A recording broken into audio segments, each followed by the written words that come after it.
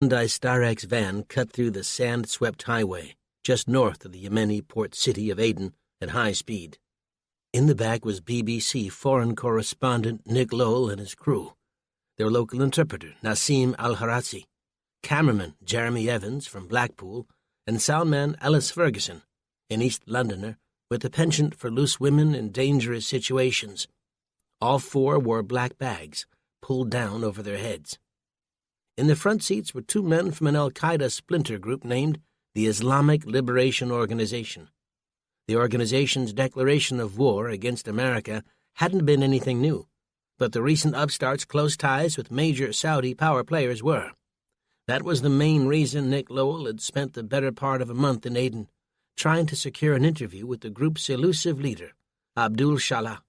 A former CIA informant, Shalah had spent years studying the inner workings of the American intelligence apparatus he pretended to work for, before revealing himself as a double agent. Truck bombs rammed into 3 American embassies throughout the Middle East, all within seconds of each other, had signaled his resignation. But far more than that, it had pointed toward a man with exceptional leadership and logistical abilities. If the CIA and FBI hadn't been paying attention before, they certainly were now. Hence the black hoods and the top-secret location. To combat the threat of American drone strikes, the terrorists had painted a red crescent on the roof of the van, the Middle East's equivalent of the Red Cross. Nick was certain that when his meeting with the terrorist leader made the nightly news, it would top even ABC reporter John Miller's 1998 interview with Osama bin Laden. They drove for another hour in stifling 100-degree heat. Yemen's temperature was considered mild for the Middle East, a fact Nick was more thankful for than ever. His best guess was that they were being taken through the El Makatira Mountains, but even in this line of work, knowing too much could put your life in danger.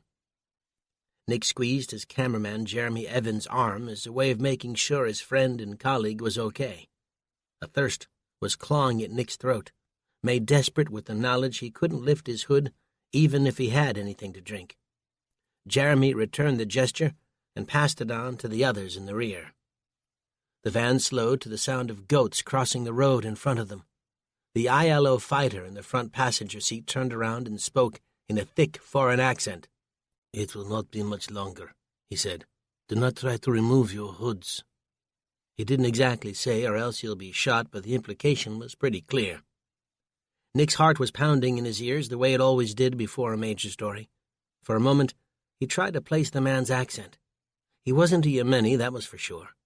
He sounded French, maybe Algerian. The international makeup of ILO's jihadists would form the backbone of Nick's report. They were galvanizing disenfranchised young men and women from around the globe, Muslims and Christians alike, each searching for meaning in an otherwise bland and safe Western existence. Nick had done a story back in 2009 on how teenagers in middle-class neighborhoods resorted to crime as a cure for boredom. It seemed a parent's drive to provide their children with a peaceful environment filled with great opportunities sometimes backfired. But police in suburbs around America didn't need to watch Nick's report to know that rebellious teenagers in search of excitement often showed poor impulse control. The real game-changer was the ILO's use of the Internet as a recruiting tool. Now young men and women in unprecedented numbers were stepping on flights bound for the Middle East in order to join the terrorist organization. The idea sounded romantic, but by the time they grasped the brutal reality of life as jihadi fighter, it was too late to go back home. The van pulled to a sudden stop, forcing Nick and the others to brace themselves against the seats before them. A figure scrambled into the back and ripped their hoods off. Blinding sunlight burned their squinting eyes. As they adjusted, a desert landscape began to take shape. Before them sat a series of low mud-brick buildings, not the sort of opulence one would expect from a terrorist organization pulling in millions a day from donations, extortions, and a host of other illegal activities. But Nick knew the simple dwellings were another tactic designed to fool American drones. The driver exited and strode to the back door, sliding it open with a swing of his powerful arm. When he spoke, he had the slightest hint of a British accent. "We are here," he told them, motioning to one of the humble buildings. "Abdul Shalah will see you now." Chapter 2. The room they were led into might as well have been in a remote Afghan village. A patterned Persian rug covered the dusty floor. A mahogany chair with wide armrests sat against the far wall. Behind it stood a black curtain, and laid out on the ground before the chair were a half-dozen pillows. Nick and his men were instructed to set up their equipment, and they did as they were told, checking battery life and mounting the Sony Betacam on its tripod. For a normal interview, a minimum of 2 cameras were used, sometimes 3, one for the interviewer, one for the interviewee, and a third for a wide-angle shot of both of them. Given the dimness of the room, Nick wondered if lighting would be a problem, but they'd simply have to make do. Moments later, after they'd finished their preparations, Abdul Shalah entered. He wasn't particularly tall or short, nor particularly handsome or repugnant. In fact, he was rather average-looking, the kind of man who could walk the street without drawing a second glance. And perhaps that was the secret to his success. In another life, he might have been a bus driver, a fish merchant, or even a beggar. But somehow fate had placed him here at this time and place, and Nick was determined to introduce the Western world to the man he believed was their biggest threat. Shalah sat in the mahogany chair and began talking. Right from the start, it became clear the terrorist leader wasn't interested in questions. He had a message he wanted to get out. "Fellow sons and daughters of Allah, join me in rejoicing in the utter annihilation of America," Shalah began. For the next several moments, the man railed against the world's only superpower over a litany of perceived abuses. Nick's spirits began to dim. Had he come all this way to hear the very same garbage the ILO had posted all over YouTube? He wasn't here to act as a delivery boy for Shalah's message of hate. The terrorist group had promised a scoop like no other. They'd said they'd seen Nick's work on the BBC and admired his commitment to covering stories in the region. That was how they'd convinced him to make the trip, dragging his reluctant crew along with him. Now it was beginning to look as though Nick had made a mistake. He could just imagine their drive back to the hotel in Aden. It would be quiet, the air filled with accusing glances from Jeremy and Ellis. Their interpreter, Nassim, would be far less bothered since, as the Americans like to say, he didn't have any skin in the game. Then Shalah paused to sip the tea next to him. Steam rose up from the small cup as he brought it to his lips. When he set it back down, there was a change in his expression. It was as though he'd addressed the party line and was now free to move on to the story Nick had been promised. "Over the past 6 years," Shalah began, "contacts in Pakistan, Iran, North Korea, and Russia have helped us procure 10 nuclear warheads." Nick felt the moisture in his mouth evaporate at once. He glanced back at their only camera to make sure Shalah's words were being recorded. "Each of these weapons has been loaded onto cargo ships destined for ports along every shore of the United States. God willing, the carnage which will follow will make 9/11 seem like child's play. Today, the students become the masters." When Shalah stopped speaking, no one in the tiny mud structure uttered a single word. Even their breathing seemed to have stopped. Nick remembered bin Laden's interview in '98.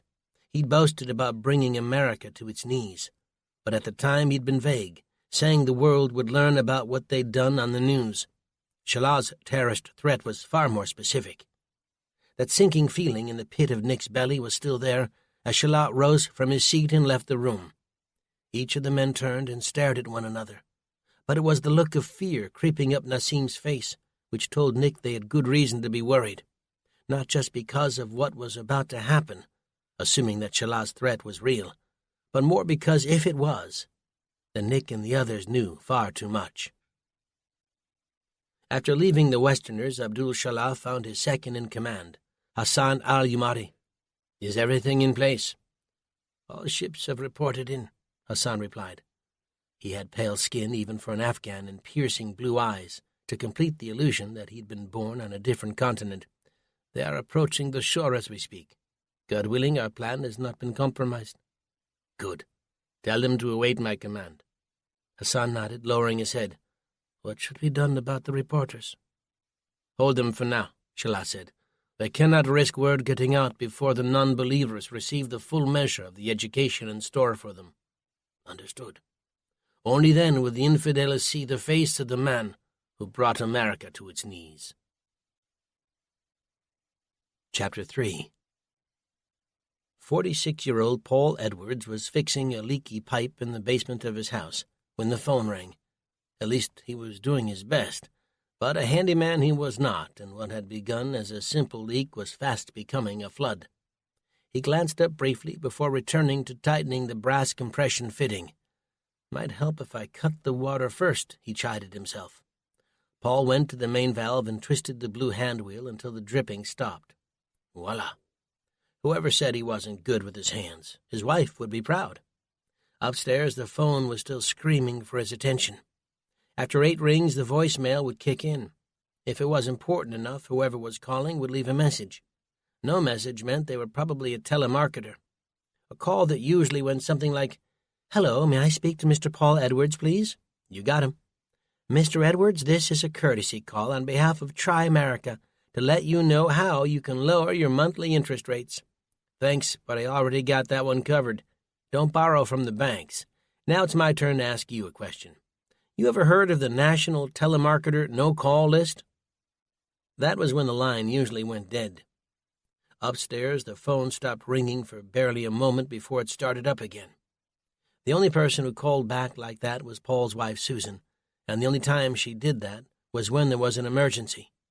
Heart beating a little quicker, Paul set the wrench down on top of the ladder, stepped down, and began heading upstairs.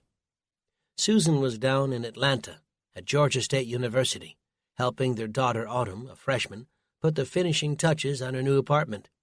The week before, Paul had been down there himself, helping Autumn set up a giant stack of IKEA furniture, and he still had the calluses to prove it. Now it was Susan's turn to head down and work her own brand of magic. It also gave the girls an excuse to indulge in their favorite pastime, shoe shopping. But that wasn't a problem since Paul had learned to appreciate whatever alone time he could get. Besides, it would give him a chance to finally balance the books for his music store in Greenwood, Nebraska, and maybe even write a new song or two while he was at it. In the late 80s, Paul had been what his daughter would have called a celebrity, although back then rock star would have done just fine. Nowadays, another term had grown up to describe the meteoric rise and fall of Paul Edwards' career. One-hit wonder. Paul reached the cordless phone in the kitchen in the middle of the 5th ring. "Everything all right, honey?" Susan was out of breath. "Have you been watching the news?" Paul's heart was moving from a rapid thump into a full-blown gallop. "What's going on? Just to it." Crossing the room with the phone to his ear, Paul did as she said and switched on the TV. The station was set to ESPN, since that was what he'd been watching last night as he ate dinner alone. The Mets had been playing the Brewers. He flicked it over to a news channel. A woman holding a microphone stood beside a shipping container with what looked like Russian writing on the bow. "Authorities have begun to evacuate Seattle's main port after sensors detected high levels of radioactivity coming from one of the containers on board an incoming freighter. Originating from the Russian port of Vladivostok, the ship appears to be owned and operated by Dobraflot Shipping." Paul flipped the channel, but it didn't matter where he went, since all of them were covering the same story. The shipping lanes were America's Achilles heel. The Department of Homeland Security was taking measures to screen incoming cargo vessels for radioactive materials smuggled in by terrorists, intent on constructing a dirty bomb in American streets. But the prohibitive costs meant only a small percentage of cargo containers could be scanned. As usual, CNN was having a field day. Calls to the Russian shipping company weren't immediately returned. Still more puzzling to authorities is the identity of the captain and crew of the suspect vessel. All of them appear to be from the Middle Eastern country of Yemen. The phone wasn't next to Paul's ear anymore, but he could still hear the muffled sound of Susan speaking. "It's all right," he tried to tell her. "The feds have the ship. All they got to do now is pinpoint the container it's in." Those words had no sooner come out of his mouth when the screen lit up with a blinding flash of light. The reporter only had time to start turning her head before she disappeared, and the image cut back to a surprised anchorman. "Looks like we've lost the connection. We'll try to get that back up and—" The anchor's finger went to his ear. The producer was saying something, and Paul could see the tension building in the anchorman's facial features. "We're getting reports of an explosion in Seattle." They cut to a shot from the outskirts of Seattle, and Paul gasped at what he saw, the distinctive shape of a mushroom cloud rising up over the city. Fumbling for the remote, Paul turned the volume up. He put the phone back to his ear. "You seeing this?" he asked Susan. Then from the television, "Additional word coming in now from another explosion in Los Angeles. Reports from BBC correspondent Nick Lowell indicate a group led by the enigmatic Abdul Shalah and calling itself the Islamic Liberation Organization has taken responsibility for the unthinkable attack." The news then played a brief clip of the terrorist as he gloated about destroying America. "Susan?" Paul asked, not even trying to mask the fear growing in his voice. "Honey is still there?" "Paul?" "Stay where you are. I'm coming to get—" "Hello? Susan? Hello?" But the phone line was dead. Paul rushed for his BlackBerry that was charging next to the couch and saw then that he had close to 10 missed calls, all from Susan. Frantically, he dialed her back, but nothing happened. "Come on," he shouted, holding the phone above his head in the hope that he might catch a signal. He studied the cell display and saw there were no bars. The thing was now a 4-ounce paperweight. On TV came scenes of more American cities devastated by nuclear explosions. "Authorities are advising people in areas along the coast to head inland." The anchor glared at Paul through the screen. "For everyone else, if you have a safe place, we suggest you go there now." Numb with disbelief, Paul couldn't help feeling strangely detached, as though he were standing outside of his body, observing a middle-aged man in wet overalls staring at someone else's television screen. For close to 10 years, his crazy father-in-law Buck had been on and on about hyperinflation and the imminent collapse of the American economy. Far from the gluttony of Wall Street fat cats doing them in, America had just been attacked. It was starting to look as though many of the major port cities in the country had just been destroyed in a spectacular coordinated attack. Untold millions were already dead, with many more to follow. Paul drew in a long, wheezy breath, the fingers of each hand gripping phones that were now silent. That was when the power went out. Chapter 4. Paul was frantically searching for a flashlight when he caught the sound of a truck pulling into his driveway. If he had any doubts about who had just arrived, the tread of heavy army boots mixed with a plethora of colorful curse words clomping up to his front door made the situation clear. His father-in-law Buck had arrived. The front door opened and closed with a bang.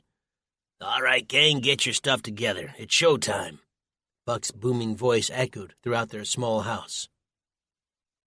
Susan's father had a detailed bug-out plan, not only for himself but for his extended family, which was to say Paul, Susan, and Autumn. Buck's wife had left him nearly a decade ago, claiming irreconcilable differences, since both of them had taken to fighting like cats and dogs for years. Crusty, stubborn, and cantankerous, Buck had a special way of making the people around him feel insane. No, his wife hadn't taken off to be with another man. She'd apparently run away to become a nun, locking herself away in a monastery somewhere in upstate New York, only to contract breast cancer and pass away within a year. Still without a flashlight, Paul came charging around the corner and directly into the beam cast by Buck's maglite. Buck was in full military fatigues, and when he took a step forward, the clink of metal accompanied him. His muscled and powerful arms stood out in stark contrast to his belly, which pushed against his camouflage shirt. But Buck's most distinctive features were his bushy white hair and matching beard. Squat and powerful, he had Bad Santa written all over him. Buck raised a foghorn into the air and let off a blast. The blaring sound forced Paul's hands over his ears in an almost involuntary reaction. "We don't have any time to waste," Buck shouted. "I got the wagon out front with room for the 3 of you and a suitcase each. For the love of God, Paul, tell me you've been watching the news. Tell me you've seen what those ragheads have done this time." "I was right before the power went out," Paul told him, his ears ringing. Things were happening so fast now, it was hard for Paul to know whether this was all some kind of strange dream. But wasn't this precisely the kind of nightmare he'd always dreaded? A natural disaster followed by Buck bursting through the door and trying to take control of the situation. Buck planted an army boot on the bottom riser as though he were about to head upstairs. "I don't understand what's taking them so long." "Probably the fact that Susan and Autumn aren't here, Buck." Buck's entire body grew rigid. "Pardon me?"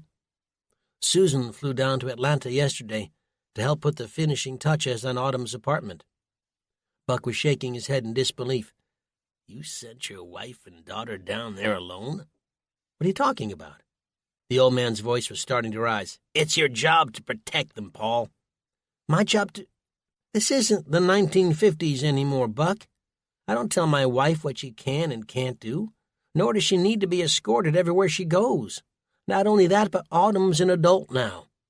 Terrorists have attacked our country and killed millions of Americans, and you sent my only daughter and only grandkid 1,000 miles away because you couldn't be bothered to do your manly duties?"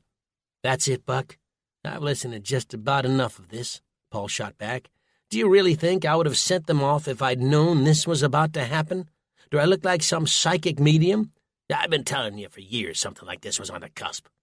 "Yes, you've been preaching for close to 20 years now that the sky was going to fall down, and by some coincidence it has. Congratulations.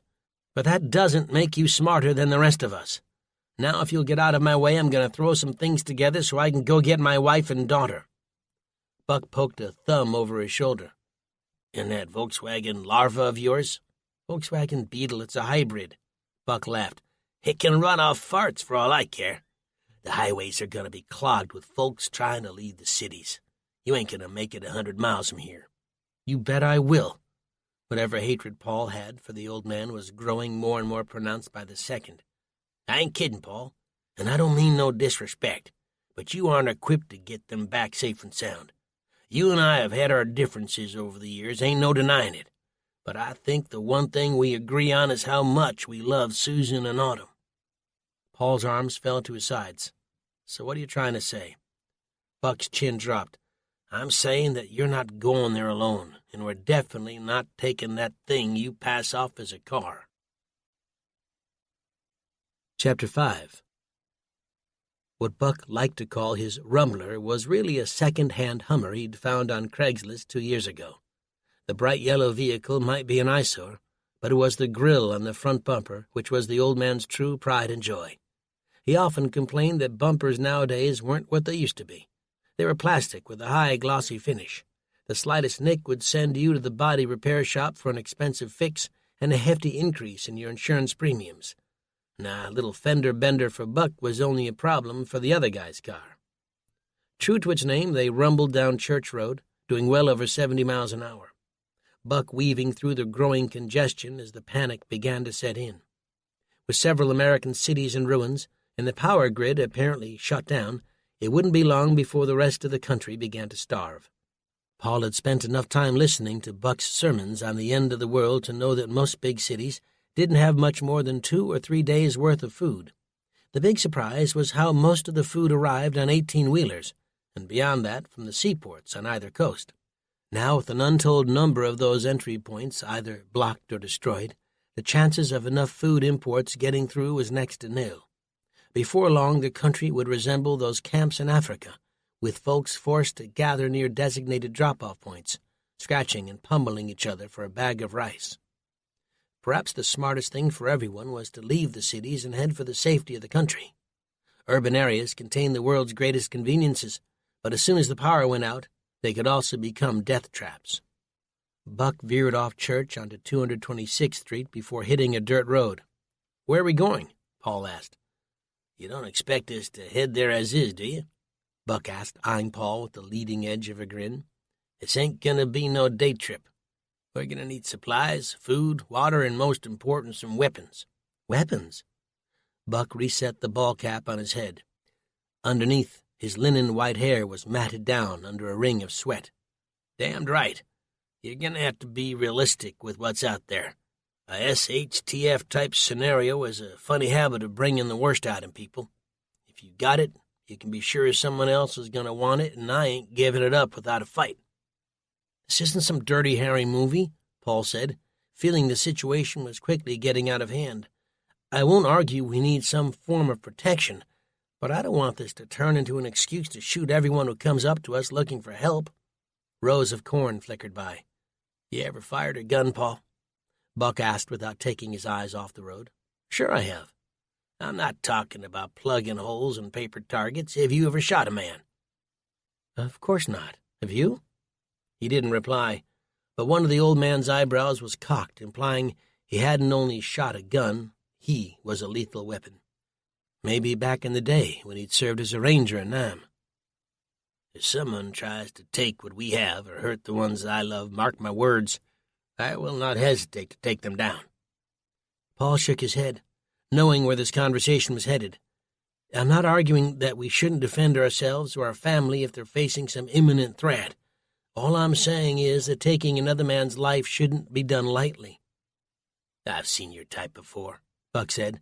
"During the war, they came in all bright-eyed and bushy-tailed, talking peace and restraint, and let me tell you, those poor saps were usually the most trigger-happy of all. This fancy talk of valuing life is nothing more than a smokescreen for polite society denying our true nature. If there's a threat, I'll take him out, no questions asked, no guilt. It's just that simple." Paul studied his hands as the Hummer raced up the dirt road at high speed. "There's a fine line between self-defense and murder. I just hope you can tell the difference if the time comes." Chapter 6. A few minutes later, the yellow Hummer skidded off the road and stopped before a makeshift gate. On it were various warnings about guard dogs and trespassers being shot on sight. This was the beginning of the driveway which led to Buck's house. A little further on they came to another sign, which gave Paul a chuckle every time he saw it, and might have today, if his gut hadn't been stitched into knots. "What part of no trespassing don't you understand?" the sign read. At last they came to a final sign just as Buck's house came into sight. This one laid things out in even starker terms. "Violators will be shot. Survivors will be shot again." As far as Paul was concerned, anyone who didn't heed these warnings was either blind or crazy, or both. Buck lived on a 10-acre farm, only a small portion of which grew soybeans. The rest of the land lay fallow, and Paul could only imagine that Buck intended to make use of it at some later date. At the end of the driveway was Buck's unimpressive house, a single-story lime-green bungalow with a detached two-car garage. It looked cheap and prefab. To the left of the house was a growing collection of used cars, rusted farming equipment, and bits and pieces of just about anything you could imagine. In another few years, Buck's property would begin to look more like a junkyard than it did a home. But Paul had been married into the Baker family long enough to know that appearances could be deceiving. Most of the money that Buck got now from his veteran's pension went into building the bunker which sat somewhere on the property. In fact, the house itself was nothing more than a ruse, designed to trick thieves and criminals into moving on to more lucrative prospects. Paul had never seen the inside of Buck's bunker. All he knew were stories that Susan had told him over the years. Buck had been prepping this place for the end of the world for the better half of the last decade. After hopping out of the Hummer, Buck waved for Paul to join him. "Gonna need your help loading the truck, Rockstar." Paul frowned. Rockstar was the derogatory nickname Buck had given him the first day the two men had met. It was never clear whether the source of the old man's disapproval had come from the fact that Paul was originally from New York City, or whether it was because Paul had been a musician in a rock band. Growing up with musical parents had predisposed Paul to an affinity for the arts. His father, a concert pianist, and his mother, an opera singer with the Metropolitan, had fostered a love of music in the boy from a young age, but the idea of following in their footsteps had never occurred to him. From a very young age, Paul liked to do things in his own way and in his own time. For that reason, he'd taken up the electric guitar and taught himself how to sing. A group he'd started in high school called the Rubber Band had been nothing to write home about, but it had helped him refine his abilities as a young musician. Following high school, after he drifted apart from the original group of friends who'd been part of the band, fate had come knocking. Well, truth be told, he had been the one to do the knocking. He'd responded to an ad on a university pinboard for a local band that was looking for a singer. The group had been called The Wanderers, and Paul's style had fit with them seamlessly. Observers had said it was as though the four men had been together forever. In a way, this had been Paul's first marriage, and like many marriages in the modern era, it would eventually dissolve in bitter disputes. But back then, finding an outlet for his musical passion had been a tremendous discovery, and it wasn't long before late-night gigs in seedy bars had led to a tentative record deal, and before long, a hit on the top 100. "Take Me All the Way" was the title of the breakout song, which had whisked them all over the world. There was no way Paul could have known at that time that the Wanderers would be little more than a one-hit wonder, nor that their manager would do his utmost to steal as much of their money as he could. When he'd met Susan backstage at one of their concerts in Omaha, her dazzling green eyes had stopped him dead in his tracks. It was only later that he'd learned of her young husband's recent death, the two of them not much older than 22 or 23. Paul was himself 24 at the time, and in many ways felt like he was going on 44. Susan's first husband, a young Marine named Kevin Thorpe, had been the apple of Buck's eye, and after his untimely death, there was little hope that a guy like Paul would ever measure up. To say that Paul and Buck had never gotten along was something of an understatement. The two men just didn't operate in the same universe, couldn't see the world through the other's eyes.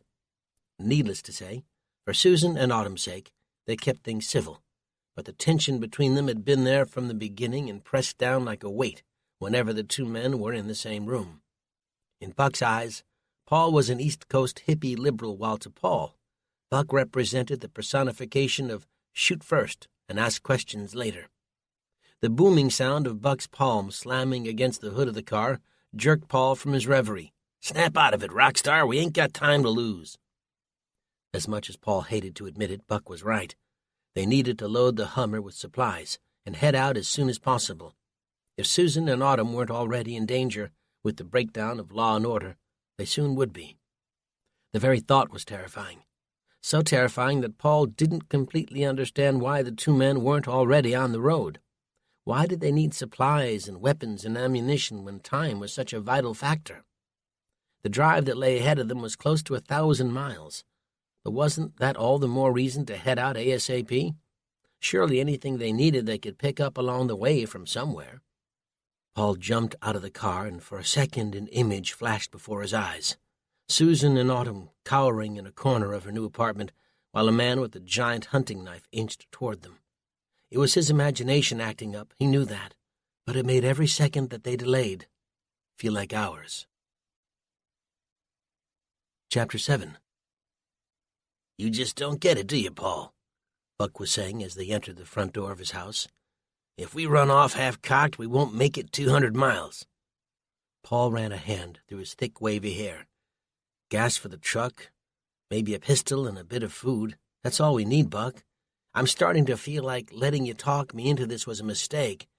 I should never have agreed to come here." "A mistake? Really?" Buck was staring at him dead on. The old man's brown eyes faded like the baseball cap he seemed to never take off his head. "What do you know about radiation?"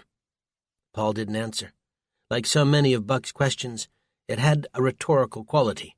"Well, let me tell you, Mr. College-educated New York City boy, because I think you're failing to see the magnitude of the situation. We've got less than 96 hours to find Susan and Autumn in the chaos that'll be raging down there in Atlanta and bring them back home." 96? That's how long it'll take for the prevailing winds to push the radiation from those nuclear bombs inland. In fact, it may even take less than that. It's a nasty way to die, let me tell you," Buck said, rubbing his lips. "It's something you can't see, can't smell. Only sign it's starting to kill you is nausea worse than any food sickness you've ever had. First you throw up a few dozen times. Then you start bleeding from the gums, nose, mouth, and backside. I can assure you that's not the kind of sight you want to see looking down at your business in the toilet.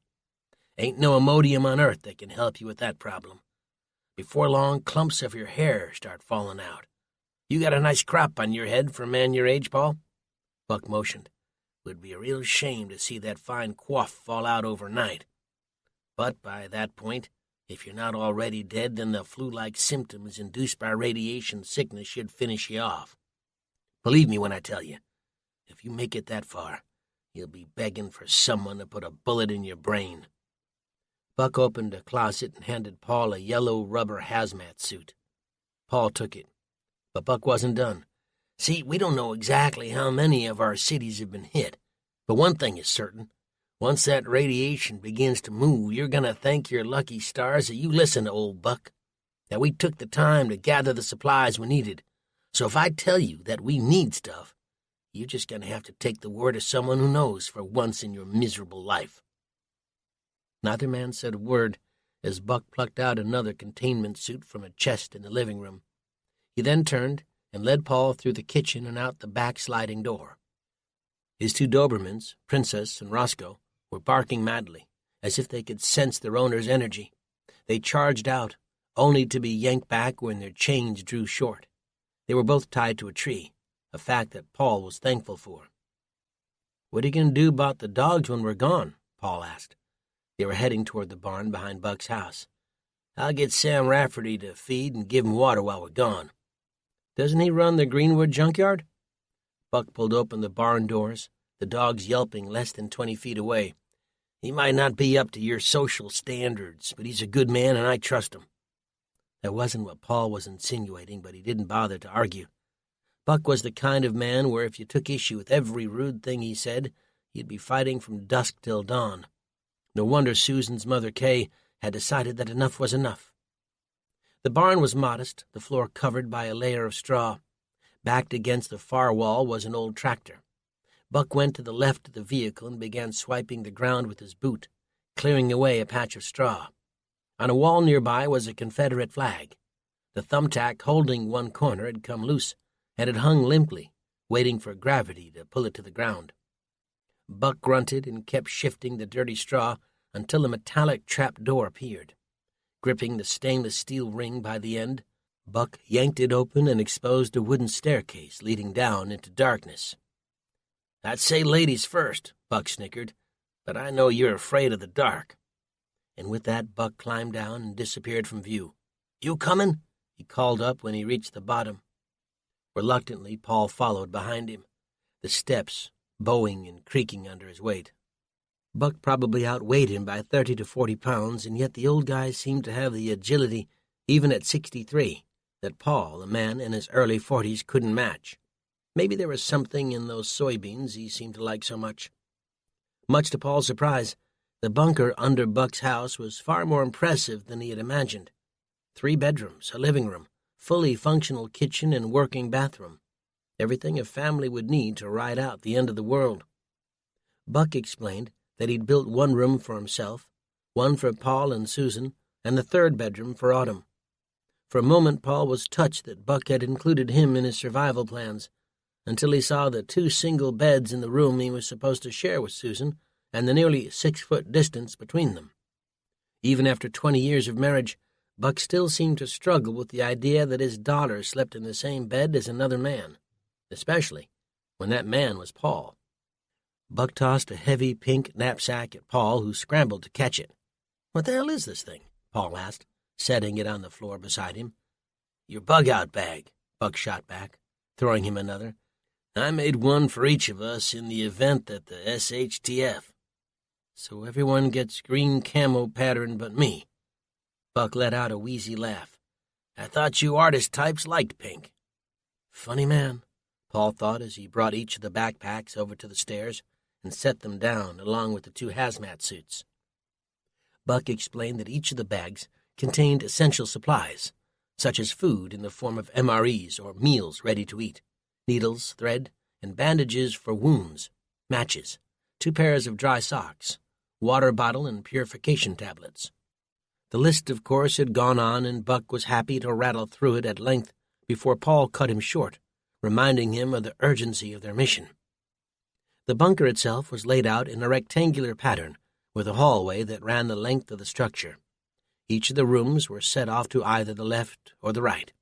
At the end of the corridor was a locker that stretched from floor to ceiling. A combination padlock kept the locker's contents safe, and Buck entered the code before opening the door.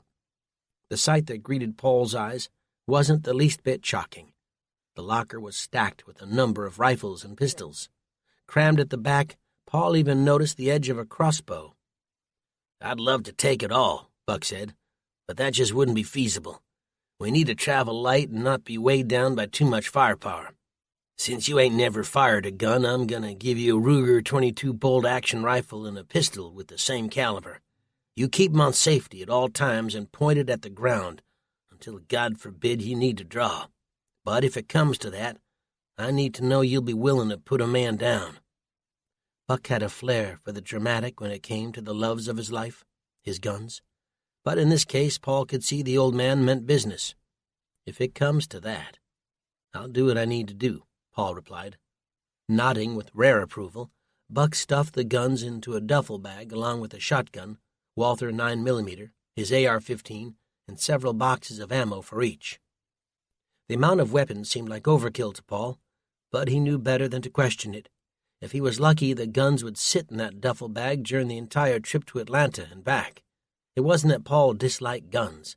He trusted himself enough to be cautious about their application, but that trust didn't extend to everyone else, especially a guy like Buck, who seemed eager to plug holes in anyone who stood in his way. As they were hauling gear up out of the bunker and stacking it beside the Hummer, the old man explained how he'd outfitted the bunker with filters to protect against radiation and biological warfare. In the past, Paul might have listened politely, but now, with the fear of nuclear fallout a reality, hard as that was to believe, the subject took on a new fascination. As much as he hated to admit it, if Susan and Autumn had stayed in Greenwood instead of running off to Atlanta, they might have all spent time in the relative safety of Buck's underground stronghold, at least to ride things out until the worst of it had passed. But at the same time, Paul had to remind himself of the reality of the situation. As much as he wanted to keep his family safe, the thought of spending days, weeks, or even months locked underground with Buck was a different kind of radiation poisoning. So, too, was the prospect of traveling with the cranky old man halfway across the country. That was how much Paul loved his wife and daughter, and in his own way, so too did Buck, even if he had one hell of a strange way of showing it. Chapter 8. Another precious hour slipped by as the two men loaded supplies into Buck's Hummer. Propane camping stoves, pots and pans, a box of MREs that looked like they'd sat on some shelf for years, waiting for the right day. Of all the kit, what nearly broke Paul's back was the 10-gallon water cooler. Buck hadn't given it more than a quick rinse before he began filling it with water, and the sight had nearly made Paul's stomach turn. It didn't take more than a quick look around to see the squalor and filth that Buck had become accustomed to, a reality that was a universe away from how Paul lived his daily life. In his world, the old adage about cleanliness being next to godliness wasn't too far off. As they loaded the rusty pots and pans and the dirty water into the truck, all Paul could think about was the bigger picture, saving his wife and daughter. He just pictured their faces and blocked everything else from his mind. Once the guns, bug-out bags, and food supplies were on board, Buck made a final trip down into the bunker to retrieve the last few remaining items. If it hadn't felt real before, seeing these last few things nearly made the blood freeze in Paul's veins. Looped through Buck's arms were a number of gas masks. In his other hand was an object that Paul didn't recognize at first, a box with a very distinct black handle. It was when Buck drew nearer that he saw exactly what it was, a Geiger counter. Seeing all of this made Paul's mind go to the unimaginable conditions facing tens of millions living near the blast sites. At last, Buck filled the jerry cans that were strung along the back end of the truck. This was by no means a guarantee that they wouldn't need to refill at some point, but the idea was to get as far as possible on what fuel they already had. There was no telling the state that the country would be in between Nebraska and Georgia. It was a daunting, 1,000-mile stretch, no matter how you cut it. But with the country reeling from a historically unparalleled attack, there was no way either man could be sure of what they would encounter. Soon enough, the Hummer sped away from Buck's one-story bungalow. He'd been careful to move his remaining guns and valuables down into the bunker before hiding the trapdoor under that litter of straw. Hide in plain sight was his motto. Make them think you live in a junkyard and thieves will skip to the next sucker down the line. Every man for himself. Clearly that philosophy had guided Buck for many years. It was an attitude, as far as Paul was concerned, that had led to the dissolution of his 30-year marriage and to his alienation from his neighbors. Even out here in Nebraska, where your neighbor's house might be separated from yours by more than a mile of barren fields, Buck still managed to piss people off. The old man had done such a good job of driving people out of his life that there was hardly anyone left to give him a dose of reality. In his mind, he was the only one seeing clearly. The entire U.S. government was filled to the brim with corrupt politicians and bureaucrats, all of them itching to stick it to the common man at every opportunity.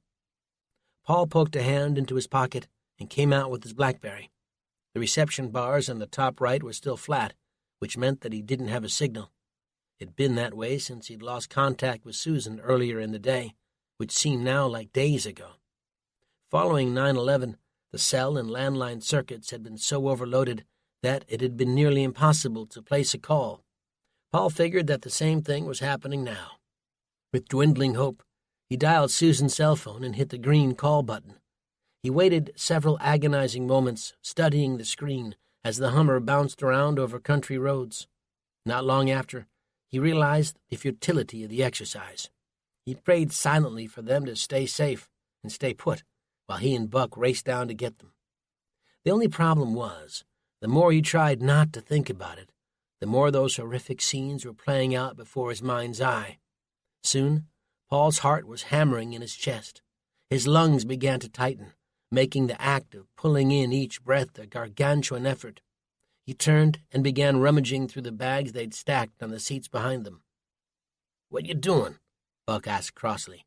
"Where's my bag?" Paul demanded. His mouth was becoming dry, making it hard to speak. "How the heck am I supposed to know? It should be back there somewhere. What you need it for, anyhow? We haven't been on the road 5 minutes, and you already got the munchies?" Buck was making a jab at Paul's early days as a musician when the smoke from joints had been nearly as ubiquitous as oxygen. It didn't matter that Paul hadn't smoked in years. "I need my heart pills." Buck grumbled in the front as Paul rummaged through a heap of duffel bags, all of which seemed to be black and featureless. It was only after switching on the light above that he spotted his blue rock-tile knapsack.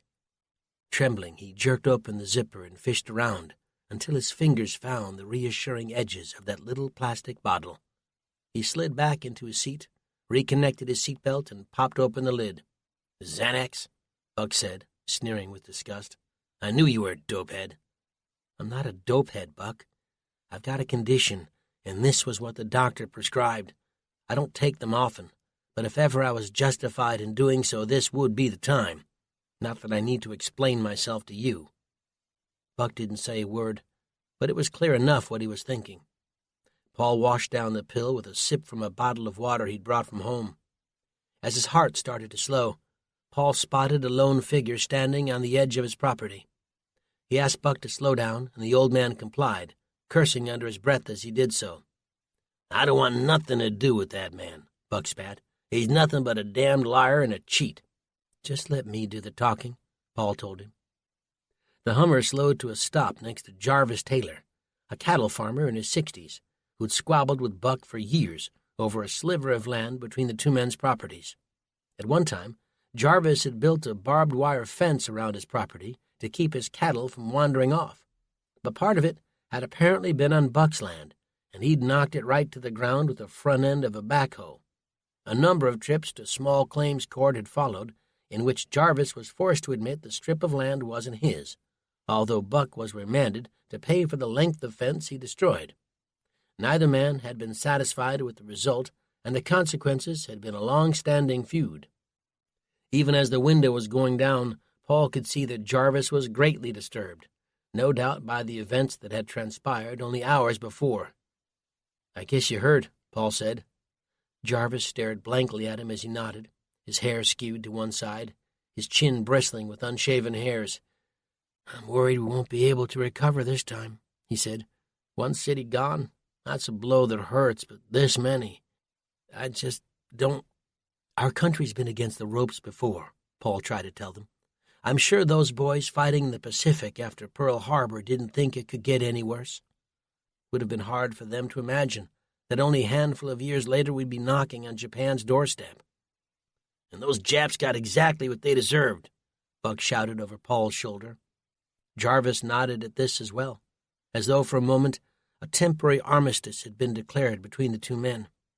Even though Paul was far too young to know what might have been going through the minds of those young Marines and sailors back during World War II, he knew enough of history to recognize that if America did anything well, it was bounce back from adversity. "Stores are closed," Jarvis told them, glancing down the road in the direction they were headed. "We're not going on a shopping run," Paul said. "Susan and Autumn are stuck in Atlanta, and we're trying to get down there as quickly as possible, get them home safe and sound." Buck was surprisingly quiet at exactly the moment Paul had expected him to begin spewing about the coming social collapse and what America would look like once the rule of law was gone. "Godspeed, then," Jarvis said, nodding a final time as the window went up and the Hummer tore away. They hadn't driven more than a dozen yards when Buck said, "Are you some kind of an idiot?" "Excuse me?" "Got wax buildup. I asked if there's a problem with your brain." "Listen, Buck, your dispute with Jarvis has nothing to do with me." "This isn't about Jarvis. This is about you being in way over your head." Paul was suddenly sure Buck was having a psychotic episode. "What the hell are you talking about?" The old man's hand came off the steering wheel and chopped at the air above his head. "Way over, and you just proved it. The minute I heard you let Susan and Autumn head to Atlanta on their own, I knew you had a screw loose. Then, when you started flashing pills and blabbing at Jarvis, I knew I was right. I should never have let you come." The Hummer was doing nearly 70 on a backcountry road with a speed limit of 30. Buck's hands were back gripping the steering wheel, his knuckles white with rage. "Never have let me come." Paul's blood was starting to simmer. "You've got your head rammed so far up your backside you think the wind smells like a giant fart, don't you? If there's anyone in this equation who's lucky, it's you. Because whether you like it or not, Susan is my wife and Autumn my daughter. When you sent that collection agency to the house on Susan's birthday to retrieve the $500 you said she owed you, she swore she'd never speak to you again. And you know what, Buck?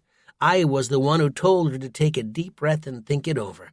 Against my better judgment, I was the one who told her that blood was thicker than water." Buck kept his eyes on the road, his face a mask. "Maybe you did all that and maybe you didn't, but the truth of the matter is you don't tell people that you're leaving town. Might as well have nailed a sign to my front door. Come in and take what you want. What do you think we're going to come home to if it really hits the fan? I can tell you right now, there won't be a darn thing left. That's why you keep your mouth shut." Every word in that last bit Buck spoke as though it were its own sentence. "You're too trusting, Paul, and too damn naive. And that's what got us into this mess in the first place." "I feel bad for you, Buck, I really do. You live in this paranoid universe where every man, woman, and child is conspiring against you. Have you thought for a second that maybe part of your problem is you? Sure, maybe sometimes I'm a little too trusting, but at least I haven't cut myself off from the entire human race. No man is an island, Buck. Ever heard that expression? I've never met a man who needed to hear it more."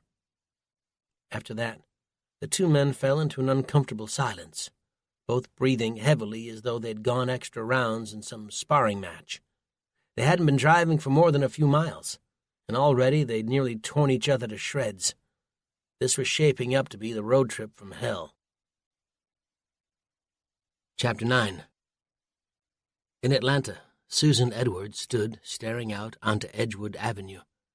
With the power out and no means of turning on the television, the noise from the growing crowd gathered outside was becoming louder and louder. At this stage, the mob wasn't demanding food and water, nor were they looting stores. All they demanded was information on what was going on. Although she couldn't see the riot police, Susan could hear them over the loudspeakers, asking people to remain calm and to return to their homes. Less than an hour ago, Susan and Autumn had been outside with them. Most of the people gathered were students from Georgia State, and so the two women had felt a certain amount of safety. They had gathered for the same reason that the demonstrators were still there. They wanted to know what was going on. At some point, there was even talk of a march on the mayor's office, where they would demand to be heard. Surely if anyone in the city knew what was going on, it would be him. The cops were telling people that it wasn't safe to be outside, that radiation levels would be on the rise, and that they should return to their homes and wait for instructions from the authorities. Not surprisingly, this didn't sit well with most people. Waiting at home for the government to save you was practically a death sentence. Perhaps the real reason for the march had been rumors about secret bomb shelters hidden somewhere underneath the mayor's office. He was hiding there right now with his family and a lucky few hand-picked followers. There was no way to prove any of this, and the more Susan heard the talk as it circulated from person to person, the more she could see they were starting to take it as fact. It reminded her of that old adage that you could believe a lie if you told it to yourself often enough. At one point, the police had lobbed tear gas into the crowd, and that was when Susan and Autumn had decided they'd had enough. They'd retreated to Autumn's new 6th-floor apartment, the one the two women had come here to decorate in the first place. "We need to rent a car and get out of here," Autumn said from the kitchen. The fear in her voice was becoming more and more apparent. Her shoulder-length brown hair hung limply, her delicate features puffy, as though she'd been crying. Susan had learned from her father long ago that losing yourself in panic was what made bad decisions seem like sensible courses of action. The allure was strong, stitched into our DNA over millennia, but the consequences were disastrous. All you needed to do was look down at the surging crowd below as they tried to protect themselves from yet another wave of tear gas. The police would eventually manage to disperse them, but how many would be hurt or killed before that was accomplished? "We can't rent a car, Autumn," Susan said, glancing back at her daughter. In many ways, the two women looked nothing alike. Susan, tall and thin, with fiery red hair and soft, creamy skin. Her daughter, several inches shorter, with an olive complexion and a sporty build. Autumn had decided on Georgia State after trying out and making the Panthers' women's soccer team. She was a striker and hoped to someday turn pro and play in the National Women's Soccer League. The salary wouldn't be anything close to the men's pro sports franchises, but you could make a living, and what did it matter when you were pursuing your passion? For her part, in college, Susan had studied finance, but married young. First to Kevin Thorpe, as soon as they turned 18, and then a couple years after his death to Paul. The birth of Autumn had sidelined her dreams of getting an MBA and working for one of the big banks. In the end, she'd gotten a job at the credit union, but her own shortcomings had fueled her commitment to see her daughter follow through. Up until now, Susan had done her best to ensure boys didn't get in the way. Never in her wildest dreams had she imagined that her daughter's goals would be dashed by something else entirely, the attack on their country, so much worse than 9/11. "There must be rental places that are still open," Autumn pleaded. Susan turned, for good now. She was done looking out that window. "And how are we going to pay? You have money, don't you?" In many ways, her daughter was becoming a woman, but in others, she still thought in childish ways. "I've got credit cards and an ATM card, but how do you expect me to use them when there's no power? Even if we could, I'm sure the banks have frozen everything to prevent people from liquidating their accounts." "But they can't do that, can they?" Susan went to her daughter and gently brought her to the couch. Outside, they could still hear screams and shouts from the crowd. She looked down at her iPhone for probably the 30th time today and saw that she wasn't getting any signal. Something told her that this was the new reality and that the battery in her $800 device would slowly drain away, never to be revived again. She turned it off to keep the charge as long as possible. "You know, I spoke with your father earlier, right before the signal died out. He told us to stay put, said he was coming to get us. I think that's exactly what we should do." Almost on cue, the cacophony of sounds from outside grew louder, and Susan wondered how long they'd be able to hold out before things got out of hand, and whether Paul had any real chance of reaching them. Chapter 10. Buck and Paul were closing in on the 200-mile mark, and things were starting to look up. After sitting in silence for a while, watching endless rows of corn flicker by, the two men had started to talk. It was Paul who reached out first, not from any desire to concede the truth of any of the accusations Buck had flung at him. He was responding to the voice of his deceased mother, who seemed to always whisper into his ear whenever he faced a difficult situation. He could still picture her standing by the Steinway piano, singing softly while his father played Verdi's La Traviata. "Anger is just another way of calling for help," she liked to say. Paul wasn't entirely sure Buck wanted or needed any help, but if they were going to be sitting beside one another for the next 24 to 36 hours, it behooved them to at least act civil. The conversation had started out awkwardly enough, with Paul talking about the weather. A bout of late August heat was sweltering outside. To conserve fuel, they weren't using the air conditioning and instead had the windows down. At Paul's feet was the Geiger counter, which he turned on every so often at Buck's urging to check radiation levels. It was a CVD-715, an old civil defense unit from the Cold War, powered by a single D battery. Paul flipped the switch and turned the knob to X10, as instructed by Buck. The needle jumped and then settled at the number 2. "Is that high?" Paul asked. Buck nodded. "It ain't good. I'd be more comfortable if it were less than 1. Setting the device at his feet, Paul went for the radio, turning through the radio dial, listening to static. "I'm not as useless with guns as you think I am," Paul offered, still hoping to find a signal and some much-needed news. Buck glanced over briefly and grunted. "Sure, I grew up in New York City, but an uncle on my father's side owned a farm about an hour out of Manhattan. We used to head up there for the weekends once in a while. Mother wasn't much for the rustic life. She'd come from a long line of diplomats." Paul saw he was losing the old man. "Anyway, somehow my uncle helped convince my father to buy me a Daisy BB gun for my birthday. You know, the one with the lever at the bottom you needed to cock? Winchester 94 replica. Yeah, that's it. I was told I could only shoot paper targets. See, the gun stayed at the farm, and if I was good, they'd let me take it out whenever we visited.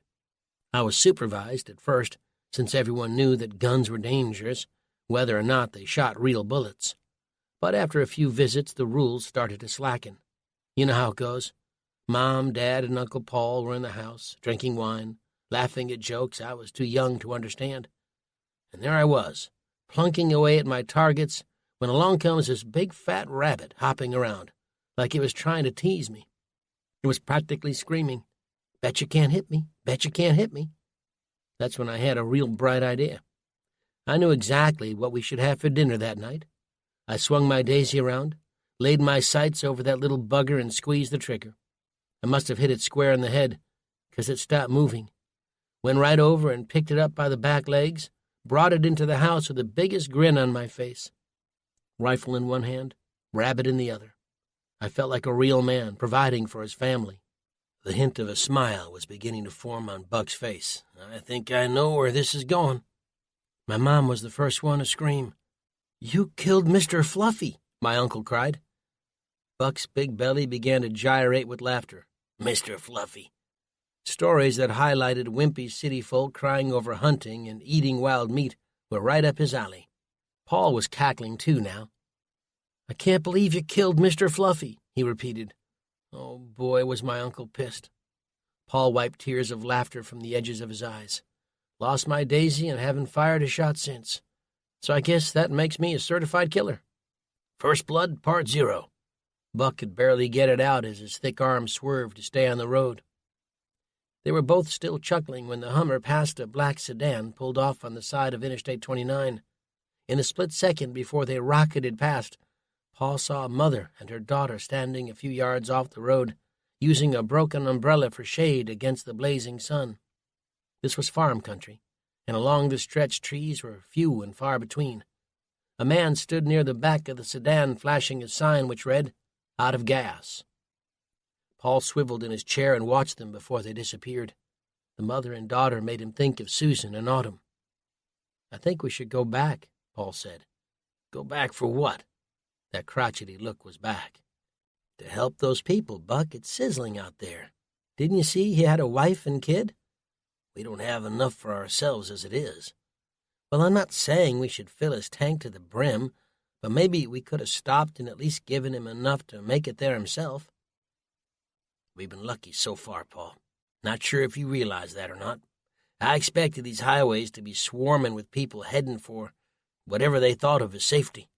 That family back there, Before long, they're just going to be the tip of the iceberg, mark my word. So what? They needed our help. If you were stuck with an empty tank, wouldn't you want someone to lend a hand? Buck tore off his cap and used his forearm to wipe sweat off his brow. If I'm dumb enough to be caught with my pants down like that, then I deserve whatever I get. They don't call it prepping for nothing, Paul. Most of these folks don't know the first thing about living off the grid and making ready for the worst. Just you wait, I'm telling you. Things are going to get a whole lot worse before they get better. You ever heard of karma, Buck? What goes around comes around? Do you want to save your wife and kid or not? Buck shot back, an angry hue forming on his puffy cheeks. Of course I do. But how can we call ourselves Christians and just pass them by? Buck cocked an eyebrow. You ain't a Christian. What do you mean? To Paul, faith was a personal thing, but being called out by a man who couldn't be bothered to help a fellow human being in need couldn't go unchallenged.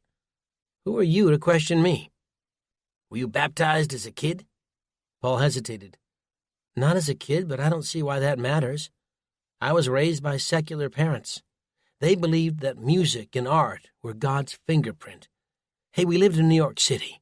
Fact, I never even set foot in a church until I met your daughter.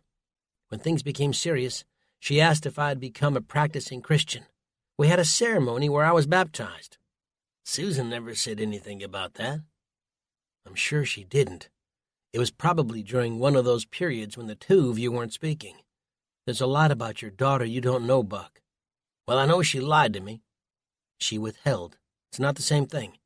It is, as far as I'm concerned. It was bad enough you were a philandering rock star.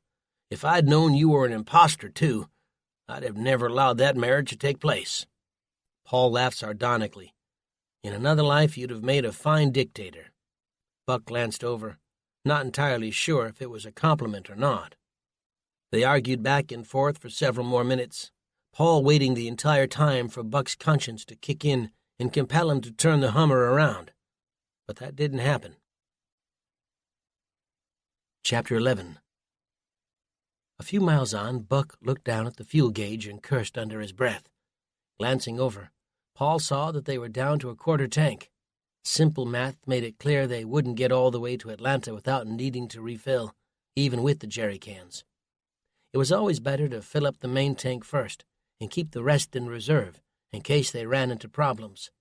Buck had spent close to 10 minutes explaining all of this to Paul as the latter searched through the assortment of road maps Buck kept in his glove compartment.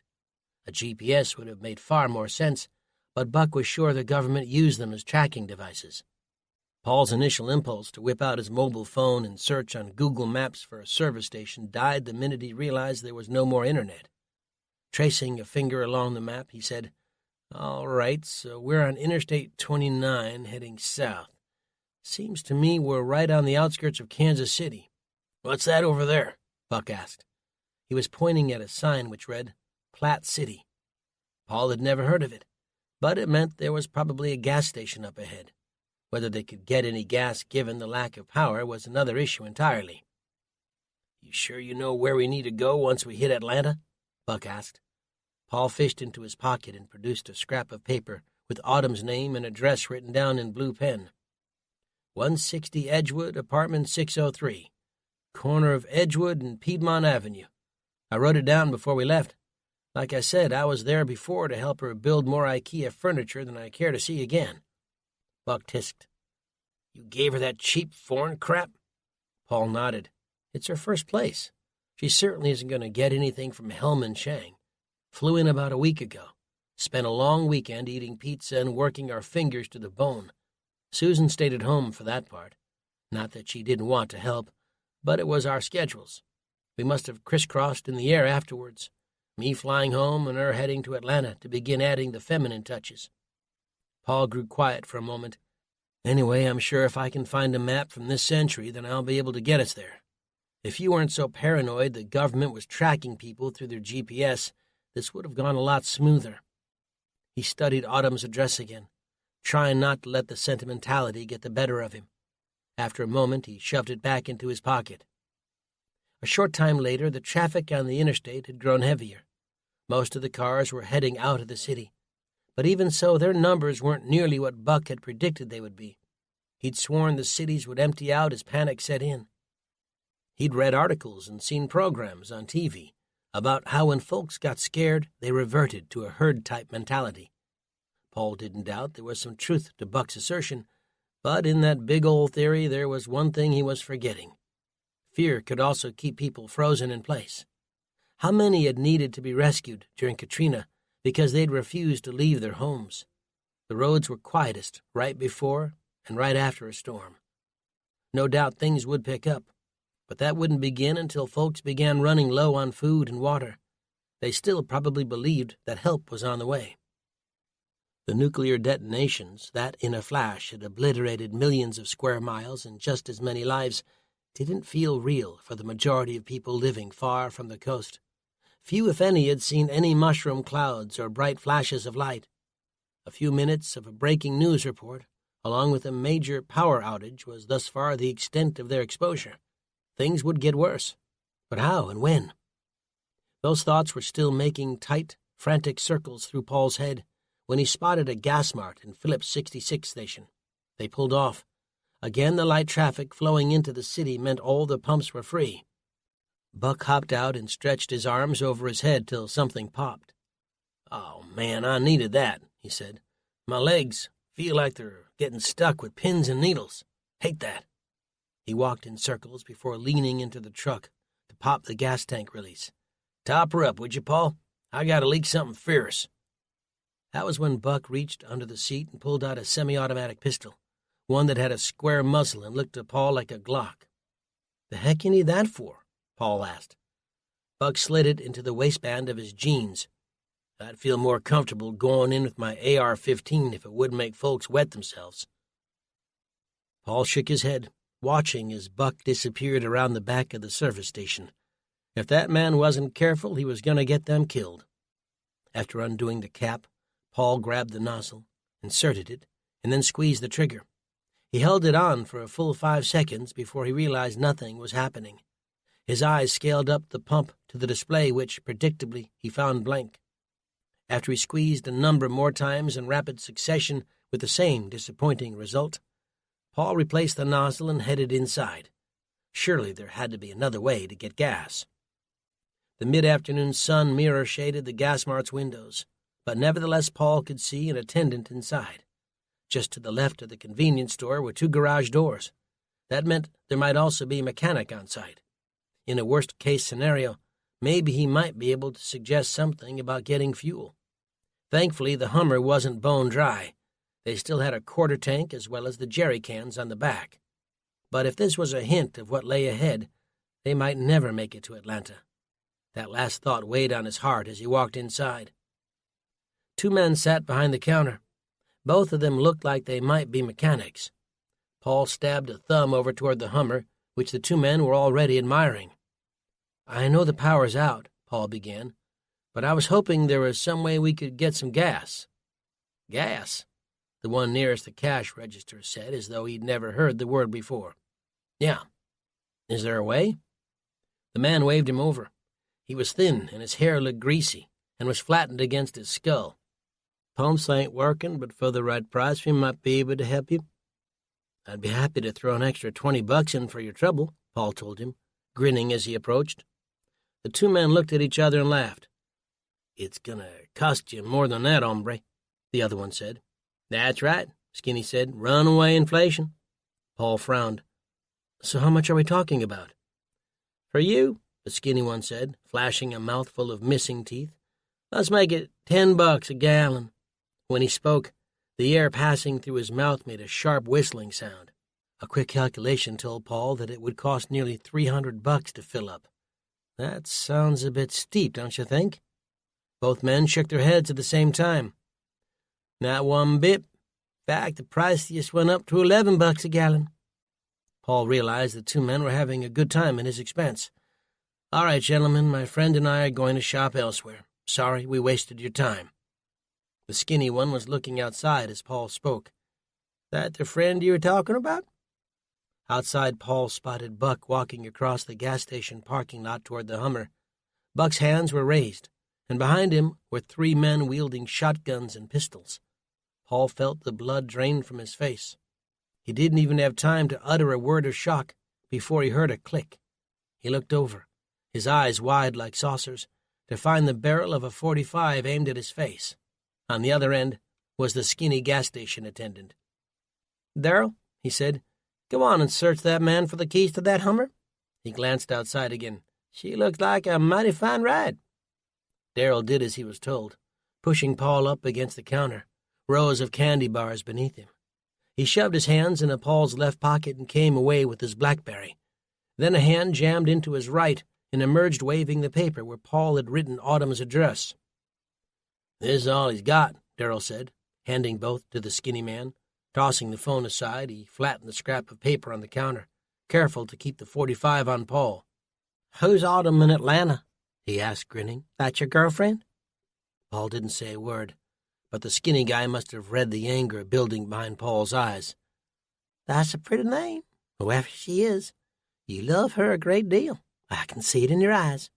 Don't ever think about becoming a professional poker player, 'cause that face of yours is like an open book." Paul swallowed hard. He was fantasizing about knocking the gun out of the skinny man's grip and using it to knock out his few remaining teeth. "The fat one must have the keys," Skinny said, motioning to Buck outside as he rubbed the piece of paper between his fingers. "Bring him into the garage. We'll let Finch decide what he wants to do with him." Chapter 12. Paul and Buck were forcibly moved at gunpoint into the gas station's garage and tied to the single piston of a raised hydraulic car lift. Extension cords were wrapped around them, tying both men to the piston, the way kids used to tie each other to trees when they played cowboys and Indians. Above them was a Dodge minivan without tires.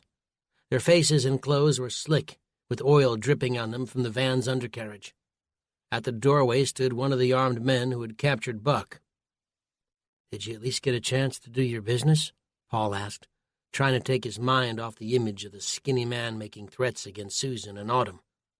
Buck grunted, which was as close to an acknowledgement as Paul was probably going to get.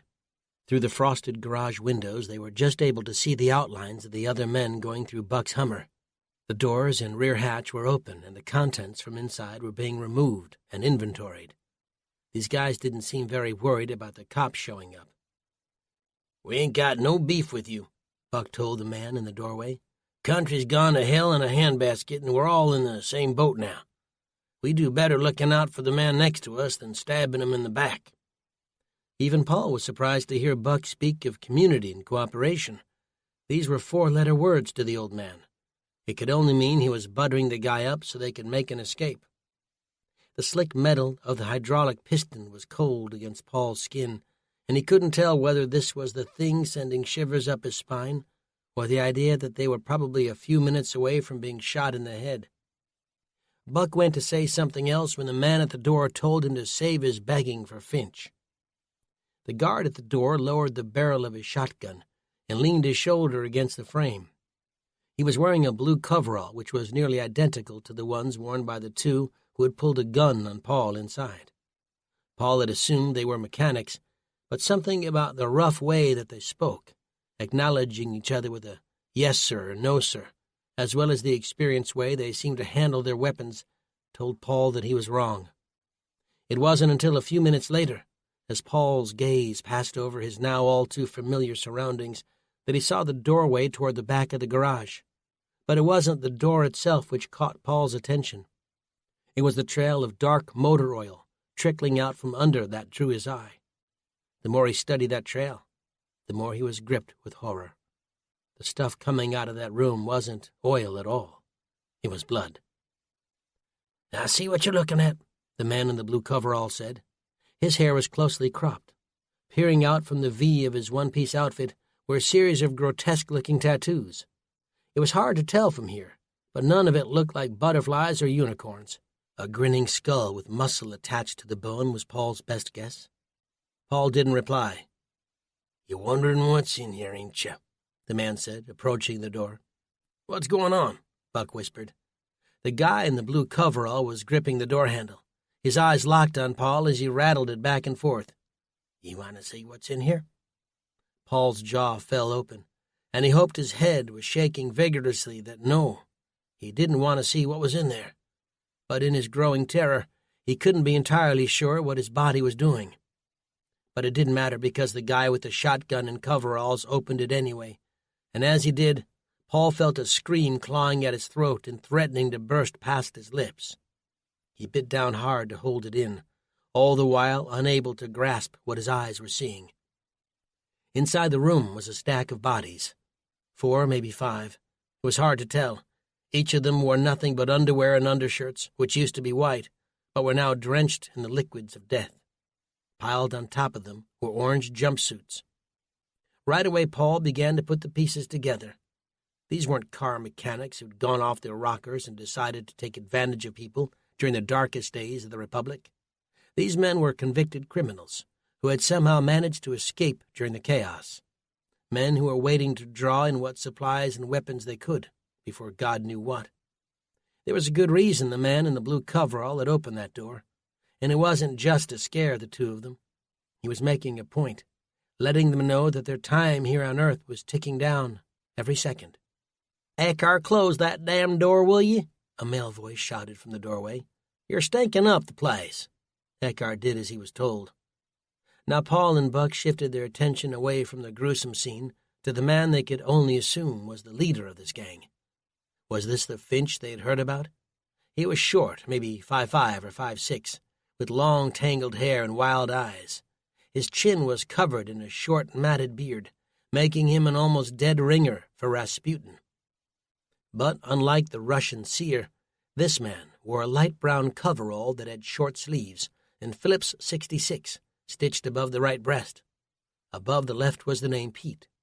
Something about the crazed look in the man's eyes told Paul his name wasn't really Pete. The Pete he knew helped walk old ladies across the road.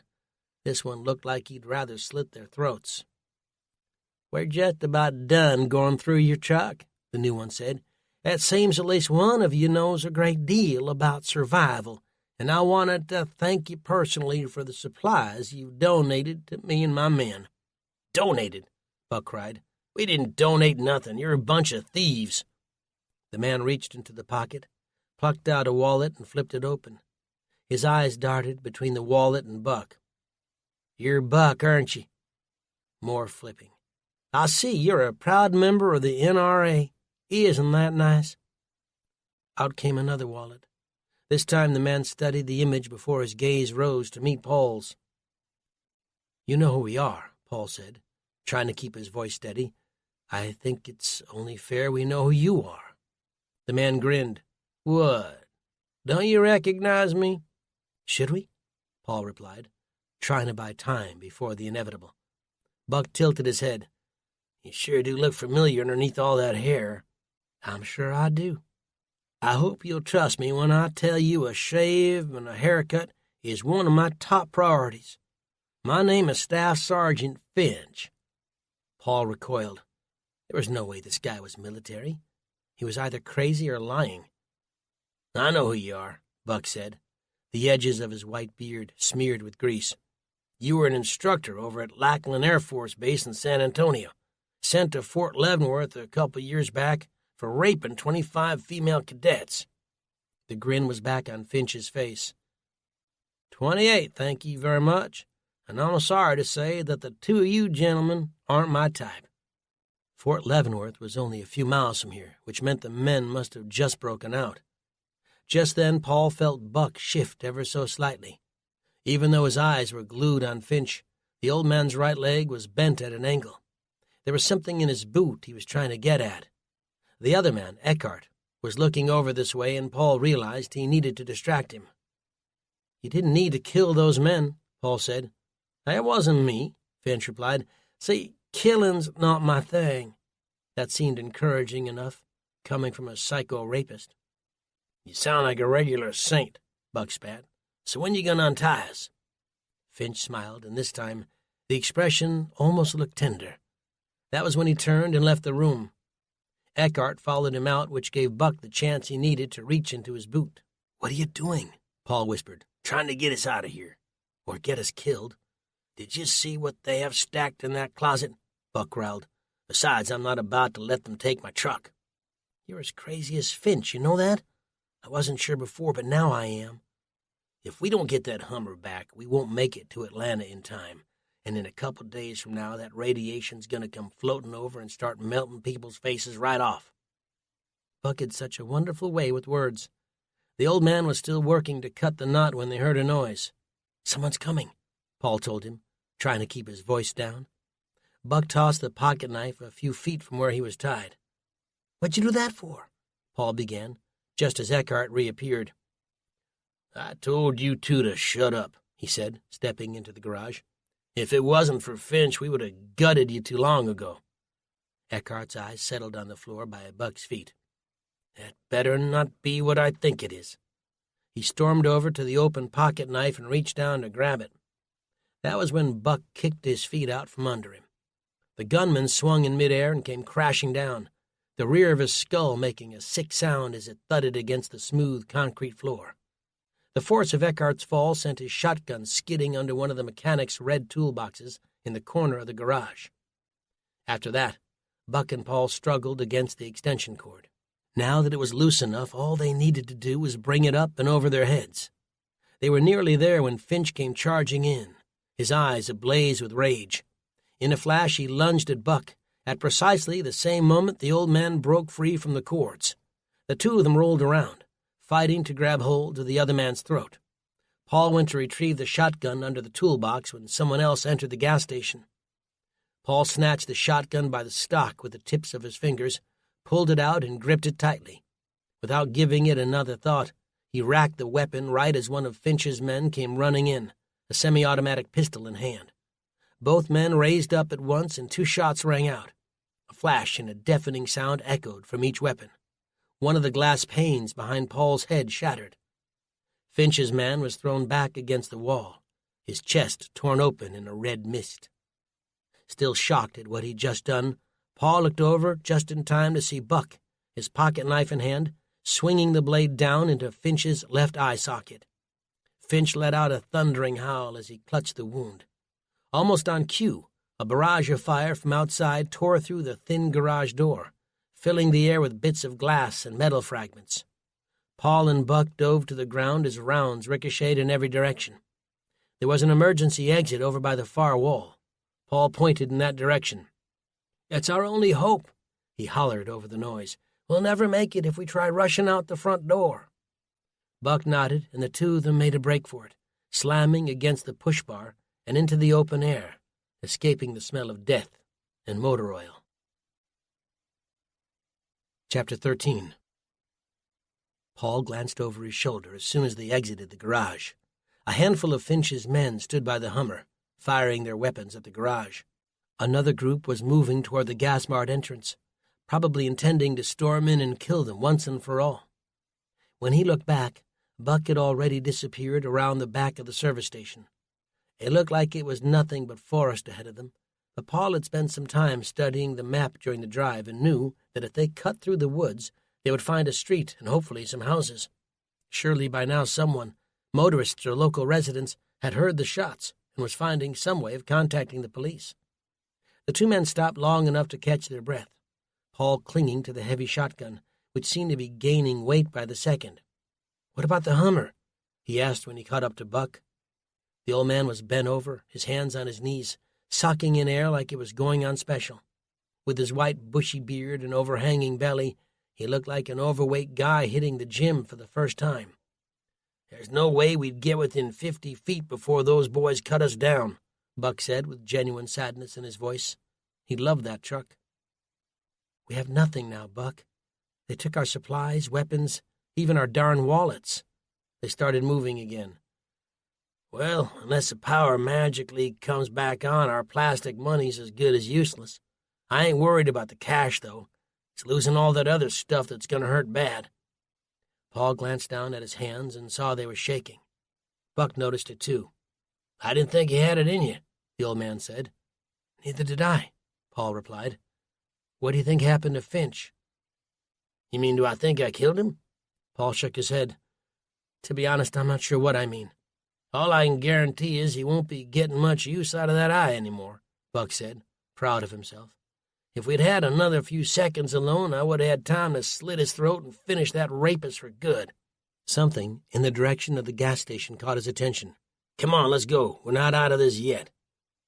The two men charged through the heavy brush, until at last they reached a narrow paved road. No sooner had they done so than they spotted a woman driving a Ford pickup, heading in their direction. Buck stood by the side of the road waving his bloody hands, trying frantically to get her to stop. Fear bloomed on her face as she drew closer, and she laid on the horn as she swerved to avoid Buck. He threw his arms up in frustration as she sped by. "What is this world coming to? A time when our country is facing the greatest crisis of its history, and people can't stop to help those in need?" Paul shook his head in disbelief at the old man's hypocrisy. Not a moment later, they caught the sound of another truck, this one coming fast. Both men turned and stared at the same time. The Hummer appeared, like some demonic mirage, and they were gripped by the surreal quality of watching their own vehicle hunt them down. "Quick!" Buck shouted. "We need to get off this road." Just ahead was a residential street and a row of houses where they could hide. The two men scurried in that direction, Paul keeping the shotgun close at hand in case they'd been spotted. He knew well enough that even with the weapon in his hands and the pocket knife Buck was carrying, they wouldn't stand a chance. All they could do now was hide and pray that Finch's men didn't find them. Chapter 14. Susan stood staring bleakly at the near-empty cupboard in Autumn's new Atlanta apartment. She was punishing herself for putting off the grocery run they'd planned earlier that morning. Indulging in some nice comfort food was the kind of luxury she tended to save for after the hard work was done. A carryover, perhaps, from growing up with a father whose main motivation in life seemed to be deferring pleasure for some time down the line. His interest in prepping, which had started about a decade ago, had quickly morphed from a passion to a full-blown obsession. She understood the difficulty in only going part way down that rabbit hole. Either you prepped or you didn't. It was a complete lifestyle change in much the same way that some families decided to reduce their carbon footprint. There really wasn't an aspect of one's life that wasn't touched by some aspect of prepping. When her father had begun building the bunker under his house, that was when she thought he'd gone too far. His lack of female companionship was the real culprit. Spending one's life planning for the possible breakdown of society had to play havoc with a person's stress levels. That nagging feeling that you never had enough, that there was always something you might have missed or overlooked. In this case, that was her and Autumn. She could just imagine how upset and afraid he would be arriving at the house to find no one there. No explanation from Paul that he'd jumped in the car and raced off to drive the hundreds of miles to get them. But in many ways, she'd been grateful these last 10 years that her father's obsession hadn't begun when she was young. For all intents and purposes, her family life had been normal. Buck was Buck, gruff and hard to approach, but always loving. His tongue might be sharp, but underneath his calloused exterior was a soft bear of a man who had ripped the shirt off his back in a snowstorm if it meant saving the life of someone he loved. She wondered where he was right now, what he was doing. But didn't she already know the answer? He was holed up in his bunker, activating whatever plan he'd devised for the day when a devastating crisis hit the country. But that didn't seem quite like him, did it? Sitting in that glorified rat's nest under his house, while the only remaining family he had was stranded far from home. No, more likely than not, he would have come straight to the house. Hadn't he told her once he'd created an evacuation plan for the three of them in case, as he liked to put it, the SHTF? That was when she'd asked, "What do you mean the three of us? What about Paul?" He'd waved the question away. "There's only so much room." "Yeah, well, whether you like it or not, he's my husband, Dad. So if there isn't enough room, then make some, or you can count us out." Although that conversation had taken place several years ago, she'd never believed that the bunker would ever be completed, much less needed. Arguing for Paul's inclusion had been done more on principle. She wasn't going to let her father's disapproval get between her and the man she loved. In many ways, the two men couldn't be more different. Paul was creative, intellectual, and didn't shy away from talking about his feelings. Her father preferred action to talk, and was suspicious of anything emotional. And more these days, His tendency toward suspicion had branched out towards all kinds of unusual theories about his neighbor Jarvis Taylor plotting to poison his soybean crops, or how the federal government was planning to confiscate people's guns and stockpiling billions of rounds of ammunition in order to carry out their subjugation of the people. Susan thought all of that was really just a smokescreen for the fact that he missed his wife, her mother Kay, and maybe part of him was also still grieving over the death of Susan's first husband, Kevin, killed in a road accident in Kuwait before Operation Desert Storm even began. Buck thought of him as the son he never had, and in the same breath saw Paul as an impostor who could never hope to fill his glorious shoes. The truth was her father had never really given Paul a fair shake. For all of her husband's soft, artistic exterior, he was her rock, and at times could be just as stubborn and opinionated as her father. Paul was an unusual mix of what a man was supposed to be, along with what a man could be, a friend as well as a lover and father to their child. Slowly she came back to the present, frightening and uncertain. Paul had told her to sit tight, that he was on his way. But how long would that take, especially given the state of things? Not surprisingly, the only food in Autumn's apartment was a nearly empty box of wheat thins, some granola cereal, a touch of skim milk, and one single serving of plain yogurt. Yuck. No, this wouldn't do. Not when they might be stuck here for the next few days. Thanks to a few tricks she'd learned from her father over the years, they'd already filled as many buckets and containers as they could with water. Even though the power had gone out, the taps were still running, although she couldn't say how much longer that would last. The streets outside had also become quiet since the police and National Guard had managed to disperse most of the protesters. Either that, or they'd simply moved forward with their plan to march on the mayor's office. Not that that would do them any good. Still, 2 women heading out alone to find food was not a terribly safe situation. Autumn was in her bedroom taking a nap, which would give Susan a window of opportunity to go down the hall and see if any of her new neighbors would be willing to make a donation. They didn't need a lot, just enough to last them a few more days, hopefully not more. The set of kitchen knives they'd purchased for the apartment were incredibly sharp, and each came in their own plastic sheath. Susan took the longest one and slid it under the back of her waistband. You never knew whether the person on the other side of that door would turn out to be helpful or psychotic. The knife was her insurance against the latter. Chapter 15.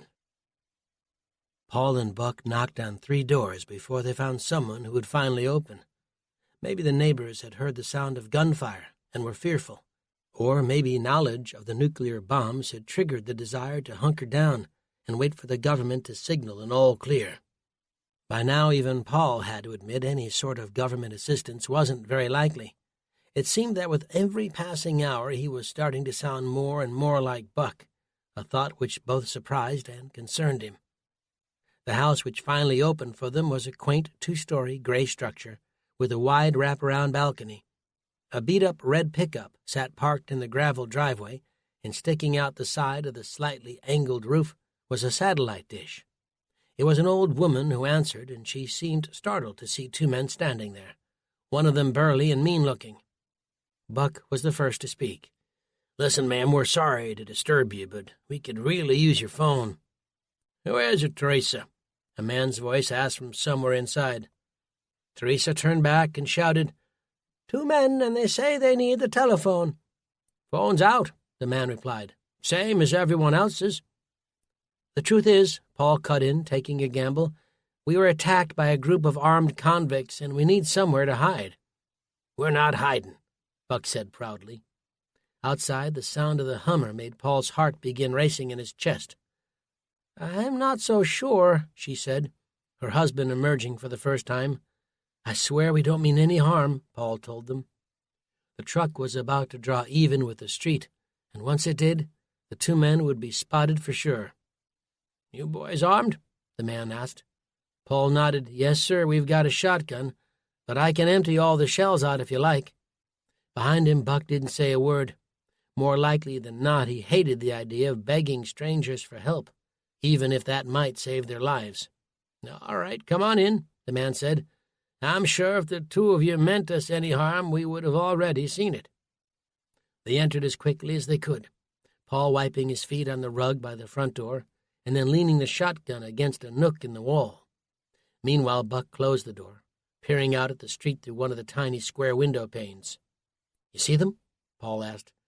"They just rolled by real slow-like," Buck whispered. He snapped the ball cap off his head and pushed his hair back before sliding the cap back on. The man stuck out his hand. "Name's Travis Wright. This here's my wife, Teresa. Why don't you two gentlemen come inside?" They did as Travis suggested. "I'm sorry to put you folks through this," Paul offered, looking down at the tremble in his own hands. "We pulled into the Phillips 66 over by the interstate and got held at gunpoint." "Oh, my," Teresa said, cupping her mouth, the skin of the back of her hand wrinkled and dotted with liver spots. "Took everything we had," Buck added. "My Hummer, all our gear, supplies, even our weapons." "You kept your shotgun," Travis noted, his arms crossed over his chest. Paul nodded. "We took it from one of them." Then his eyes fell to the floor, as the full implication of what he'd done hit him. "It was them or us," Buck said. "I know it's hard to see that right now, but both of us did what we could." "What you boys need is to get a hold of the sheriff," Teresa said, her head tilted up at her husband, who was standing behind her. Travis was tall and lanky, with short-cropped gray hair and square spectacles. He looked like he'd once been a bank teller or a clerk of some kind. Rubbing his chin, he descended into deep contemplation. Paul nodded at the suggestion of calling the sheriff. "That was what we had in mind, but the phones aren't working." "And it's far too dangerous to head there on foot," Buck added, leaning forward as he sat on the couch, his large forearms resting against his knees. "Our phone won't be necessary," Travis said. "I've got a shortwave down in the basement attached to a car battery. Something of a hobby of mine, and I know the sheriff's got one too. Can't say we'll have much luck getting through, since I'm sure they're a little overwhelmed at the moment, but it's certainly worth a try." "That's great," Buck replied, displaying a rare smile. "Why don't you wait here, Paul, and keep an eye out?" Paul nodded absently. "Sure." The weight of taking another man's life didn't seem to bother Buck all that much. Finch had been squealing like a stuck pig as the two of them had fled, so there wasn't much chance that he died. But there was no telling what an infection would do if the wound went untreated. The man Paul had put down with the shotgun was another matter entirely. He wasn't getting up. Not ever again. Even Paul recognized that remorse was a strange feeling to have after gunning down a man who had had every intention of doing the same to him. Probably any court in the country would have absolved him of any guilt, but this wasn't just about man's laws. This was about a higher law, one he might have to violate again before their journey was done. "Would you like something to eat or drink?" Teresa asked him. By the look in her eye, it was clear that she could see he was suffering. "Maybe just a glass of water," Paul told her. When she was gone to the kitchen, he got up and grabbed the shotgun he'd left in the corner, laying it on the floor by the couch. It was better that it be left out of sight, but within reach in case he needed it. With the tips of his fingers, he nudged the curtain back and stared out the window. The overhang which covered the wraparound balcony limited his vision some. "Mrs. Wright," he called into the kitchen, "you mind if I go upstairs and have a look out one of the bedroom windows?" She returned just then with a tall glass of water. "I guess that would be fine." Paul smiled. "Don't worry, I won't disturb anything, and I'll be real quick." He took the shotgun and shells with him as he bounded up the stairs 2 at a time until he reached the top riser. From there he made a left and let himself into the first bedroom he came to. The minute he did, it felt as though he'd taken a step backward in time. The corners of the wallpaper were fraying and covered with airplanes of all shapes and sizes. Next to him was a bunk bed, a red ladder leading up to the second level. A child's desk sat against the far wall, filled with baseball trophies and MVP awards. In an eerie way, it resembled his own room as a child, and from what Paul could see, it hadn't been touched in years. Then a picture on the wall put a face to the decor. A young boy, no older than 10, sporting a buzz cut and a gap-toothed smile. He was a handsome boy, and Paul couldn't help wondering what had become of him. Was he a lawyer or doctor now, living in Kansas City? And why did his parents have such a hard time letting go? He hadn't had more than a second to give a cursory glance out the window before he heard Teresa behind him. "We don't come in Samuel's room any more," she said mournfully. Paul felt the muscles in his face slacken. "I'm sorry, I didn't know." "How could you? It's been nearly 40 years. Hard to imagine that much time going by without being able to speak to him.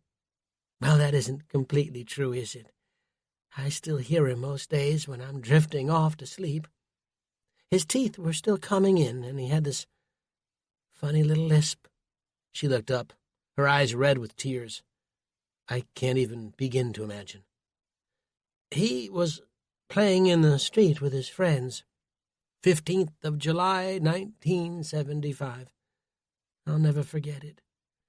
I'd called him to come home for dinner 3 times. But you know the way boys are. They always want one more second. The screeching tires outside made me drop his dinner plate.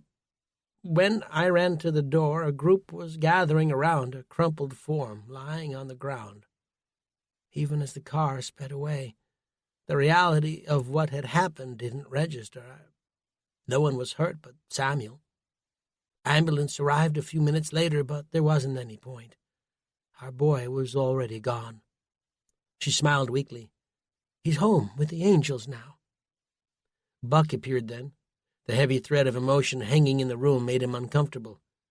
"Police are on their way," he said. Paul nodded. Buck's gaze shifted to Teresa, who was staring out the window, her arms folded over her chest. "We're heading to get my wife and daughter in Atlanta," Paul told her. "Make sure you get them home," Teresa replied, her eyes still fixed outside.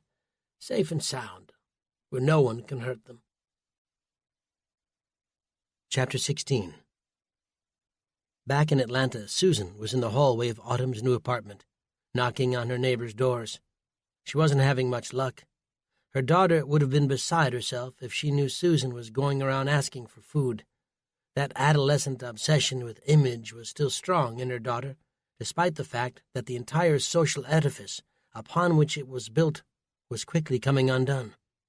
College or not, Autumn was still a teenager, and that was precisely why Susan had opted to ask for help while her daughter was asleep. The knife she'd brought along, still in the plastic sheath, was tucked under the waistband of her jeans. Finding no luck, Susan knocked on another door. As she did, she spotted a splash of sky-blue paint on her right hand from the work they'd done on Autumn's bedroom this morning, before the world went haywire. The thought of so many Americans vaporized in a searing flash was hard to even fathom. After a moment's wait with no answer, Susan moved on. Many of these folks had likely been at work when it had happened. She didn't want to imagine what the commute home would be like. After trying nearly a dozen apartments, she finally got a glimmer of hope. Her knock didn't result in an open door, but she did see the light from the peephole eclipsed by a curious eye. "We just moved in and don't have any food," Susan said. "I was wondering if you have anything you could spare." The eye continued to scan her. She could feel it moving up and down, studying her distorted form through the fish-eyed lens. "I don't have any food," a woman said from the other side. "We don't need a lot," Susan countered. "Even a box of crackers will do." "I'm sorry," came the reply. "I wish I could help, really, I do." Once again Susan moved on, working her way down the hallway, each time with the same result. At last, she heard a voice in the distance. Autumn stood in the hallway, her hair slightly askew. She must have just woken up and panicked when she found Susan gone. "Mom, what are you doing?" "Trying to get us something to eat," Susan replied, about to try the last door at the end of the hall. "If this doesn't work, we can try another floor." Autumn stalked down the hallway after her, wearing sweatpants and a matching Panthers hoodie. Apparently, the embarrassment her mother risked causing her was greater than looking like she'd just come out of the washing machine spin cycle. "All we need is enough to tide us over till your father gets here." "How long will that be?" Autumn replied. "And if that runs out, are we going to keep pestering people for charity till we've humiliated ourselves in front of every neighbor I have?" "Do you have a better idea?" Susan asked. "Yes. Let's go get food like normal human beings. Those crowds outside seem to have gone away. There's a grocery down the street and a convenience store not much further." "Crowd or not, I don't think it's safe out there," Susan said. She could almost hear Buck's deep voice whispering into her ear. How many times had she heard him talk about what would happen when the rule of law broke down? Many law-abiding citizens, he'd said, would hunker down, trying to outlast the calamity until it was too late. Within a matter of days, once they'd run out of food, they'd become desperate. Those with dependents would prove the most dangerous. Parents trying to feed their hungry children would commit unspeakable acts in the process of protecting their loved ones. Autumn was standing there. "If we're going to go, we need to do it sooner than later, before the grocery shelves have been picked clean." Susan nodded half-heartedly. She didn't want to become one of those desperate parents, but she could see herself in a few short days, hungry and afraid, convinced that breaking into someone else's empty apartment wasn't a crime. It was a slippery slope, and she was determined to not slide down, no matter what. Chapter 17. The streets around Edgewood and Piedmont Avenue in Atlanta were relatively deserted. Every once in a while, Susan and Autumn would spot a huddled figure hurrying along. More often than not, they were carrying knapsacks, presumably filled with supplies. An entire section of the city was filled with people who didn't drive, mostly students attending Georgia State. This was precisely the time that Susan regretted taking a cab from the airport. Even though she had planned to be in Atlanta for the weekend, she'd figured most of that time would be spent inside Autumn's apartment, painting and getting the place ready for her freshman year. They were nearing the grocery store when sirens approached. 30 seconds later, 6 cops roared past them at top speed, disappearing down Edgewood Avenue toward an unknown destination. Not long after, the Humvee from the National Guard unit passed them. Susan expected to be stopped and told that they should return home, but it seemed the authorities had bigger fish to fry. The demonstration, which had taken place earlier on those very streets, much of it still evident in the form of shredded newspapers and other trash, would be a major concern for the authorities. 1 or 2 people wasn't the end of the world. A mob was a different matter altogether, which was why Susan guessed the cops and National Guard were likely looking for gatherings of 10 or more people. That meant for now, Susan and Autumn would have a window in which to get the things they needed in order to wait for Paul to find them. According to Autumn, the Kroger grocery store was just around the next corner, and Susan's heart was filled with both anxiety and anticipation, with the thought of what they might find. But no sooner had they turned the corner that her heart became filled with something else entirely. Dread. Inside the parking lot, pulled up next to the front sliding doors, were 3 police cars and 2 ambulances. Figures rushed in and out of the store, some of them with bags of food, many more with whatever they could carry. They looked like looters, but from here it was hard to tell.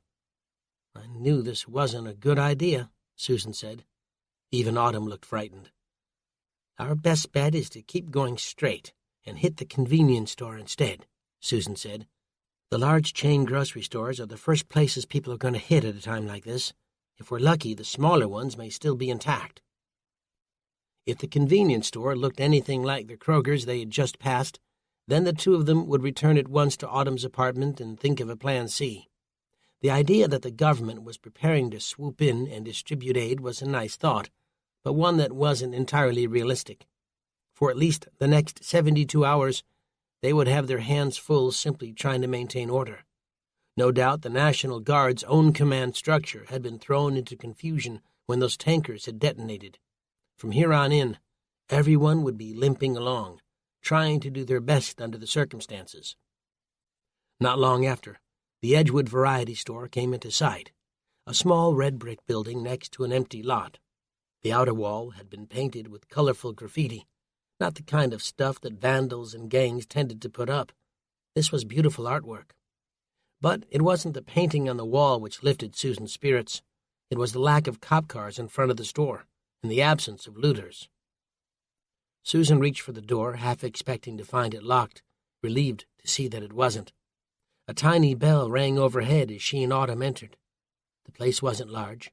A few aisles of snack food, common household items, and drinks, which could either get you plastered or fat, depending on your tastes.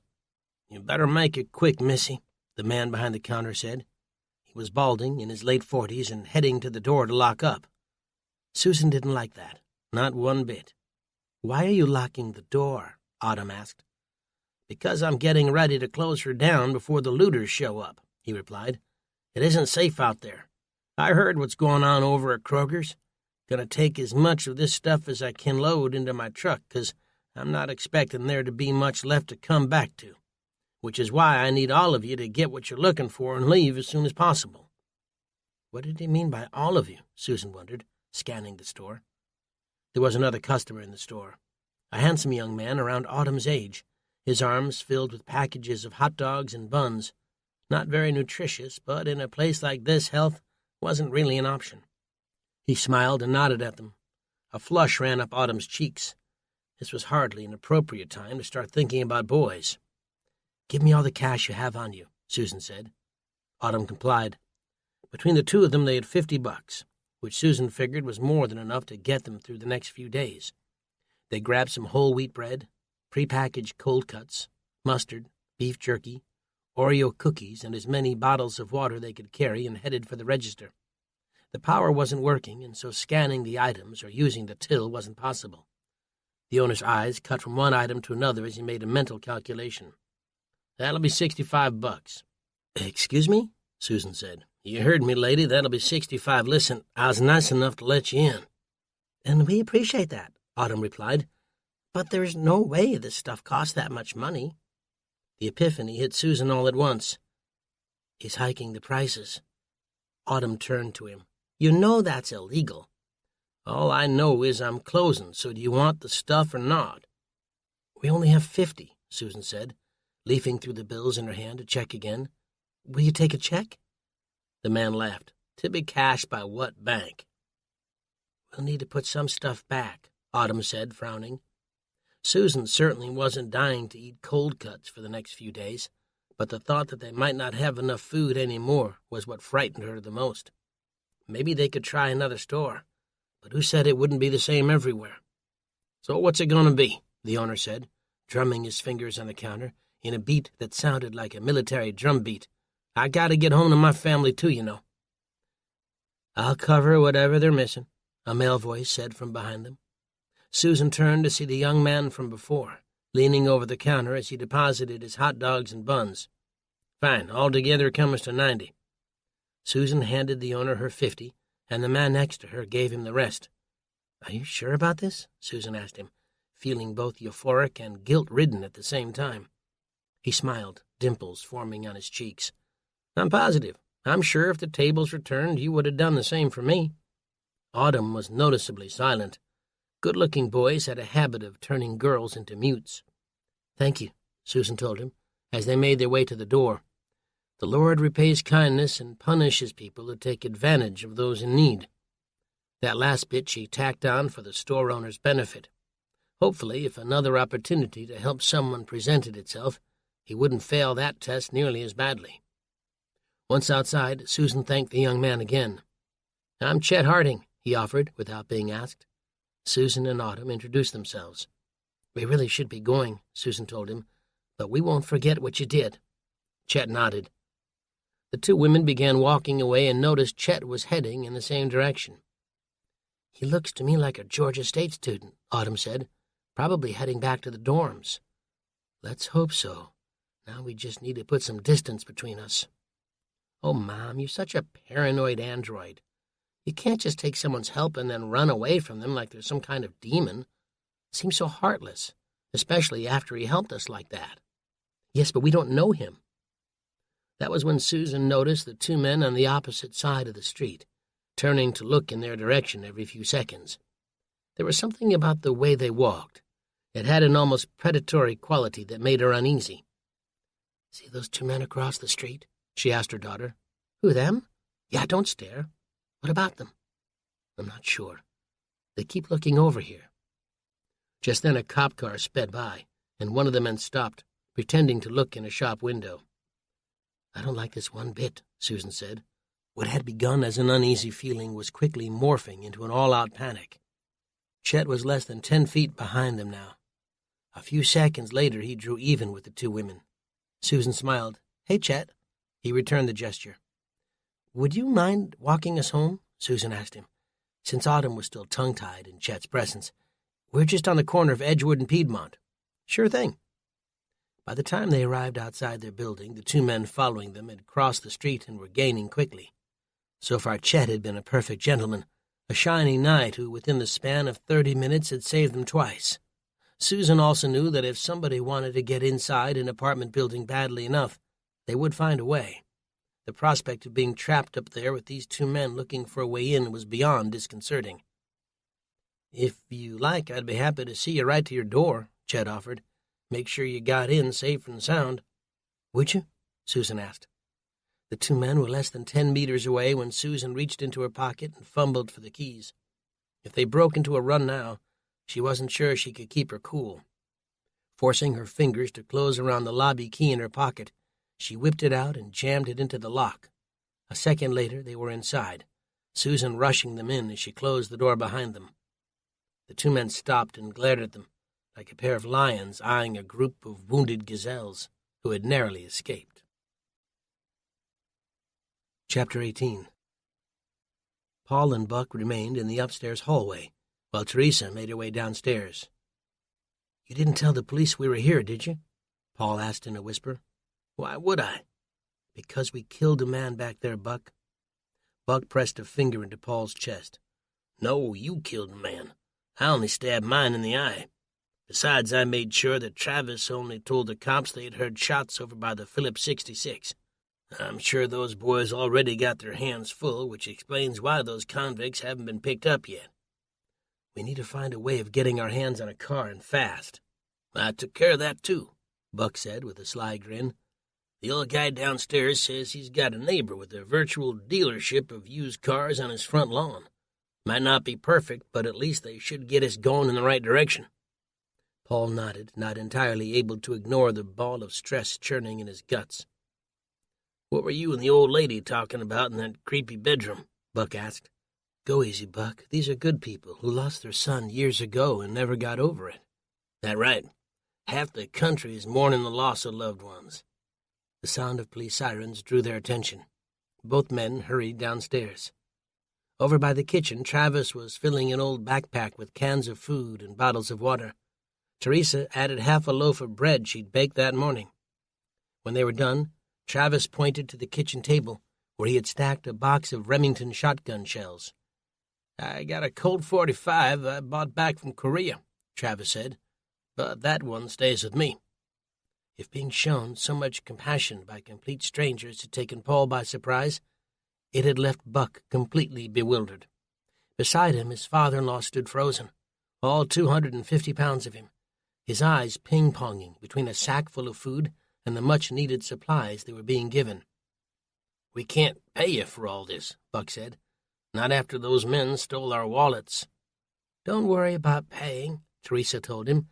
"There's a dark cloud come over our country, and the two of you still have a long way to go. I'm sure between here and there you'll find someone else you need. All I ask is that you pay it forward." "We will," Paul replied, feeling a knot forming in his throat. All Buck could do was raise his hand, presumably in a sign of thanks, since the power of speech had presently eluded him. Travis came forward with the backpack, handed it to Buck, and moved to shake his hand. Instead, Buck pulled him into a hug, nearly pulling him off his feet. "Down, boy," Paul said. "We want to thank them, not put them in the hospital." Buck let go, patting Travis on the shoulder as he stepped back, winded but still smiling. "Stop in on your way back, won't you?" Teresa said. "Let us know everything turned out all right." "We sure will," Paul replied, hugging her gently.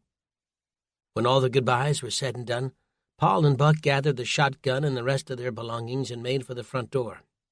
They stopped briefly on the porch to peer off in the direction of the gas station. The flashing lights from a number of cop cars danced off the surrounding houses. Paul looked up into a beautiful late-afternoon sky, hardly a cloud in sight. It was hard to imagine so much horror being visited on the world during such a gorgeous day. "Don't forget," Travis called after them, Bill Parrott's house is 3 streets over in that direction." He motioned down 3rd Street. "Can't miss it. Greenhouse with 6 cars on the front lawn. Hopefully you'll be able to work out some kind of agreement. Just don't forget to mention my name."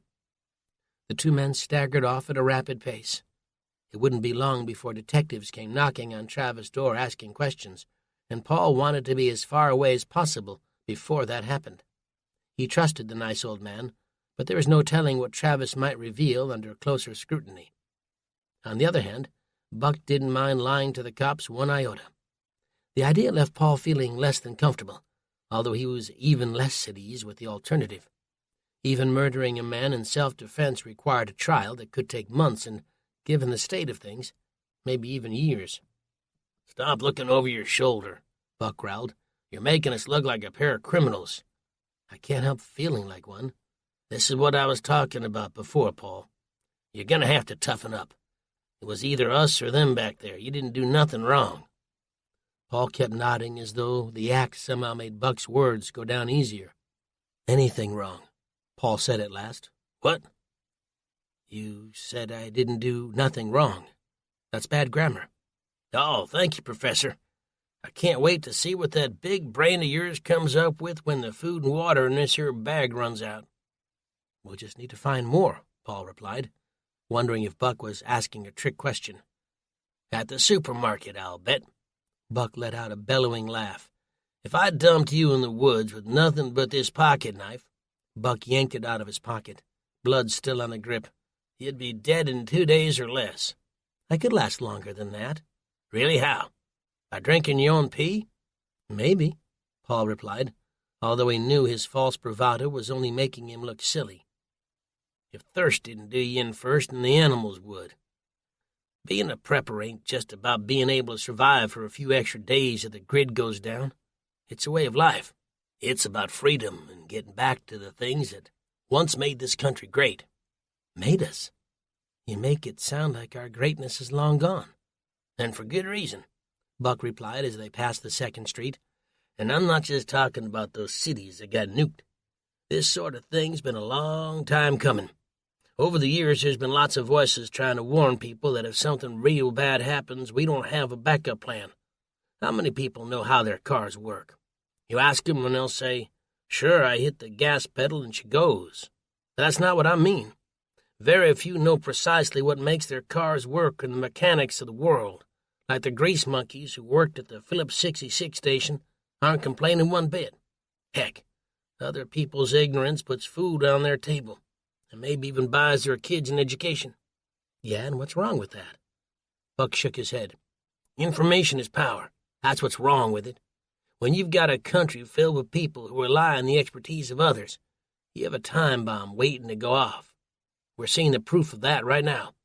The bombs that took out all those cities are bad enough. So is the radiation, which is already on its way. But it's only when the power grid gets knocked out that you start to really see what I mean.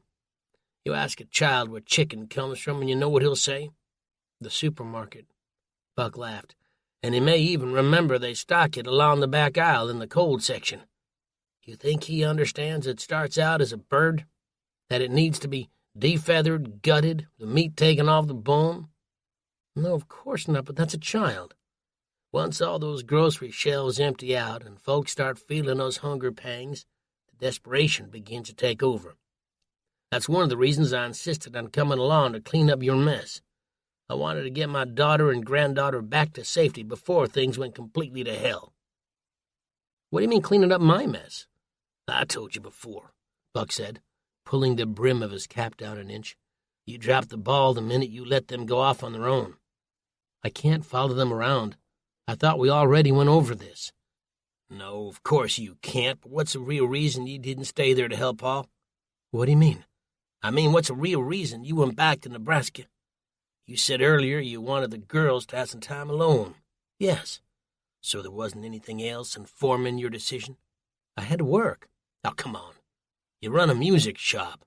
You telling me you would have gone bankrupt if you'd stayed in Atlanta 2 more days?" Paul's heart was thumping in his chest. Of course, there were other reasons he'd come home while Susan flew out to Atlanta. He'd wanted some time to himself. The house would be quiet, and he could eat on the couch or in bed without getting an earful. It also meant he could stay up late, play his guitar at full tilt until his fingers bled if he really wanted to. He needed some solo time, and there was nothing wrong with that. But then, how could a judgmental guy like Buck understand such things? After driving off his own wife and nearly everyone else, solo time was all Buck had left. Paul wasn't a bad person, was he? Up ahead, he spotted the house Travis had told them about. He hadn't been kidding about the cars parked on the front lawn, except there weren't 6 of them. From here, it looked more like 10. Buck seemed to notice that as well. "Place looks like Sam Rafferty's junkyard," he whispered, an observation which, under different circumstances, might have amused Paul, since Buck's property back in Nebraska was quickly heading in that direction, too, a landscaping design Paul liked to call post-tornado. As they approached, a man glared at them from his porch. The moment they drew even with his house, the man racked his shotgun and told them that was far enough. "You two boys stay right where you are. Sheriff will be here any second." Chapter 19. "You called the sheriff?" Paul asked, wondering when the phone lines were fixed. "He didn't do nothing of the sort," Buck whispered. "He's bluffing." He turned to the old man and threw his hands into the air. "We ain't here to hurt you, old-timer. Your neighbor, Travis Wright, sent us. Our truck broke down not far from here, and he said you might be able to lend a hand." The man on the porch used the butt of the shotgun to prop himself up. "You call an old-timer? If I didn't know any better, I'd swear you were one of them stunt doubles for Kenny Rogers." Paul let out a snicker. Buck didn't make a sound, and he didn't need to. If smoke could shoot from a man's ears in real life, that was what Paul would be saying right now. "Besides," the old guy said, "Travis Wright and his wife Teresa are a pair of no-good liberals come down here from Vermont. Well, they can head on back to their cows for all I care. I heard those shots earlier and the police sirens not long after. The sheriff, or at least one of his deputies, should be rolling through here any minute now." "Then you didn't call him?" "With what? Don't you know the phones and electricity's gone out?" He stood there as though regarding a couple of village idiots. A loose shirt and slacks hung from his body like a bedsheet from a clothesline. "Listen," Paul said, "we've got a long way to go. My wife and daughter are stranded hundreds of miles from here, and we're trying to bring them home to Greenwood." The man's face twitched at that last part. Had the story about Paul's family melted the old guy's heart? "Greenwood, Nebraska?" he said, working his jaw to keep the dentures in his mouth. Paul was surprised. "Yeah, you know it?" "I got a relative up that way. Cousin of mine named Jarvis Taylor." The expression on Buck's face soured right away. "Forget this guy," he said, in what was less of a whisper than Paul would have liked. "You're related to Jarvis?" Paul said with surprise. "Course I am. You know him?" The old man looked suspicious. "Sure do. He's got a cattle farm right near us." "That's true. He does raise cattle. I'll be." The old man set the shotgun down and waved them over. "And a friend of Jarvis is a friend of mine." Buck leaned over. "Great, and what are we going to do when he finds out Jarvis and I hate each other's guts?" "We just got to make sure he doesn't," Paul replied, with a sheepish grin. Chapter 20. Soon they were in the man's house, Paul painfully aware of every second that ticked by. "Name's Bill Parrott. Folks around here call me Wild Bill." "I can see why," Paul said, shaking hands. "I'm Paul." Buck stuck out his hand. "And I'm Marv," Paul cut in just in case Bill knew of Buck and Jarvis's long-standing feud. "Marv," Bill said, his thin lips forming a puzzled frown. "I never heard a name like that before." "It's Belgian," Paul added, trying to smooth things over and getting a piercing look from Buck in the process. "Well, I suppose there's a first time for everything. You boys want something to drink?" Bill's house could more accurately be described as a shack. A cat ran between Buck's legs and meowed, nearly giving the big man a heart attack. "Oh, don't mind her," Bill said. "That's Cindy. She's just getting used to you. Won't be another minute before she tries scaling up Barv's clothes to sit on his shoulder." Buck smiled weakly. "Can't hardly wait." But Cindy wasn't the only feline around. Seemed Wild Bill wasn't wanting for companions, In the short time they'd been here, Paul had already counted over half a dozen furry little critters, although their presence had been given away the moment Bill pushed open his front door, since the overpowering odor of a collection of dirty litter boxes had hit both men like a slap in the face. "So about the car that Travis mentioned," Paul said, trying to broach the subject without Bill feeling like his hospitality was unwelcomed. "Where I come from," Bill replied, "it just ain't right to talk business unless both parties have shared a drink. What's your poison, gentlemen?" Paul and Buck looked at each other. "I could go for some whiskey," Paul said. "Got anything aged 10 or 15 years?" Bill stepped around the corner into the kitchen and swung the fridge open. "Afraid I'm all out of whiskey right now, but I do got something a little more recent," he returned, holding 2 beer cans. "Coors or Busch Light?" Paul made it a point of never drinking domestic beers, especially the canned stuff they sold in grocery stores by the case. "I'll take the Coors," Buck said, his eyes brightening. "Guess that leaves the Busch Light for you, Paul," Bill said, tossing him the can. If the thought of pouring cheap, cold beer down his throat seemed unappealing, the thought of doing the same with a warm beer made his stomach turn. Bill scurried off to get his own, and the 3 men pulled the tabs back and cheered one another, the forced grin on Paul's face plastered there with all his might. "Bottoms up," Buck said, and tilted it back, his throat working as he downed the entire thing in one go. When he finished, he let out a burp and crushed the can into a tiny ball. Bill did the same. When he was done, both men turned to Paul, who took a sip and raised the can, as if to let them know how great all of this was. "Chug it," Buck ordered him. "What?" "Beer wasn't made for sipping," Bill spat, slapping his bony knee with the palm of his hand and flashing them a pair of gnarly dentures. Paul's eyes jumped between each man, knowing full well that their success in convincing the old man to give them a car might depend on this very moment. "Go on, you sissy," Buck said, nudging him. Paul wiped the mouth of the can with his shirt and only afterward brought it to his lips. Like everyone else, he had heard the stories about rats peeing on cans stored in warehouses and wasn't about to risk contracting some disease. Leaning back, he felt the warm, carbonated liquid pass over his tongue and roll down his throat. The urge to stop was strong. The urge to throw it up all over them was stronger. But he fought both and stopped when the last of the beer was gone. Buck slapped him on the back. "Atta boy. I thought all you college boys could drink." Paul's eyes were still watering. That was more than 20 years ago. "I still can't believe you 2 know Jarvis," Bill said. "What a minuscule world we live in. Last time we spoke must have been months ago. He was having trouble with that neighbor of his, Buck, I think his name was, or maybe Bobby. Cross between a mule and a bull. That's how Jarvis used to describe him. A real petty SOB, too, squabbling over a few feet of property. Even used his tractor to knock down—" "Yeah, we know the story," Buck cut him off. Bill looked at him strangely. "Well, I didn't mean no offense.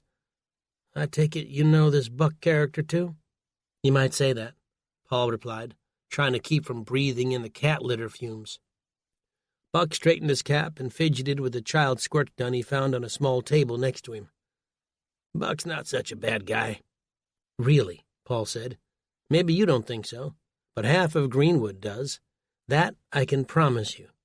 He's one of those angry men who'll bite your face off for having the gall to disagree." He turned to Buck. "You know what I mean?" "I hear what you're saying," Buck shot back. "But from what I hear, Buck ain't all that bad. There's 2 sides to every story.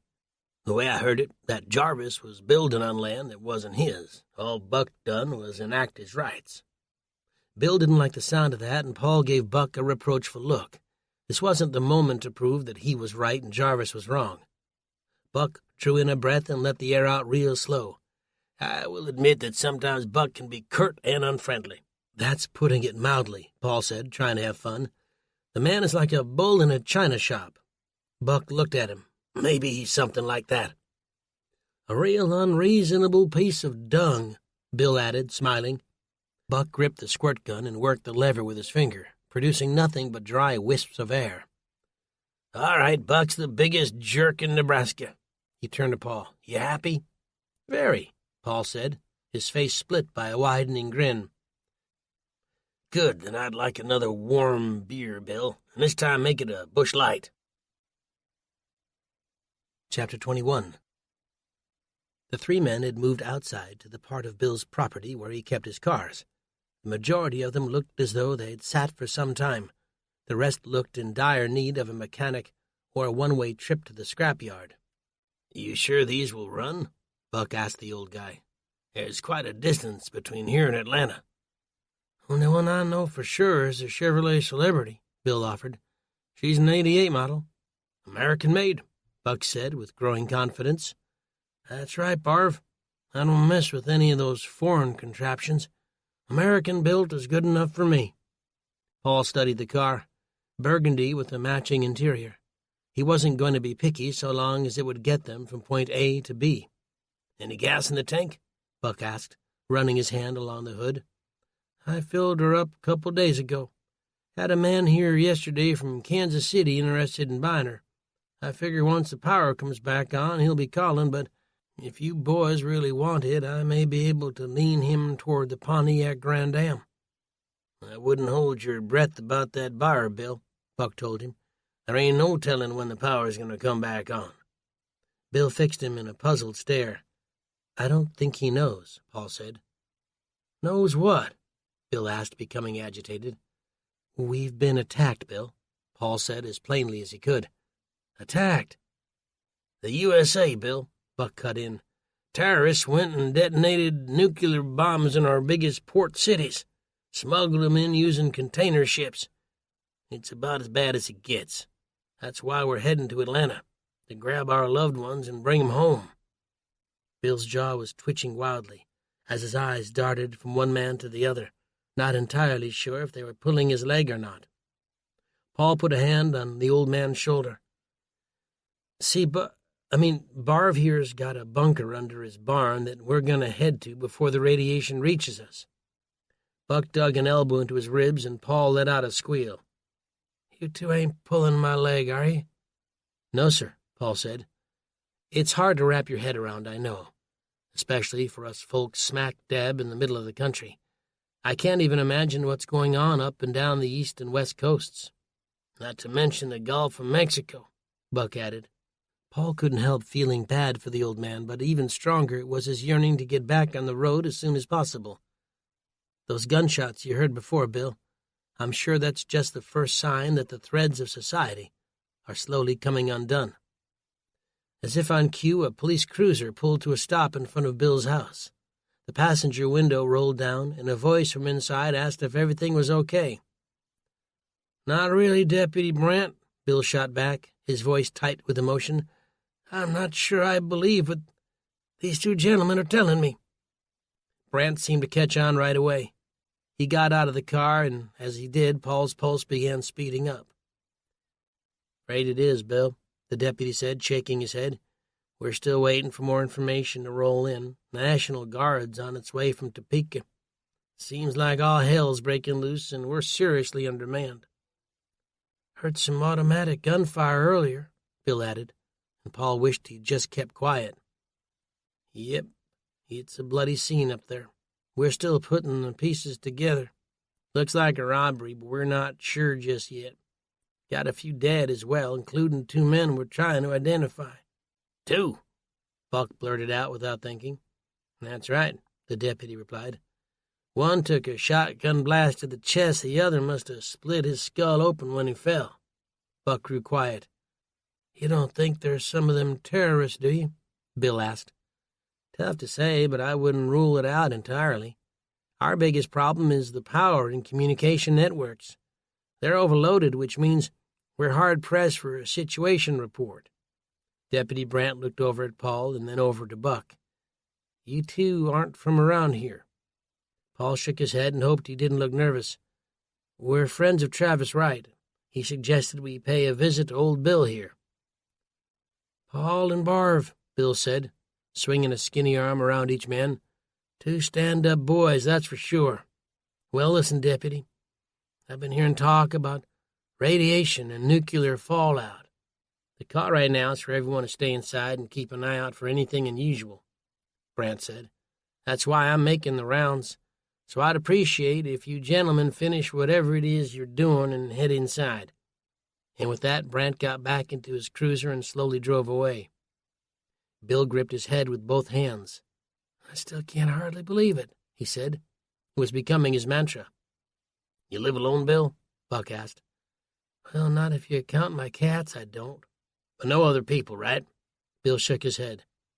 "The problem we're facing right now," Buck began, folding his arms over his burly chest, "is we ain't got any spare cash on us at the moment." "You don't?" Bill said, almost to himself. "No, but I'll tell you what.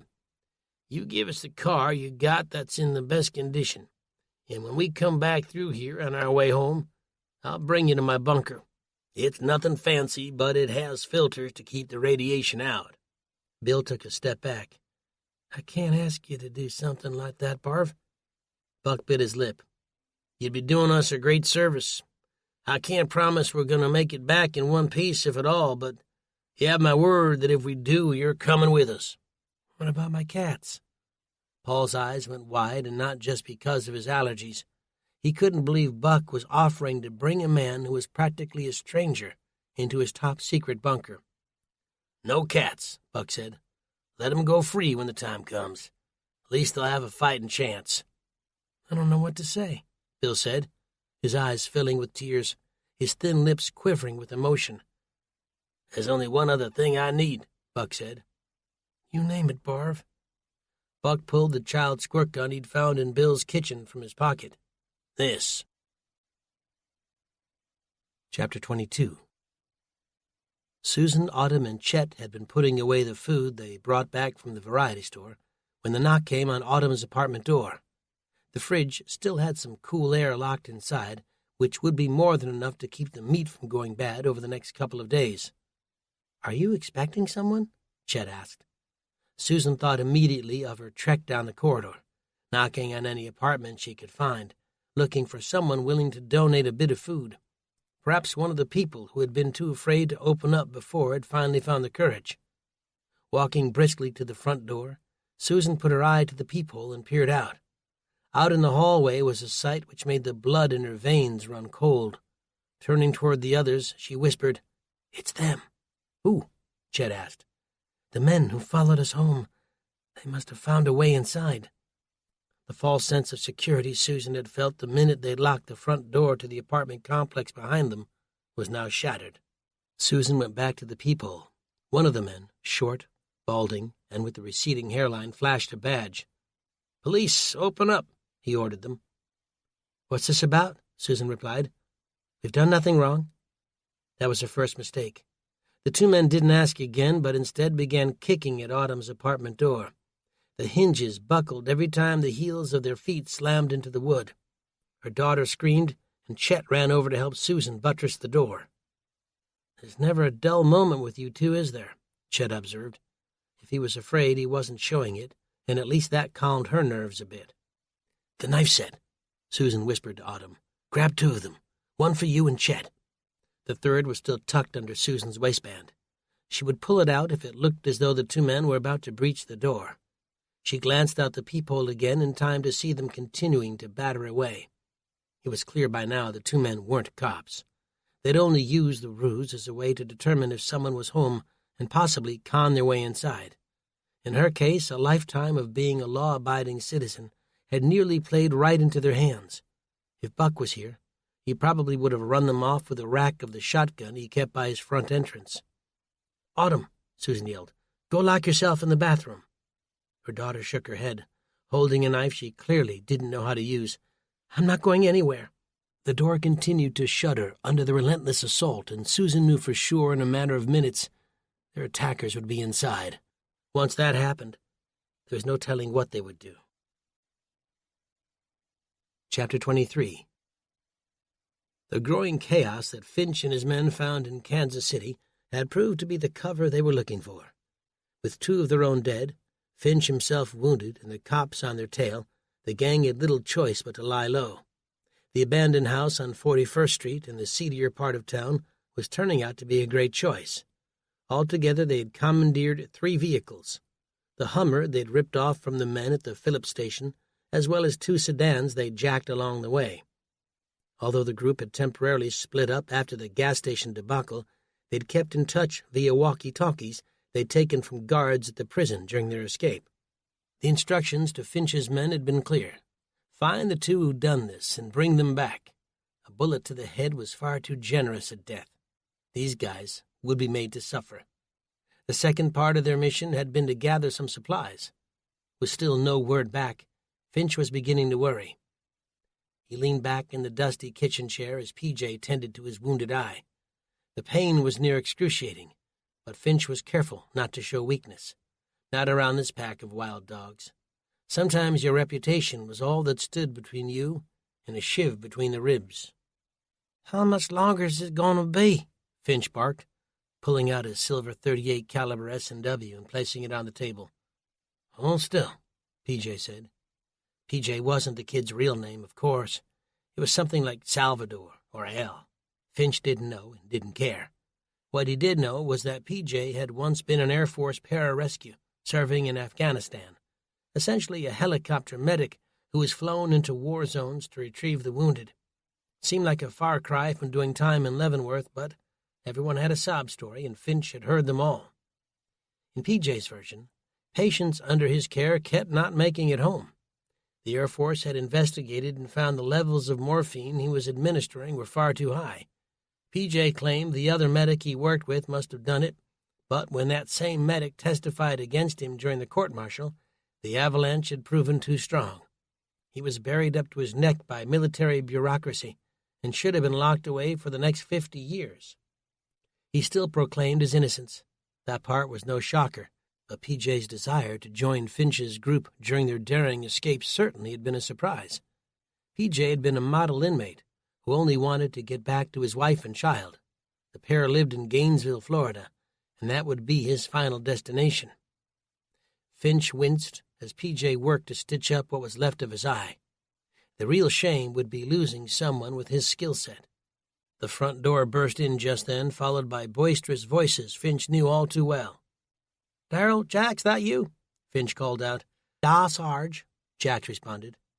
Loaded in Jax's impossibly skinny arms were several six-packs of beer, junk food, cigarettes, and a deck of playing cards. Like PJ, Jax had been given his nickname after a story in which he purportedly killed a man with a jackhammer. "Glad to see you're still eating healthy," Finch observed. Jax grinned, flashing his signature toothless smile. He and Darrell were still wearing the mechanics' coveralls they'd taken from the workers at the Phillips 66. "Eyes looking better," Jax lied. The men had been tiptoeing around the subject ever since Finch had been stabbed by the big guy with the white beard. They knew perfectly well their leader's penchant for taking revenge on those who wronged him. His background in the Air Force Training Academy at Lackland was more than ample testament to this fact. In Finch's estimation, the military's major mistake had been hiring female cadets. The next fault belonged to those same female cadets when they chose to rebuff his sexual advances. It didn't matter so much that they eventually spoke up and got him arrested and charged, because he'd already taught those tramps who was really in charge. This wasn't a new story for Finch, of course. His psych evaluation had stated that the man had two distinct sides to him. One side was charming, kind, and gregarious. The other was a misogynistic rapist, a dark side that was always there, lurking just beneath the surface, waiting to spring. Even during college, the girls who'd ridiculed his advances had all discovered his dark side firsthand. Likewise in prison, where he'd employed other weapons. The same warning had always been on the lips of those around him. Don't mess with Finch. "Did you get what I asked you?" Finch asked, his patience wearing as thin as the thread drawing his eyelids shut. Jax and Darrell both nodded at once.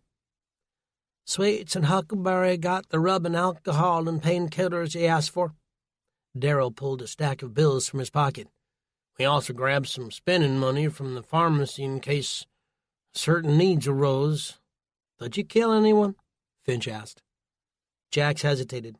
"Not exactly kill. The fat old pharmacist, well, she's actually the pharmacist's assistant, but anyway, she wasn't what I'd call cooperative, so we had a conversation of sorts." Jax and Darrell both doubled over in laughter. "I never took you for a softy, Sarge." Finch's one eye narrowed. "I don't want you two idiots bringing more heat down on us than we already have. You want to go back to Leavenworth?" He turned to Darrell. "Do you?" Both men shook their heads. PJ couldn't agree more. "If I get locked away from my family again, I don't know what I'd do." Finch tapped his hand. "Don't worry, son, we'll get you there. You just keep focusing on making me pretty again." That made Jax and Darrell burst into more fits of giggling. The two men were each opening a beer when Sweets and Huckleberry sauntered in with more junk food, this time peanut M&Ms and candy bars. Sweets handed Finch the items he'd asked for. "If I'd had to eat one more bag of trail mix, I'd have lost my mind," Sweets said. He was a black former private who topped 300 pounds and sported a sweet tooth that would send most grown men to the emergency room for an insulin shot. The trail mix he was referring to had come from the supplies they'd found in the back of the Hummer. Apart from the weapons, they'd found lots of other gear, chemical suits, breathers, a Geiger counter, and lots of dried nuts. Next to Sweets was Huckleberry. Since he stood a little over 5 feet and was decked out with the reddest hair and freckles this side of the Mississippi, inmates had taken to naming him after the character in Twain's classic. He'd become something of a kleptomaniac and pickpocket over the years.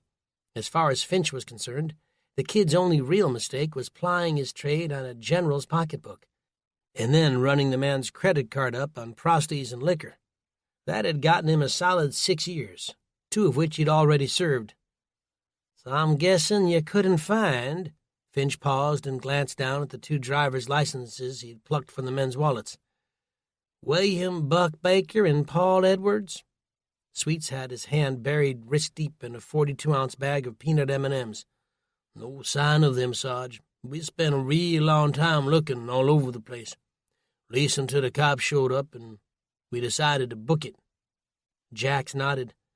"Same here, but unless they know how to hotwire a car with no wallets, I don't see 'em getting very far." "You might be surprised," Finch told them. "Never underestimate your opponent's resourcefulness."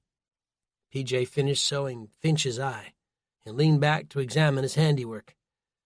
"We do have their home address," he said. "Maybe we can pay them a visit." Finch looked down at the IDs again. "That's not a horrible idea. Looks like our good old boys are from Greenwood, Nebraska." The expression on PJ's face morphed to concern. "But I'm heading down to Gainesville. That's in the opposite direction." Finch grew quiet, hating the idea of PJ leaving the group. Just then the muscles in Jax's face went limp. He thrust a hand into his pocket and produced a crumpled piece of paper, holding it in the air. "Maybe we don't need to split up our fine little family after all," Jax said. "At least not yet." "What are you saying?" Finch asked, not liking the little game he was playing. "Sure, we know where these boys live, but that's no guarantee they're going to be there any time soon. Fact, I can practically guarantee it. Totally skipped my mind till now, but the one with the big head and the wave of hair had this piece of paper on him."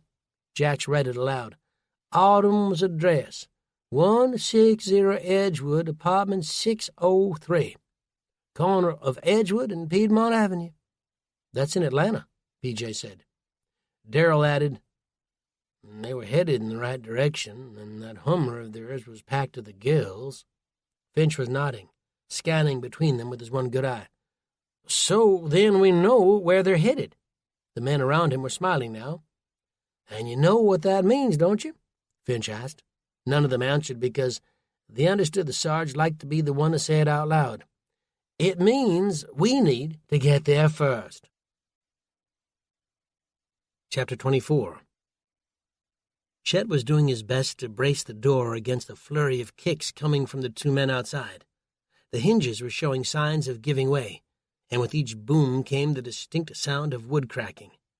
Susan stood nearby, the knife gripped tightly in her hand. When they finally broke through, she would be right there with the blade, swinging with everything she had. Even Chet, who'd been calm and collected since they'd recently met, was beginning to show signs of fear. His heart was probably pounding because he was pulling in huge lungfuls of air. "I can't hold them much longer," he said, worried. Then all at once the pounding stopped. Out in the hallway Susan caught voices, shouting for the men to get down on the ground. Chet set his eye to the people and reported what he was seeing. They're down on the ground." "Really?" Autumn said, jubilant. "It could be another trap," Susan said, sounding more like her father every day. "They were already pretending to be policemen. Who's to say they aren't trying some elaborate ruse to make us open up?" Chet seemed to agree. Beads of sweat were rolling down his forehead. Susan was sure that if it were up to him, he'd never open that door again. "What's happening now?" Autumn asked him. There's a handful of men around putting them in handcuffs. Some are cops and others are dressed in military clothes." "Fatigues?" Susan asked. "Yeah, and they have rifles." Chet craned his head for a better look. "Seems the woman across the hall has opened her door and is ogling." Just then a knock came. "What do we do?" Chet asked. "We open," Susan responded without hesitation. "But what if they're bad?" Autumn said fearfully. "If they were, they'd have already used those assault rifles to blast their way in here. Move." Susan had to nudge Chet out of the way.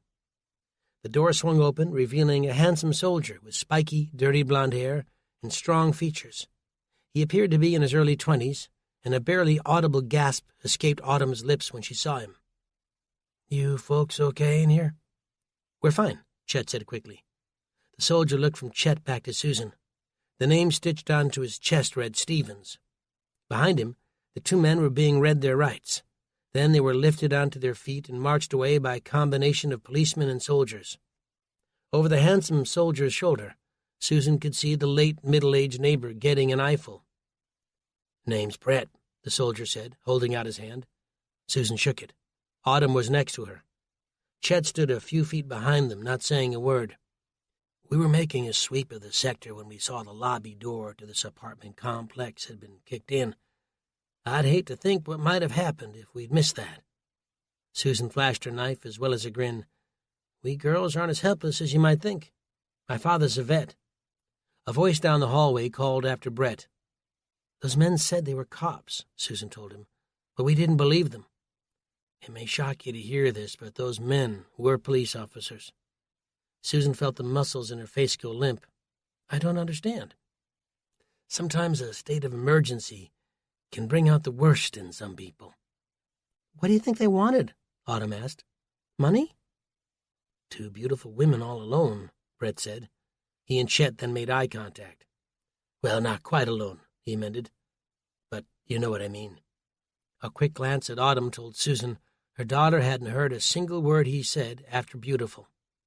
"Oh, I nearly forgot," Brett said, reaching into his pocket and coming out with a row of pills, packaged in blisters. He tore off 3 of them and handed them to Susan. He then did the same for the neighbor standing in her doorway behind them. "What's this for?" Autumn asked.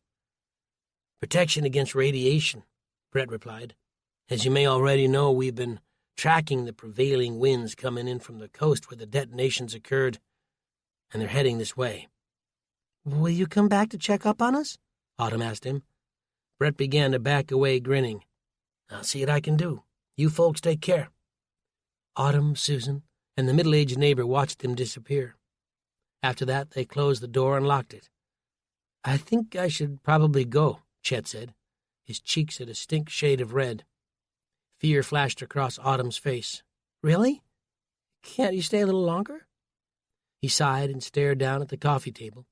Slowly a grin began to appear on Chet's lips. "Maybe I can stay for a bit," he said. "Make sure you girls are safe and sound." Having a man around should have made Susan happy. It certainly made Autumn happy, but she couldn't shake the feeling that something wasn't quite right. Chapter 25. The gridlock Paul and Buck encountered as they left Kansas City in their dated but functional burgundy Chevy Celebrity was far worse than they had imagined. During the drive, they'd seen colossal lineups in front of gas stations that looked like something out of Baghdad after the fall of Saddam's regime. Other stations they passed had changed their signs to read, "No more gas." In places where prices were visible, many had been jacked up to incredible levels. Some stations went as high as $20 to $30 a gallon. It wasn't hard to imagine that somewhere in the city prices were even higher. The police couldn't be everywhere at once, so it wasn't a surprise that fights were breaking out all over the place. Crowds surged in and out of grocery stores like a tsunami, clearing shelves as quickly as they could. With the power and communication infrastructures down, the chances that any of the stores would soon be resupplied was next to nil. This wasn't about starving crowds demanding food. Buck had predicted the threads of society would begin to unravel 3 to 7 days after the SHTF. So how could things have gotten so bad so quickly? It didn't take long to figure out the answer was fear. In fact, by this point, the fear had already transitioned into a full-blown panic. The shelves and cupboards in people's homes weren't empty. Not yet, at least. But the concern that they would soon be had sent people scrambling to gather up as much as they could. Watching the scenes of chaos and desperation play out around him gave Paul a new understanding and respect for Buck's beliefs. For a long time, Buck had been the punchline for many jokes about the growing paranoia in America. If anything, the vision playing out before Paul only confirmed that we lived in a society where immediate gratification took precedence over planning for the future. This wasn't the sort of thing one contemplated on a full belly. The stabbing pangs of hunger had a funny way of putting life into perspective. If anything, Buck's warnings, which had seemed so extreme, now appeared to have been far too tame. In front of them, a minivan braked suddenly, causing Buck to do the same. Their Chevy screeched along the asphalt, coming within inches of a collision. Buck struck the steering wheel. "Don't these people look where they're going?" he growled. "This was exactly the kind of situation I wanted to avoid. The same reason I never did my shopping on Saturdays and Sundays. I don't like crowds, I don't like people, and I can't stand how they get when they start freaking out." The traffic slowed to a crawl. That meant there was probably an accident up ahead. Paul knew that Buck had spent years building that bunker with the express purpose of avoiding exposure during times like this. He had already explained that the idea wasn't to necessarily live there forever. The shelter was supposed to provide comfortable living for several weeks. By the time one had to leave to gather fresh supplies, the population would already have thinned out considerably. It was a heartless idea, and the way Buck had said it had been cold. Paul supposed it was easy, sometimes, to lose touch with the fact that they were talking about human beings, fellow Americans. Buck would say that if people had failed to prep for a day like today, they deserved what they had coming to them. It reminded Paul of the family they'd encountered on the highway, begging for gas or a lift. Buck had driven past them without blinking an eye, and so too had the woman in Platte City, who'd refused to stop when they'd attempted to flag her down. Every man for himself. That was Buck's philosophy. Paul had never considered himself a deeply religious man, in spite of his late adoption of Christianity, which he had largely seen as a practical decision. But he couldn't help wondering about the cost of only looking out for yourself. You might win your life, but you risked losing your soul. "I gotta say," Paul said, "I was mighty surprised you offered Wild Bill a spot in your underground lair. I mean, we needed a car, but it just seems to go against everything you stand for." Buck glanced over at him, his right eyebrow cocked. "You insinuating that I ain't got no compassion?"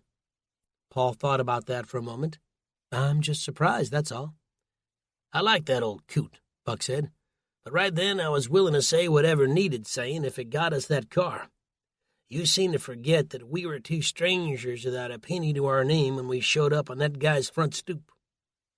"There was a used car lot not far from the gas station," Paul replied. "I can't imagine with all of those prepper skills you've been building over the years, you failed to learn how to hotwire a car. What do I look like to you, a common criminal? Listen, I know lots of stuff, and it ain't all about filtering water or skinning squirrels." Paul's hands went up. "I wasn't trying to say you didn't." "There's a reason for all these preps, you know," Buck said, "and not all of them have to do with anticipating some terrorist attack or natural disaster. I know it looks crazy from where you're sitting, but you're only seeing half the picture. The real benefit of the way I choose to live my life is true independence. The electrical grid can go down for 2 weeks straight. Hell, she could go down for 2 months, and I'd be just peachy." Buck waved a hand on either side of him, pointing to the stores and gas stations along the highway. "The real benefit is that I don't need to be like the rest of these sheeple, running around like chickens with their heads cut off, attacking each other so that little baby Tommy will have something to eat tonight." "Maybe that's true," Paul said, "and yet here you are, smack dab in the thick of things, while your underground castle keep sits empty. I guess that was the one oversight in your plan. What oversight was that? Family. Rain clouds rolled in shortly after that, turning the sky ink black and opening up with a torrent of rain. The two men sat in silence, inching along, raindrops the size of a fingernail battering the hood and windshield. Both of them were acutely aware of the precious gas they were wasting. 30 minutes later, the deadlock gave way, and so did the rain. The heavy traffic had been a consequence of an accident and the sheer number of cars all leaving the city at the same time. Interestingly, the other side of the highway, leading into Kansas City, was largely empty. For any plane or helicopter flying overhead, the image would have been a startling one. "Sun's starting to go down," Buck observed, removing his hat and leaning forward so that his bushy white beard pressed against the steering wheel. "We should probably pull over somewhere and find a place to grab a bite and some shut-eye." "You mean like a motel?" "Motel? What are you, Paris Hilton? Besides, we ain't got no money." "You could always promise them a place in your bunker," Paul suggested, grinning. "Funny man. Maybe I'll do just that and give them a spot I'd reserved for you." "Well, we do have that canned beef and stew Teresa gave us." Buck shook his head. "Nah, it's emergency food." "Emergency what?" "Emergency food." Buck spat with a growing hint of impatience. "You don't go eating food that can last for weeks or months unless you absolutely need to. There's no telling how long this trip will take. Besides, we still need to make it all the way home, and I'm not counting on bumping into another kind old lady." "So what are you suggesting?" Paul asked, not entirely sure he wanted to hear the answer. A heavily forested area lined both sides of the interstate. Buck explained that they would pull off the highway, find a secure location near the woods, and make camp there. But the part that really worried Paul was the dinner menu.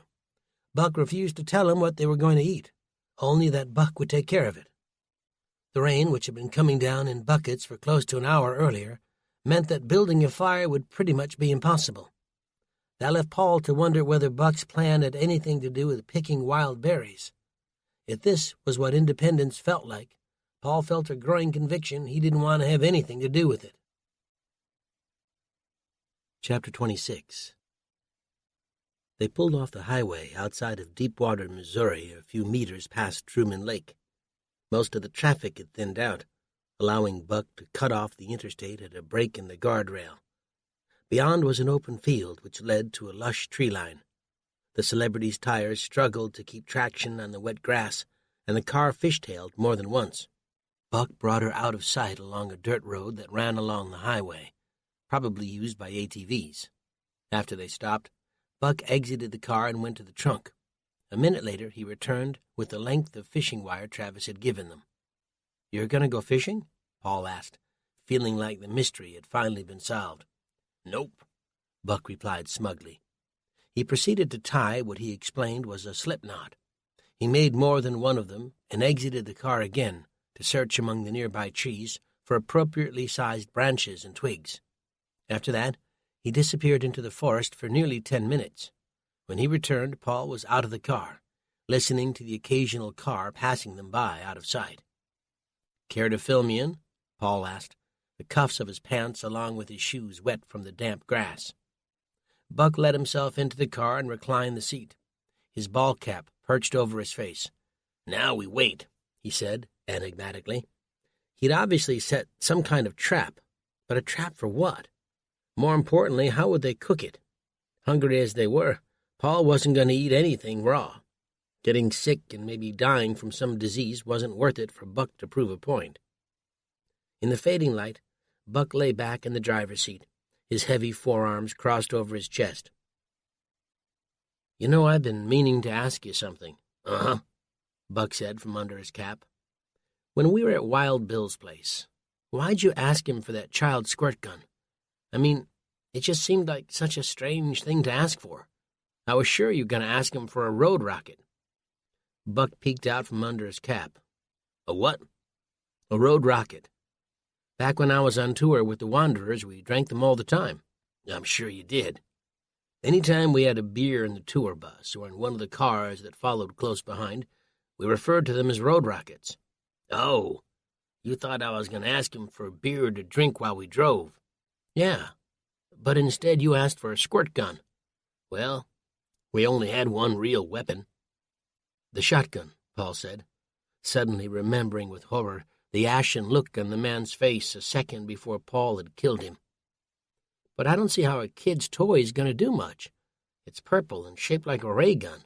You pull that on someone and you may kill them with laughter. Buck's beard distorted ever so slightly as his cheeks rose into a smile. Right you are, Paul. A squirt gun filled with water won't do much more than wet a man's shirt. But you fill that same gun with urine, and you shoot it into a man's eyes, and let me tell you, the pain he'll experience will be excruciating. It won't kill him, but it'll stun him long enough to get in close and finish him off with your bare hands. Buck held his thick fingers in front of him, flexing them at the knuckle till the joints popped one by one. Oh, Paul replied, blinking away the imaginary sensation. Buck glanced down at his wristwatch. Okay, it's time. He sprang to his feet and made his way into the forest, Paul close on his heels. It seemed like the old guy had more tricks up his sleeve than Paul had given him credit for. They went to where Buck had laid out the first snare and found it empty. The second was far luckier. A possum struggled in vain to free itself from the slip knot. Buck moved in quickly, scooping a thick branch off the ground and clubbing the animal on the head. You want to be clean and merciful, Buck said. No need for the thing to suffer. Paul nodded. He almost felt like he should be taking notes. Buck cleared an empty space off of a fallen log and used his pocket knife to skin the creature. The guts he threw into the forest, away from the place where they'd eventually make camp. I've never had possum, Paul said, his face squished up. Don't worry, it smells real nasty but tastes a lot like pork. How you going to cook it? Paul asked, eyeing the damp forest floor. Buck pointed to the right. I found a standing dead pine tree over there. Even though it's wet outside, the wood inside is dry and powdery. The process is real simple. Even you could do it, Paul. You peel some bark off a tree to use as a base, then shave bits of dead pine wood in increasingly bigger pieces. The idea is to grow the fire slowly, so that by the time you put on the damp pieces of wood, you've already built up a decent amount of coals. That makes sense. So I guess we got to gather some wood to keep it going. Not we, Paul. You. I'll get the dead pine and build the spit to roast the possum. Paul turned to do his job and then stopped. I suppose you're going to light the fire by rubbing two sticks together, or is that my job too? Grinning, Buck reached into his pocket and produced a lighter. Now I think we'll leave that one to Mr. Bick. 10 minutes later, the possum was roasting over a nice fire. Buck explained he normally preferred cooking this sort of meat over hot coals, but they didn't have the luxury of getting fancy. When it was ready, Buck cut some flesh off with his pocket knife and handed it to Paul. It was too hot at first to eat, and Paul cradled it in a plate of small leaves he'd made. When it cooled, he took a bite. Not bad, he said. You're right. It does taste like pork, and it's just as greasy. Buck nodded, dangling a chunk over his mouth before dropping it in. Paul pointed to the old man's face. You've got some in your beard there, Barv. Don't you start with that again, Buck said. I could see the way your face lit up whenever he called me that. You were having a ball, weren't you? Paul had been, although the idea of having fun under the circumstances only accentuated the heavy weight in his heart. He stuck his hand into the knapsack that Travis and Teresa had given them when his finger struck something hard. He removed the mystery object, discovering a Mickey of Jack Daniels. Paul let out a whoop. If we make it out of this, Paul said, cheering the sky and undoing the cap before taking a sip, I'm going to recommend that couple for a sainthood. He passed the bottle to Buck, who took a small swig and wiped his mouth with the back of his hand.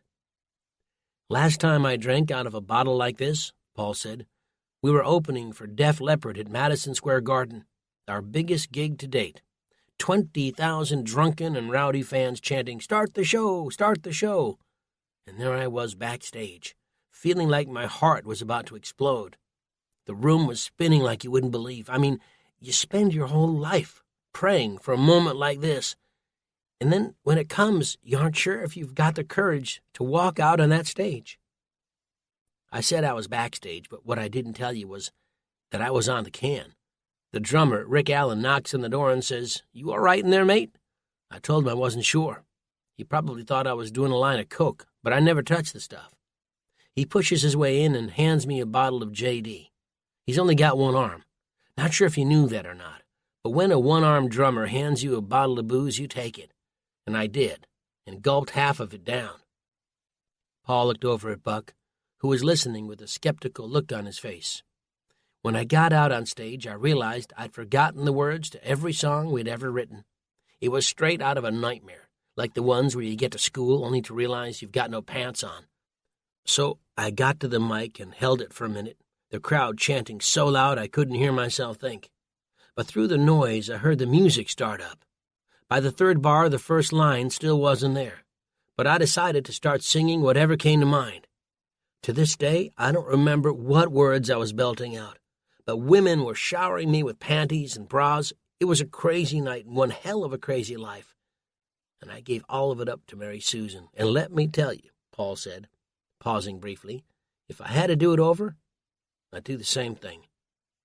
I'll bet those 20,000 fans are just wondering when that drunk fool was going to get off stage so the real concert could begin.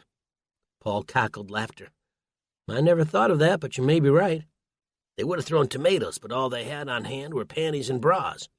Okay, and I have gone too far. Now both men erupted into gut-splitting laughter. After a while, when the laughing had died down, Paul grew quiet. "You think they're all right?" he asked Buck, knowing the old man couldn't possibly have the answer to that question. "Susan's no pushover," Buck said, licking his fingers. "I can guarantee you that." The urge to check his cell phone for a signal took hold of Paul, and he shifted the food to his other hand as he dug into his pocket. The empty feeling made his heart skip a beat as he remembered he didn't have the phone anymore. Those two criminals at the gas station had taken it. One of them had been named Darrell. The other he only knew as a skinny, toothless man, who was probably in his 30s but looked far older. That was when another thought occurred to Paul. He jabbed his hand in his other pocket, knowing the act was a futile one, but trying it all the same.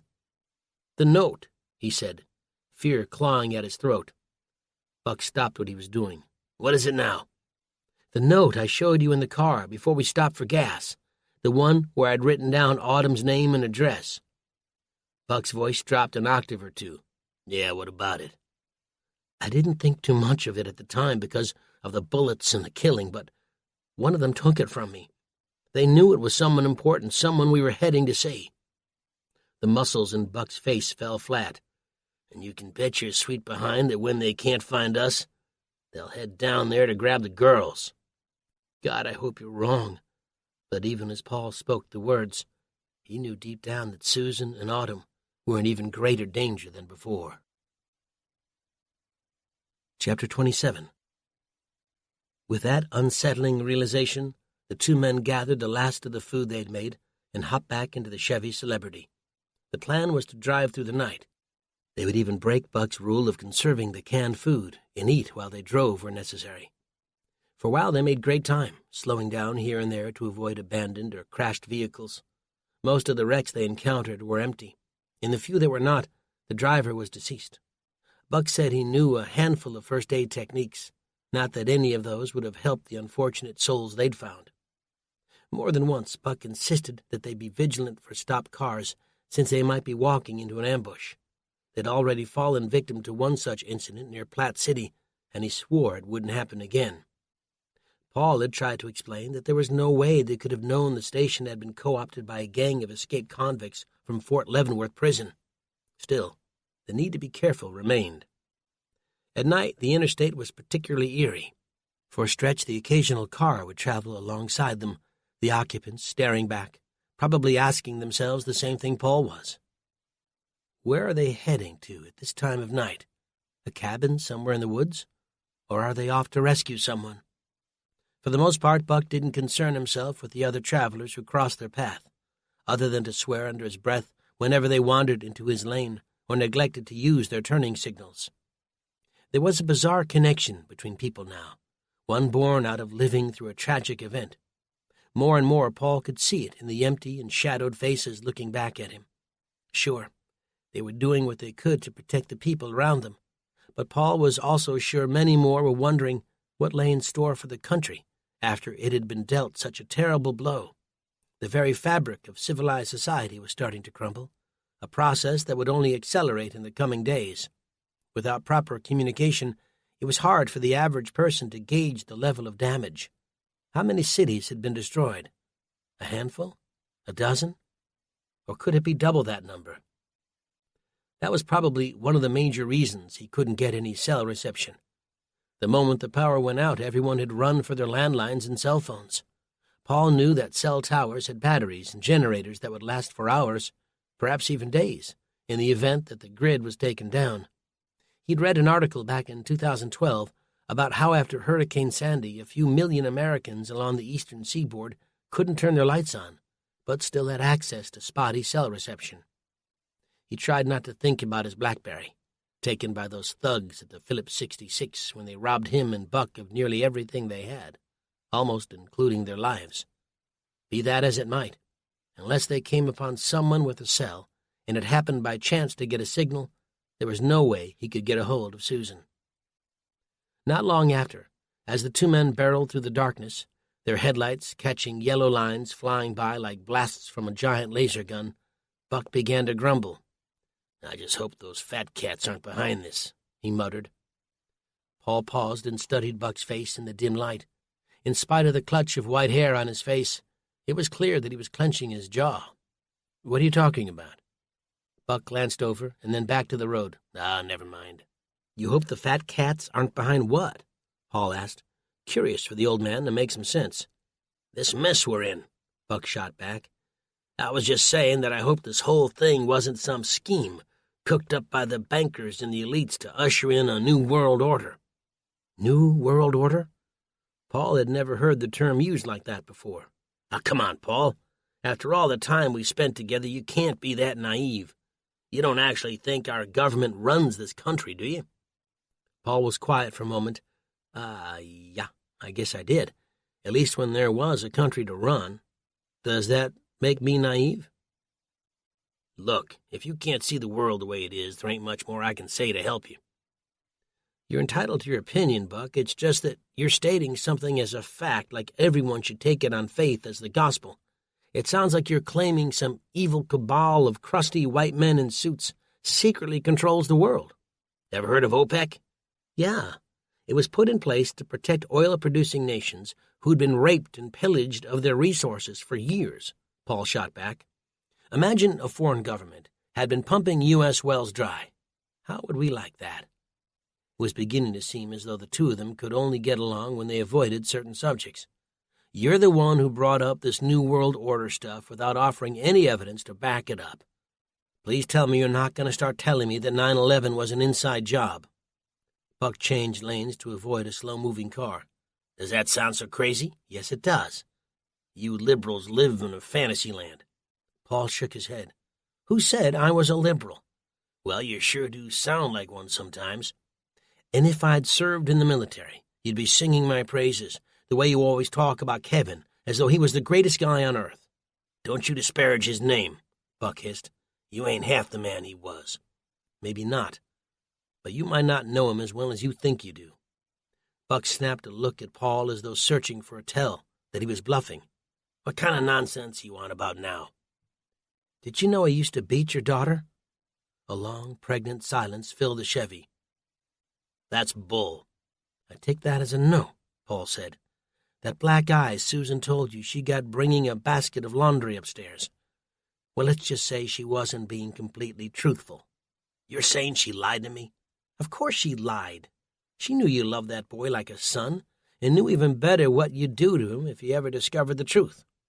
Buck was shaking his head. "Look, Buck, I didn't mean for you to find out this way, but you talked about not being blind to the truth, and I agree with you. I also know nothing good ever comes from worshiping false idols. He and Susan were dumb kids who married young and didn't have a clue what they were doing. I'm sure he loved your daughter. I won't take that away from him. I just think he wasn't the knight in shining armor you make him out to be." Another long pause, and Paul began to feel the creeping threads of guilt over what he'd said. It was the truth, sure, but tearing down a man's heroes wasn't something to be taken lightly. The two didn't say a word for the next 2 hours. During that time, Paul tilted his head back and enjoyed the temporary ceasefire. Chapter 28. The sun rose as they reached the outskirts of Jonesboro, Arkansas. Soft sunlight bathed the tops of the trees, as well as the odd wrecked vehicle that dotted the interstate. Paul did a double-take as one of those wrecks drew closer. The vehicle was wide and yellow and looked an awful lot like Buck's Hummer. Beside him, the old man saw it at about the same time, and the expression on his face told Paul that he was wondering the same thing. It was only when they roared by at nearly 70 miles an hour that Paul saw two men standing beside the vehicle, peeing into the drainage ditch that ran beside the highway. Even from a side angle, Paul recognized one of them as the man who'd emptied his pockets, stealing his cell phone and the scrap of paper where he'd written Autumn's address. If the rest of the gang was with them, neither Paul nor Buck had seen them. The stock of the shotgun was resting against Paul's leg, the barrel nudged into the carpet beside his feet. He closed his fingers around its smooth finish. "Should we turn back?" Paul asked, his pulse beginning to race. Buck slowed the Chevy down to 40. He seemed to be contemplating the idea. Paul didn't have the same tactical training as Buck, but even he wondered whether a frontal assault would only get them both killed. "I got an idea," Buck said, sliding the car onto the shoulder where he stopped and removed the key. "Those two should be along here any moment, and my guess is they wouldn't pass up an opportunity to rob a stranded motorist. Of course, this would work much better if you were a woman," Buck said, looking Paul up and down, "and well endowed. But I'm afraid you'll have to do." After popping the hood, he quickly got out and braced it with the hood prop. Paul got out of the car with the shotgun, and Buck took it from him, handing him the squirt gun instead. Paul glanced down at the child's toy in his hand, disgusted. Buck motioned with the barrel of the gun toward the gully right next to them.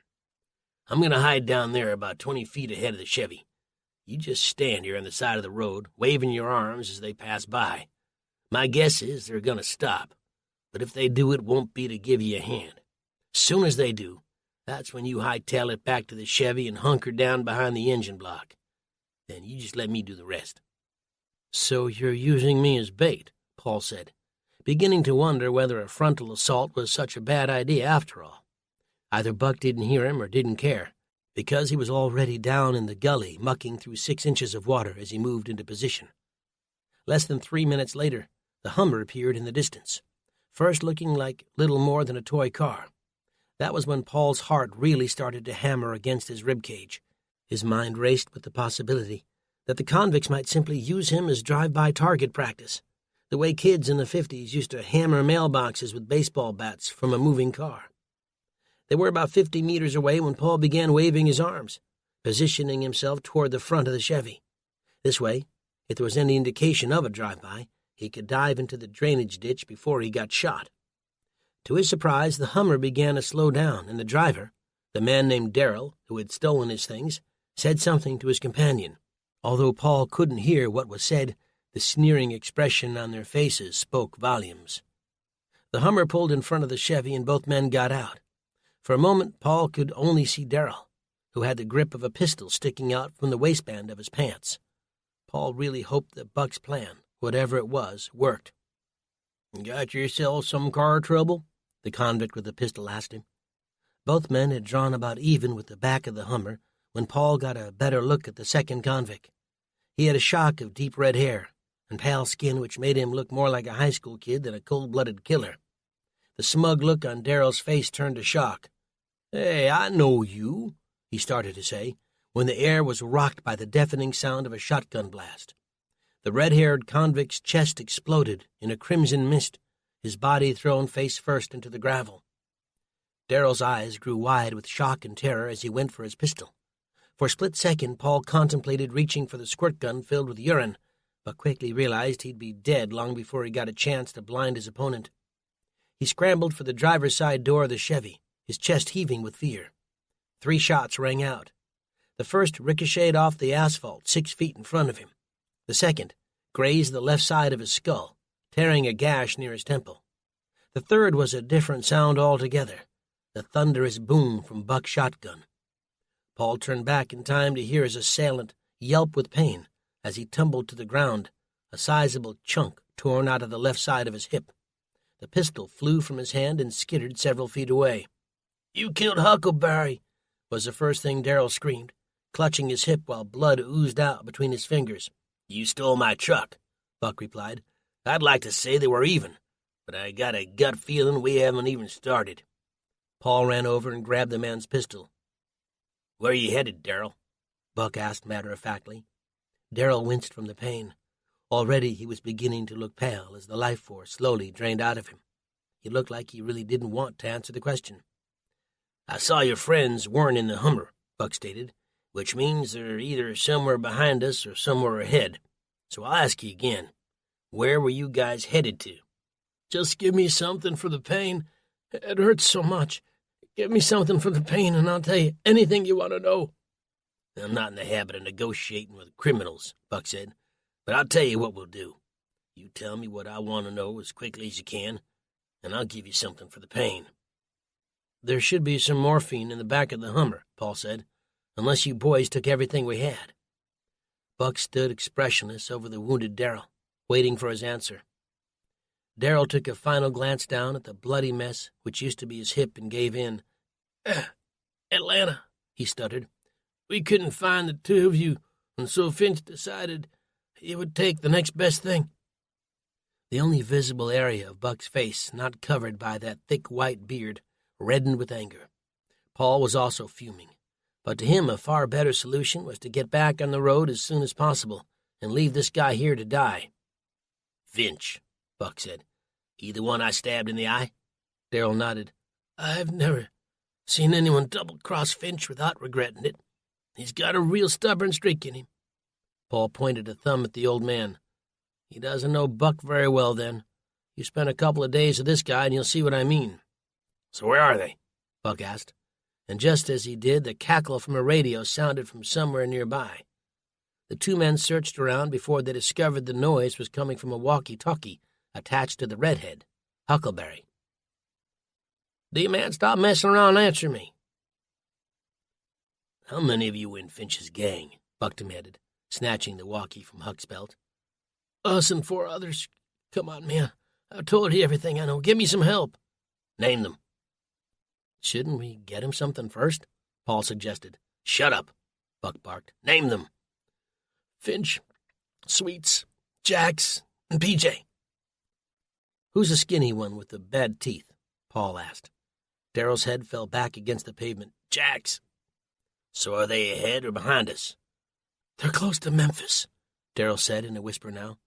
The two men exchanged a look. That meant they were about an hour ahead. Darrell's face was white as a bedsheet. "I think we need to help him," Paul said. "What are we going to do?" Buck asked incredulously. "Bring him to a doctor?" "What about the morphine, at least to take the pain away?" Buck racked the shotgun, aimed it at Darrell's face, and fired, just as Paul screamed for him to stop. Paul's hands covered his face in horror at the sight of what remained of the dead man's head. "I can't believe you just did that." "You gotta grow up here, Paul. That civilized world you keep clinging to ain't nothing but a fart in the wind right now. Take a second to imagine what either of these two gangsta wannabes would have done to Autumn and Susan if they'd gotten there first. And every time you feel your heart growing soft, just conjure up that image in your mind once again." Paul shook his head. Somehow killing the man at the gas station hadn't been nearly as hard. "You didn't get a chance to talk to him," that little voice whispered. "Once you get a name, that human part of you takes over and makes the act of killing so much harder." That was the narrow tightrope each of them was now teetering on. A tightrope that stretched high above a windy canyon. They were clinging to their humanity, and Paul couldn't help feeling that his own was on the verge of toppling over the side, lost forever in a darkened chasm. Chapter 29. They quickly moved the bodies off the road, rolling them into the drainage ditch, but not before they collected the convicts' weapons, a Beretta and an S&W 9mm. Apart from the walkie, the two men had little else of value. The urge to use the radio to taunt Finch and his men was strong, almost blinding, but they suppressed it. Sure, it might give them a sliver of delicious satisfaction to unnerve the men who were racing to kill their family, but that would eliminate the element of surprise, one of the few advantages Paul and Buck had going for them. Afterward, Buck reversed the Hummer into position beside the Chevy so they could siphon gas from the car to the truck. In spite of it not being as fuel efficient, they decided to continue on in the Hummer. Never mind that it was Buck's prized possession, Paul knew well enough by now, but if the old man felt keeping it was an impediment to their progress, he'd have left it behind in a heartbeat. What it provided them with was an extra level of protection, as well as the ability to push cars out of the way and go off-roading whenever necessary. The problem was that the tank on the Chevy was close to empty, and she didn't provide more than a few gallons of fuel. Added to that, only one of the jerry cans on the back contained any fuel. They would have enough to get them as far as Memphis, but not much further. After transferring their things to the Hummer, they took inventory of what was left from the supplies Buck had originally loaded into her. The bug-out bags were gone, although some of the items once packed inside lay strewn about in the back, as though the gang members had pilfered them one by one, looking for anything useful. 2 hazmat suits remained, along with a Geiger counter. There was even a 2-inch stack of 20s, 50s, and $100 bills the gang must have robbed from anyone who crossed their path. But it was the next discovery which prompted Buck to let out a little whoop of delight. His AR-15, in a box containing nearly 100 rounds. The inside of the Hummer was a testament to how sloppy these guys were. The front and back floorboards were covered with junk food wrappers. Most of it looked like the kind of stuff pillaged from convenience stores. Bags of chips, candy bars, empty soda cans. It was a wonder Jax and the rest of these thugs had any teeth left at all. And this was where Paul made a discovery of his own. Wedged between the passenger seat and the console was his BlackBerry. Perhaps in the old days, the device might have sold on the street for a few $100, but right now they were near worthless. Paul brought it out of sleep mode and scanned the display, looking to see if he had a signal. Finding none, he slipped it back into his pocket, hoping at some point that might change. "Let's get this out of the way fast, then," Buck said, handing him the Beretta 9mm. "Things are only going to get hairier from here on in, and I want to make sure you can at least hit the broadside of a barn when the time comes." Paul took the pistol and aimed it at the ground. "First things first, I want you to hit that road sign," Buck told him. "The one that says 50 miles an hour? That's the one." Paul shrugged, raised the hand with the pistol, and took a shot. It went wide. "First off, holding a gun ain't like holding a guitar. Place your 2 hands on the grip, here and here. Your finger always stays off the trigger till you're ready to apply lethal force. Face the target with your legs about shoulder-width apart, and bring your gun foot back just a bit." Paul did as Buck told him, holding the pistol with both hands. "Good. Now bend your knees a touch more, and when you're ready, squeeze the trigger. Don't jam it like it's seen in those movies. A gentle squeeze is all you need." Paul fired the Beretta, and the bullet hit, making a loud ding. "How'd that feel?" "Pretty good." Paul glanced over at him. "Guess that makes me a lethal weapon like you, doesn't it?" Buck frowned. "Don't push your luck." With precious seconds slipping by, the two quickly finished prepping the Hummer before they jumped back on the road. They hadn't been traveling for more than a few minutes when Paul removed his shoes and felt his toes dip into a hole in the floorboard. Glancing down, he saw several holes at his feet. He pulled up the car mat and shook his head. "What is it?" Buck asked him. "I think they're bullet holes," Paul replied. Buck leaned over, taking his eyes off the road for a second. "Animals," he spat. "Nothing but a 2-bit pair of animals. If I'd known, I would have left them there to suffer." Paul put the carpet back. "Taking a life can't be as easy as you make it sound," Paul said, still picturing the way Darrell's head looked after Buck had opened it up with the shotgun. "I ain't killed a man since the war, you know," Buck admitted, tugging down the brim of his cap to block the rising sun. Well, that's comforting, Paul thought, but didn't say. Might explain some of the pent-up anger brewing in the years since then. For some men, killing had a way of relaxing them. He wondered if the same was true for Buck. "Got drafted in '69, Buck said after a moment. "Was a crazy time." He looked over at Paul, who shook his head. "I'm sure it was. I wasn't born then." Buck nodded and let out a little growl as if to say, "Damn right you weren't." "I was one of those bright-eyed and bushy-tailed believers just like you. Short-cropped hair, believed nearly everything I was told, and eager to kick some commie butt. I fought for the cause, even after seeing good soldiers, friends of mine, Die for what I thought was the greater good. I'm sure by now you've seen enough of those Vietnam War movies to get a taste for what was really going on. Military's come a long way since then. I gotta give it to them. To be blunt, Southeast Asia wasn't their finest hour. I finally had enough when my unit was sent into a suspected Viet Cong village with orders to raze it to the ground. They didn't want any prisoners. It wasn't about winning hearts and minds back then. It was about denying the enemy safe havens and taking the fight to the civilian population.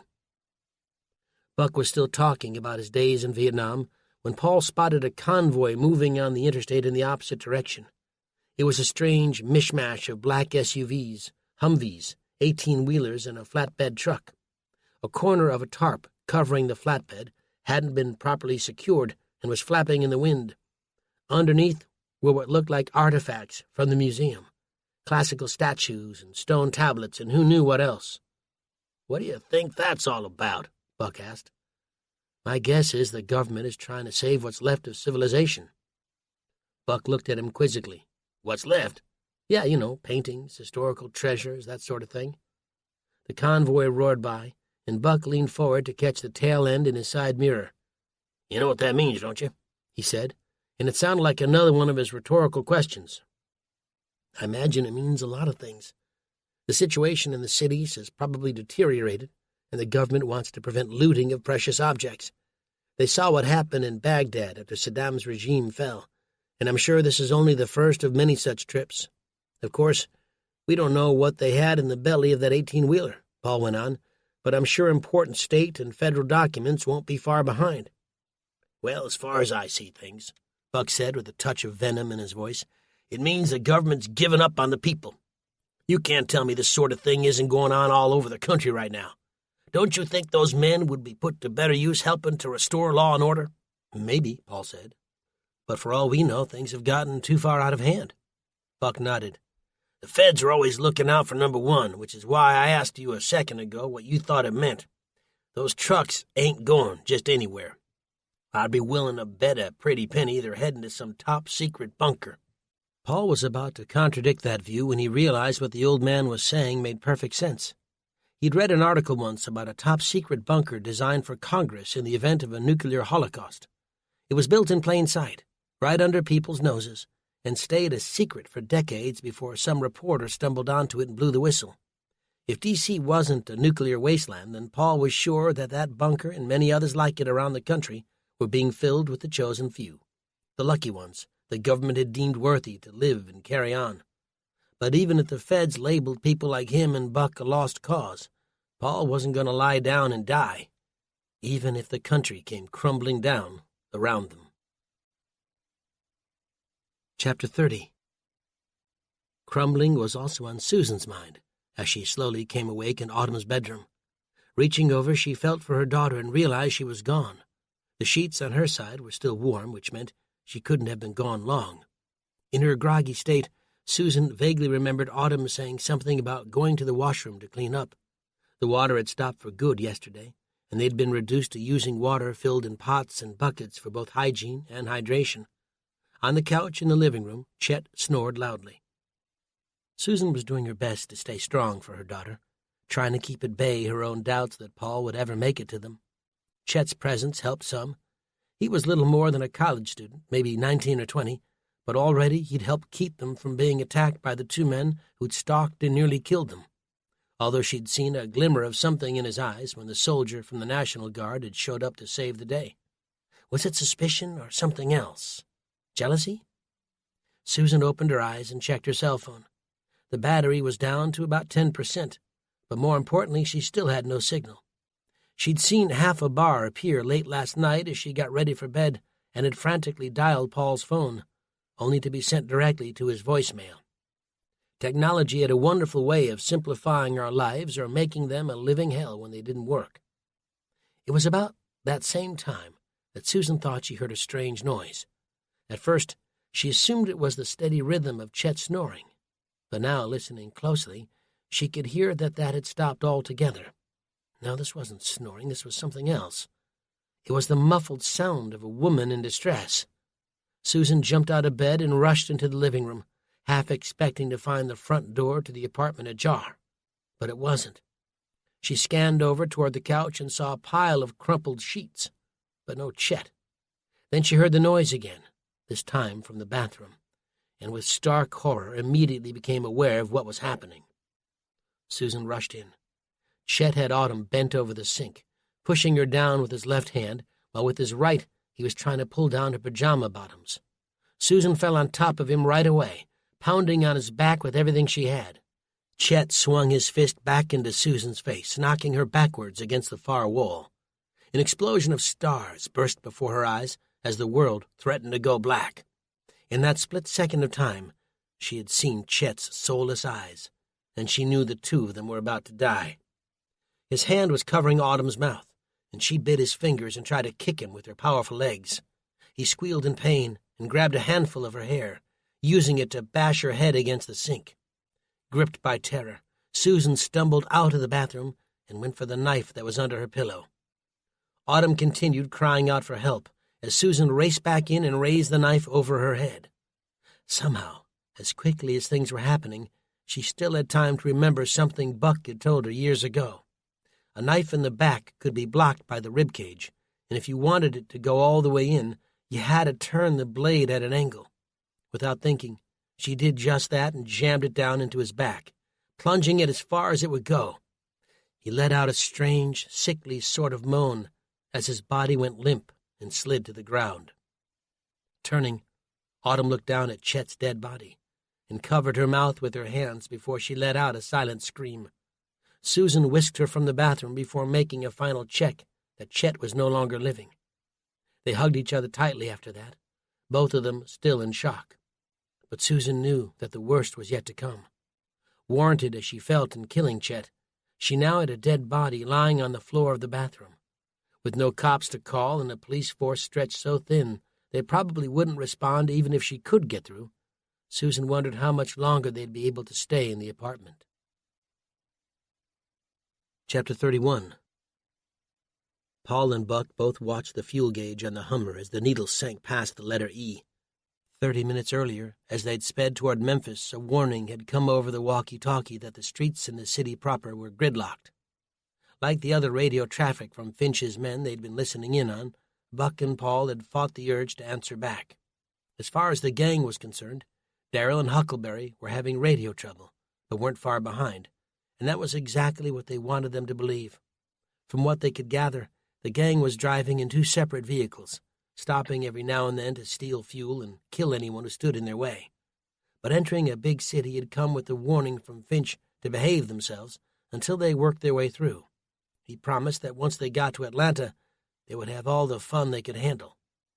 Hearing that had made Paul's jaw clench. Buck's foot pressed down harder on the accelerator. The news about traffic conditions in Memphis also had one additional effect. It prompted Paul and Buck to go around the city instead of through it. Buck was convinced in the long run that it would save them time and maybe even shoot them out ahead of Finch and his men. But as the 6-liter engine had continued to gulp down the last of the gas tank's reserves, they still hadn't come across an operational gas station or an abandoned car that hadn't already been emptied. Before long, one of their biggest fears came true. The Hummer gave a final sputter as it ran out of gas and slowed to a crawl. That last push allowed Buck to guide it onto the shoulder, where it finally died. Paul got out and stood by the side of the highway. There wasn't much traffic in either direction. Seemed most folks were either heading north or south on their way out of town, or scrambling from store to store to secure whatever supplies hadn't already been taken. Buck got out, plucked the cap off his head, and slapped the end against the side of his pants. The shotgun was resting on the front seat, ready for action if anyone came looking for trouble. Just then a car roared by, honking, as Buck waved his arms for them to stop. Then another sped by in the opposite direction. "Any ideas?" Paul asked. "Maybe if we each take a gas can, we can walk till we find somewhere to scavenge some fuel." There weren't many options. With Finch and his men already ahead of them, they couldn't afford to wait for a good Samaritan. Paul went around to the back of the Hummer and was in the process of removing 2 of the gas cans when a car pulled off the highway and stopped behind them. The car itself was a candy apple red 1964 Chevy Impala lowrider, the kind that looked far more at home in the gang-infested streets of south-central L.A., and the figure sitting inside did nothing to dispel that notion. Each of the Impala's doors opened at once as 4 Hispanic men exited the vehicle. From Paul's vantage point, he could see the 2 closest to him had pistols. One on the right had a hunting rifle, and the last man had a baseball bat. The semi-automatic Beretta 9mm Paul had taken from Darrell was tucked into the waistband of his pants, and he reached for it at about the same time that Buck appeared next to him, wielding the shotgun. "Having car trouble?" one of the strangers asked. Buck gripped the shotgun a little tighter. "That's close enough. Last time someone stopped to give us a hand, things got real ugly." The 4 Hispanic men became tense. Paul was trying to read the situation. Had these guys stopped to rob them or offer them help? "Listen," Paul said, "we aren't looking for any trouble. We just need some gas." One of the men pointed down the road with his pistol.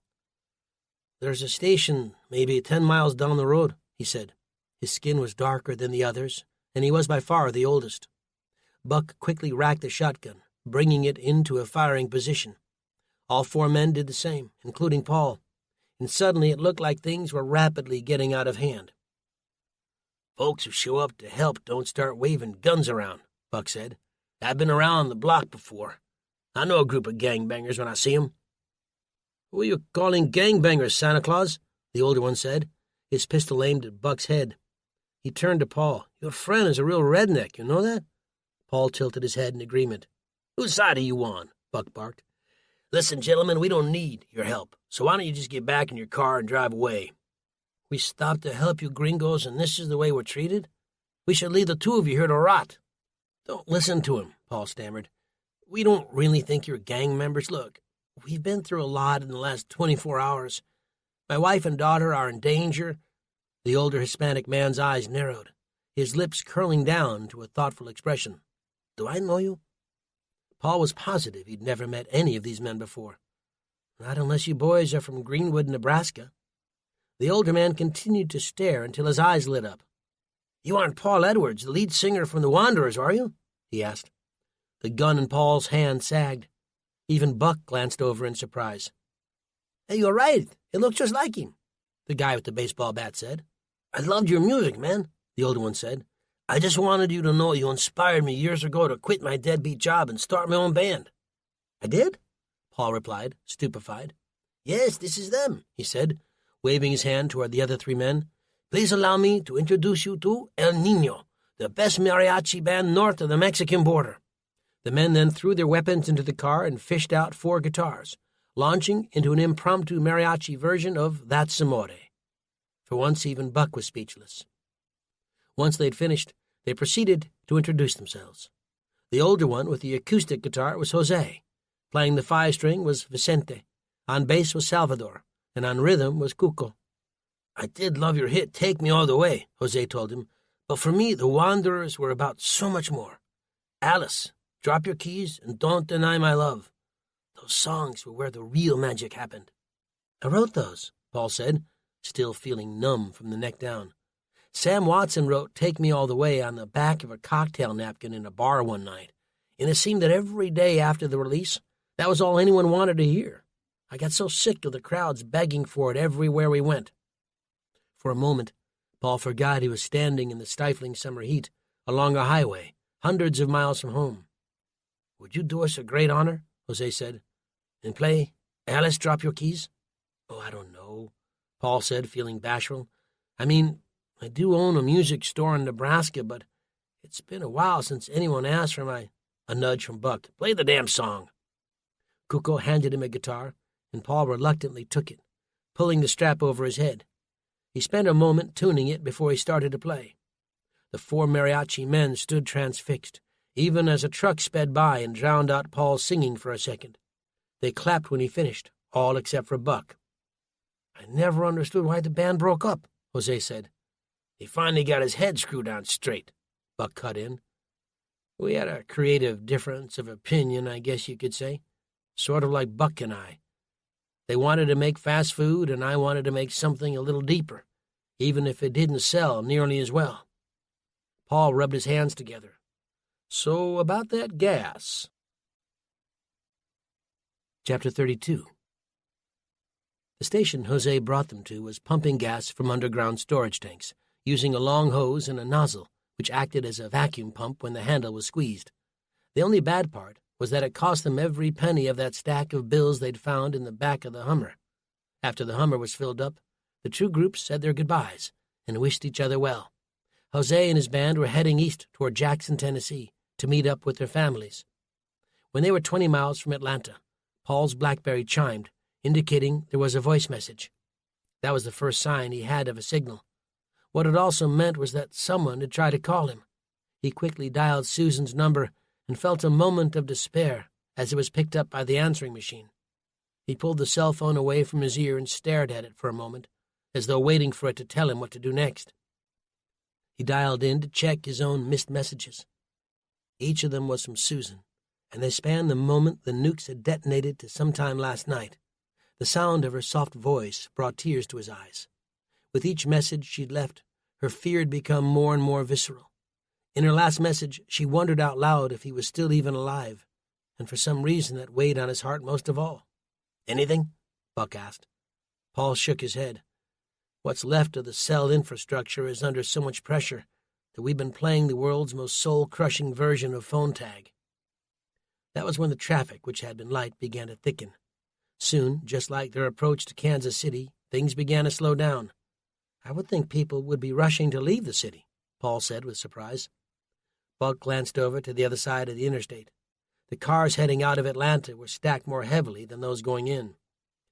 "We could be looking at people from the country moving in to get relatives stuck in the suburbs and downtown core," Buck suggested. It was only as they drew closer that they realized the highway leading into Atlanta was blockaded by a row of military Humvees. What looked like National Guardsmen in yellow hazmat suits were diverting the oncoming traffic south on the Highway 285. Buck stopped next to one who was waving an orange LED traffic baton. "I'm sorry, sir," the soldier said, not a day over 18 years of age, "but no one's allowed in the city." "But my daughter's all alone." He shook his head. Surely this wasn't the first time he'd heard such an excuse. "There's nothing I can do now. Please move along." Buck merged back into traffic, following the flow as it was diverted onto Highway 285. Already Paul was leafing through the map book, looking for alternative routes into Atlanta. "If we can get onto the 166 heading east, we might be able to skirt around these roadblocks." They drove for another 20 minutes, bumper to bumper, as the mass of vehicles made its way south. At last they saw the exit to Highway 166 east. "There she is," Paul shouted, pointing. But he was no sooner done than he caught sight of more troops. Buck shook his head with disgust. "We've come too far to turn around now." Paul watched the exit pass them by, his heart gripped with a sinking feeling that he might never see his wife and daughter again. A moment later, Buck moved into the right-hand lane and then veered off the road completely through a narrow section with no guardrail. The Hummer bounced up and down violently. Up ahead, Paul could see where the 166 intersected with the highway they'd just left. If they couldn't make the exit, they'd create their own. One more reason why keeping the gas-guzzling Hummer had been a good idea. Soon, Paul suggested they exit the 166 altogether and travel via Campbellton Road, which would bring them into the city while bypassing the main arteries. Mile by mile they drew closer, but so too were Finch's men, and they were not to be underestimated. It was coming down to the wire, and Paul could only pray that their luck would hold out. Chapter 33. By the time Finch and his men pulled up on the corner of Edgewood and Piedmont Avenue, the streets were nearly empty. Finch had been in the lead vehicle with Jax. Behind them were Sweets and PJ. The journey into Atlanta had involved a complex game of cat and mouse with the military, who seemed eager to keep them out. Finch wasn't so much worried about the radiation suits he'd seen them wearing. Hell, everyone was going to die at some point. His real concern had been about being recognized. A couple years back, his case had been all over the airwaves. Air Force instructor convicted of raping young female cadets. They'd slapped his face on the front page of every newspaper across the country. But there was one thing working in Finch's favor, something working in the favor of men just like Finch all over the country. And that thing was hysteria. It had a funny way of laying a glaze over people's minds, disconnecting them from less subtle concerns such as, where have I seen that man's face before? Finch leaned forward and glared with his one good eye. He wore a leather patch over the other, at the apartment building across the street. It was a modern-looking red-brick structure, perfectly in line with Atlanta's growing reputation as a modern city. This wasn't the Old South anymore. They'd come a long way since General Sherman's infamous march to the sea, where he'd burned Atlanta to the ground. Finch turned to Jax, who was watching him intently. "Any word from Darrell and Huck?" Finch asked, adjusting the leather eye patch. There was genuine concern on Jax's face as he shook his head. In his lap was the walkie-talkie. For more than 12 hours now, they hadn't heard so much as a peep from their companions. "Don't you worry, we'll find them." Finch's fatherly tone consoled him, despite the fact that Jax was 15 years his senior. "You sure this is it?" Jax fumbled out what was now little more than a crumpled and torn scrap of paper. 160 Edgewood, apartment 603. He squinted as he searched the front of the building for the address. "Yep, that's her, all right." They exited their vehicles, all four of them, tucking pistols away from view. In spite of the sea of cars angling to get in and out of the city, the streets of the downtown core were ghostly quiet. Anyone with any sense had either already left or was hiding in a basement somewhere. "Let the piglets hoard," Finch thought, closing the door behind him and locking it out of habit. "That way, when our supplies run low, we can play the big bad wolf and huff and puff until I blow their houses down." In his mind, people who stockpiled were like a bank account he could draw upon whenever the need arose. They crossed the street and headed for the apartment building. The recessed front entrance was glass, and Finch's heart jumped into his throat. Someone had already shattered it. A plywood board had been put in its place. "How cute," Finch said, waving sweets forward.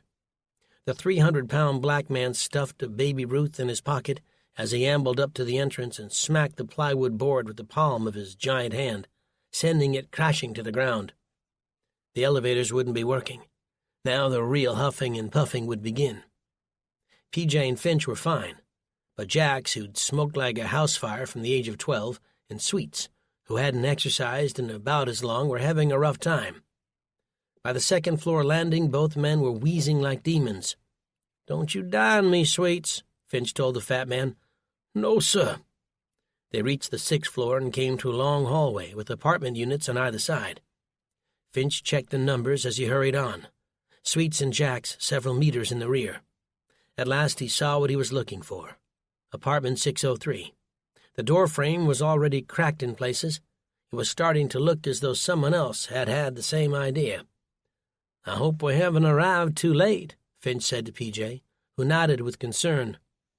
"You broke me out of Leavenworth, and I owe you for that," PJ told Finch. "But once you have your fun, I head to Gainesville."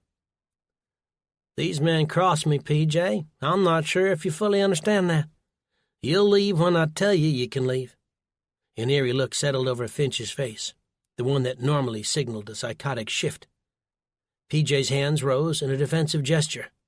"Sarge, I was just saying." Finch turned to Sweets and Jax, who had just caught up. "Should we knock?" PJ asked, trying to change the subject. "Sweets will do the knocking, won't you?" Finch said. The other stepped aside as Sweets moved into position. That was when the door behind them opened, and an older woman in a robe appeared. "Oh," she said, surprised, holding the fabric of her robe together with one hand. "I thought you were the National Guard again." "Do we look like the National Guard, lady?" Finch said, moving toward her. The woman recoiled and hurried to slam the door, but not before Finch's foot stopped it cold. "Tie her up," he told Jax and PJ, "and grab anything she has of value." PJ hesitated for a moment before Finch gave him a look. PJ disappeared inside to the sounds of muffled screams, evidence that Jax was already busy carrying out the boss's orders. Once their uninvited guest was taken care of, Sweets waddled back into position and took a deep breath before he gave the apartment door a powerful kick. The sound of splintering wood was followed by a muted crash as the door went crashing to the ground. On the heels of that came another boom, this one from a shotgun inside the apartment. The blast caught Sweets directly in the chest and threw him back against the frame behind him. He reached into the brim of his baggy sweatpants, withdrew his pistol, and managed to get off 3 wild shots before a second blast silenced him. Numb with shock, Finch staggered away, reaching for his own pistol in the process. That was when the big guy with the white beard and the baseball cap stepped into the hallway. Chapter 34. Only minutes before Finch and his men reached the 6th floor, before Sweet's chest was turned into hamburger meat by Buck's shotgun, Paul dashed down the hallway of Autumn's apartment, heading for the trash room. He'd been told to stay there until he heard the shooting start. Then he was to burst out from his hiding place, pistol in hand, to catch them in a crossfire. Due in part to Paul's lack of firearms training, Buck would be the one to use the shotgun and then switch to his old AR-15 they'd reclaimed from the back of the Hummer. Susan and Autumn, the only ones Finch expected to find at the apartment, would stay hidden in the bedroom with Buck's pistol until the shooting stopped. Paul was breathing heavily now, sucking in the sickly sweet smell of rotting trash as it wafted up the chute, still elated as he recalled the moment barely 6 minutes before when he and Buck had arrived. With the Hummer parked on a side street, they charged up the emergency stairwell, terrified of what they might find. Would it be the bodies of his wife and daughter sprawled on the floor? Or maybe something far worse? But thankfully that hadn't been the case. Susan had swung the door open after spotting them through the peephole and jumped into Paul's arms, tears streaming down her cheeks. She looked exhausted and a touch thinner, if that was possible. Autumn had run into his arms next, and Paul had squeezed her so tight she begged him to stop. Even Buck joined in on the festivities momentarily. Susan's fingers had found the crusted blood at Paul's temple where the bullet had grazed him. What happened? "Never mind that now," Buck had scolded them. "Leave your things. We need to get out of here right away." Paul, Susan, and Autumn didn't need to be told twice, and were heading for the hallway when Buck called them back. He was standing by the window in the apartment, staring at the street below. "They're already here." "What?" Paul replied in disbelief. "Who's here?" Susan asked. A muffled sound from downstairs told them the piece of plywood over the front entrance had just been knocked in. "There's no time," Buck barked. He removed the pistol he kept tucked under his belt and handed it to Susan. "Take Autumn into the bedroom and don't come out unless you hear one of us call you." Susan looked at Paul and hesitated. "Do what he says," Paul told her, and the lie that followed flowed off his tongue so easily he almost believed it himself.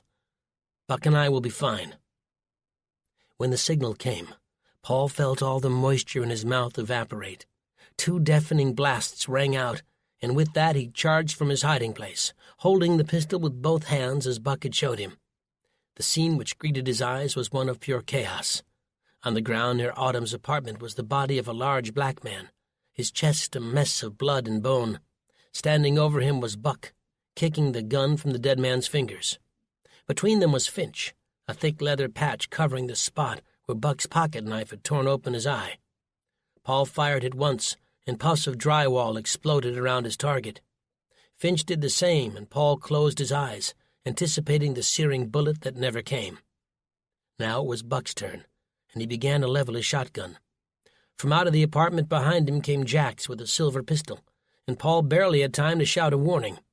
Buck spun, and both he and Jax pulled their triggers at the exact same time. Jax's face melted away in a spray of blood and bone. Buck was also hit, and collapsed onto the ground, the shotgun sliding away from him and pinning the AR-15 under his body as he fell. Paul was only a few feet away from Finch now when he looked down in horror. The slide of his Beretta had pulled back. Out of ammo. He was only feet away from Finch, and there was nothing he could do. Finch saw this too, and aimed his silver .38 revolver at Paul for the killing blow. Tucked in the front of Finch's jeans were 2 more pistols, making him look like a 21st century version of Blackbeard. "I guess you got what you wanted," Paul said, feeling terrible for letting Buck down, and even worse for letting Finch finish them off like dogs. PJ appeared in the hallway then, studying the carnage around him with disgust. At his feet was Buck, who was moving slightly.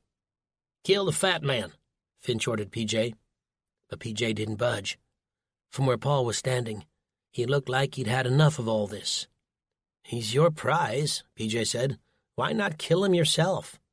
A shot rang out, and Paul's heart stuttered in his chest. But it wasn't Buck who got shot. P.J. clutched his chest, his eyes growing wide in disbelief.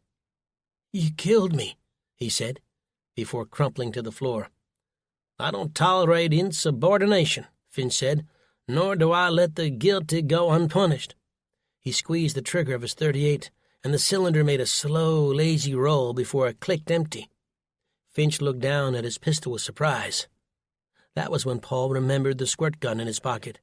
In a single motion, he jabbed his hand in, yanking the plastic water gun free, just as Finch was busy reaching for his other 2 pistols. Paul pumped the trigger, driving a burst of urine directly into Finch's face. Jerking his head away in pain, Finch clenched his eyes shut, just as he came up with both guns ready to fire. 3 shots rang out, but this time Finch's head was thrown forward as a bullet passed through the side of his skull and exited at an angle through his one remaining eye. Down the hallway, not 20 feet away, stood Susan, a pistol in her hand and a trail of smoke rising up from the barrel. Chapter 35. Paul stood staring at his wife in amazement as she lowered the pistol. She fell to her knees beside her father. Paul rushed to his side as well. They searched him for an entry wound and found one right below his collarbone. "It's pretty close to his heart," Susan said. She wiped some blood from his face and beard. Leaning him over, Susan felt for where the bullet came out. "There's no exit wound," she said with surprise. "Must still be in there. Dad, can you hear me?" Buck opened his eyes, looking groggy. "I was wrong," he said. "Wrong about what?" Paul asked, puzzled. Buck motioned to Susan and back to Paul. "The 2 of you make a great team." Paul smiled. "He must have hit his head on the way down, 'cause he's never this nice." "Fine, I take it back. There's the Buck we know and love," Paul replied. "Can you sit?" Susan asked, helping her father move his back against the wall. Autumn peeked into the hallway. "Is Grandpa alive?" "Yes," Paul said, "but go next door and make sure your neighbor's okay." "We're going to need to get him to a hospital," Susan said, disappearing and then coming back a second later with the towel she used to help stem the bleeding. "Stop fussing," Buck snapped. "I'll be fine." "No, you won't," Paul told him. "We did what we needed to do. Now let's make sure this doesn't get any worse." He turned to Susan. "I'll get some water." She began to protest as he left, and it wasn't until he got to the washroom in Autumn's apartment that he understood why. The smell of decomposing flesh was horrendous. Lying in the bathtub, wrapped in a shower curtain, was a dead body. He ran back right away. Yeah, I'll tell you all about it when we're on the road," Susan said. "I never want to come back here as long as I live." Autumn appeared. "I just untied her. She's really scared, Dad, but otherwise I don't think they hurt her." Paul collected all the loose weapons and threw them into one of Autumn's soccer duffel bags. "I don't want to have any of these guns falling into the wrong hands." "What about the bodies?" Autumn said, pulling her shirt over her nose. Paul looked at Susan. "We don't have time or the muscle to move them all, especially the huge guy." Slowly, the 3 of them helped Buck down the stairs and into the back of the Hummer. Autumn slid in next to him while Paul and Susan sat in the front. Paul would drive. He started the Hummer and peered back at Buck, who was looking pale. But that was only the start of their worries. Paul pointed to a yellow box at Susan's feet. "The Geiger counter. Grab that thing and turn the black knob to X10. That was the readout, which would indicate the levels of radiation in the air. Susan did so and watched the needle flicker. "I'm reading 4, she said. Paul shook his head. "We need to hightail it." "What's it mean?" Autumn asked. "It means," Buck struggled to say from the back seat, "that the radiation from the coast has arrived and it's only going to get worse. If that needle creeps any higher, we're going to need to stop and get the hazmat suits on." They started to pull out onto Englewood Avenue when Paul suddenly slammed on the brakes, nearly colliding with a military convoy of Humvees. The rear vehicle stopped before them, and a soldier in a radiation suit got out. He approached the window and removed the helmet of his suit. "Brett?" Susan said with surprise. Brett glanced in. "Ma'am, glad to see you and your daughter are all right." Buck and Paul exchanged a glance. "I'm afraid I've got some bad news," Brett told them. "Can it be worse than nuclear bombs destroying half a dozen American cities?" Paul asked. Brett ran a hand through his spiky hair. It may be there's been a coup. General Perkins declared himself president with unlimited executive powers. The four of them were speechless. Isn't that illegal? Paul asked. In the rear view he could see Buck fuming, but in too much pain to engage in his usual rant. Sort of a moot point now, I guess, Brett replied. But there's more. I can see by the looks of things you folks are on your way out of town. Only problem is President Perkins has declared all major cities be locked down. No one can come or go. That's insane, Autumn cried. The radiation is getting stronger, Brett said, and there's no outrunning it. One place is as good as another. But we've got a seriously injured man, Paul said, motioning to Buck.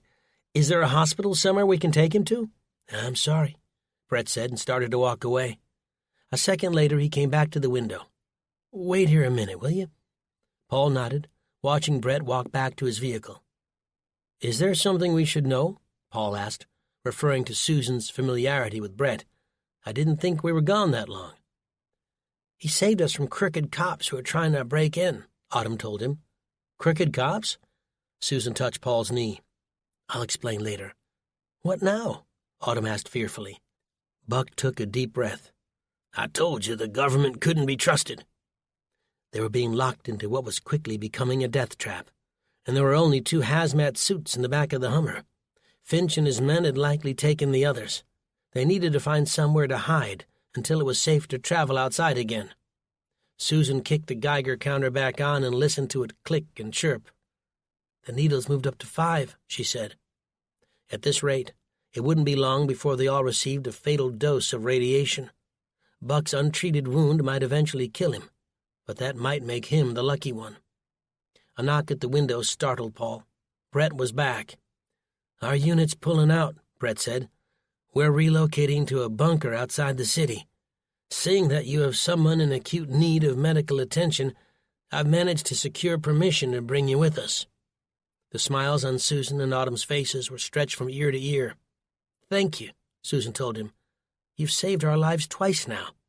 Don't mention it, he said, and put his helmet back on before heading for his Humvee. Could the bunker Brett mentioned be the same one Paul had seen the artifacts being sent to? Some kind of doomsday repository for the last of humanity's hopes and dreams. Maybe they would be safe there. Paul glanced back at Buck, and then Susan and Autumn. If they didn't go, they'd be as good as dead. Perhaps afterward, once the radiation had begun to clear, they could set out on the road again and head for home. Paul was hopeful that would be the case, and even more hopeful that when the time came, they'd be allowed to leave. This concludes Long Road to Survival by Lee Bradford and William H. Weber. Narrated by Johnny Heller. Copyright 2015 by Lee Bradford and William H. Weber. This unabridged audiobook is published by arrangement with Lee Bradford, care of Hirschman Rights Management, LLC, and was produced in the year 2016 by Tantor Media, Incorporated, a division of Recorded Books, which holds the copyright thereto. Please visit tantor.com for more information on our growing library of unabridged audiobooks and to take advantage of our special offers. Tantor Audio, a division of Recorded Books, presents Long Road to Survival, Book 2, by Lee Bradford and William H. Weber. Narrated by Johnny Heller. Chapter 1. 3 days ago. The traffic along I-95 between Baltimore and Washington, D.C. ground to a standstill, and Speaker of the House Edmund Perkins wondered if he'd ever make it back to Capitol Hill.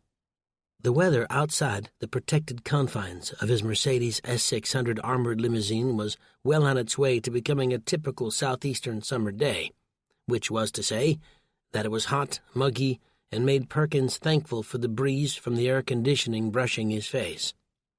The stifling heat outside reminded him of the story they used to tell new interns, that Washington had been built on a swamp, an analogy that seemed particularly relevant to many nowadays who had grown tired of the current political climate in Washington. Unfortunately, the story wasn't true. Only about 2% of the city was swampland, and yet for years the story had persisted. Perkins supposed it spoke to an observation made by Mark Twain more than 100 years before, that one should never let the truth get in the way of a good story. Sitting next to him, Mark Thompson, his thin and meticulous assistant, thumbed through a daily planner. If Perkins was the helm, then Thompson was the rudder that kept the ship pointed in the right direction. "We're not going to make the meeting," Thompson said, tapping his brown loafer. Perkins pushed a button on the side console, lowering the tinted window which sealed off the limo's back seat. A pair of gunmetal black eyes stared back at him through the rear view. "What can I do for you, sir?" Johnson asked. At well over 200 pounds, the man might just as well have also been Perkins' bodyguard. That certainly would have eliminated the need for the black SUV behind them, carrying the 2 Secret Service agents tasked with his protection. "When do you expect we'll arrive?" Perkins asked. "I've got an important meeting with Senator Janice Groats at—" He looked at Thompson, who mouthed the time. 3. Johnson's right hand went into the air. "If I could turn this here limo into a chopper, I'd say no more time than it takes to drain a scotch on the rocks." Perkins grinned. That was Johnson's way of telling him to have a drink and enjoy the ride. If Johnson only knew. There was more on Perkins' plate right now than his driver could ever understand. Besides, Perkins didn't drink, not anymore. He'd been dry for close to 20 years now, ever since coming under the wing of Victor Van Buren, the man who had made all of this possible. The thought of Van Buren prompted Perkins to check his phone. The old man was supposed to call. It wasn't like him to break his word. Just then a blinding flash washed over everything. Cars ahead of them slowed. Some swerved and crashed into the cement median. On the other side of the highway, all traffic had come to a complete stop. Afterward, Perkins would remember the look of horror on their faces, as though the rapture had begun. Then he saw it for himself, reflected in the windshield of an oncoming 18-wheeler, and Perkins understood their fear. They were watching a mushroom cloud rising from what once had been Baltimore, a city that now likely resembled something out of the Old Testament itself, Sodom and Gomorrah. Pulsing out from the city, the shock wave swept over the traffic, bursting windows and tossing cars aside like children's toys. A single thought had time to flash through Perkins' mind before it hit. The attack had come too early. The limo was lying with its belly to the darkening sky when Perkins came to, a stinging pain at his temple. He touched the area with his hand and it came away red. The bulletproof windows had resisted the blast wave, but the car had been tossed around like a leaf in the wind. On top of that, shards of glass from the shattered divider had sprayed him in the face. Next to him, Thompson, his eyes open, stared blankly into space. Reaching over with shaky fingers, Perkins felt for a pulse, knowing full well he wouldn't find one. A moan from the front seat drew his attention. "Johnson, you okay?" "I hope you got the license plate of the truck that hit us." Johnson was being held upside down by his seatbelt. Perkins, on the other hand, was lying on the ceiling next to Thompson's dead body. After opening the limo door, the Speaker of the House pushed his way out of the vehicle and into a hellish landscape. The highway was strewn with wrecked cars and dead Americans. It seemed unimaginable that anyone could live through such a disaster, and yet, amidst the clouds of smoke and the smell of burning rubber, the vague shapes of human figures stumbled around. Most of them were moving slowly, as if out on a leisurely Sunday stroll, and he recognized right away that they were in shock. A handful of others had sprung into action, wrestling against twisted car doors in order to free those trapped in the chaos. That made him think of Johnson, and he made his way to the driver's side door. Grasping the metal handle, Perkins glanced behind him for just a moment, and his pulse quickened at the sight of the mushroom cloud, a towering column rising high into the atmosphere, already beginning to lose its shape. It was growing fatter and starting to look more like a swollen finger.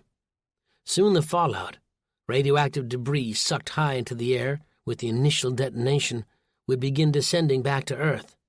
In another 30 minutes, these people were as good as dead. He wrestled with the car door, his nostrils filled with smoke and his arms as heavy as lead pipes. His Brioni suit was shredded, giving him the appearance of a character from Looney Tunes who'd lit a trick cigar. Finally, the door swung open to reveal Johnson, still suspended upside down. The driver's arms were touching the ceiling, his head moving back and forth as he spoke. Perkins ducked in to undo the seatbelt, and swore it sounded as though the man were praying. For reasons he wasn't free to explain, Perkins felt responsible, and reassured the driver that he'd be just fine. But the latch on the seatbelt wasn't releasing. The weight of Johnson's robust body was putting too much pressure on the mechanism. He would need to find a knife and cut the belt to have any hope of saving the man. Right about that time, the helicopter approached. It was an unmarked black chopper, and it circled twice before setting down in a field beside the highway. A door slid open, and 3 men in suits wielding MP5 submachine guns emerged. The sight brought to mind his own security detail, and Perkins scanned the devastation before spotting their black SUV, or what was left of it. The men in suits arrived a minute later. "Mr. Speaker, we need you to come with us." They were Secret Service. He could tell from the suits they wore as well as the calm, emotionless way they addressed him. "Not without Johnson," Perkins said, motioning to his trap driver, "and there are 2 more of your men in that crumpled SUV over there." They glanced over their shoulders and then back at him. "No one else but you, sir," the first one said. The man behind him and swapped his weapon for a Geiger counter, which was clicking away. "Then I won't go." The head agent took Perkins by the arm. "Our orders were clear. Now either you come willingly or we can hog-tie and carry you off." The blood drained from Perkins' face. He stared for a moment at the survivors around him, struggling to help one another. None of them knew it would all be in vain. It wasn't supposed to happen. Not like this. The Secret Service agent tightened his grip and began pulling Perkins away as the speaker gave in and agreed to go. Johnson was reaching for him. "Don't leave me, please, don't leave me." But like much of life these past few years, Perkins didn't have a choice. Already he knew Van Buren would hear about his refusal to leave. His benefactor would be displeased, but Perkins wasn't sure if he cared anymore. He had allowed the man to cross the Rubicon, and Perkins was beginning to wonder if they hadn't made a terrible mistake. The Secret Service chopper flew over the Capitol on its way to one of a half-dozen bunkers that ringed Washington, D.C. Carryovers from the Cold War, many of the bunkers had either been put on the chopping block or dismantled over the years. But no more than 6 months ago, all that had changed. With secret black-budget funding, the underground installations had been hurriedly brought back online. As they'd approached the city from a distance, Perkins was amazed at how calm and intact the Capitol was, especially considering the mushroom cloud behind them, long since distorted by the wind into a misshapen column of smoke and ash. It was only as they reached the Potomac that Perkins spotted the first signs of trouble. The freeways leaving the city were jammed with the vehicles of those trying to flee. By far the largest line stretched from I-66 toward the interior of the country, and presumably away from the coastal cities, several of which had been reduced to radioactive wastelands. Not long after, the chopper touched down outside of an aging factory. In its entire history, Discount Auto Parts hadn't produced a single fuel filter or brake pad. Even though transport trucks could be seen coming and going on a regular basis, the structure was nothing more than a cover for the continuity of Government Bunker 5, an underground structure designed to house a portion of the legislative branch of the government in the event of a serious threat. Other strong points outside the city would house other government agencies. One, the Pentagon, another, Homeland Security, and a third, the FBI, CIA, and NSA. A group of men in dark suits approached the helicopter, bent slightly at the waist, avoiding the blade still rotating overhead. Without saying a word, the men led Perkins from the chopper toward a nondescript door. On the wall next to the factory entrance was a sign which read, 1,856 days accident-free. "What a track record," Perkins observed, "even if she isn't real." The Secret Service agent next to him grinned as he punched a code into a keypad and pulled open the door. "You should see our benefits package." No sooner had they entered than a voice rang out, "Oh, God, Edmund, your face, what happened?" "Had a little car trouble," he replied, reaching for cuts on his left cheek where glass from the divider had struck his face. The voice belonged to Senator Janice Grotz from Connecticut. In her late 50s and skinny as a pole, Janice was as smart as they came. With 5 ex-husbands behind her, she was also known around the Hill as the Black Widow. Those bastards really got us this time, didn't they? Her tiny hands were balled into fists. I guess I don't need to tell you why I won't make our meeting today, Perkins quipped as he and his entourage of Secret Service agents pushed past her. She ignored his ill-timed joke, calling after him instead, "Have you heard about the president?" Perkins stopped and spun on his heels, hopeful. "No, I haven't." Her eyes fell. "We only just found out ourselves. He's dead, Edmund. Was in New York addressing the United Nations when the city was destroyed." She was visibly shaken and fighting back the tears. "What about the vice president?" Perkins asked her, feigning grief. "Alive," Janice replied, "but barely. He was in Los Angeles. He's unconscious, maybe even in a coma, but we haven't heard anything else." She paused, her features becoming set. "I guess as Speaker of the House that makes you acting president." Senator Gratz's words were still ringing in Perkins' ears as the elevator descended to sub-level 2, opening onto the Situation Room. A bank of monitors on the far wall showed maps of the United States and the cities along both coasts that had been destroyed. Agents and analysts scrambled to organize rescue teams tasked with helping the wounded and searching for survivors. So much needed to be done. Portable mortuaries needed setting up. The emergency alert system needed to begin broadcasting messages to Americans on how to stay safe from the fallout. The list was never-ending. The faces of representatives from government agencies headquartered in other secret bunkers around the Capitol appeared on each of the screens. They were waiting for direction, for a leader who could help them find a way out of this mess. If the president or vice president were around, this was where they would be. It wasn't long before all of the screens were filled. An analyst wearing a headset swiveled to face Perkins. "We're ready to begin." "Not just yet," Perkins replied. "First get me an encrypted line to Sugarloaf Mountain." Victor Van Buren sounded euphoric as he answered the line.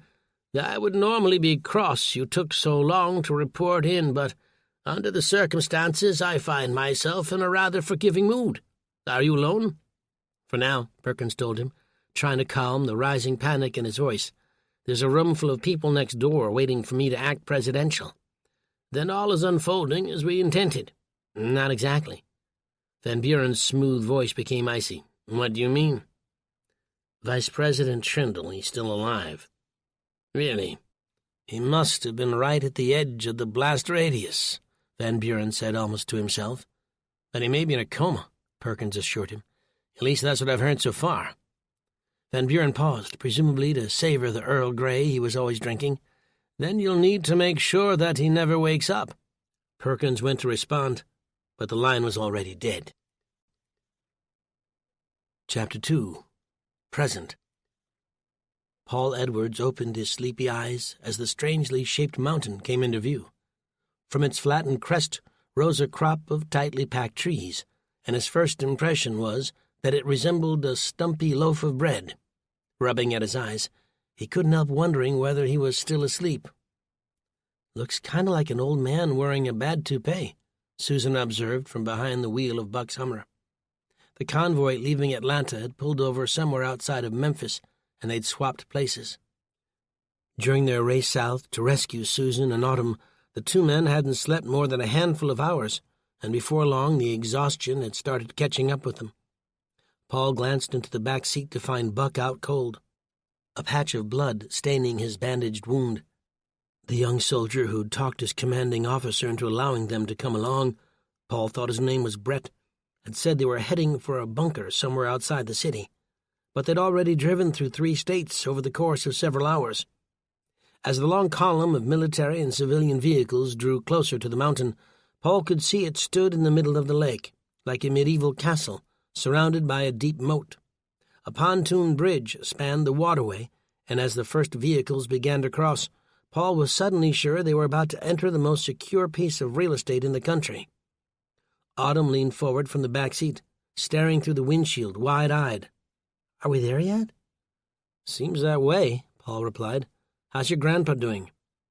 She touched the side of his neck with the pads of her fingers and waited, He's got a pulse. Autumn's eyes rose to a place just over Paul's shoulder. Holy cow. Metal clanged as the locking bolts on a giant vault door opened slowly before them. The lead Humvees entered, followed by the rest in line. For a moment Susan hesitated. Several of the civilian vehicles behind her beeped. "What is it, honey?" Paul asked his wife. She clutched the wheel. "Nothing important," she replied. If their many years of marriage had taught Paul anything, it was that nothing always meant something.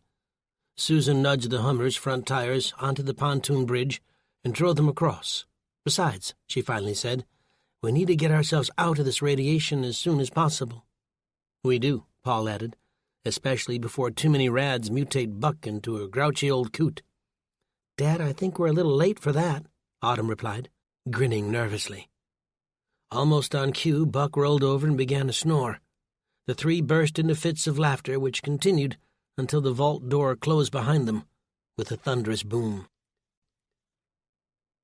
Chapter 3. The row of military and civilian vehicles traveled down a dimly lit tunnel into the heart of the mountain. Reflectors embedded into the asphalt, as well as small cage lights mounted on the passageway's walls, were the sole source of illumination. Paul stared ahead as a new light in the distance appeared. Somehow, seeing it eased the tightness building inside his chest. He cracked the window slightly and caught a whiff of car exhaust, mixed with concrete. It almost felt like they had entered the underground parking for some shopping mall, a perception that was only reinforced when they came to an open area. On one side, in neat rows, were dozens, perhaps hundreds of vehicles of all kinds. Cars, trucks, family vans, and even a few motorhomes. But it was what he spotted on the other side that brought all of that tension roaring back. Orange, black, and yellow tents bearing biological, chemical, and radiological symbols. People from the parking lot were being herded into long sorting lines. Somehow Paul had just assumed that their admittance was a foregone conclusion, as though the word of Autumn's soldier friend Brett was more than enough. What would they do if they were turned away? Head back into the growing cloud of radiation that was surely not far behind them? No, the idea seemed unthinkable. He and Buck had braved countless dangers, as well as a group of deranged ex-army thugs, in order to rescue Susan and Autumn. They'd come too far to find safety, only to be turned away at the last minute. After finding a spot for the Hummer, the three got out. An unconscious Buck would need to be carried by stretcher into the bunker's medical facility. A mix of weary soldiers and civilians headed toward the tents. Everyone was clearly worn out from the long journey. Paul waved a hand at Brett, beckoning him over. "Dad, what are you doing?" Autumn scolded him. "I can't let him see my hair like this." "You want your grandfather to die from his wounds?" Paul shot back. Brett arrived, and Paul asked him about finding some medical personnel to help. He nodded and jogged off. A few moments later, as people continued to stream past them in the parking area, two men in hazmat suits arrived, pushing a stretcher. "You folks are going to need to line up for processing," one of them said, pointing to the tents. Paul had watched with a hint of dread on the way in. "Where are we?" Susan asked, looking around at the high-vaulted ceilings and the throngs of people. "What is this place?" "This is the Ark." They helped to load Buck on the stretcher before he was carted away. "Thanks for the info," Paul replied under his breath. "The Ark. That explains a lot." They followed the crowd and settled into a place in line. At last they came to a table where a black officer in a hazmat suit was seated. "Can I see your ID, please?" he asked in a muffled, hollow voice. Paul stuck a hand in his back pocket, and his heart iced over with panic. His wallet was gone, stolen by Finch's men during the ambush at the gas station. The officer looked annoyed. "No ID?" "My wallet was stolen." Autumn and Susan laid their driver's licenses on the table. "This is my husband," Susan told him as he studied each card. "We're trying to get home to Nebraska." "You're the last group to arrive," he told them. "If you're admitted, you won't be heading home until the radiation clears." "And if we're not admitted?" Paul asked, not sure he wanted to hear the answer. "Then you'll be escorted out by one of the MPs." The man passed a scanner over each of the two IDs. "Looking for fakes?" Autumn inquired politely. He handed them back. taking a picture for our database." He motioned to Paul. "You, sir, are going to need to fill out a series of forms. But first we need to check you for contaminants." Pushing up out of his seat, the officer spread the newcomers a few feet apart from one another and produced a dosimeter, which he waved back and forth in front of Autumn and Susan. He then did the same to Paul. The machine let out a loud squeal, indicating radiation exposure. "I'm sorry, sir, but I can't let you in," he told them. Paul's chest seized painfully.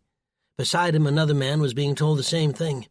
The man began to argue, and 2 MPs appeared and took him by the arm, leading him back to the parking area. Paul swung back to the officer before him. "Sir, did you hear what I said?" "That can't be," Paul stammered. "I tested each of us on the road, and we were all fine. I mean, we've been exposed a little bit, but surely no more than anyone else who's just arrived." 2 more MPs emerged from one of the tents and headed his way. Paul swallowed hard.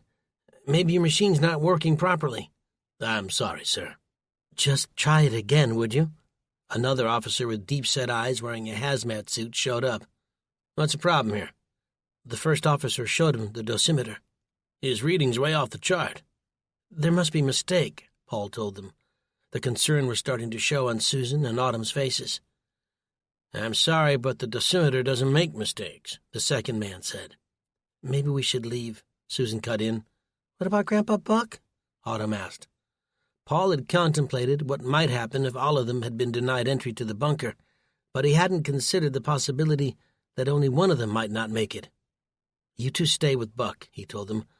"I'll go out on my own and make my way to Nebraska." The mere suggestion seemed to mortify his wife and daughter. Susan turned to the officer holding the dosimeter, fighting back the tears. "For heaven's sake, will you just try it one more time?" She wasn't getting anything. "Please." The officer's resolve began to waver. Resetting the handheld machine, he waved it in front of Paul's body and held the view screen up to his colleague. "My apologies, ma'am. Looks like your husband is clean." He waved his hand. "Please proceed to the orange tent for decontamination." Paul nearly collapsed with relief. They did as they were told, Paul feeling as though his heart was about to explode in his chest. Autumn clutched his arm. "I can't believe they nearly kicked you out," his daughter said. Susan nodded. "Makes you wonder about the poor guy at the table next to ours." She turned to Paul, who was still upset. "Not only was I nearly expelled to my death," he said, "he had the nerve to apologize to you." Susan smiled. "It's over, honey. Stop fretting, or you're going to give yourself a coronary." The humiliation, however, was only just beginning. From here they were forced to undress, their clothes placed into plastic bags and tossed into a cart marked incineration. Cold, and with nothing to shield themselves, they were sent one by one into decontamination showers and sprayed with an awful-smelling liquid before being rinsed with freezing water.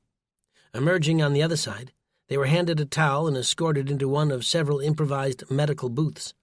There they were instructed to bend over while they received a shot in the rear end. Paul squinted with the pain. "What was that for?" he howled. "An inoculation," an overweight and bored-looking nurse replied, before shooing him away and waving over the next in line. Finally they came to a final tent, where each of them was handed a bundle of clothing and given a small dressing room to change in. Paul did as he was told, and emerged at the same time as Susan and Autumn. The look on his daughter's face was priceless. Despite having suffered the humiliation of being stripped, showered, and inoculated in the behind, the thought of wearing a beige tunic and trousers was somehow too much. "I look like something out of a Kanye West fashion show," Autumn cried in despair. "We all do, honey," Susan said, curling an arm around her daughter. "But our stuff's being burned." "I kind of like it," Paul smiled, looking down at himself. "Reminds me of my hippie days." Susan threw him a funny look. "You were never a hippie." "No, but I almost was, right before I landed with the Wanderers." "Please, Dad, if I hear another story about how you used to be in a rock band, I'm going to run screaming into a radiation cloud. The Rolling Stones or the Beatles, that would have been cool, but the Wanderers?" Ahead of them lay a final set of impressive-looking doors. Gleaming steel, they stood open and welcoming. Standing next to them with warm smiles were a man and woman in military uniforms. "Welcome to the Ark," they said almost in unison. They reminded Paul of the way flight attendants address passengers as they entered the plane, and for a moment it made him forget about the legions of citizens trapped outside of these impenetrable walls, many of them suffering and dying. Paul and his family were among the lucky ones. They'd lived through the worst of it, made it to safety. The gravest dangers were now far behind them. From here on in, things could only get better. Chapter 4. That growing sense of euphoria continued as they were led by a young man in plain clothes to the living quarters, which he referred to as Ark 1. His name was Craig, he told them. 6 months ago he'd been an intern for a large government contractor, and today he was working as human resources officer in a bunker in Sugarloaf Mountain. "Who would have guessed?" he joked, his eyes twinkling. They entered an enormous corrugated tunnel, and Craig's voice echoed as he explained they were about to take the bunker's internal tram system. No fewer than 20 feet in diameter, the passage connected the 3 main branches of the complex, Arcs 1, 2, and 3. "The bunker gets its power from the Green Ferries Dam," Craig told them as they stood on the platform, "but every so often the power goes down and we're forced to walk between sections or through the park." "The park?" Paul asked. Craig grinned. "You'll see." "How far is it?" Susan asked, glancing down with concern at the plastic croc-like shoes they'd been given to wear. "No, not too far, maybe half a mile." Paul caught the sound of a subway train approaching, just as a group of newcomers fell in line behind them, fresh from the decontamination process. "Welcome," Craig greeted them. They looked worn out, some even upset. The entire procedure was unpleasant and even embarrassing. The inoculation in his backside was still smarting, but it sure beat the alternative. A 3-car train glided into the station on rows of rubber wheels. The doors swooshed open, and everyone on the platform entered. Others were on board, many dressed just like them. Paul nodded, and they returned the gesture. In many cases, their clothes showed signs of wear, which told them they must have arrived sometime over the last few days. A woman's voice came over the intercom. "Next station, Arc 1. Living quarters, mess hall, rest and recreation." "How many people live here?" he asked Craig, looking around at the mostly filled subway cars. "You folks are all curious," Craig told the group of newcomers. "I get it, but you have no need to worry. In time, all of your questions will be answered." If Buck were here, Paul knew he'd be telling this kid that time was now. But unlike his impatient and cranky father-in-law, Paul figured the best thing right now was to go with the flow and trust in the process, no matter how strange or foreign it might seem. "The truth is," Craig whispered to him, "I've already overstepped my bounds." "What do you mean?" "Well, my boss is the one who'll be giving you your orientation. If she tells you anything I've already covered, just play dumb, will you?" He flashed that $1,000,000 smile. "Sure thing, Craig." It appeared that even in heaven, bureaucracy was alive and well. The living quarters were impressive, a veritable multi-story apartment complex, rising up from inside the mountain. The room Paul's family would share was little more than a glorified dormitory. Stacked along both walls were sets of bunk beds. To the left of the entrance was a quaint sitting area, with a table and chairs along with the desk and desktop computer. The screen was blank except for the words "access code" in bold print. Their policy of 1 family per room, as Craig explained, made all the difference. "Well, it's less Ritz-Carlton and more Motel 8, Paul said, trying out the mattress on the bottom bunk and finding it hard. "But it could be worse." "Hey, look at this," Susan said, pointing. A digital screen made to look like a window showed a field of tall prairie grass, blowing in the wind. "Cool," Paul said, fluffing the freshly pressed pillow. "You think we have access to the internet?" Autumn asked. "I hope not," Paul replied. How funny the world was. The country had suffered an unspeakable tragedy. Millions of lives lost, the power grid down, in turn disconnecting the country from the gadgets and gizmos that formed the backbone of our technological addiction.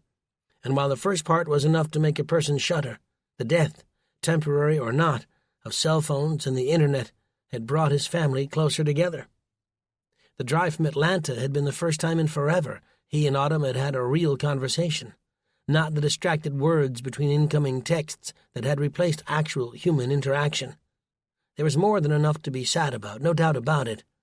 But as with any cataclysmic change, glimmers of light could always be found. Chapter 5. The next morning they boarded the tram bound for Arc 2, the structure which housed the science and engineering departments as well as the infirmary. When they arrived, they found an area that was bright and modern with pristine white walls. A handful of medical staff crisscrossed from one patient to another. Most were other civilians in beige tunics suffering from a range of minor ailments. Judging from the saline IV drips plugged into people's arms, the majority were battling dehydration. A handful were members of the military, and even fewer were men in dark suits. A booming voice drew everyone's attention. "Get that dang thing away from me!"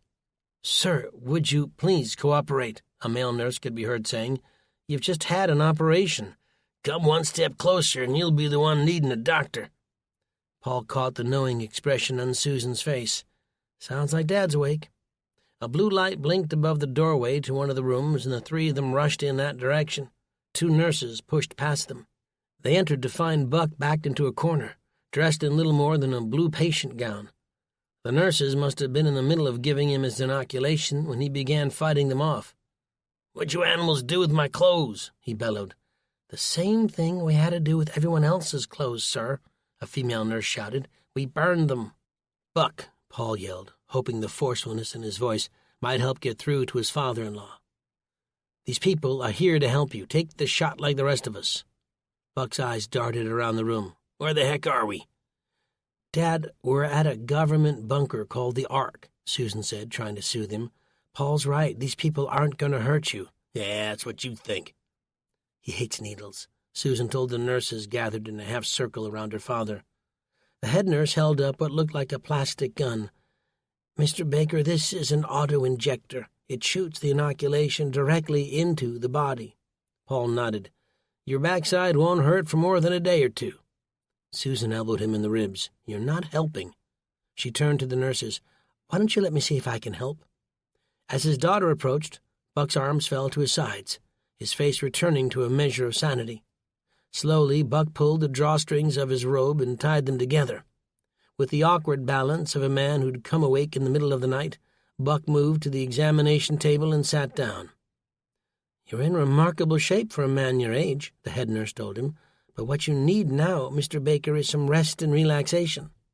Buck seemed to agree. Susan put her hand on his good shoulder.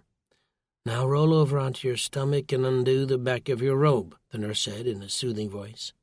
Buck hesitated. "Go ahead, Dad, you're okay." The head nurse addressed Paul and Autumn. "You 2 can stay as well to hold his hand if you'd like." Paul laughed. "If I see whatever that robe is hiding, I may be scarred for life." "You will when you see what a real man looks like," Buck shouted, lying face down on the examining table. Just then a beautiful woman appeared in the doorway, and everyone in the room, including Buck, turned to watch her. In her mid-40s and stunning, the woman was dressed in a slim-fitting gray jacket and skirt. With skin the color of almond milk and her dark hair tied up in a bun, she was breathtaking. Despite her beauty, there was something about this woman that made it clear she wasn't to be trifled with. Her gaze shifted from Paul to Susan, then to Autumn. "Ava Monroe," she told them. "I'm Director Van Buren's assistant. The 3 of you need to come with me." They looked from one to another with a growing sense of unease. Were they in trouble? If ever Buck had reason to jump around and create a scene, it was now. But the old guy's expression had changed. Gone was a suspicion from a second ago. Buck's face was strangely gentle, and Paul couldn't shake the impression that his father-in-law had just experienced one of those rarest of emotions, love at first sight. Chapter 6. They were standing outside the infirmary in a brilliantly lit hallway that looked like something from a spaceship. "There's no need to worry," Ava told Paul, pressing flat the seams of her skirt. "You and your family are not in trouble. I'm simply here to give you a tour of the facility." The air escaped his lungs along with his anxiety. "Our own private tour?" Susan asked with a touch of suspicion. His wife's striking red hair was tangled and unkempt, and Paul could see she was feeling self-conscious in the company of a woman this beautiful. "What'd we do to deserve the VIP treatment?" Ava's lips nearly curled into a grin, but didn't. "Believe me, none of you are being given special treatment.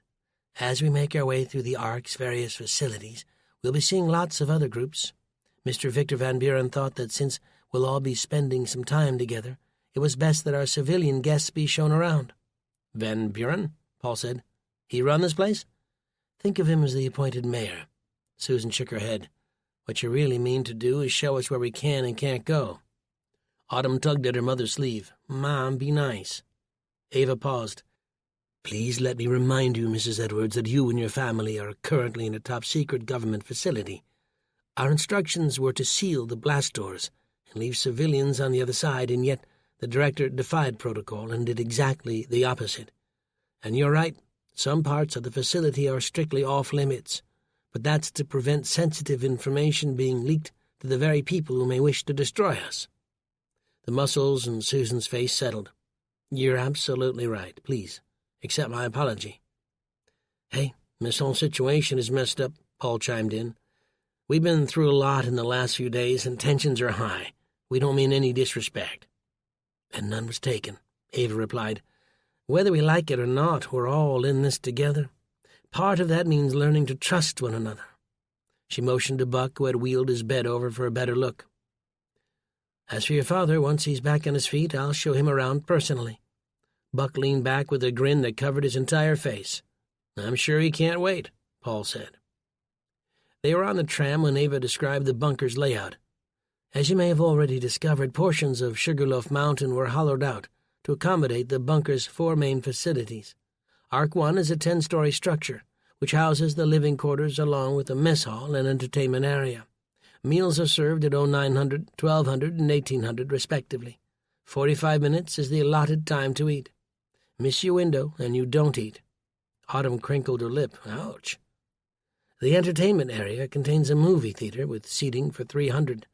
Nearby is a games room where residents can unwind playing pool, foosball, table tennis, cards, what have you."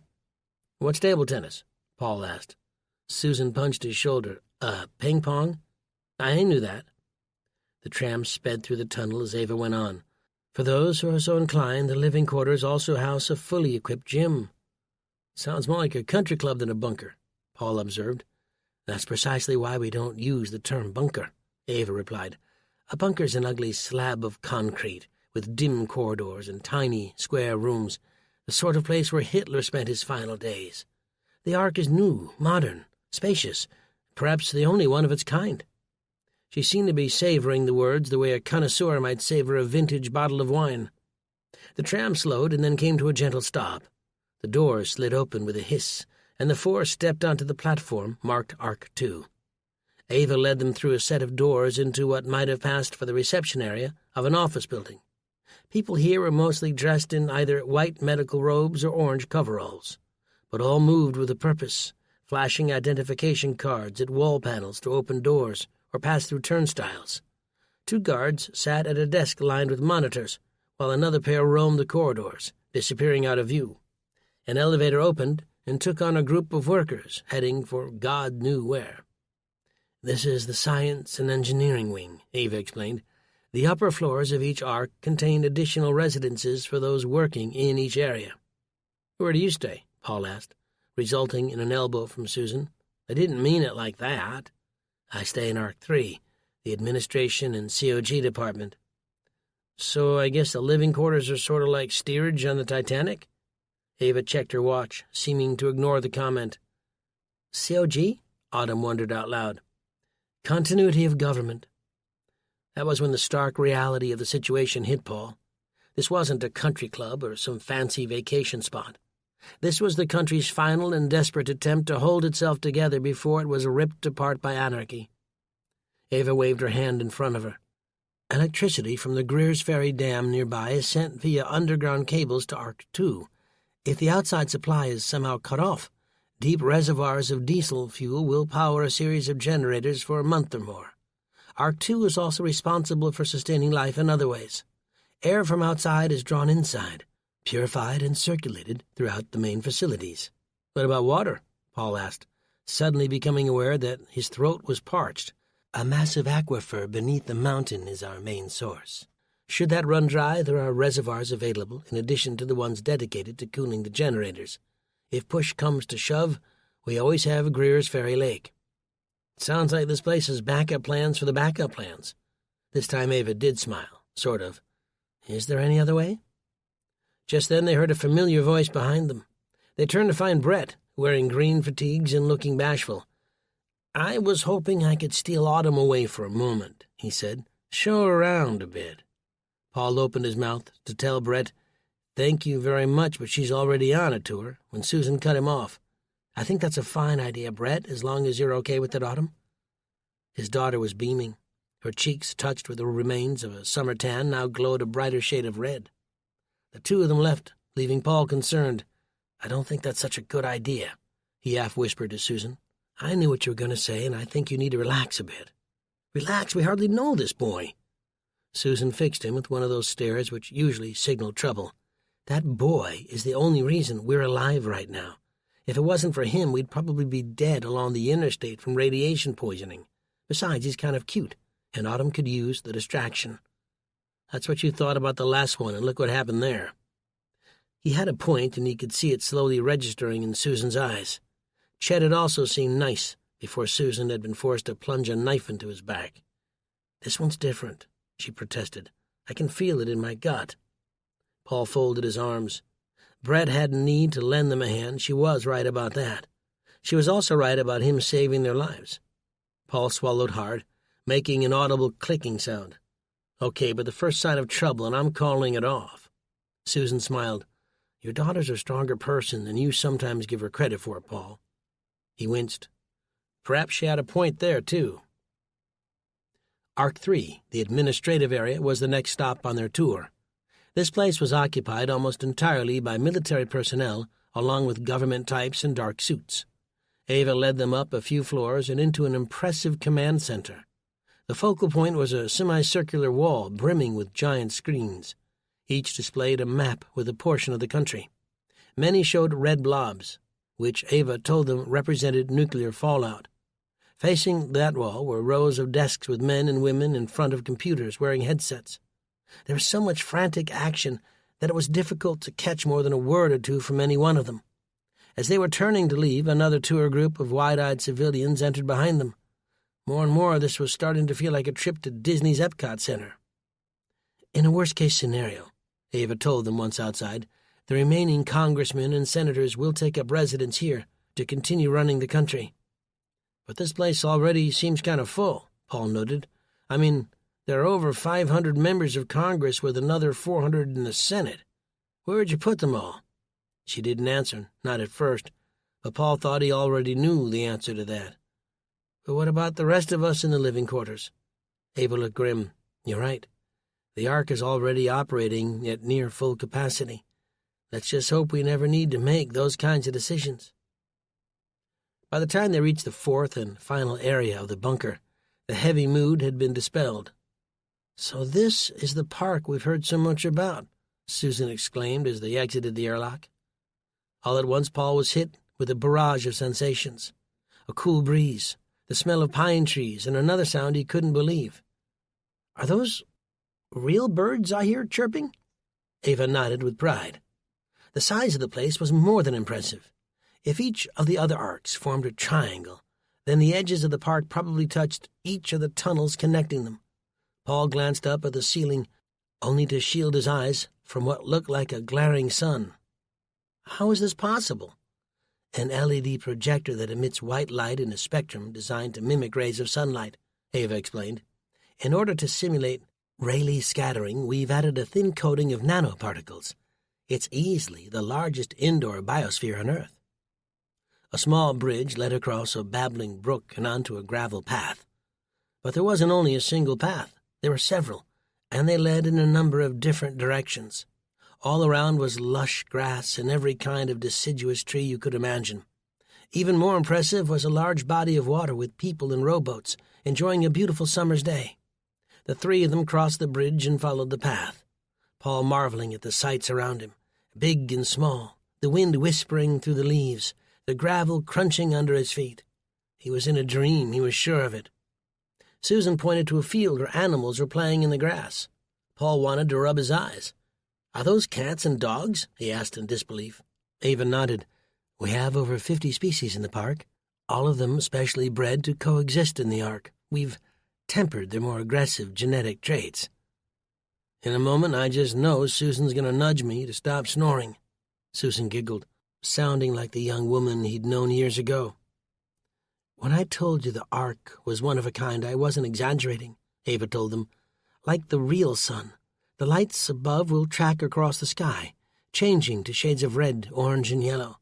In the evening, another set will illuminate to simulate stars. We knew how important it was for the human psyche to have reminders of the outside world. This is why the digital windows in your living space show scenes of the outdoors, and why we included a park filled with the sights and sounds of nature." Paul shook his head in amazement.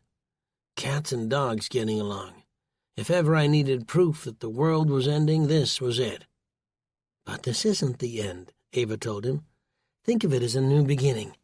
She smiled, this time for real. If ever there was a Garden of Eden, Paul thought, this was it. Chapter 7. Autumn was on the main floor of Ark 1, doing the last thing she would have ever expected. Before her, Brett slid across the smooth wooden floor, releasing the heavy bowling ball with the flick of his wrist and watching as it spun towards its target in lazy circles. His pose made Autumn giggle, right arm in the air, right leg behind him and pointed at an unusual angle. The shiny black ball roared forward, barreling into the stack of pins, knocking them all over. "Strike!" He straightened, a beaming smile on his lips, his spiky blonde hair and handsome features accentuated by the warm glow of the lights overhead. He was still wearing his military uniform, which made him even more irresistible. Brett tumbled into the seat beside her. "Guess that means I won the bet." "What bet?" He grinned. "You don't remember? If I won, you'd let me treat you to lunch. If you won, you'd let me treat you to lunch." Autumn laughed. "I don't remember having that conversation." "Early onset of Alzheimer's. You'd better look into that." She slapped him playfully, becoming conscious of the grumbling in her belly. "Hope you didn't hear that," she said, mortified. Brett stared directly in her eyes. "Hear what?" Not long after, they made their way into a large mess hall. Rows of skylights overhead filled the room with artificial brilliance, while circular tables filled an almost endless white room. Workers in coveralls moved past them, carting food supplies to be stored away. Seemed Autumn and the other refugees who had arrived weren't the only ones getting sorted, but this was less of a restaurant than it was a beautiful-looking cafeteria. From the pristine lunch line came the vague odor of meatloaf and spaghetti sauce. A few of the tables were already being occupied by residents waiting for lunch service to begin. Brett took Autumn by the hand and led her up to the counter. He handed her a tray and grabbed one for himself. He was such a gentleman. This was the kind of thing she could get used to. As they approached the serving line, a woman began to tell them lunch wouldn't be for another 10 minutes. Brett waved a white key card with his picture on it. She nodded and asked them what they'd like to eat. Autumn couldn't help but be impressed. He ordered the beef stew, while she chose the lasagna. "I like a girl with an appetite," Brett told her. Seeing them with food, a man rose from a nearby table and approached the lunch line, only to be turned away. "I play a lot of sports," she explained. "I'm not your typical salad and water type girl." "I like it." They sat, and he asked about the sports she played and where she'd gone to school. She wanted so badly to tell him she'd played for the Panthers, but the truth was she'd never got an opportunity to try out. Not before things went crazy. As they ate, Brett continued to ask questions. He wanted to know everything about her. The sad truth was there wasn't a whole lot to say. She'd grown up in Nebraska. Her father owned a music store and her mother worked in real estate. Even with the pressure to make her life sound more exciting, she purposely didn't mention the rock band her father had once been a part of. It wasn't like Brett would know who the Wanderers were, nor did they have millions to show for it. Besides, no one wanted to be caught bragging over something that wasn't all that impressive. Soon Autumn turned the conversation back to Brett. He explained he came from a long line of military men, dating all the way back to the Revolutionary War. Then the topic of Brett's father came up, and his mood began to shift. In 2003, his dad had gone to Iraq and never come home. His eyes welled up with tears, but he fought them back. "I was only 6 years old," he told her. "Young enough that I didn't understand why, but old enough to feel the heartache." She reached out and touched his hand. It was trembling. When the figure appeared, casting them both in shadow, Autumn immediately retracted her hand. He was an older man dressed in a dark suit, 60, maybe 70 years old, with clouds of curly white hair in the back. His face was strangely shaped, too, wide at the temples and tapering down to a thin, bony chin. "Good afternoon, Brett," he said before turning in her direction, "and good afternoon to you, Miss Edwards. I trust you and your family have gotten settled all right?" She nodded, feeling uneasy but not knowing why. The man was grinning, yellow tar between his teeth from age or too many cigarettes. "Excellent," he replied, before the muscles in his face relaxed. He reached out and plucked a small flower from behind her ear. It was a magic trick, and Autumn's heart started beating again. "We all need a little magic in our lives, don't we?" He handed her the violet. "Consider this a gift for a beautiful young woman." Autumn took it and did her best to smile. "I'm Director Van Buren," he said. "You may already be aware that I run this facility. If there's anything you need, anything at all, please don't hesitate to let me or my assistant, Ms. Monroe, know about it." "I will," Autumn said sheepishly. Van Buren grinned and walked to another table, where he introduced himself all over again. "He seems nice," she lied. "I shouldn't tell you this," Brett said, glancing around to make sure they weren't overheard, "but the director gave me crap after we arrived." Autumn leaned forward. "Really? What for?" "My commanding officer let him know I fought to have you and your family brought to the bunker.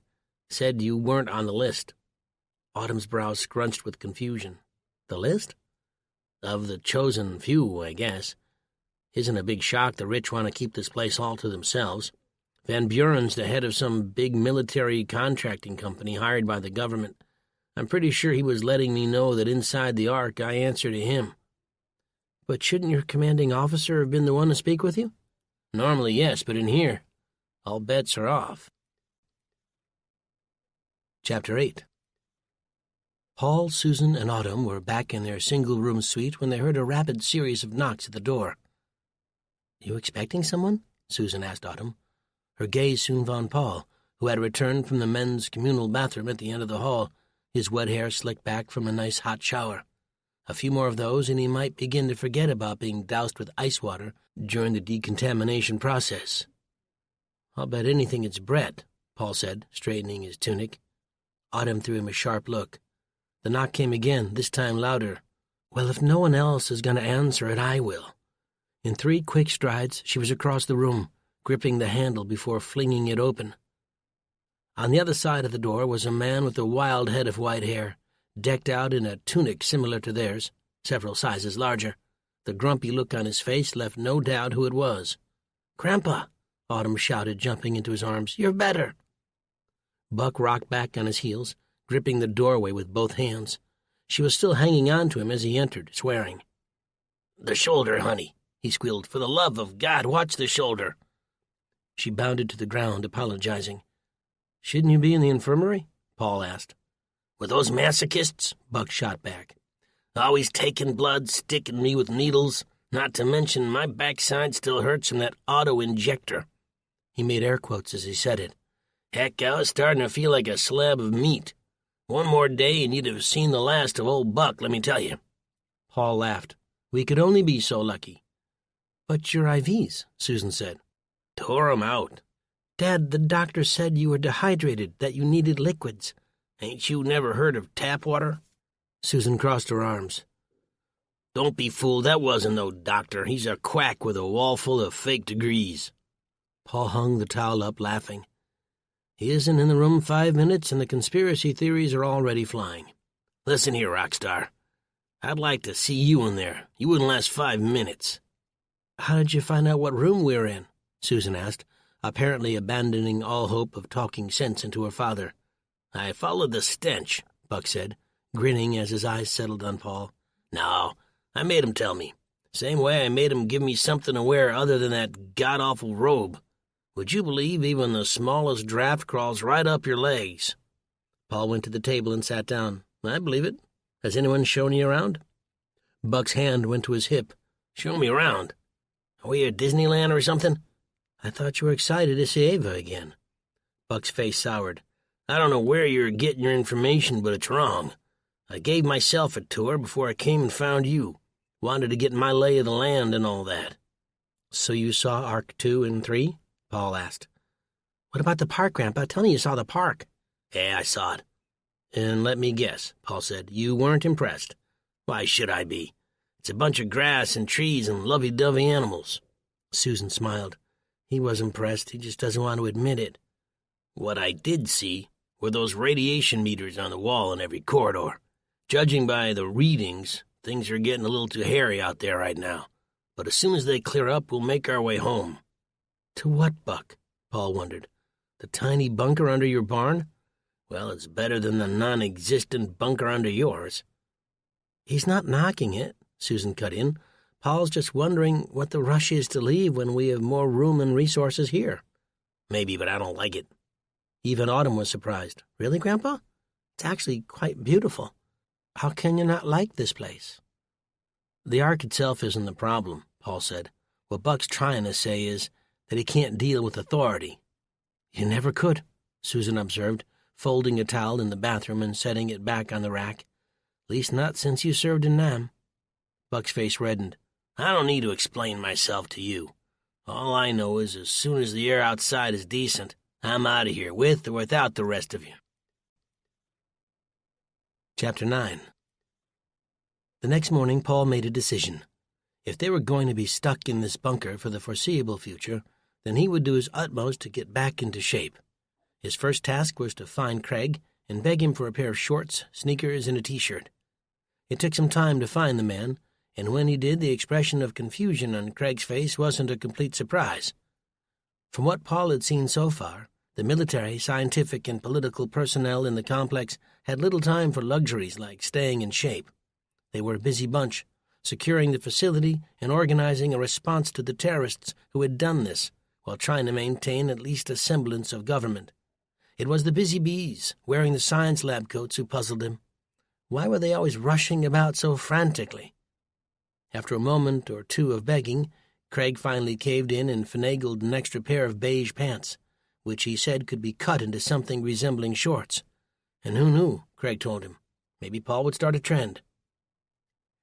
10 minutes of hobbling pathetically around the track that circled the weight room, and another 10 struggling to bench 120 pounds left Paul feeling like he'd actually accomplished something. Stealing a glance at the clock on the weight room wall, he saw breakfast was about to be served and headed for the mess hall. The soft light spilling in from the artificial skylights was a surprisingly close approximation to morning. If he didn't know any better, he could almost convince himself he was standing in the center of a shopping mall food court. After a moment scanning the faces of those in the lunch line, as well as friends or family members reserving seats at tables, Paul finally spotted Susan near the front of the line. He waved and hurried over. "What on earth are you wearing?" she asked.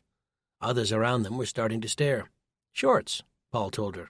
"Stop judging. I went to work out this morning." "You cut your only pair?" He touched her shoulder. "I talked Craig into giving me a spare. I gotta say, I woke up this morning feeling good, but after pumping iron, I feel fantastic." The disturbed look on Susan's face wasn't going away. "I don't know who you are, but I want my husband back." Paul laughed, grabbing a handful of extra meat on his right love handle. "Give me a month and this stuff will be gone. I'll look like an Adonis. You won't be able to keep your hands off of me." He could see she was trying not to smile. The lunch line inched forward. "You've lost your mind." She grew serious. "Do you really think we'll need to be here that long?" she asked. There was an innocence to her question that touched Paul's heart. "Honestly, I don't know. It could be less or it could be more. When Buck and I left Nebraska to come find you in autumn, the only thing on our minds was keeping you both safe. What does it matter if that's here or in a cramped bunker buried under Buck's hay barn?" He caught her eye and saw something there. "You're not in as much of a hurry to leave either. I can see it."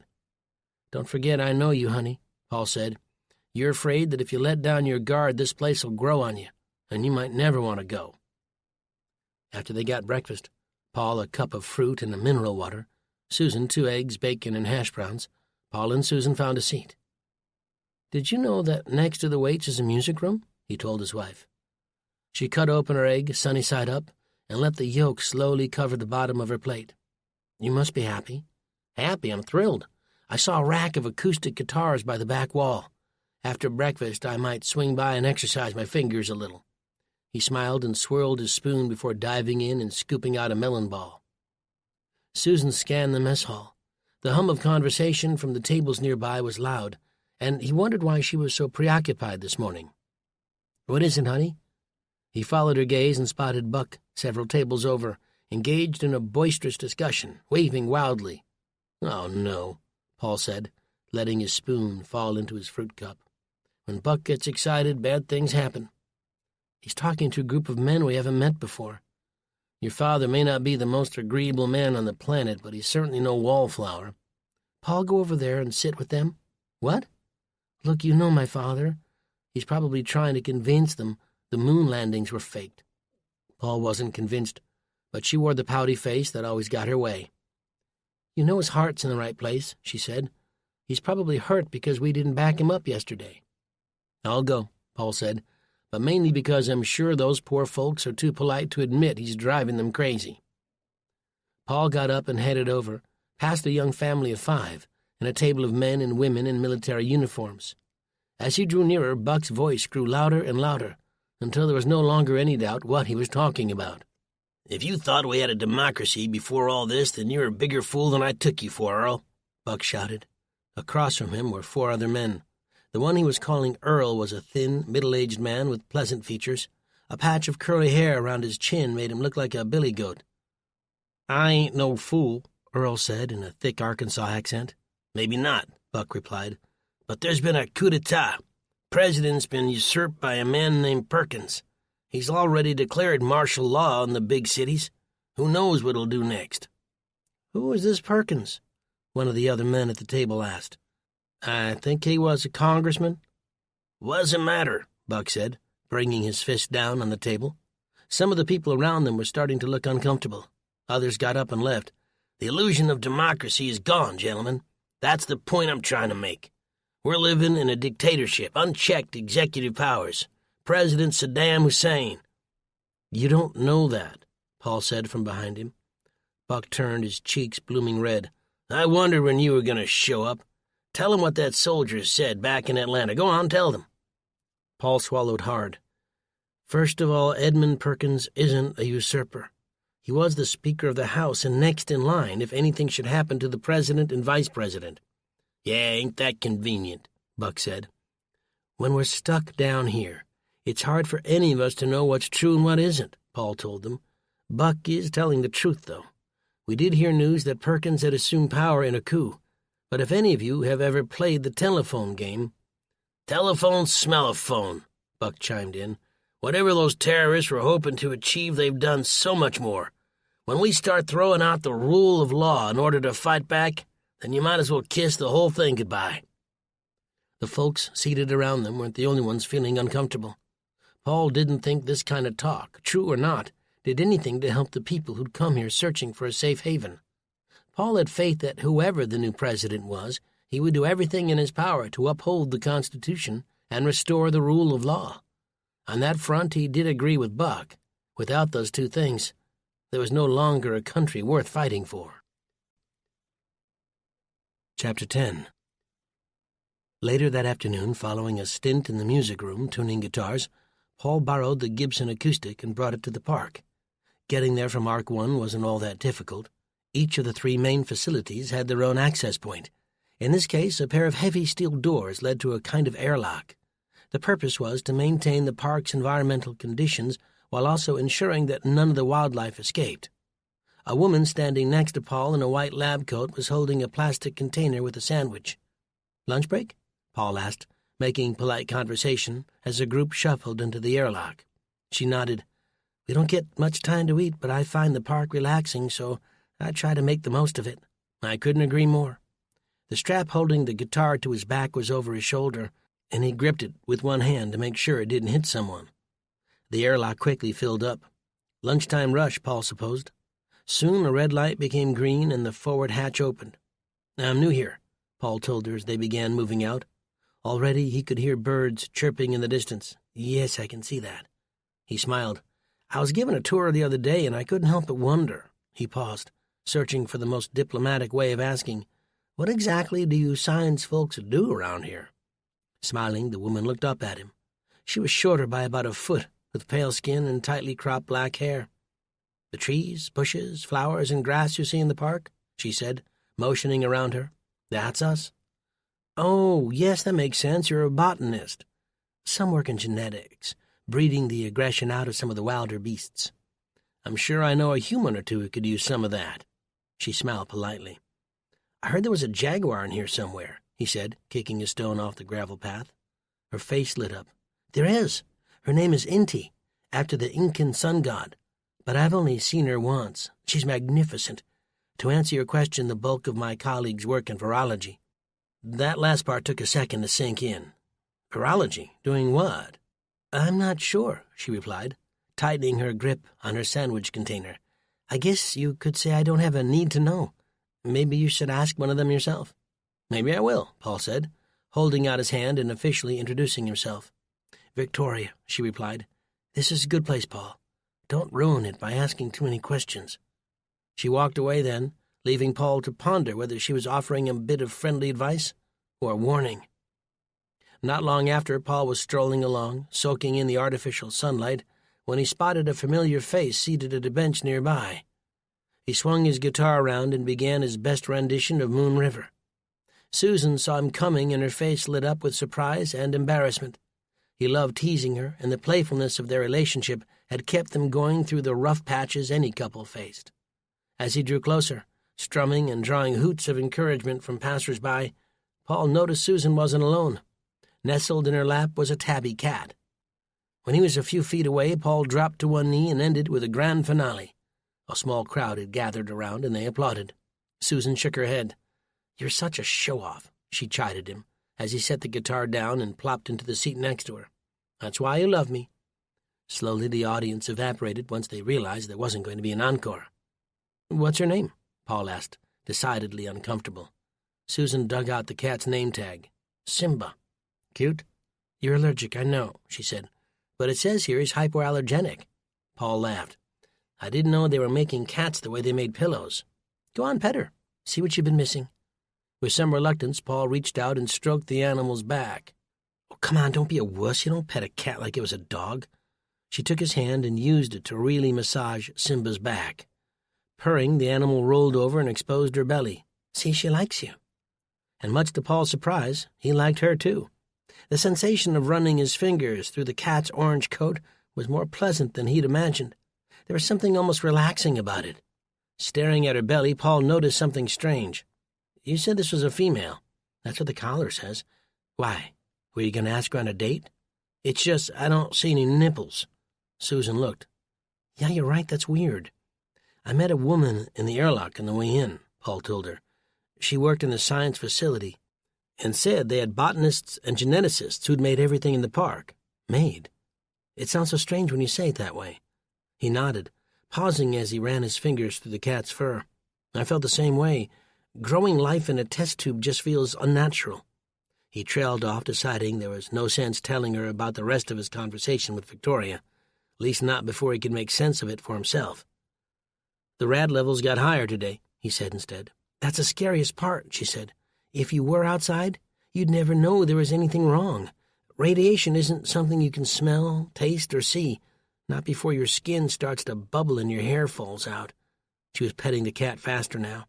"It'll pass, honey, I promise. Sooner or later it'll pass, and we'll head back to Nebraska and everything will be okay." The lie rolled off his tongue with such ease, he was tempted to believe it himself. It was frightening to consider just how much things had changed in such a short amount of time. And what about all those people who didn't have bunkers to hide away in? Would the drive home be littered with millions of the dead and dying? Nagasaki and Hiroshima were the only nuclear detonations over a major city, and that had been decades ago, with weapons probably far less powerful. They were the lucky ones, and Paul hoped his family, including Buck, remembered that. "Have you seen Autumn?" he asked. "She left first thing this morning, right after you." "To do what?" Paul asked. Susan scratched the top of Simba's head, and the cat lifted her chin in appreciation. "I'm not certain, but I bet I could guess." "Bread again, huh? Seems she's spending nearly every second she can with that young man. Doesn't he have a job to do?" "That's what I told her. If a girl looks too desperate, boys will lose interest." That wasn't exactly where Paul was going. "I won't lie, I'm not exactly rooting for this love connection," he told her, and I'm not sure either of us should be encouraging it. Why not? Because she should be doing something more constructive with her time. Oh, come on, Paul. You're being a little too protective. You need to start trusting your daughter. She isn't a child anymore. That was easy for Susan to say. Sometimes it wasn't easy for women to understand the protectiveness a father felt for his daughter. One never set out to win the Overbearing Father of the Year award. You try to be cool, let them stumble and make their own mistakes, but when something bad happened, you could spend a lifetime blaming yourself for not being there when they needed you. Susan didn't need to plead her case any further. There was no doubt that Brett had done so much for them already, but a debt of gratitude didn't equate to carte blanche. Given what had happened with Chad, Paul would keep a close eye on things and make sure nothing got out of hand. Those very thoughts were coursing through Paul's head when Craig approached Susan and him. "Mr. Edwards." Paul looked up, shielding his eyes from the glare of the artificial sun. His chest tightened painfully. "What is it, Craig?" "Miss Monroe asked to speak with you right away. She said it was urgent." Chapter 11. The woman at the reception desk in the Arc 3 administrative complex looked about as friendly as a black mamba. Impossibly skinny, with narrow facial features and a permanent frown, she probably hadn't laughed in a decade or two. The atrium of the Arc 3 was bright, with high ceilings. Men and women in suits were coming and going. It might have passed for the ground floor of a Manhattan skyscraper. "I'm here to see Ava Monroe. My name is—" "Yes, we know who you are, Mr. Edwards. She's expecting you, top floor, first office on your right." A bank of elevators were behind her, and Paul began heading in that direction. "Not so fast, Mr. Edwards." She handed him a pin which read Visitor. "PFC Sanchez will escort you up."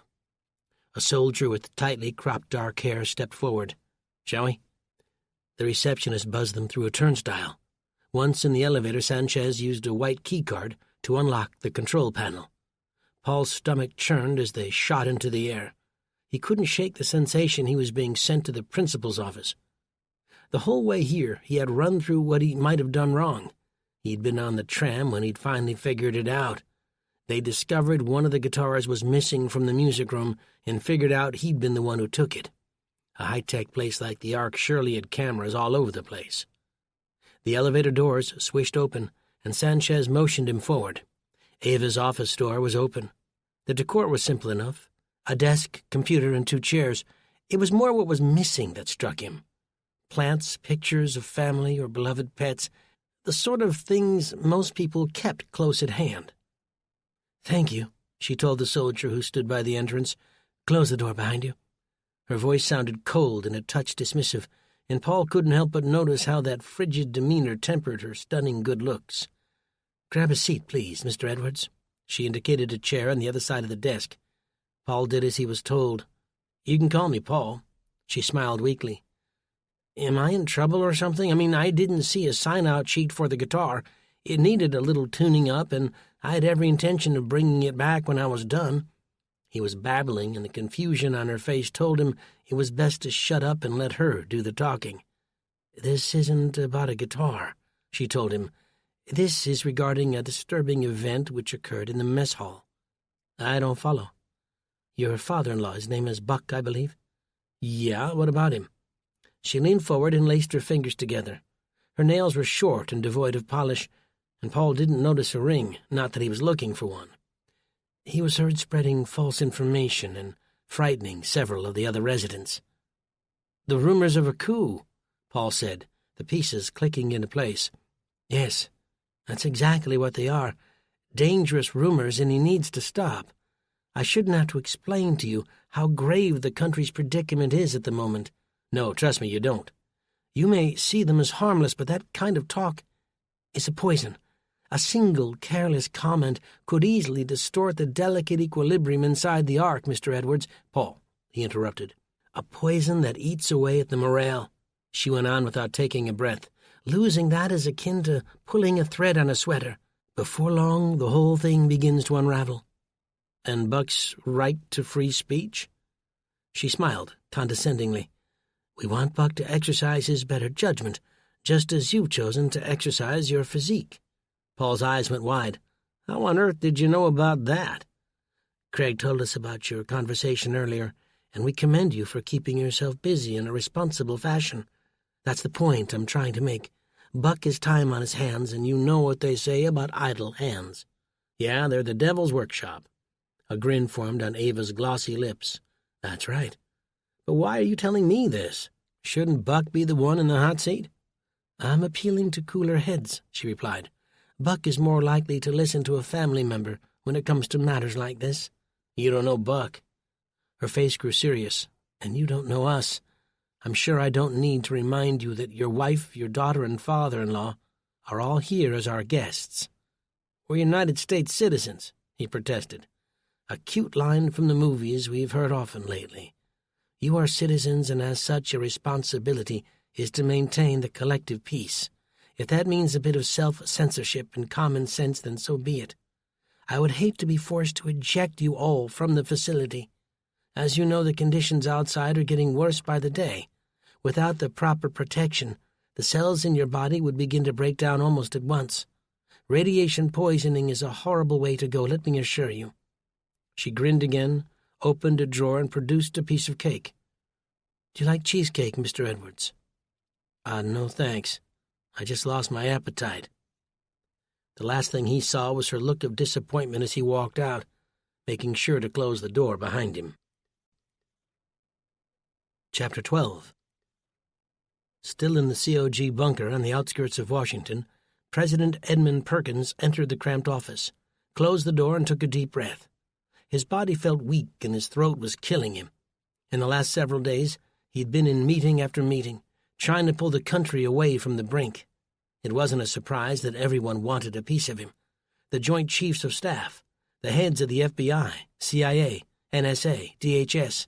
The acronyms went on and on and on. He'd expected the loss of life to be dramatic, but he hadn't anticipated the toll it would take on him. In the days after the attack, sleep had evaded him. Whenever he closed his eyes, millions of dead Americans were staring back at him, their expressions filled with condemnation. He was a male version of Lady Macbeth, his hands soaked with blood he couldn't wash away. But they sure as hell hadn't died in vain. That was a mantra he'd taken to repeating whenever the thumping headaches became too much. Not unlike soldiers in past wars, these heroes had given up their lives to help forge a better America, a stronger America. It didn't matter that the recent dead hadn't volunteered or even known a battle was coming. Perkins settled into the plush leather chair and lifted the receiver of the red, encrypted phone on his desk. The line led straight to the Department of Defense. A soft female voice answered. Please authenticate. President Edmund Perkins. Analyzing, please hold. Perkins waited, tapping a pen against the desk. Then another woman's voice came on the line. Yes, Mr. President. Get me a line to the Ark. Right away, sir. A click and then a series of rings, the way phones rang in London and parts of Europe. A man answered. I was wondering when you would call. It was Van Buren, and he sounded cross. It's a lot worse than we thought, Perkins explained. I'm at my wit's end here. Toughen up, you're the leader of the free world now.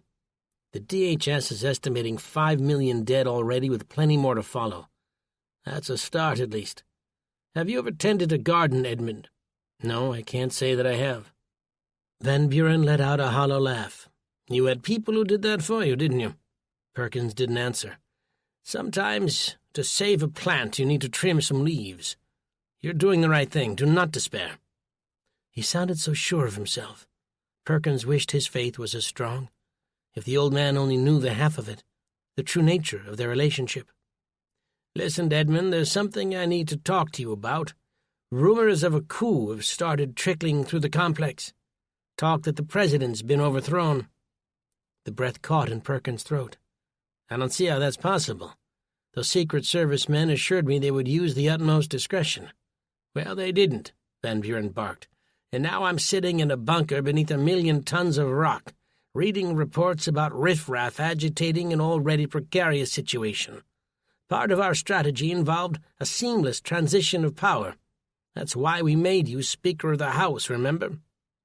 I'll have those Secret Service men taken care of, Perkins suggested, stumbling over his words. Don't bother, the damage is done. How soon can you get here? I need another few days. You have 72 hours. After that, Phase 2 of Project Genesis will begin. Chapter 13. It was fascinating the way a mess hall took on the dignified auspices of a grand dining room simply because a different meal was being served. Sure, the lights were dimmed and candles placed on each of the tables, but otherwise there was no real difference.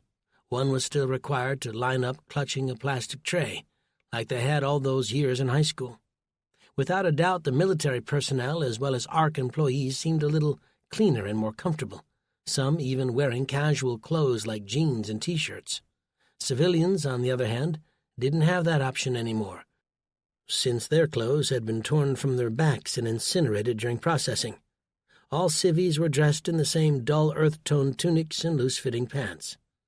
On a lighter note, it did seem that Craig's prophecy about Paul's new shorts starting a trend was coming true.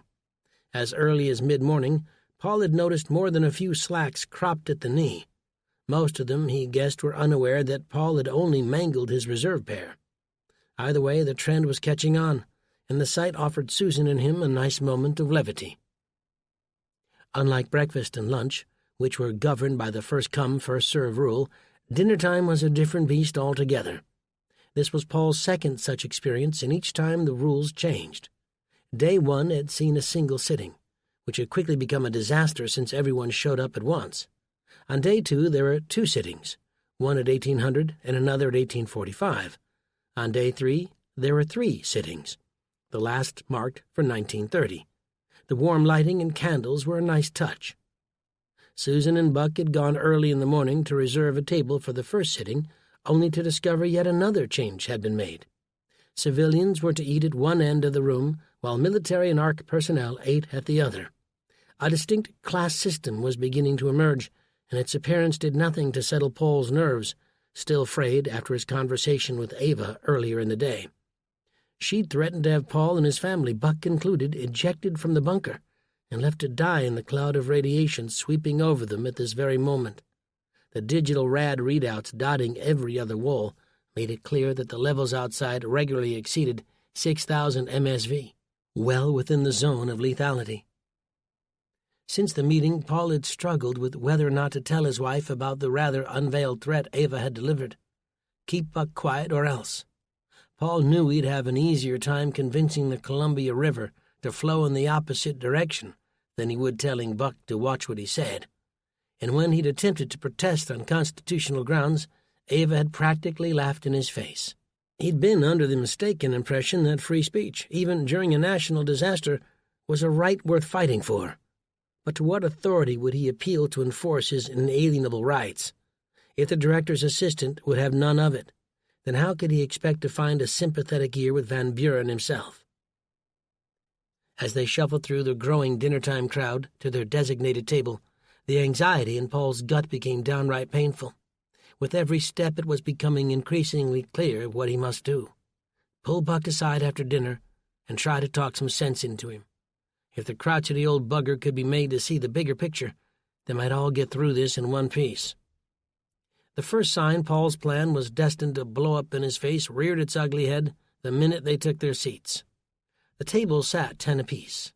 Paul, Susan, Autumn, and Buck settled in, followed quickly by Earl Mullins, his wife Cindy, and their 2 children, little Earl Jr. and Colton, a little boy with a prosthetic left arm. The last to join were the 2 men Paul had seen Buck arguing with earlier, Jeb Wilkes and Alan Womack. It turned out Earl, a mechanic from Heber Springs, had received a visit from the National Guard shortly after the nukes went off and had been told the fabric of society was about to break down and that a spot inside a local government facility was awaiting them. Jeb and Alan had similar stories, except each of them lived nearly 100 miles apart, and like Earl, they were both working-class folks from rural areas. Where their stories parted was at their marital status. Both Jeb and Alan were single and childless. That wasn't to say the 2 men didn't have families somewhere, but with military men standing in their faces and no one sharing their homes, they both said they'd made a quick decision, and one they were starting to regret. "I was sure the folks in the big cities would be hit worse by the chaos," Jeb told them. He was squat, with an impressive belly and a neck the same width as his head. Alan nodded. Thinly built, with pronounced veins running along his forearms, He looked like the calmest of the three. "I told those army types I was going to stay, but they tossed me into a truck. Told me they were saving my life. Left my 2 dogs behind with no one to feed 'em." His eyes welled up with tears, and he blinked them away. "They may have used kid gloves in my case," Earl said, "but practically the first thing they'd done was remove my AR-15 along with both pistols I'd stashed in a bag. Waited till we were halfway there before doing it, too. Didn't leave us any choice but to comply. Wasn't like we could just up and walk home. Now we're stuck wearing these damn prison rags. Saw a handful of folks this afternoon who'd even cut their damn pants into shorts, like they were on holiday or something." Paul felt a hot flush rise up his neck and into his cheeks. "Idiots, I tell you," Jeb threw in. Buck was seated next to Paul, and his eyes fell to his son-in-law's bare legs. Buck shook his head in disgust before adding his 2 cents. "With us, they waited till we were here before springing their little trap.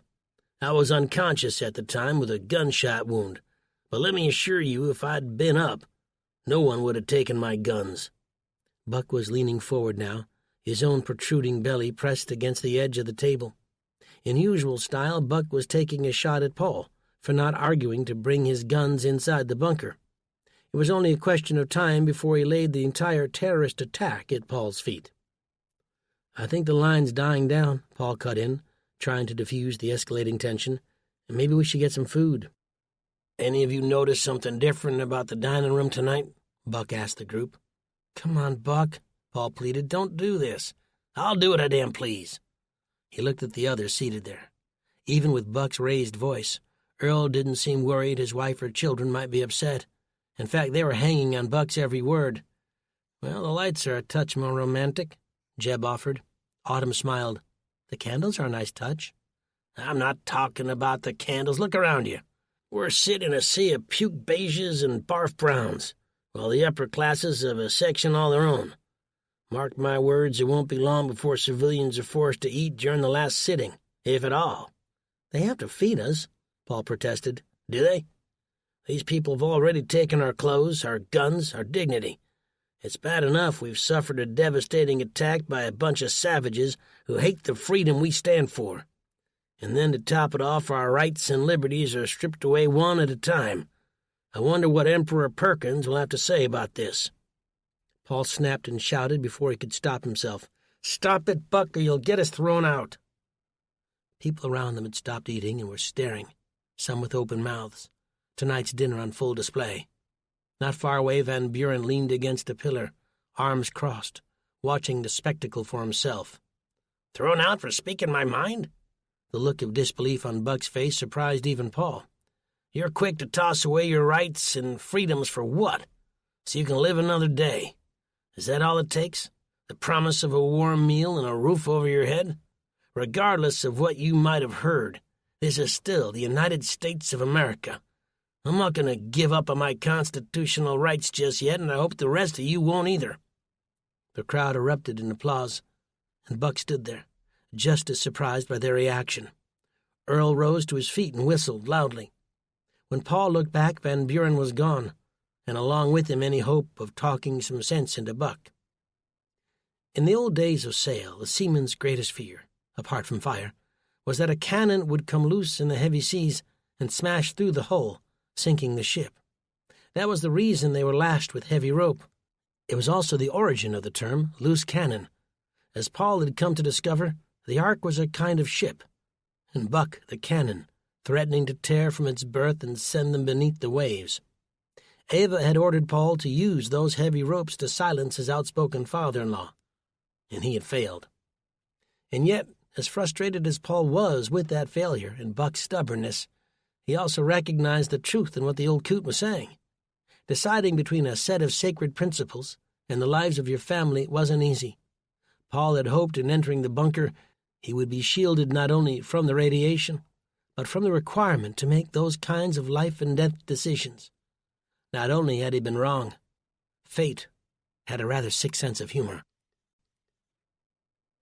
Chapter 14. Not long after, Paul was back in their sleeping quarters staring out the window, or at least the digital image of a pasture with rolling hills and dairy cows that passed for one. There was something rather disturbing about it, since the chances were good a scene like this would look far different today. Sure, the grass in the field might still be green, but the livestock would be little more than bloated corpses dotting the landscape. Even the predators were likely dead. An entire cycle of life upended. Part of Paul wanted to know just how bad things were out there, and another part didn't think he could face a reality that bleak. Susan entered the room a moment later. "Well, it seems Buck's found himself a new fan club." Paul didn't answer. "Look," she said, sitting down next to him, "I know you were trying to talk some sense into my father, but you've got to face the fact that your voice of reason approach simply pushes him further to one extreme." Paul heard the words Susan was saying. He just couldn't bring himself to tell her the truth. "He's no spring chicken, Paul. Folks get set in their ways, and the chances are good he won't have some miraculous change of heart. Maybe it's time you accept him for who he is." At last Paul turned. "Does your father drive me up the wall? Trust me when I say that's putting it mildly. Like your new friend Simba, sometimes I wonder if he was genetically engineered to push my buttons." Susan rubbed his back. "Believe me, I know. I'm often left wondering who's the married couple here, us or the two of you." Paul couldn't help but grin. "He's too hairy for me." They both burst into a fit of laughter, Paul doubling over until the hot tears came streaming down his cheeks. Susan covered her mouth with both hands and quivered. She was self-conscious of her teeth, which was silly because they were beautiful, but those little vulnerabilities made him love her even more. When they finished, the muscles in Paul's belly felt like he'd just finished ripping through 100 crunches. Laughter was part of Mother Nature's exercise regime. Sometimes letting off steam was the only thing that stood between you and insanity. As he pulled Susan into a hug, his hand running through her fiery red hair, he decided to break his word.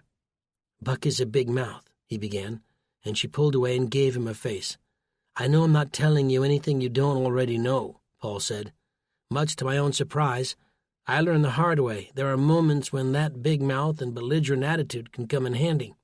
If it wasn't for him, we probably wouldn't have made it to Atlanta in the first place." She smiled. "He said the same thing about you." That hit Paul like a load of bricks. "Really?" "Don't be so surprised. He may not show it, but he thinks more highly of you now. Probably wasn't more than a day or two ago that he and I spoke, and he said there were a few scrapes where your diplomacy and calm manner saved the day. Even admitted if he'd been alone, his mouth would have landed him in a heap of trouble." Paul laughed. "I must be dreaming." "You've got to understand, Paul, that kind of talk is so hard for Buck. He'd rather swallow molten lead than let himself be vulnerable, especially to you." "I get it, I suppose. We've got some kind of sibling rivalry thing going on." Susan shook her head. "No, you're wrong. He sees you as a son, Paul, the one he never had." "Well, I wish he had the strength to tell me that himself. How odd that he isn't afraid to knock someone's head in or give them a piece of his mind. But when it comes to showing any kind of tender emotion, the guy just crumbles." "Are you any better?" Susan asked, and her words hit him with the force of a left hook. He hated when she made so much sense. She touched his back before getting up and starting to walk away. "I never told you about my meeting with Ava," Paul began when she was halfway across the room. She turned. "I thought you said nothing happened." His eyes went back to the digital window and the cows before returning to his wife. "I did, and I lied. I was trying to protect you." "Protect us from what?" Her arms were crossed now, as though she were getting ready to block a blow. "You don't think I've noticed how beautiful she is?" Paul sat upright with a start. "What? Oh, for God's sake, no. You know I had some wild times back in the 80s touring with the Wanderers, but believe me, those days are ancient history. Susan, you're the only one for me. Besides, hasn't Buck already lined her up in his sights?" She smiled weakly. "He'd kill you, you know." "I don't doubt it." "Forget it. I guess I was just having a moment. Well, we've got bigger worries. What did she tell you?" He drew in a deep breath and held it. "You remember the other day in the mess hall when Buck was shooting off his mouth?" "Yeah," she replied, the word drawn out. "Someone must have reported him to the administration because Ava called me in and insisted I shut him up." "Shut him up? What about his right to free speech?" "Trust me, I said all that. But she went on about how dangerous rumors could be and that if he didn't stop, they'd throw us out of the bunker." Her pale, freckled hand clamped over her mouth. "Oh, no, Paul. Believe me, honey, you're the last one I wanted to burden with this. I've been fighting back and forth since that meeting. But after what happened at dinner, I just don't know what to do. I still don't fully understand why they're trying so hard to shut him up." She said it was a morale issue. That talk of the coup d'etat and the government coming undone was dangerous. Susan nodded. "I guess I can see that, but to threaten to kill people? 'Cause that's exactly what it would mean, Paul, make no mistake about it. Don't you think I know that? I see those radiation readouts glowing red all day long. It's all I've been thinking about." He pointed to the digital window and the cow pasture almost as proof. "Then we simply need to come clean and tell him," Susan said. "Really?" Paul wasn't at all convinced. "Don't you think that'll just be putting a match to gasoline?" "Probably, but what other option do we have?" She fell into the computer chair and shook her head. "Can they really do that, Paul? It's surely against the law." The sardonic laugh came blurting out before he could stifle it back. "What's to stop them? There aren't any cops or courts we can appeal to. We're at their mercy." "We should never have come here," Susan said. She was up and pacing back and forth now. "If we hadn't, we'd probably be glowing with radioactivity. We were between a rock and a hard place, and we made the only decision that made sense. Choosing death is never a viable option." Susan stopped and raised her index finger to her lips, a move which puzzled Paul. Was something passing outside in the hallway? She approached and whispered into his ear, "What if the room is bugged?" "Okay, now you're starting to sound like Buck. Of course the room isn't bugged.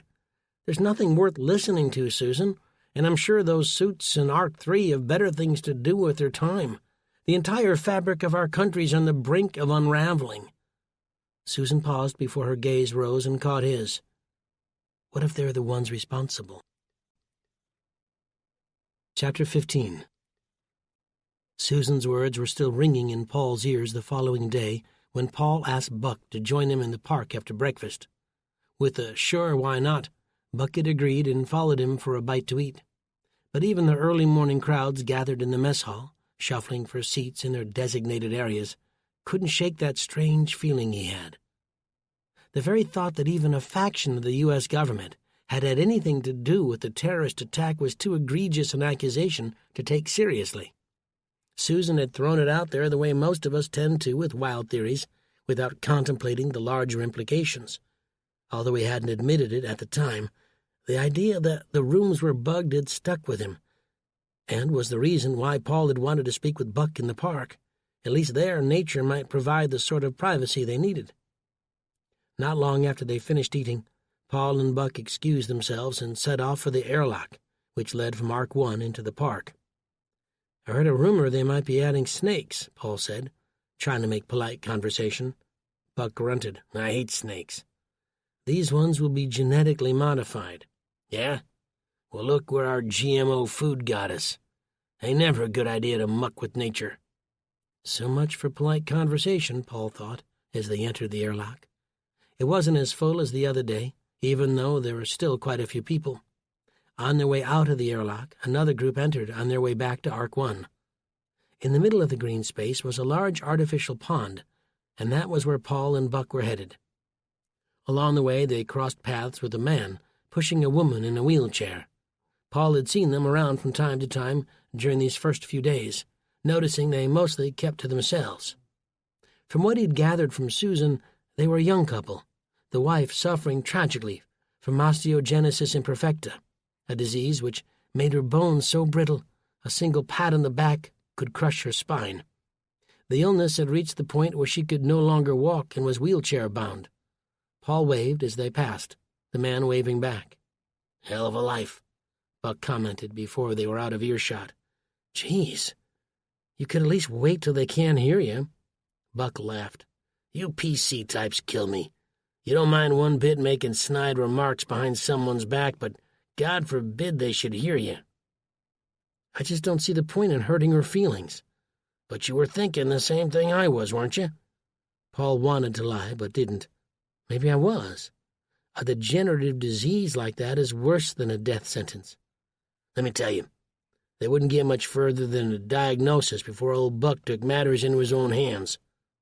There Buck went, talking in the third person again. There may be a life lesson in that sort of thing. Yeah, the lesson is better off dead. They stopped along the edge of the water. The artificial sun was still low in the sky. Around them other civilians were milling about. A few of them stretched out beneath the maple trees. Others rowed on small boats across the pond, smiling or giggling at one another. Buck reached down, scooped up a handful of stones, and began tossing them in one at a time. The water made a bloop sound as each one went in. "You know, it's a crazy thing to think about, given what's going on out there," Paul said. "But people here really seem to be enjoying themselves." Another stone and another bloop. "It's 'cause they've let the wool be pulled over their eyes." "They should be unhappy?" "I'm not sure about unhappy, but definitely not nearly so darn complacent. See, that's the problem with folks. You give them comfort and a little distraction, and they're more than happy to hand over every last ounce of their personal responsibility. Safety slaves." Paul kicked a small rock into the water and grinned. "Safety slaves? I've never heard that before." "Of course you haven't. I just made it up. But it's the truth. You take care of people's basic needs, and they stop asking questions. Grumbling bellies are the first sounds you hear in any revolution. I ain't saying anything crazy. In the real old days, the Romans spent a ton of money on gladiatorial games to distract the mobs of Rome from rising up. Before all this," Buck said, waving his hand in a wide arc, "we were pacified with movies, sports, and above all else, television. Heck, they didn't call it the boob tube for nothing." Sounds like the urban legend about department stores, piping subliminal messages over the PA. "Yeah, now you're getting it. Don't steal. Buy more worthless stuff." The two men laughed. Buck tossed a fresh stone. "By the way, if Earl Mullins comes up to you, don't give him the time of day." Paul's eyebrows rose. "I thought Earl was a friend of yours. He gave you a standing ovation after your speech in the dining hall." "That's what I thought before I discovered the guy ain't nothing but a two-faced punk." "He was talking behind your back?" Now Paul was genuinely interested. "Nah, I passed him in the corridor this morning. He was with his family, and he gave me the cold shoulder. You know me, Paul. I don't take kindly to being snubbed, so I raised my voice, and even pulled his arm. Hey, maybe he went deaf in his sleep last night. Anyway, he stared at me like I was a stranger and herded his family away like I was the big bad wolf. Won't be surprised if those other two do the same." "Jeb and Allen?" "Haven't seen them since. I ain't got no use for people who turn on you at the drop of a hat." Paul's mind was turning a mile a minute. Maybe he became uncomfortable with all the conspiracy talk. "No way, Rockstar. Earl was more of a hardcore conspiracy theorist than I am. Every time we got to talking, he always found a way of bringing the conversation back to 9/11. 'What happened to Building 7, Buck?' he'd shout. 'What happened to Building 7?' Like, how the heck should I know?" "But all that nonsense about a coup, the president being overthrown by a usurper." Buck turned to him. "I was only repeating the same thing we both heard from Brett." "He's a kid in uniform," Paul replied. "What the heck does he know? And what if he's wrong, Buck? What's the payoff for getting everyone all riled up for nothing? It distorts the delicate equilibrium in here." Buck stepped back and frowned. "Who got to you?" Paul straightened. "What do you mean?" "Delicate equilibrium. That doesn't sound like you. Sounds like someone gave you an earful and you're passing it along." "No one spoke to me, Buck," Paul lied, wondering if someone had also given Earl a similar threat of being kicked out. He hated a fib, but revealing the truth would only strengthen Buck's outlandish idea that the director was aiming to enslave them. "You're being paranoid. All I'm saying is that it's best not to rock the boat too much before we know the score." Buck grew quiet after that, and the two men walked on for a while in silence. Finally, they reached the airlock which led to Arc 2, the science and engineering complex. "Let me show you what I mean," Buck said, and headed through the airlock's heavy doors. A handful of others were inside with them, waiting for the red light to turn green. When it did, they exited into what might have passed for the main entrance of a pharmaceutical laboratory. Men and women were coming and going, some in lab coats, others in coveralls. "Yes, I've been here, Buck. Ava brought us on a tour." Buck kept walking. "Hey, where are we going?" "Stop whining and walk like you own the place," Buck growled. The security men at the front desk were busy redirecting a lost civilian when Buck and Paul slipped past them. They rounded the corner and came to a bank of elevators. One of them was about to close when Buck stuck his hand in. They climbed in, surrounded by science and engineering types who didn't hide their questioning looks. Paul stared down at the control panel and saw there were 10 floors above them and 6 beneath. Basement 1 and 2 both said engineering, but it was the classification of the other 4 basement floors which made the blood in his veins run cold. They were marked Biohazard 1 through Biohazard 4 in descending order. Paul clicked the button for Biohazard 1. "I'm not sure you two are supposed to be here," a balding man in a lab coat spoke up from the back. Buck cleared his throat. "We're part of a study on venereal diseases." He nudged Paul, who began scratching himself. The balding scientist took a step back. 2 engineers got on right as the elevator began to close. The doors nearly touched when a bell rang, and the doors swung open. Standing outside the carriage was the guard from the front desk. "Come with me," he said. Paul's heart sank. He'd been trying with everything he had to rein Buck in, and all he'd managed to do was get himself into more trouble. "Don't worry," Buck said. "Just let me do the talking." Chapter 16. Paul and Buck were held alone in a tiny room for close to an hour. At last 2 men in dark suits entered and sat across from them. They were armed, their pistols swinging back and forth from the shoulder holsters they were wearing. The trick, Paul knew, would be to play dumb and act dumber, which was why Paul spoke up before Buck had a chance to open his big mouth.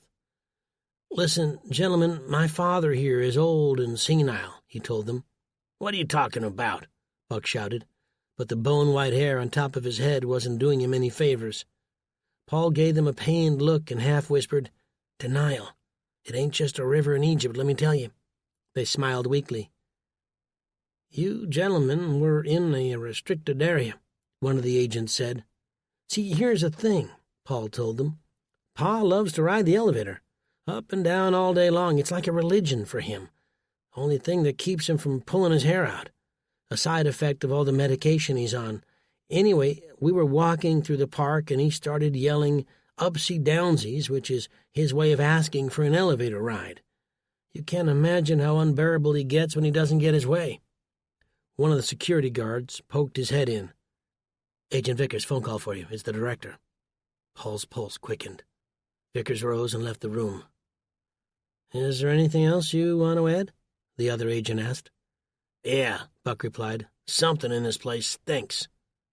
Buck wasn't making this easy, and Paul had to think fast. "Oh, Pa, that's just your colostomy bag come undone again." Buck looked at him with eyes that promised a swift beating when this was over and done with. Vickers came back into the room and stood by the door. "You two are free to go." "We are?" Paul said, trying and failing to hide his surprise. "Please head back to Arc 1 immediately." "You'll never see us again," Paul promised. They rose and filed out. Both agents watched as they walked through the reception area and headed toward the tram. A stroll through the park would take too long, and besides, Paul's legs were still weak. "You nearly got us killed back there," he scolded Buck after they'd reached the platform. A digital display indicated the next train was due in 5 minutes. "Nonsense. Our taxes paid for this place. We had every right to see what's going on." "I think the men with the guns might disagree." At the far end of the platform, Paul spotted the 2 agents, watching them. "Are they really wearing sunglasses? That's so cliché." "You suppose they're trying to intimidate us?" "Not more than they already have. I'll bet they're here to make sure we go back where we belong." Buck glared at them. A moment later, the tram roared into the station. Paul and Buck got on and took a seat. Slowly, the train pulled away for the short journey to Arc 1. "I'm still trying to work out what all that biohazard stuff was for." Paul considered this for a moment. "Your guess is as good as mine." "Saw a documentary on lethal diseases. Stuff capable of wiping out the human race. We're talking biblical plagues here." "Yeah, I get it," Paul said, wringing his hands. "Those bad boys are normally given a biohazard level of 4, the same level we saw back there." "Maybe they're working on vaccines," Paul offered. "We've seen how these bunkers are designed to protect and maintain important branches of the government. Well, maybe this is where the CDC is now headquartered." Buck nodded. That does make sense. And if you're right about the danger of a level 4 biohazard, then it begins to make sense why they wouldn't want unauthorized people snooping around. Might also be why they gave us an inoculation when we first arrived. Buck spat. My rear end still smarts. Paul grinned, recalling the panic on the old man's face when he'd seen an inoculation was coming. Mine too, he replied, rubbing the spot where the auto-injector had done its damage. Buck had raised some important questions. Paul could see the old man wasn't completely sold on his explanation. There seemed to be more than a few secrets floating around this place. A bunker dug into a hollowed-out mountain. Top-secret areas shrouded in mystery, and more creature comforts than most of the civilians were used to. It was then that it dawned on him. Something about the living quarters that Ava had told him during their initial tour, that they were initially designed to house members from the House and the Senate. At the moment, the government and science people stayed in Arcs 2 and 3. In that light, the stark reality of this installation began to come into sharp focus, and it explained why they'd struggled so much in the beginning with the influx of civilians. This bunker hadn't been built with them in mind at all. In the event of a SHTF-type scenario, American civilians were considered expendable. Chapter 17. The message over the loudspeaker came early the next morning. All residents from Arc 1 are required to present themselves to the Science and Engineering Wing by 0800 hours. Paul's eyes snapped open as the message blared again. It seemed to be on a loop. In the bunk above him, Buck snored away merrily, sounding like a wildebeest searching for a mate. Susan and Autumn were already up. His daughter was worried. "What's going on, Dad?" "I haven't the foggiest idea," he told her. "Last thing I remember, I was dreaming about the Wanderers. We were set to go on stage, and I couldn't find my guitar." "You normally have that dream when you're stressed," Susan said, seated before the desktop computer.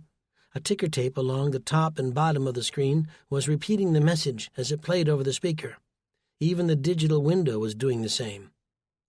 Annoying alarm aside, Paul was starting to feel the pressure of keeping Buck under control. Of course, he hadn't told Susan what had happened in the elevator the day before.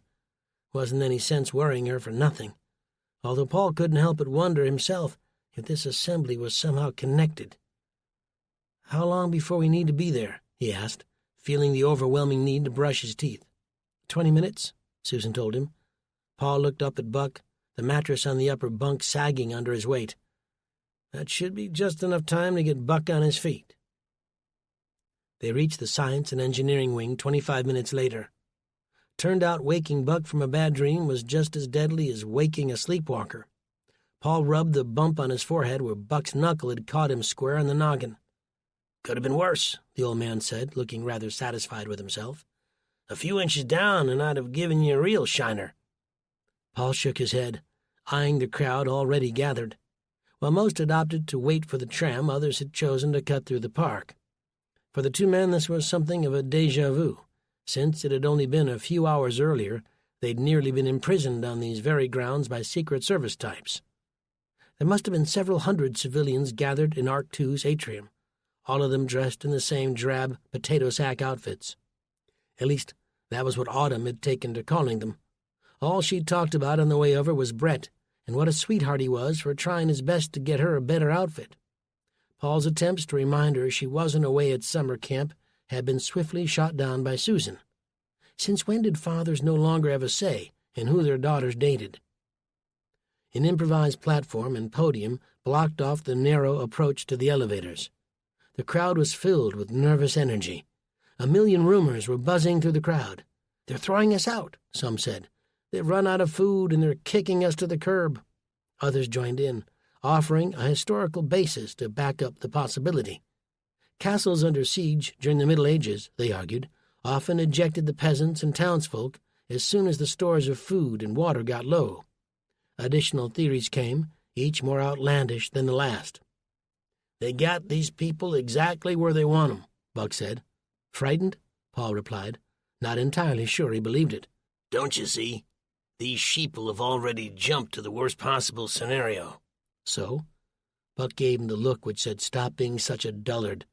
So anything they propose now will seem like a huge improvement over banishment and death." Just then Ava climbed up to the podium. She tapped the mic, and it made a hollow sound. "Isn't she great?" Buck said. "She's a natural." "Yeah, natural microphone tapper. Susan, I think your father's having an aneurysm." "Boys," his wife said in a motherly tone, "be nice."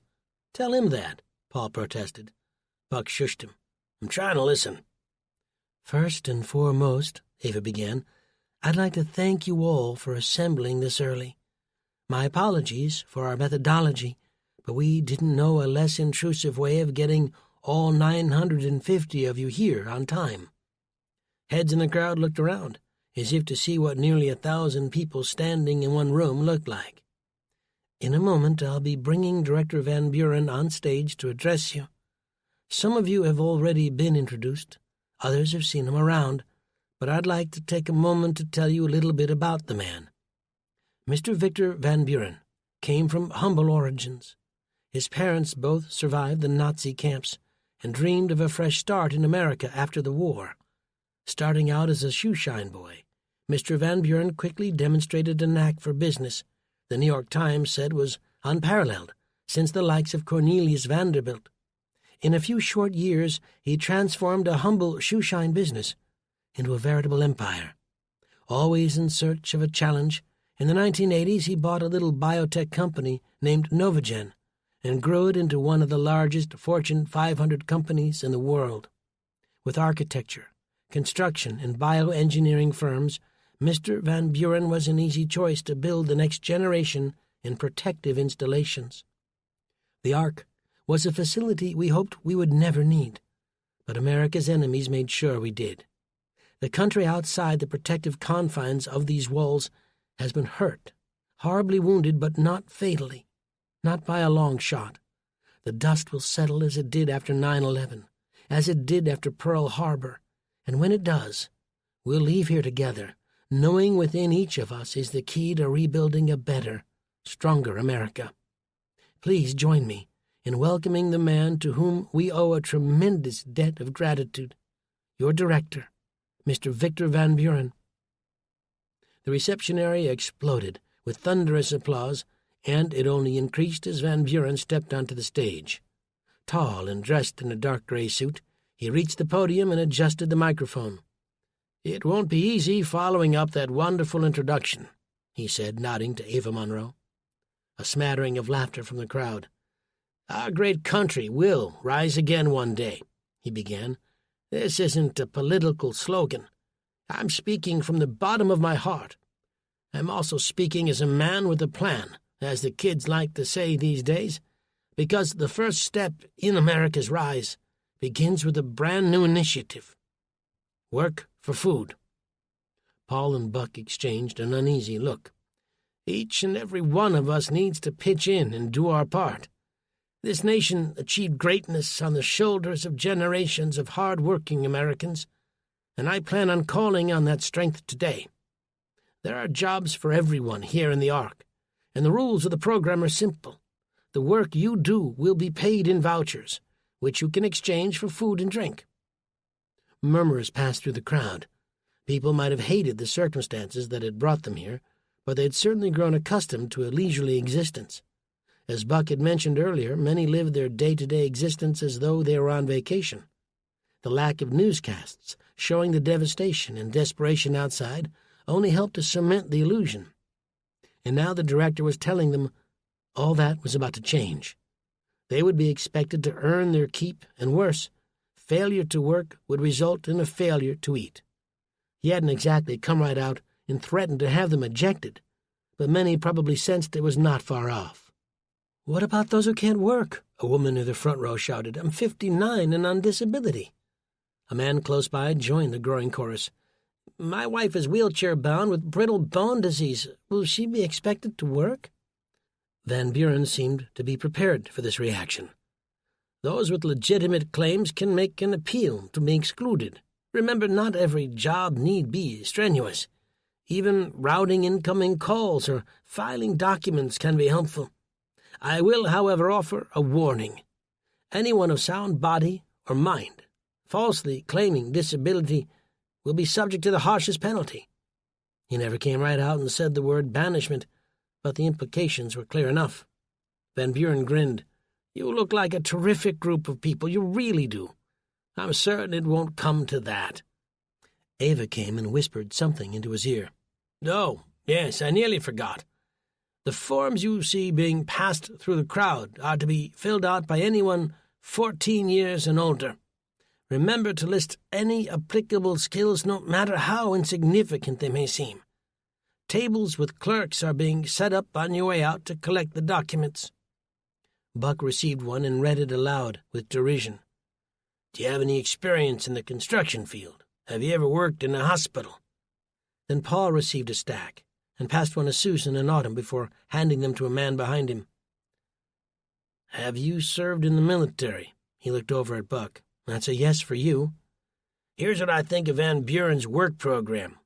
Buck held the questionnaire about a foot from his chest and tore it in two, and proceeded to tear the remainder into smaller and smaller pieces. "Dad, are you crazy?" Susan scolded him. "Those Nazi camps Van Buren seems to wear as a badge of honor used to have a sign that hung over the front gate with a message prisoners would see upon entering. It read, 'Work will set you free.' And it was just as much a lie as this program is. They don't need the help. They need to keep us busy, keep us from snooping around. And I suggest each of you tear your sheet up too." Buck snatched the one from Paul's hand and tore it in two. Paul yelped as though he'd been shot. He turned to the man behind him, but the stack had long since moved on. "You're going to get us killed," Paul snapped. "I'm freeing you." Paul looked at Susan and Autumn, who had already gotten a pen. "Let me borrow your back so I can fill this out," Susan said, and somehow the words stung. "Don't worry, you can get one on the way out." Not long after, they began pushing through the crowd toward the exit. Just as Van Buren had said, tables were manned by clerks collecting the forms. What he hadn't told them about was the presence of soldiers behind them. "If this isn't a police state, I don't know what is," Buck spat. But there was more than one stop before they'd be allowed to leave. Standing between the clerks and the soldiers were men in white lab coats holding auto-injectors. Buck's eyes went wide, and Paul could tell he was thinking about that first painful injection they'd received. "This way," Autumn said, pulling them along. She pointed at one of the soldiers they recognized as Brett. Susan and Autumn handed one of the clerks their papers and passed through to get a shot. "What is it?" Paul asked the clerk, who looked on coldly. "A vaccine against cholera. It has a nasty habit of breaking out when this many people live in such close proximity." He searched Paul's empty hands. "Your papers?" "I didn't get one." The clerk's face dropped. "You can't leave before you fill one out." Autumn and Susan were waving them on, but Paul could only shrug. A moment later, Brett showed up and whispered something in the clerk's ear. The clerk looked back at Paul and Buck. "All right, go ahead." They had no sooner passed through than a squat, mean-looking nurse pressed an injector against Paul's arm and pulled the trigger. A blast of air was followed by a sharp pain. Buck was next, and his face went white as the short nurse approached him. For the old man, the only thing more frightening than getting a shot was having it administered by someone so small. "Grow a pair," Paul shouted, watching Buck's face contort with fear. After that, they headed back to Arc 1. Upon arriving, lines were already beginning to form in the mess hall for breakfast. Today would be the last time to grab a free meal, and it seemed no one wanted to miss out. "They'll start imposing limits," Buck predicted. His eyes found Susan. "You saw firsthand in Atlanta how people descended on grocery stores like a pack of wild animals. Mess with a man's food and you bring out the beast." Autumn touched Paul's arm. "Brett said they'd be posting guards to protect the kitchens during meals and after hours as well." "There's been a shift," Paul noted. "It wasn't so apparent before, but now it's become unmistakable." "A shift in power?" Susan asked him. Paul shook his head. "No, a shift in policy. They don't feel the need to keep us bloated on pleasant distractions anymore. Win us over by playing Mr. Nice Guy." Buck couldn't agree more. "From here on in, it'll only get worse." Chapter 18. Brett's apparently noble attempt to get Paul and Buck scratched off the workforce didn't pan out as well as expected. Far from excluding them, their failure to hand in the proper documents earmarked them for a special, even distasteful job. The news came the following morning with an abrupt knock on the door of their room. Craig was the messenger, and he informed them that they needed to report to the engineering section for garbage collection and disposal duties. While Paul had attempted to maintain his composure, Buck had flown into a tirade, belting out a greatest hits of curse words, many invented by the old man on the spot. Thankfully, word from Craig hadn't nearly been as harsh for the girls. Susan and Autumn were asked to report to the infirmary. Susan, with her limited medical experience, the first 6 months of a failed nursing degree, would assist doctors in prepping and administering future inoculations. For her part, Autumn would join her mother as a nurse's aide. Either one of those would have suited Paul just fine, and he understood right away they weren't simply being punished for failing to fill in the form. They'd been singled out for sticking their nose where it didn't belong. Choosing to accept their fate, the two men made their way to the engineering wing without so much as a coffee or muffin for breakfast. True to Buck's prediction, dozens, if not hundreds, had tried the day before to sneak extra dinner rolls, pieces of fruit, and in some cases saltine crackers. In nearly every case, soldiers stationed by the lunch line exits had been there to search them as they left. Those caught pocketing extra food were simply given a warning, but it was clear the penalties would become far more severe as time went on. The two arrived about 15 minutes later and found a man in dark blue coveralls, with short hair and a handsome face, waiting to greet them. Wearing an orange hard hat and a frown, this guy was all business and no pleasure right from the start. After 2 failed attempts at a joke, Paul had to admit Chief Engineer Richard Hardy had about the same sense of humor as a nest of wasps. He handed each of them a pair of bright yellow coveralls, yellow gloves, and a matching hard hat. "I heard the 2 of you were trouble, so I'm going to make this real simple," Hardy told them. He sounded like a New Yorker. "The darker the coveralls, the higher the rank. Sort of like karate belts, except we don't do white. Work hard and do as you're told, and you'll be paid, maybe even promoted. Mouth off or break the rules, and you'll discover all the different ways that can make your lives a living hell. We understand each other?" Paul nodded while Buck glared in defiance. Afterward, he brought them to a room where they changed. Initially, Paul had simply pulled the yellow coveralls over his brown slacks and beige tunic until Buck had let him know he was making a terrible mistake. "You ever worked with garbage before, Rockstar?" "I'm happy to say that I haven't." Buck laughed. "You artsy-fartsy types kill me. Well, let me put it to you this way. You got 1 set of clothes in here, and you're wearing them. You keep those on, and I guarantee by the end of your shift you'll smell worse than a donkey's behind." "So what do you recommend, oh garbage guru?" Buck grinned. "I suggest we don't wear a thing underneath these coveralls and stash our clothes in one of those." He pointed to a wall of small metal lockers. Paul followed Buck's suggestion and dropped his pants. "What the heck are you doing?" "What? You said we should get undressed." "Yeah, in the bathroom. Not right in front of me." Buck was shaking his head in disgust. "Get over it," Paul shot back. "You're about to see a lot worse than this." Once dressed, the 2 men stood facing one another. "I feel like a giant chicken," Paul said. "You look like one," Buck offered. "If I hadn't let you rip that paper of mine, I could have been teaching a music class or something useful instead of getting stuck on garbage patrol." "That's funny. This place needs a music teacher about as much as they need another litter of nippleless cats." "Well, you never know." Buck's face didn't show an ounce of doubt. "Trust me, I know."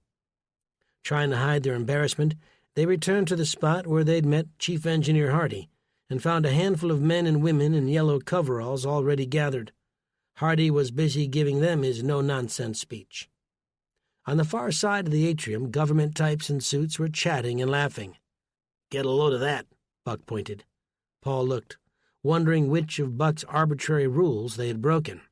"Seems mighty hard to swallow getting called to task by the director, when those bureaucrats are living the easy life." Underneath his bushy white beard, Buck's cheeks were turning red with anger. "First they burned our clothes and forced us to dress like a bunch of Hungarian peasants. Now they're sending us to clean up garbage while they live the high life. If they want a class war, I'm more than happy to give them one." Chief Engineer Hardy appeared next to them and shoved a mop into their hands. "You were wrong, Buck," Paul said, eyeing the wooden pole in his hands as though it was a foreign object. "Apparently we aren't only garbage collectors, we're janitors, too." Buck groaned. "This keeps getting better." Chapter 19. The rest of that morning and afternoon they spent performing a humiliating list of cleanup duties, mopping the atriums in Arcs 1, 2, and 3, emptying trash cans into large plastic bins set to be incinerated. Lucky for them, another group of maintenance workers in yellow coveralls took the garbage to be burned, but the responsibilities around here were on strict rotation, and it would only be a question of time before that particularly nasty job fell to them. By 1 p.m. Paul was starting to walk funny, not simply on account of the growing tightness in his lower back. His feet were throbbing with pain. That was the last place he had expected to hurt. Funny how we took our bodies for granted, barely aware of muscle and bone until one or both began crying out in agony. In spite of the physical discomfort, Paul felt he was dealing fairly well with the situation. Sure, he hated being conscripted into probably the worst job the complex had to offer, but he kept reminding himself how it sure beat the alternative, starvation or, better yet, exile. Buck, on the other hand, was managing his new role with about as much grace as a spoiled child. But unlike Paul, it hadn't been the manual labor that got to him. The old guy took pride in his physical prowess and his ability to work with his hands. He had built most of the barn in back of his property, as well as the bunker beneath it, all on his own. No Buck's sore spot right now was his pride, and he made no bones about expressing his displeasure. Dumping a trash can into one of the large plastic bins, Buck whacked it against the side of the container with a loud boom. "You may not mind being a prisoner in this glorified excuse for a bunker, but I'm going to tell you something, Paul. I've just about had it." He tossed the trash can back in place. It skittered across the floor and slammed against the wall. Paul went over and set it back in its place. Paul returned to the other side of the wide corridor, where he was doing the same thing. "I'm no more fan of this than you are, but stop being such a baby about it." Buck ignored him. "Saw Jeb during that 15-minute excuse for a lunch break they give us. He's been put on maintenance, too. Noticing the pattern yet, Paul? Speak out against a tyranny and they send you off to do hard labor." Buck pushed the bin a few feet and stopped to empty another trash bin. This one was by a set of bathrooms. Out came the can, boom, boom, boom, against the side of the bin, then a grunt from Buck. Something was apparently stuck at the bottom. He reached in and pulled it out and convulsed with a fit of disgust when he saw it was a woman's used sanitary napkin. "Oh, for goodness sake!" Paul grabbed his belly with laughter. Living with two women, he was no longer shocked by such things. "I think you may have found your calling, Buck." The old man threw him a look. "So Jeb mentioned that Earl Mullins and his family left last night." Still on the other side of the hallway, Paul stopped what he was doing. "Really?" The grin on Buck's face stretched from ear to ear. "Who knows, maybe he refused to work. Gave him the finger. Either way you slice it, Earl must have figured he was better off taking his chances on the outside." Paul wasn't sure why the old man was smiling. Sure, Buck hated authority of any kind, but for Earl to risk his family's safety like that seemed reckless, maybe even criminal.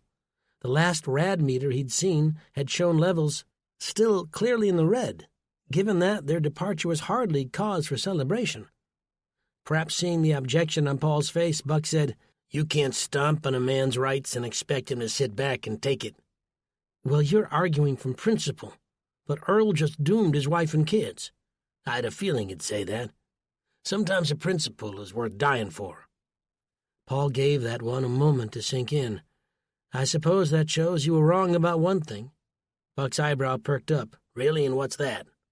"If Earl and his family were allowed to leave, then this place isn't a prison at all."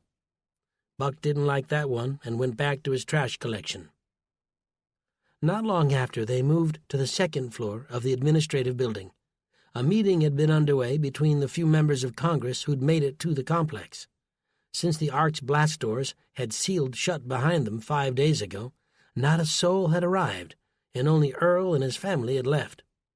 Paul and Buck had been instructed by Chief Engineer Hardy to wait outside for the meeting to end. Once everyone left, they would clean up. Far from a heated exchange, Paul was shocked by what they heard going on behind those closed doors. Lots of old men cackling over poorly told dirty jokes. Soon after, the doors swung open, and a wave of political types and their assistants came streaming out. A young man in a sharp suit emerged, brandishing a paper coffee cup and an obnoxious laugh. He was sidling up to a gray-haired guy who must have been a congressman. As they passed, the kid held out his coffee cup for Buck to take. Buck's eyes narrowed as the kid let the cup go. It hit the ground with a hollow pop, coffee splashing over the feet of all three men. The procession stopped. "What are you, some kind of an idiot?" the kid asked, surveying the damage. "I was handing you my cup, and now you made a mess." A sort of calm came over Buck. "No, you made a mess. You're a big boy. Can't you throw out your own trash?" "Excuse me?"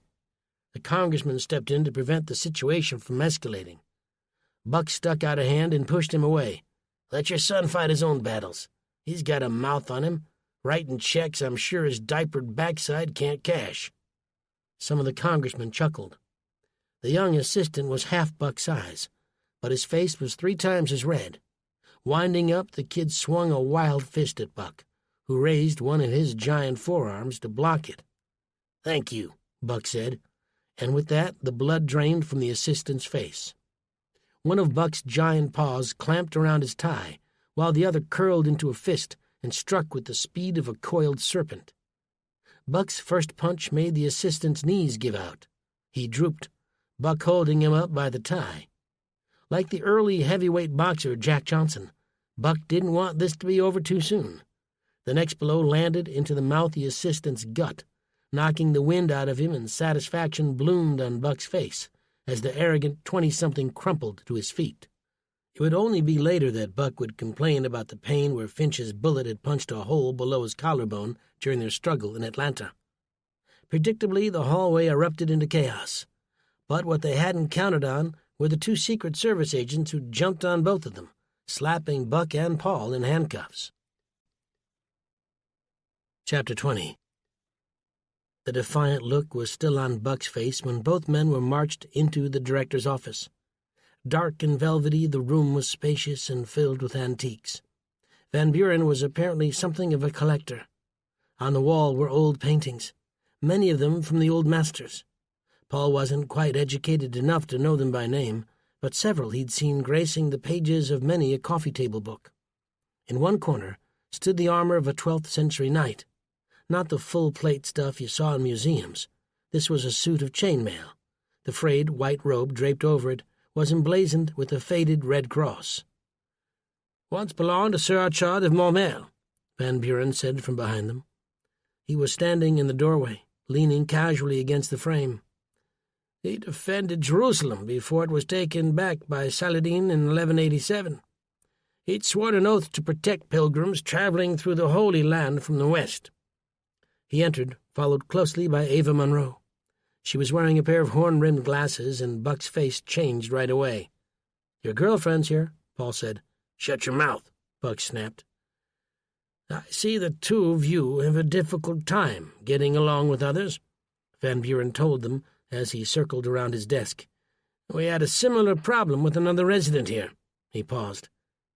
"Earl Mullins," Ava offered, filling in the blank. "Yes, Mullins.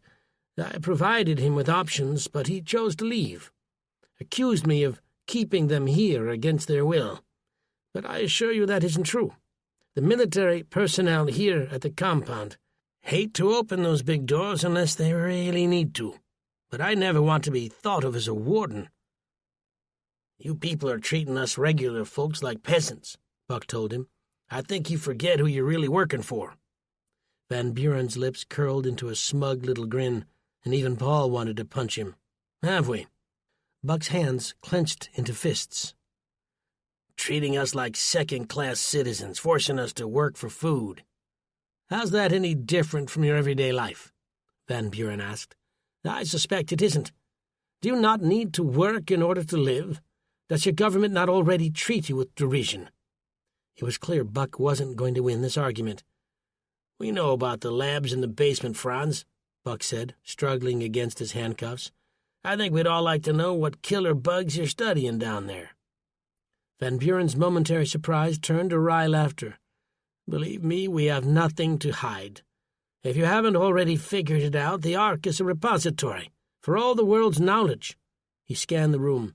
"This facility was built in the wake of 9/11, after the powers that be worried a catastrophic event could threaten our entire way of life. You may have noticed convoys of vehicles on your way here. Many of them were packed with rare treasures. But of course I'm not only talking about gold and silver. I'm speaking about irreplaceable works of art and literature. I'm talking about a seed vault large enough to rival Svalbard in Norway. Not to mention digital copies of every book, movie, and government report ever created." Paul's jaw came unhinged. "You people don't think things are going to get better, do you? You think the country is doomed." "That's a bunch of bull," Buck shouted. It didn't seem to matter any more that the beautiful Ava was in his presence. "You said yourself Van Buren will rebound, unless you were telling lies." "Oh, I wasn't lying, William." He was using Buck's first name, Paul realized, but how did he even know it? "America will rise again. The real question is, what will the country look like when it does?"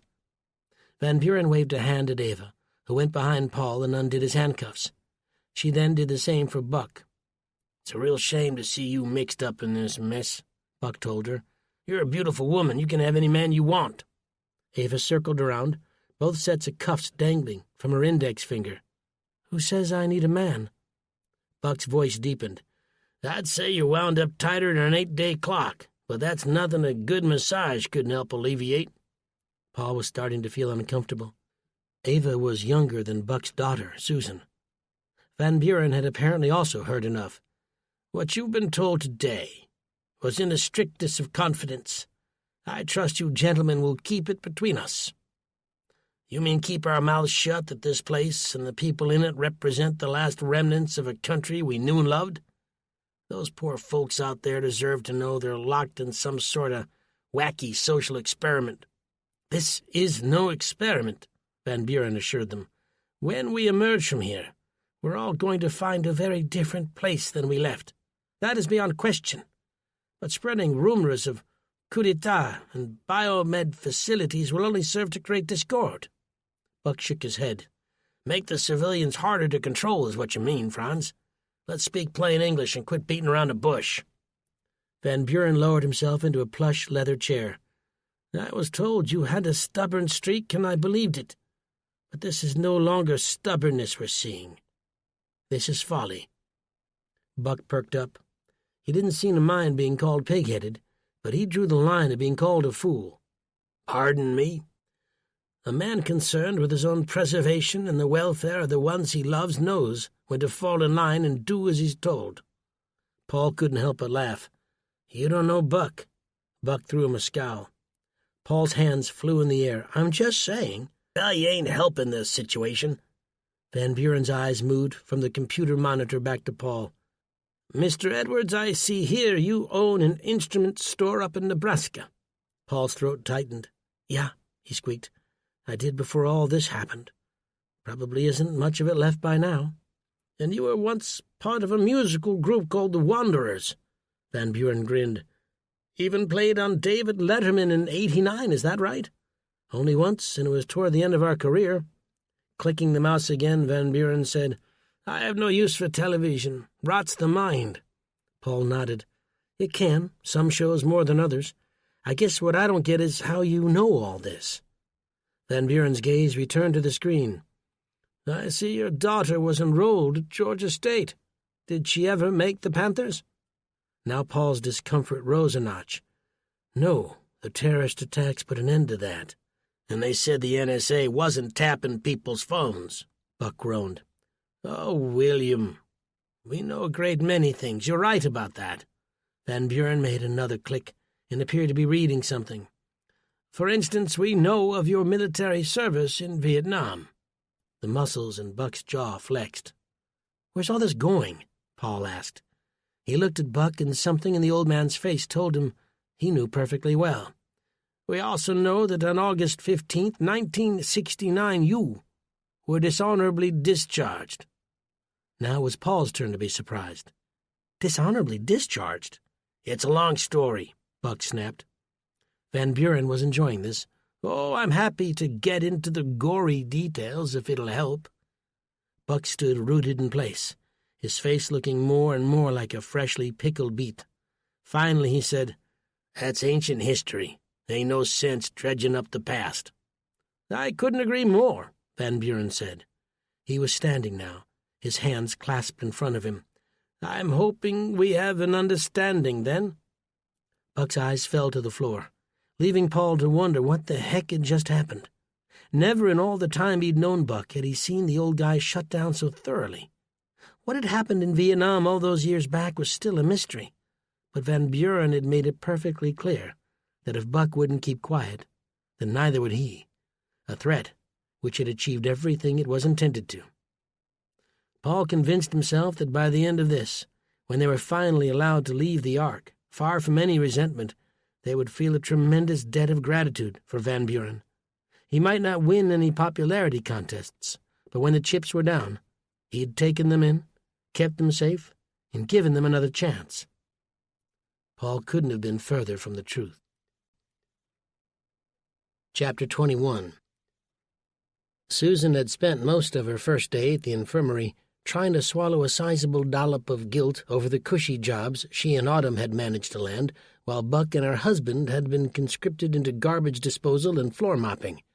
It didn't help ease that heavy feeling in her heart that Dr. Redgrave, whom she was working with, was a terrifically handsome man with a great bedside manner. Never mind what her crabby father had said about him being a quack. Buck couldn't spot a fake ID, let alone a forged diploma from Georgia State. She and Autumn, along with 18 other women of varying ages, had been commissioned as nurses. The truth was they were mostly nurses' assistants, since very few of them had any real experience in the medical field, which meant that the 3 women who had once worked in hospitals were expected to do some serious on-the-job training. After getting a complete tour of the place, Susan quickly realized calling it an infirmary simply didn't do it justice. It was closer to an emergency room with several areas reserved for treating patients.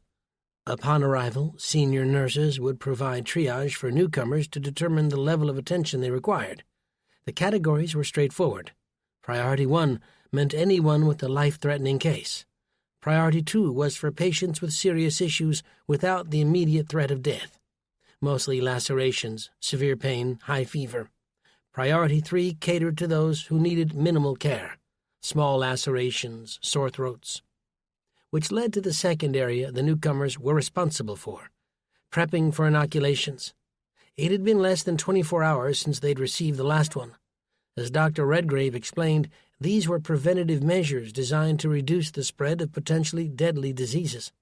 The bunker was something of an incubator. With so many people running around in a confined space, it was inevitable that sickness spread. All you needed to do was look at the outbreaks so common on cruise ships. The danger was all too real, and the doctor's dedication gave her a feeling of comfort and reassurance. The small glass vials with the vaccines needed to be kept cool and came packed in blue coolers, not unlike the kind one might take to the beach on a warm summer day. The procedure was simple enough. Whatever vials weren't used were sent back to the medical labs Dr. Redgrave told them were several floors beneath their feet. Susan found Autumn in one of the minor procedure rooms, cleaning a child's bloody knee and applying a bandage. She smiled with pride at the delicate care her daughter was giving. One of the senior nurses named Wendy appeared behind her. She was packing up unused vaccines before carting them back to the labs and needed a hand. Always willing to help, Susan followed her to a smaller room.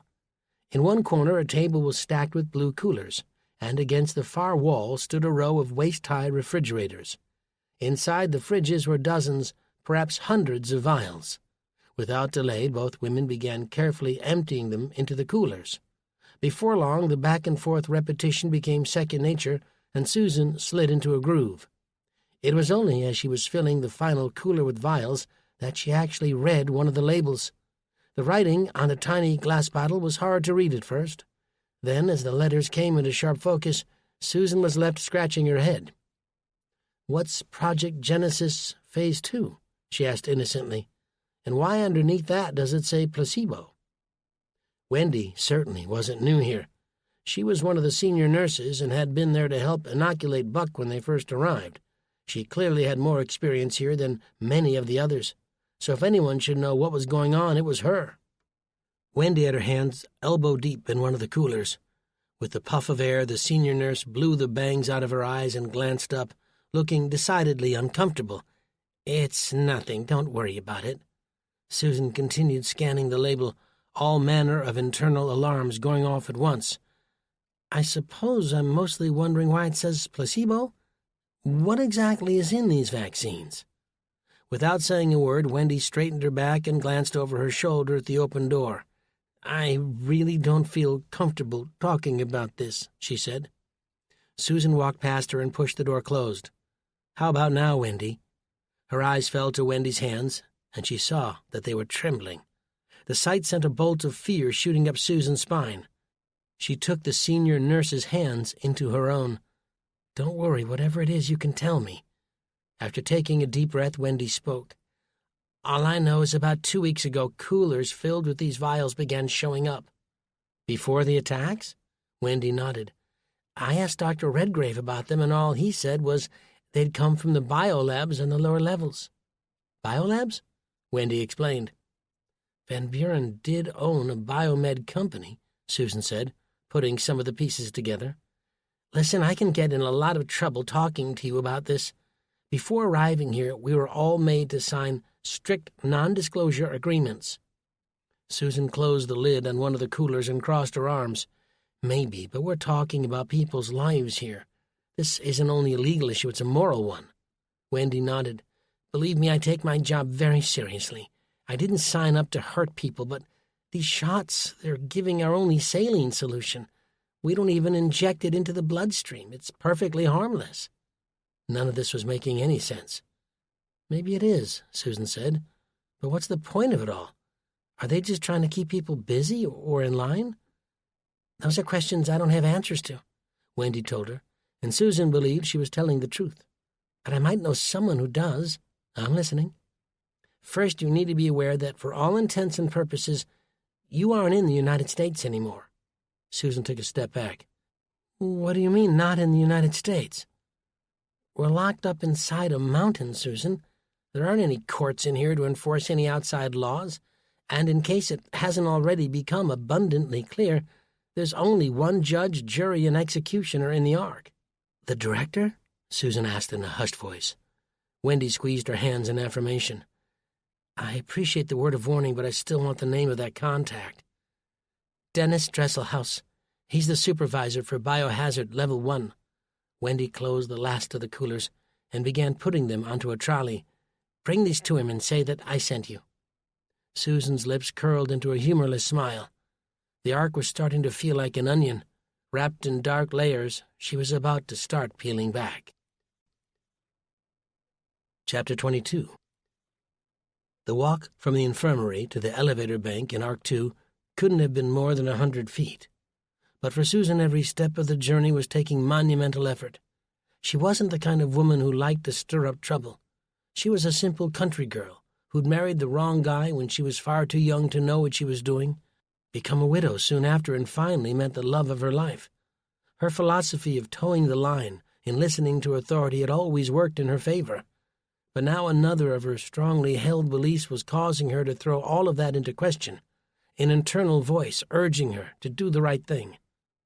Her father, Buck, talked often of sheeple and their tendency to exchange rights and freedoms for safety and security. The state of American society at present, like the air outside, had become toxic and dangerous, and everything in her being begged and pleaded with her to do whatever was necessary to keep from getting hurt. But she couldn't help wondering whether a life bought at such a high cost was one worth living. Susan reached the bank of elevators, brought her trolley loaded with coolers to a stop, and pressed the down arrow. As she waited, other scientists gathered beside her. Each of them had a name stitched onto their white lab coat, and she stole quick glances, wondering whether any of them were Dennis Dresselhaus, the man Wendy had said would have answers to her questions. She scanned the digital readout above the doors. Each of the elevators were on sub-level 1, the same floor she and her trolley were headed to. Wendy had lent Susan her keycard so she could access the lower floors. The crowd gathering around her began to grow, many tapping their feet and wondering out loud what was taking so long. Susan's pulse began to quicken.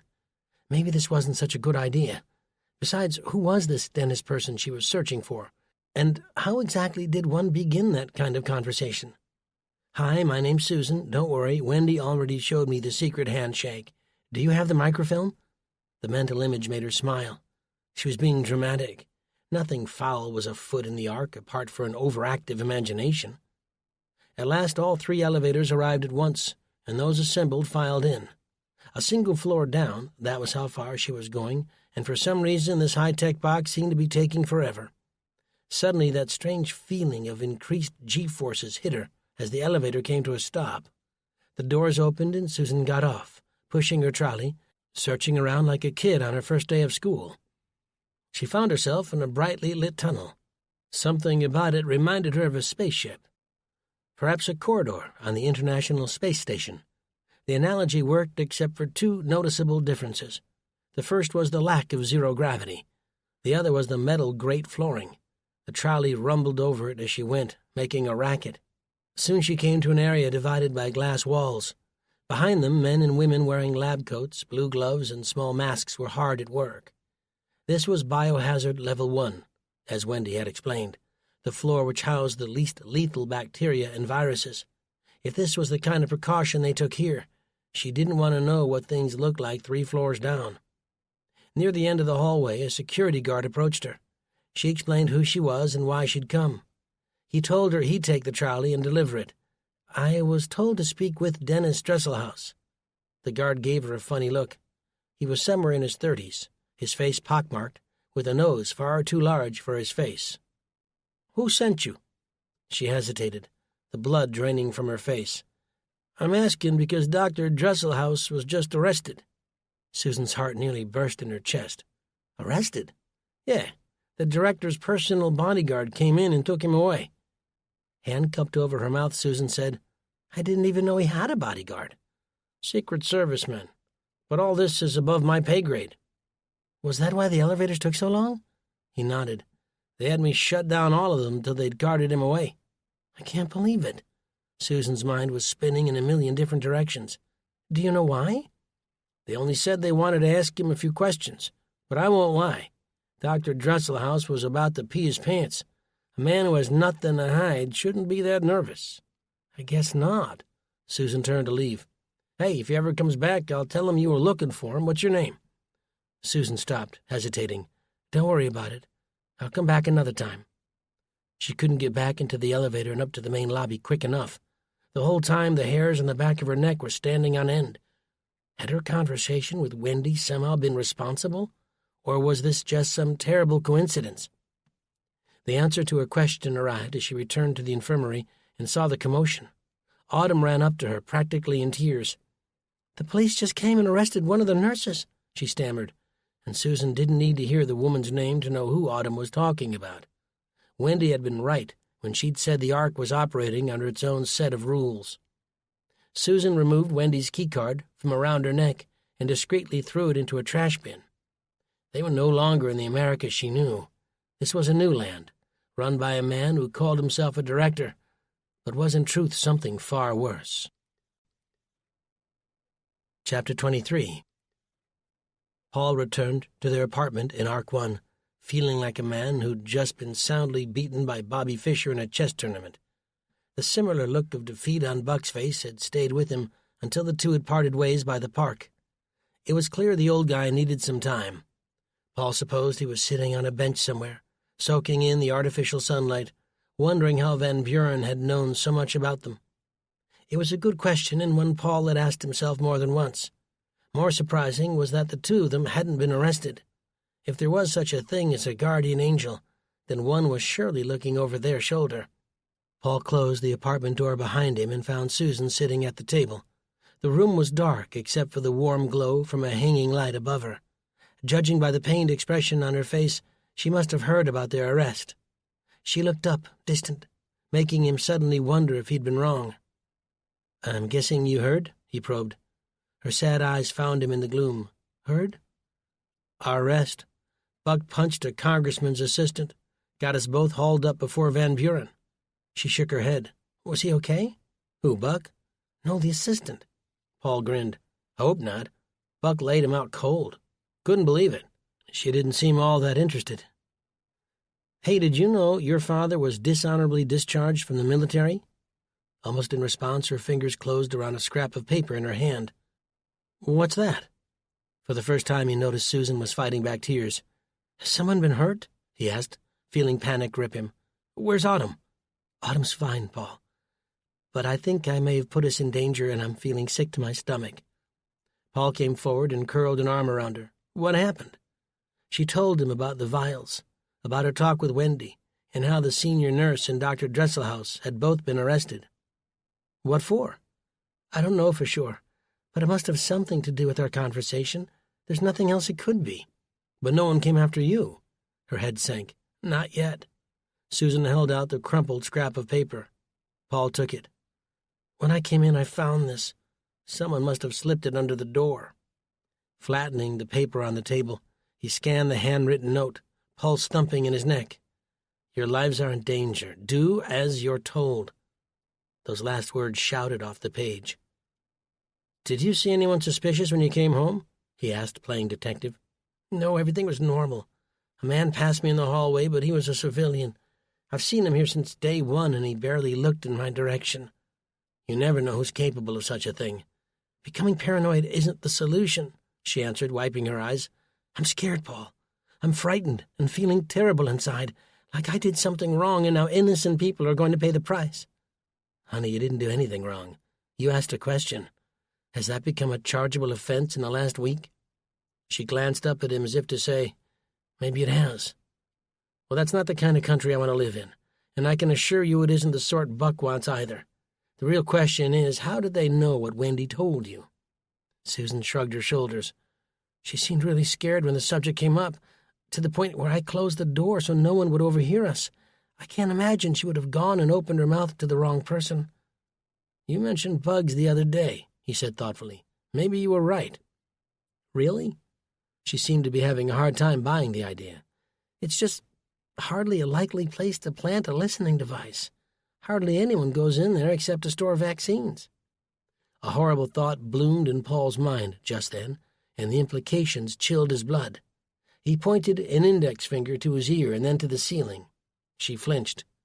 Taking her by the arm, he ushered her out and into the hallway, leading her to a fire escape at the end of the corridor. Once in the stairwell, Paul felt like he could breathe again. "Whoever wrote this note wants to keep us quiet," Paul said. "Quiet? You know what I want? I want to pack up and leave right away." Susan's eyes were searching around the concrete surroundings, checking to see if it was safe to talk. "You know we can't do that." "The radiation levels are down today. We might be able to make it." There was a note of desperation in her voice. "Not low enough. We'd never make it, even wearing suits." She cupped her head. "Then what other choice do we have but to do what the note says?" He hated hearing her cave into threats. Paul wasn't a scrapper. In many ways, getting along in peaceful coexistence was his goal in life. Battling the powers that be, that was Buck's game. And right now the old war bear was in the park licking his wounds. "I have this strange feeling someone is watching out for us," Paul told her. "We've run into more than enough trouble to get us kicked out of the Ark several times over. And yet here we are." "You're not talking about divine intervention." He laughed. "No, I'm talking about a flesh and blood person. Someone who knows that what's going on here is wrong." "So what are you saying?" "I'm saying we need to find them before things get out of hand." Chapter 24. A short time later, Paul and Susan found Buck in the park, seated on a bench next to the pond. He was tossing pieces of bread to a paddling of ducks, looking like he didn't want to be bothered. "You know, they're genetically engineered to like humans," Paul offered as they drew near. Buck glanced up and grunted. "Why else would they be spending time with a lout like me?" "I've never known you to feel sorry for yourself, Dad," Susan said, startled. He threw a handful in, and the ducks scurried after it. "I'll bet there's a lot about me you don't know." "We're here if you want to talk about it," she offered, sitting next to him. "Talking does nothing besides waste oxygen. Besides the two, you look like you're up to something, and I'm not sure I want any part of it." Susan cleared her throat and couldn't get the words out before Paul jumped in. "Something strange is going on in the bunker." Buck let out an ironic burst of laughter. "You're only seeing that now? Heck, that ain't no news flash." Susan told him about the vials and how both medical personnel had been arrested. "Any particular reason they're so keen to shoot salt water into people's bodies?" the old man asked. "None that we've been able to figure out," Paul told him. "I can't stand the idea of doctors coming at me with needles, and I like the idea of vaccinations even less." Paul crossed his arms. "Yes, we know." "Then you should know I'm done taking them." Buck turned to Susan. "And you can tell that handsome doctor of yours to his face." Paul gave her a look. "What?" she said, stepping back. "He's a good-looking man. I'm married, not dead." Now it was his turn to wonder. "I fear the woman doth protest too much." His gaze returned to Buck. "As for announcing your decision to stop taking inoculations, I'm sure the powers that be are already aware of that." Buck's forehead scrunched up. "How so?" "We think there's a listening device in our room," Susan told him. "Maybe one in every room." Her father shot a glance over his shoulder, scrutinizing a bush and a majestic oak behind them. "Yes," Paul said, half joking, "the trees and shrubs may be wired as well." "Don't doubt it. The more I hear the two of you talk, the more I'm convinced this place is being run by the Illuminati." "Oh, no," Paul spat. "Not more conspiracy nonsense, Buck. This is serious." "And so am I, Rockstar. Just think about who's in charge of this place. He ain't in the service, but he is part of what Eisenhower warned about, the military-industrial complex." Paul's greatest concern, bringing Buck into the fold, was that the conversation would devolve into the stuff you found on bad websites. Crazy theories with nothing but scraps of misinformation to prop them up. "I wasn't the one who thought of it first," Buck was saying. "Earl Mullins brought a few facts to my attention I hadn't even considered. Take, for example, the layout of this place." Paul and Susan surveyed the park, both looking confused. "The Illuminati's main symbol is a pyramid with an all-seeing eye in the middle." "Okay," Paul said, dragging out the word, hoping Buck would get to the point. "Just take a look at Arcs 1, 2, and 3. He pulled out a hand-drawn map from his back pocket and spread it over his lap. "They're configured in the shape of a pyramid with the park smack dab in the middle, representing the eye." Susan was nodding. "Oh, come on," Paul said. "That isn't proof of anything, Buck, apart from an architectural coincidence." "Call it a coincidence if you want, but I've been feeling like this place wasn't right from the start. They tell us we're free to go, but walking out into certain death ain't really freedom." Paul didn't think this conversation was heading in the right direction. "Listen, I believe that someone on the inside may be looking out for us," he said, trying to change the subject. "They may be keeping us from being kicked out." "Well, quite frankly, I wish they'd stop," Buck said. "I'm starting to think maybe we should leave and take our chances out there." "You may be willing to throw your own life away," Paul replied. "But what about Autumn? Is her future that disposable?" His voice was starting to rise, and Susan placed a gentle hand on his back. Buck seemed to be pondering Paul's last words. "I got no beef finding the person on the inside. Maybe they can help fill in a few blanks and help us figure out what's going on in here. But no matter how we go about it, that corporate stooge Van Buren and his personal assistant Ava Monroe can't find out what we're up to." The faint sound of a commotion echoed from the far end of the park. It was coming from the airlock near Arc 3, the administrative and governmental wing. They rose quickly and headed in that direction. If there was some kind of emergency, they didn't want to be the last ones to find out about it. As they drew closer, a few dozen people were pushing to get into the airlock. "What's going on?" Buck demanded. A young girl with pigtails spun around, her face filled with amazement. "The president's arrived!" Chapter 25. The three struggled into the airlock, Paul moving slowly as he excused himself, Buck ahead of him using elbows and his weight to plow his way through. The lights went from red to green, and the hatch at the other end opened up, and suddenly they were fighting the crowd all over again. It wasn't even clear why everyone was in such a hurry. Did they really believe a savior had arrived to make their lives better? At last they made it into the atrium of Arc 3 in time to see the president arrive, surrounded by a veritable army of Secret Service agents and what were likely White House personnel. Paul was struck immediately by the new president's height. He couldn't have been more than 5'2", with a full head of silver hair trimmed into a businessman's cut, short on the sides, the top just long enough to part. He smiled and waved, and the civilians dressed in their earth-toned tunics shouted and cheered. For a brief moment, the country wasn't falling to pieces. Nuclear devices hadn't vaporized hundreds of thousands of citizens, and deadly radiation wasn't poisoning all it came in contact with. The Savior had arrived, and by his very presence he would set everything right again. Even Paul found himself clapping and whistling.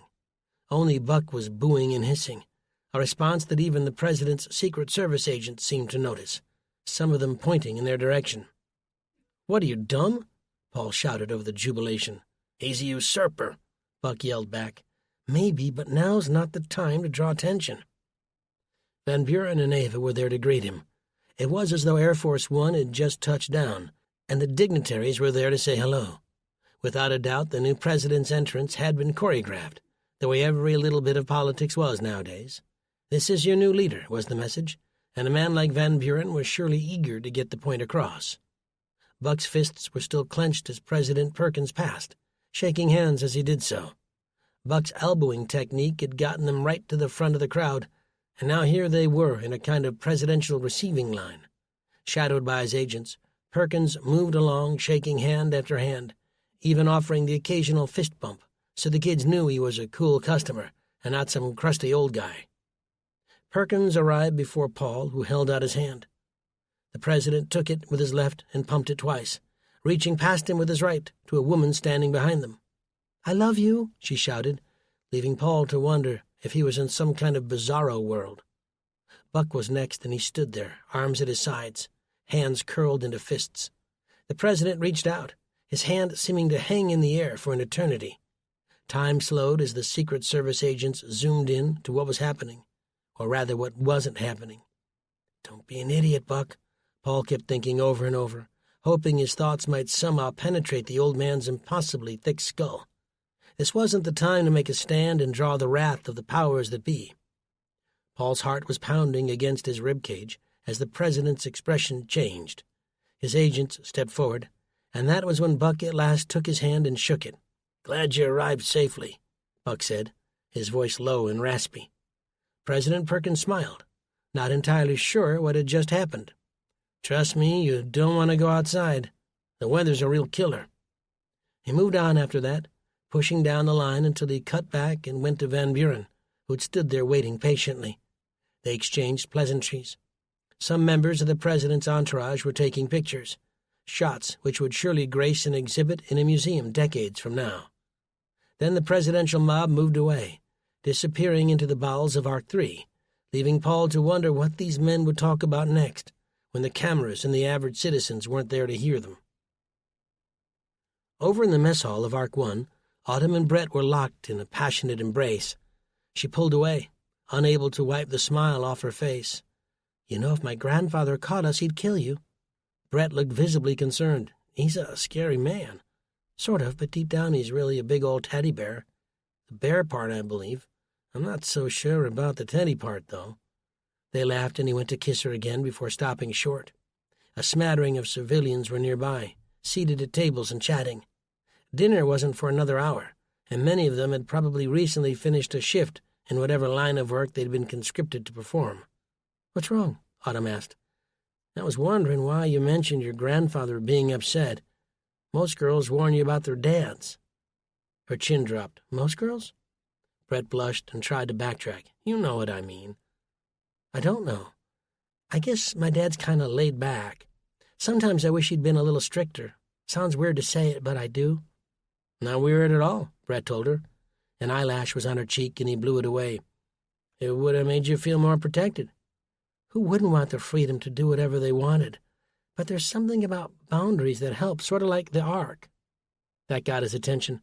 He was still wearing his fatigues, and she straightened his collar as he asked her to explain what she meant. "Well, there are clearly rules in here people must follow, but if they don't, not much happens." "Really?" "A friend of my grandfather's named Earl or something Didn't think he or his family ought to work and left in the middle of the night. Brett's eyes dropped. "Trust me," she assured him. "That's the last thing I'd want to happen. In fact, the very idea terrifies me." "If they wanted to go, would you follow them?" he asked her. She hesitated and then took his hand. "I really like it here." "Me too," he swallowed. "But there's something I have to tell you." "It's not something bad, I hope." "Your dad and Grandpa Buck have been stirring up a lot of trouble lately." "Why doesn't that surprise me?" she said, trying to laugh it off. "I'm serious. I've had to vouch for them on a couple of different occasions, but I'm worried I don't have any more get-out-of-jail-free cards. You need to talk to them. Explain how important it is that they fall in line. If I was a higher rank, my word might have more weight, but as it is—" His voice fell off. "I'm worried something terrible might happen and all of you will be punished." "I won't leave, Brett. I knew I wasn't clear when you asked me the first time, but I want to stay here, at least until things get better out there. Then we can decide what's best." "No, I don't think you understand." He was emphatic, and the tone of his voice was making her nervous.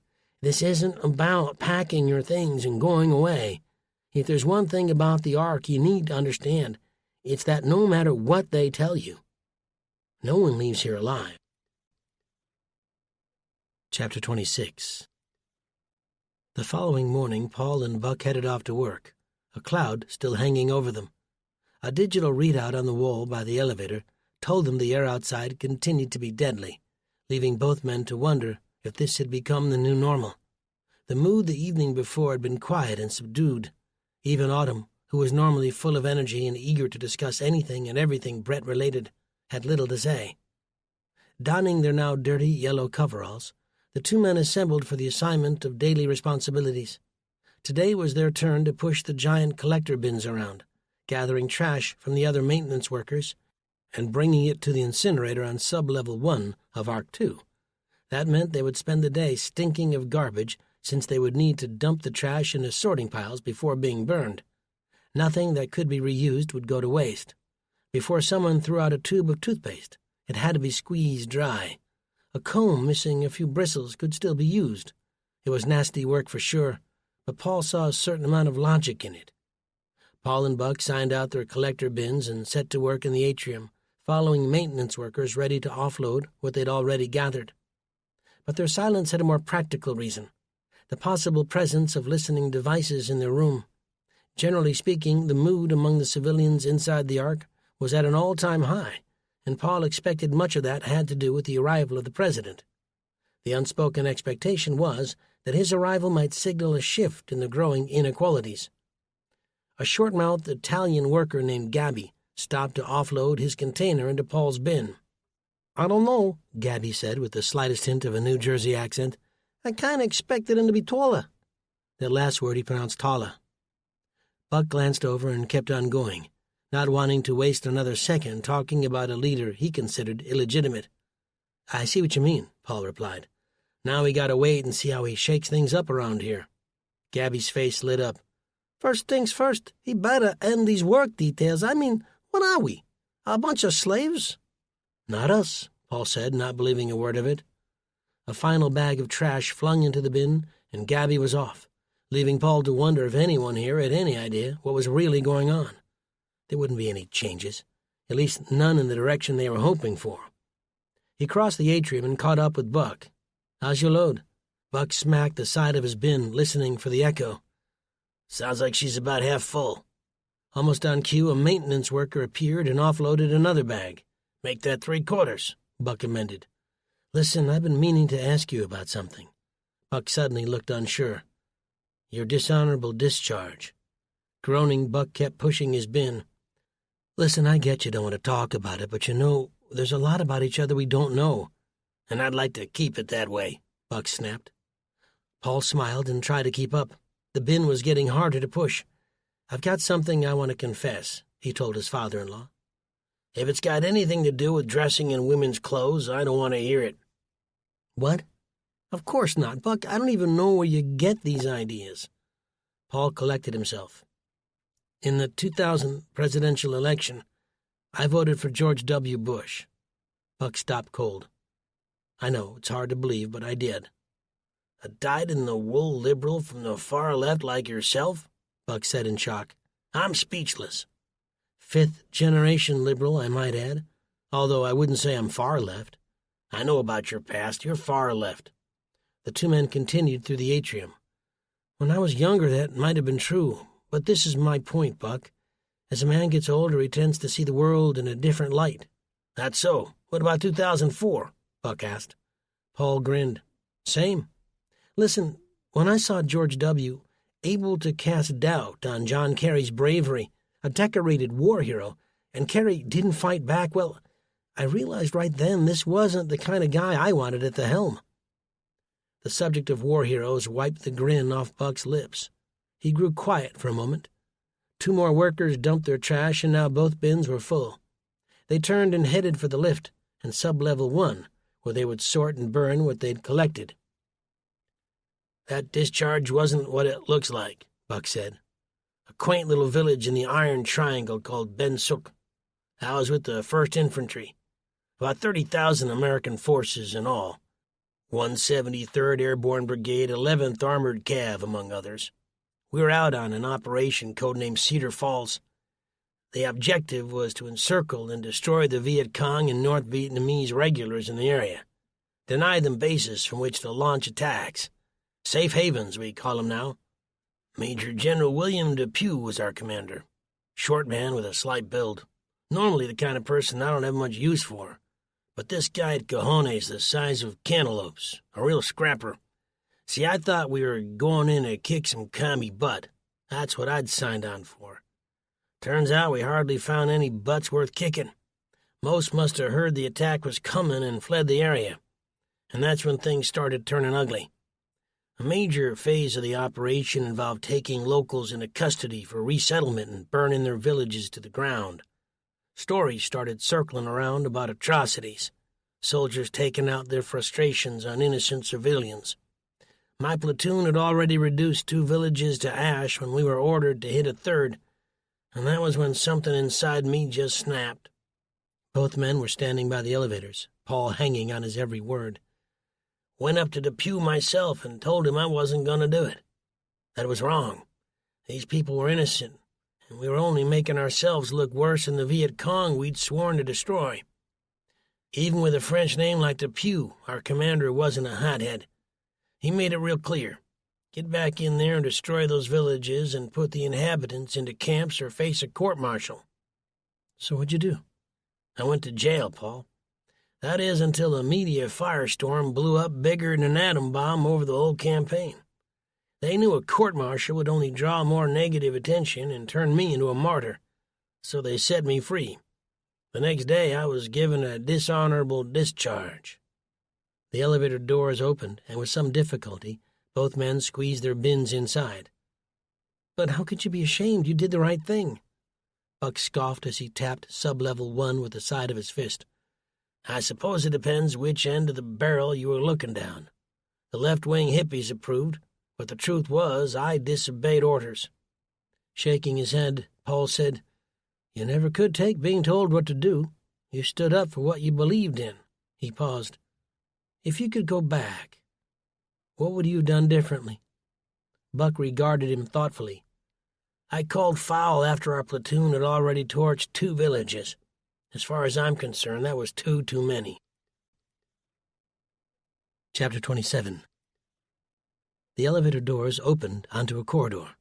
Arrows on the wall before them pointed in both directions. To the left was waste management, and beneath that words in bold red lettering, restricted access. To the right was trash incineration. 2 men in purple coveralls, white keycards clipped to their breast pockets, were waiting to head back up. Their purple outfits, along with their access to restricted areas, signaled that they had seniority and high-level clearance. Grunting from the strain of pushing the heavy bins, Paul and Buck exited, heading to the right. "What do you think they were doing?" he asked Buck, after the men in purple disappeared into the elevator. "How should I know?" "I just don't see why the waste management area would be restricted." "That's simple," Buck said, coming to a pair of swing doors and pushing them open with the front of his bin. "They don't want anyone messing with the pipes. Backing up toilets. Besides, what's one more secret area in a place like this?" Upon entering, they came to an open pit where the trash was emptied and sorted with the help of other workers in yellow coveralls. From there it was placed on conveyor belts, which fed it into one of 3 furnaces. Part of the heat generated was apparently fed back into the system. It was designed to maximize efficiency, but it didn't do much to keep the place from smelling awful. After an hour of this, Paul and Buck headed back toward the elevator. As they waited, Paul stood staring down the corridor, willing the waste management doors to swing open so he could get a glimpse of what was going on in there. When the elevator arrived this time, 2 different workers in purple appeared, each behind a smaller open-top bin. Inside were what looked like old towels and scraps of torn beige cloth. One of the men swore as the wheel of his container got jammed in the gap between the lift and the floor. He yanked it back and tried again, a thick vein in his forehead protruding. Buck stepped in to help him. The trick was to pull the bins out rather than push them from behind. Buck grabbed hold of the sides and pulled. With a jerk, the bin shot forward and over the elevator lip. A human hand rose up from beneath the pile of shredded cloth and hung in the air for a moment. Discolored fingers curled into a claw, before settling back out of view. The whole thing hadn't lasted more than a split second, short enough that neither of the men in purple had noticed a thing. But Buck had, and so too had Paul. The workers in purple nodded in thanks and went off down the narrow corridor, the wheels of their plastic bins echoing as they faded in the distance. "I know I ain't going crazy," Buck said slowly. "If that was an illusion, then we're both going nuts." Buck's hand hovered over the button to recall the elevator. "People die," he said. "Every day," Paul added. "That's right, every day. And when they do, their bodies need to be disposed of." "Uh-huh. Can't be buried. Not here." "Burned. That's what I was thinking, too." His finger inched closer to calling the elevator. Buck's finger did a little dance before he pulled it away. "Can't shake the feeling that was something neither of us were meant to see. People who die aren't carted away under a heap of old rags." "Your logic is sound," Paul said. "Shall we?" he asked, aiming a finger down the corridor at the restricted area labeled Waste Management. "We shall," Buck said, squaring his shoulders and leading the way. And as they set out, Paul couldn't help remembering those villages in Vietnam Buck had told him about. How so many had simply done what they were told to do.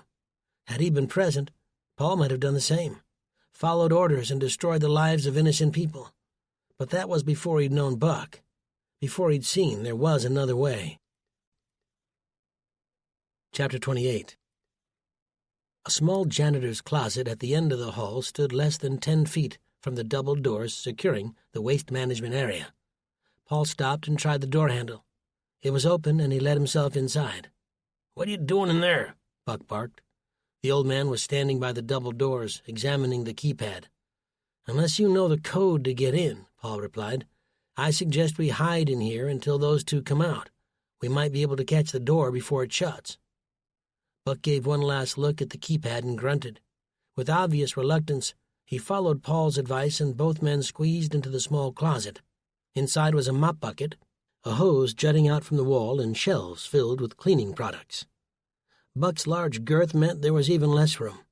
The stale air reeked of bleach and pine sol. "I think the military owes you an apology," Paul said, trying to break the uneasy silence. "They don't owe me a darn thing." "Well, that's not fair. You stood up for what was right." Buck chuckled. "No one ever said life was fair." A sound from outside, the clanging of doors swinging open. Buck opened the door less than an inch and peered out. The 2 men in purple were pushing their now empty containers through the doorway. When they moved out of sight, he moved fast but silently and caught one of the double doors before it closed, waving at Paul to follow. A moment later they were inside, both of them not entirely sure what they were about to see. They soon found themselves moving down a long tunnel, thick steel pipes overhead, heat hitting them in waves. Another group of men in purple coveralls might appear behind them at any moment. If there was anything to see here, they'd have to find it fast. Heart racing, Paul took the lead.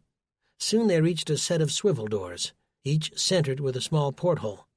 They peered through, and what they saw made the breath catch in their throats.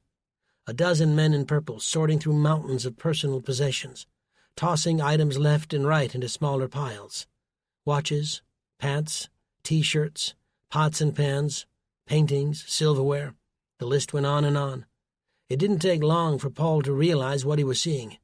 These objects had once belonged to the civilians living in the Ark. These were the things they'd been forbidden from bringing inside. Now they were being inventoried like war booty.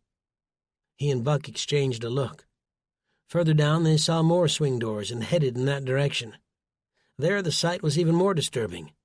In the corner of another sorting room was a wheelchair that Paul recognized. It had belonged to the woman he'd seen in the park. She'd been exempted from work duties, and he hadn't seen her or her husband after that. At the time, Paul hadn't thought much of it. The truth was, he'd had his own troubles to worry about, but now the thought of what had become of them made him sick. On a table nearby, other disturbing items were stacked. Mounds of false teeth, leg braces, and then a prosthetic arm he'd seen before. He pointed, his finger shaking. Didn't that belong to Earl Mullins' son? Then further along, barely out of sight, they saw a row of furnaces where men in purple were stuffing bodies inside. They'd been told those unable to work would get a pass, that Earl and his family had been allowed to leave. But now it was clear. All that had been a lie. The only way anyone ever left the Ark was through the chimney. Chapter 29. President Perkins found Victor Van Buren's office warm and inviting, a stark contrast to the man himself. The overall impression was that the room had been carved from a block of stained mahogany. Behind the 18th century Chippendale desk were bookshelves, which reached 15 feet to the ceiling. A single ladder sat on a brass track that ran the length of the room. Van Buren reclined in the tufted brown leather chair, framed by a print of Van Gogh's famous painting, Irises. "Drink?" Van Buren asked, following Perkins' gaze. The president shook his head. "You're wondering about the painting," Van Buren said, rising from his seat. It was a flower bed of irises. A single white flower stood out among a sea of violets. He grinned. "You're far too polite to ask if it's an original." Perkins laughed and shifted in his chair. "I bought it from the Getty 6 months ago. A priceless work of art. I paid an arm and a leg for it, you know." "I'm sure you did." "Were you aware that Van Gogh painted it in an asylum the year before his death?" "No, I wasn't." "Not many are." Van Buren ran his fingers over the canvas. "Each of the flowers is unique. Van Gogh studied every contour and shape to capture a variety of curved silhouettes.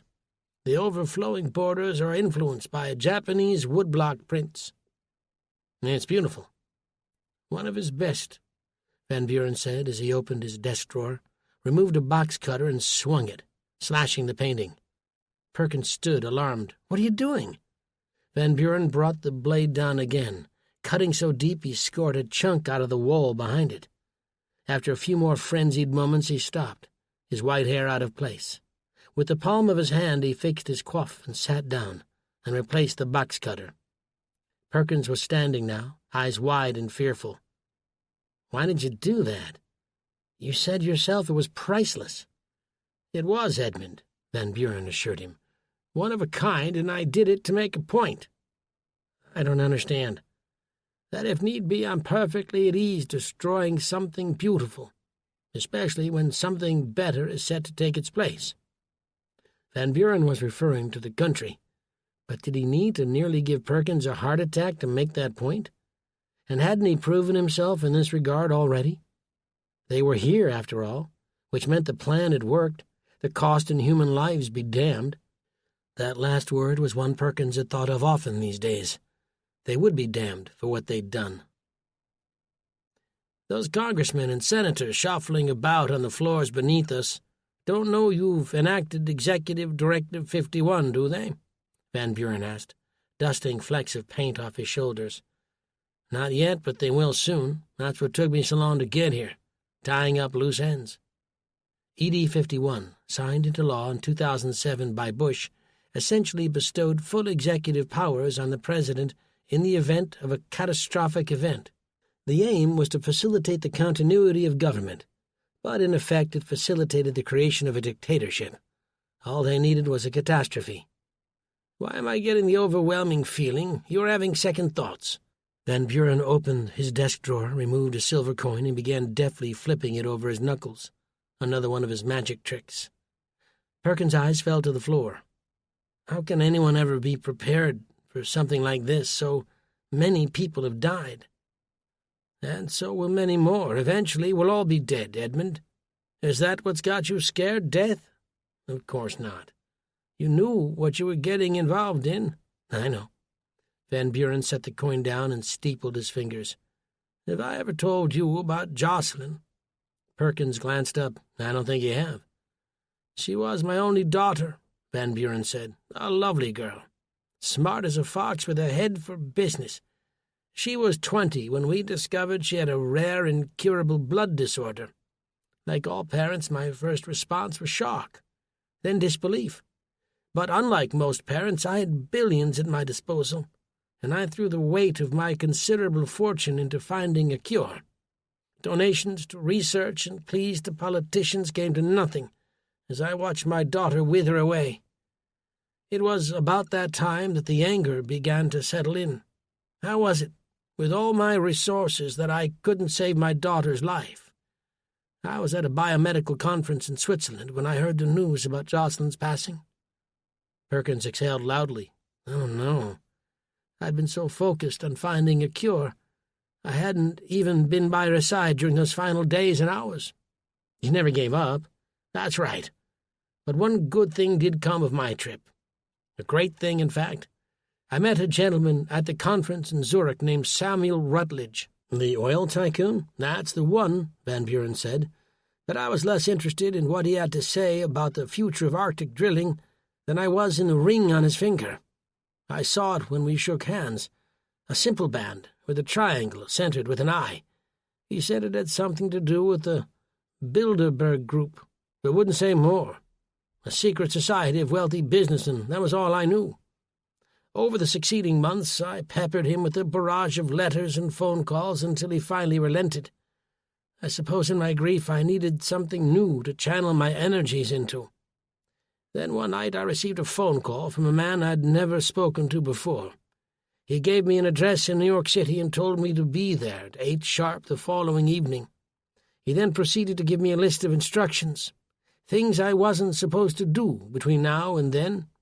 I couldn't eat or drink any alcohol, and most importantly, I had to come alone. The following day I took a private jet to JFK and did as the man instructed. To say I wasn't nervous would have been a lie, but I saw no reason not to trust Samuel Rutledge. I didn't know it then, but I was being brought to an initiation ceremony. What I witnessed that night was strange and frightening, and I was strictly forbidden from discussing it with anyone. Suffice it to say, I was inducted into a brotherhood whose power and influence were far greater than I could ever have imagined. I'd only wished I'd discovered them sooner. Maybe then my Jocelyn could have lived. His glassy eyes met Perkins. That was 20 years ago, and over that time I have worked my way up within the organization to become its leader, which was why I reached out to you when you were nothing but an outmatched wannabe congressman. You helped me to get elected, Perkins said. I owe you for that, I know. This isn't about owing, Van Buren said. This is about scooping the country up off its feet and making it great again. Don't you want to make it great? I do, Perkins said, and he meant it. Van Buren's silver coin was out again, jumping from one finger to the next. Then never forget, from chaos comes order, a new world order. Perkins nodded. Do you like parties? Van Buren asked. The director never called him Mr. President. Even after Perkins had attained that lofty position, there was still a power differential between the two men. Who doesn't? The morale in the Ark's been rather low lately. With the second phase of Project Genesis officially underway, I think it's only fitting that we organize a celebration. Chapter 30. Working her way through the airlock and into the park, Susan didn't waste any time looking for Buck. He'd left her a note in the room, telling her to meet him here. She could only guess her father was with Paul, since the two men had been nearly inseparable these last few days. The park was busy, making Susan's task all the more difficult. Couples in beige civilian tunics strolled hand in hand next to families sitting down for a picnic beneath the row of evergreens. Not far away, a child squealed with joy as he played with a pit bull, genetically modified to never bite him. It was a strange world they were living in, but more amazing was how easily the folks here had adapted to it. That was one of the greatest strengths of our species, she thought philosophically, and also one of our greatest weaknesses. We often adapted to incremental changes, even when they laid the groundwork for our demise. After a few more minutes of searching, Susan finally spotted Buck, standing next to a large boulder with two men. As she approached, she realized that neither of them was Paul. "There you are," Buck said with his usual lack of patience. He looked sweaty and anxious. "You know Jeb and Alan?" "Of course, we thought you'd left." Jeb flashed a gap-toothed grin. "We made the mistake of letting them know we used to be mechanics." "They've had us down in the depths of Arc 2 working on the backup diesel generators," Alan continued. He still had a smear of grease across his forehead to prove it. "Buck says he had something important to tell us, but wanted to wait till you was here." "What about Paul?" "He run off to fetch Autumn," Buck said, shaking his head. "He's been gone a while now. Giving that guy a job to do is like playing the lotto. You hope it's going to happen, but you're always ready for a disappointment." "Be nice, Buck." "Ain't no time to be nice." The old man looked around again. "Paul can fill Autumn in on his own. I'm just going to lay it out." Buck spent the next few minutes describing in detail what they had seen in the waste management area, the sorting rooms, the bodies being fed into furnaces, and the murder of innocent people. "Earl and his whole family," Jeb exclaimed, touching his forehead with fingers swollen from age and years of manual labor. Susan felt the park and the people in it begin to spin. She shot out a hand, gripping Buck's thick shoulder. He caught her before she could fall. "I don't want to believe it," she said, her breathing still shallow. "Neither do I," Buck said. "But everything I told you is the truth. They're killing people who can't work, people who cause problems, and it probably won't be long before they start adding to that list." "We need to get out of here as soon as possible," Susan told them, a thought that was clearly on everyone's mind. "That's a problem," Buck replied with disgust. "This place is locked down tighter than Fort Knox. Ain't no way they're going to open those giant steel doors just 'cause we ask politely. When I thought that Earl and his family had been allowed to leave, it gave me a touch of hope, an ace up my sleeve, and I figured we could always follow suit and do the same if push come to shove, radiation or no radiation." He turned to the two men. "But neither of you two can breathe a word of this either. Don't mention it in your rooms either, 'cause they're bugged." "What the heck kind of place is this?" "It's an evil place," Susan told them, "masquerading as the Garden of Eden." Then something hit her. "What about the others?" "Which others?" Buck replied. Susan waved her hands around to the dozens of civilians enjoying the park and the man-made sunlight overhead.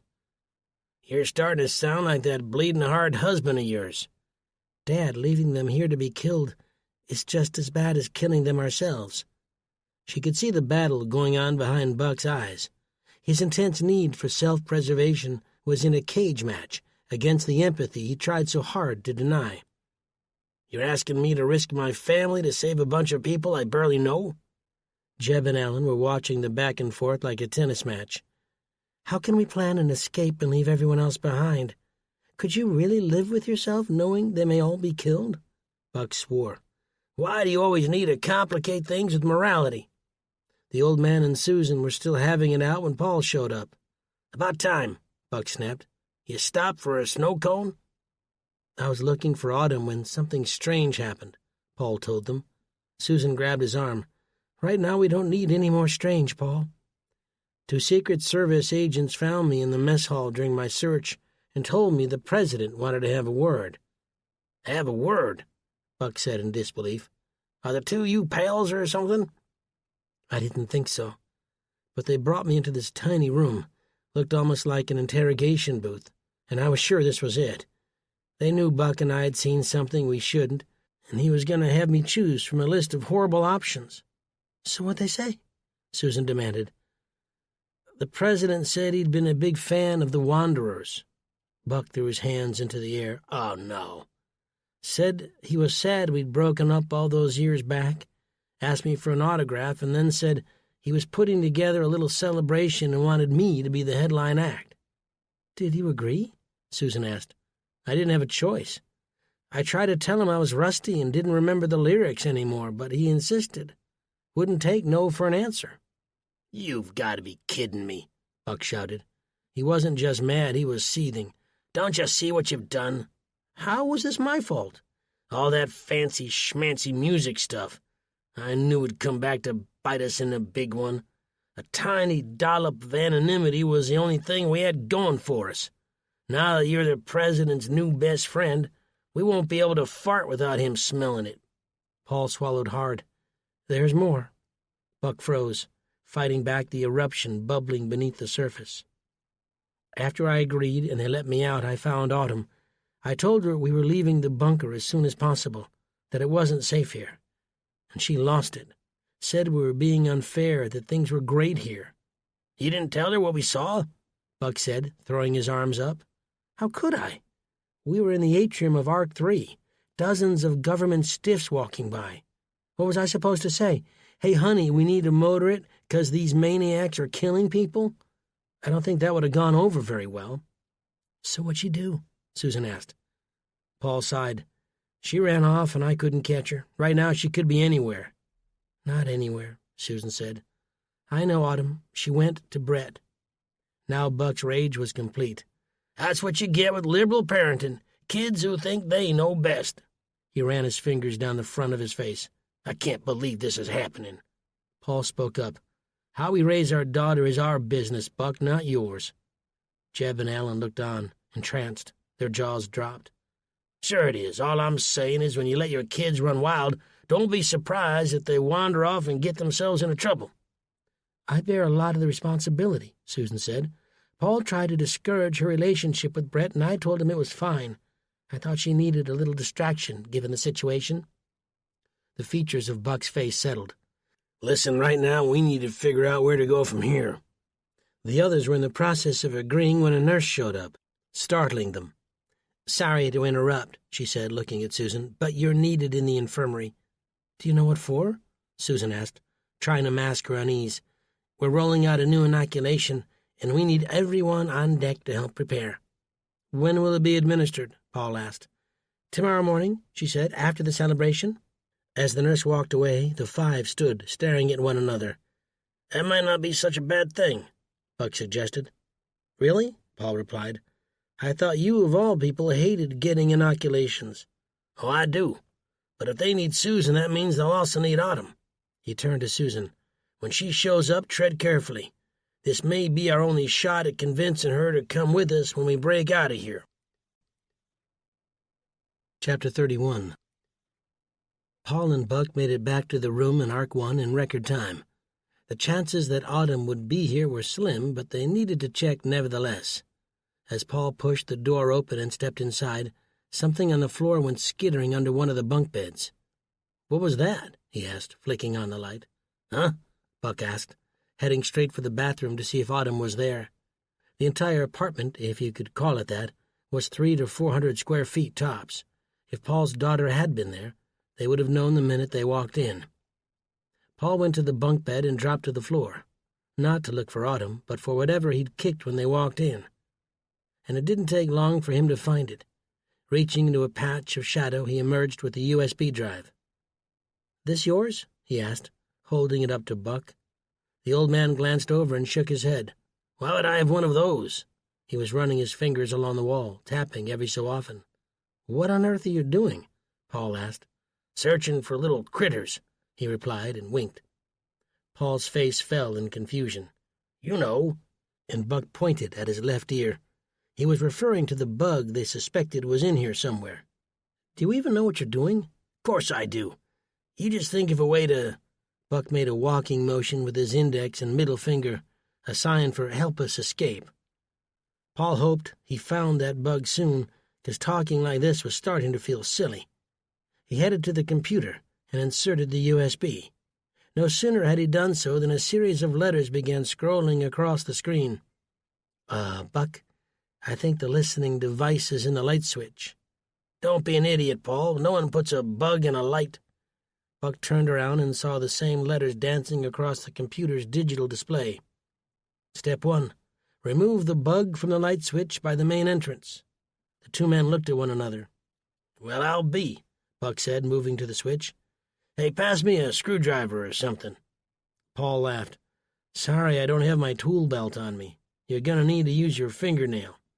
I was worried you were gonna say that.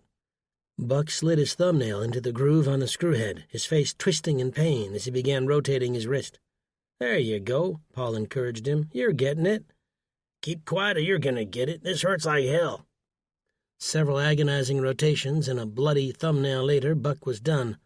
He removed the faceplate and plucked out a circular device attached to a tiny circuit board. He squeezed the bug between his fingers, crushing it, then turned to Paul. Now what?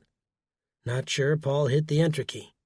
The screen changed once again, this time displaying the external drive along with a series of folders. Paul read each folder name out loud. Sugarloaf Mountain, Bilderberg, 9/11, MK Ultra, Project Genesis. What the heck is all this? Buck asked, wiping his bloody thumbnail with a piece of toilet paper. I'm not sure, Paul replied, feeling suddenly very nervous. But whoever gave it to us knew exactly where the listening device was located. Click on 9/11, Buck said, as he came in for a closer look.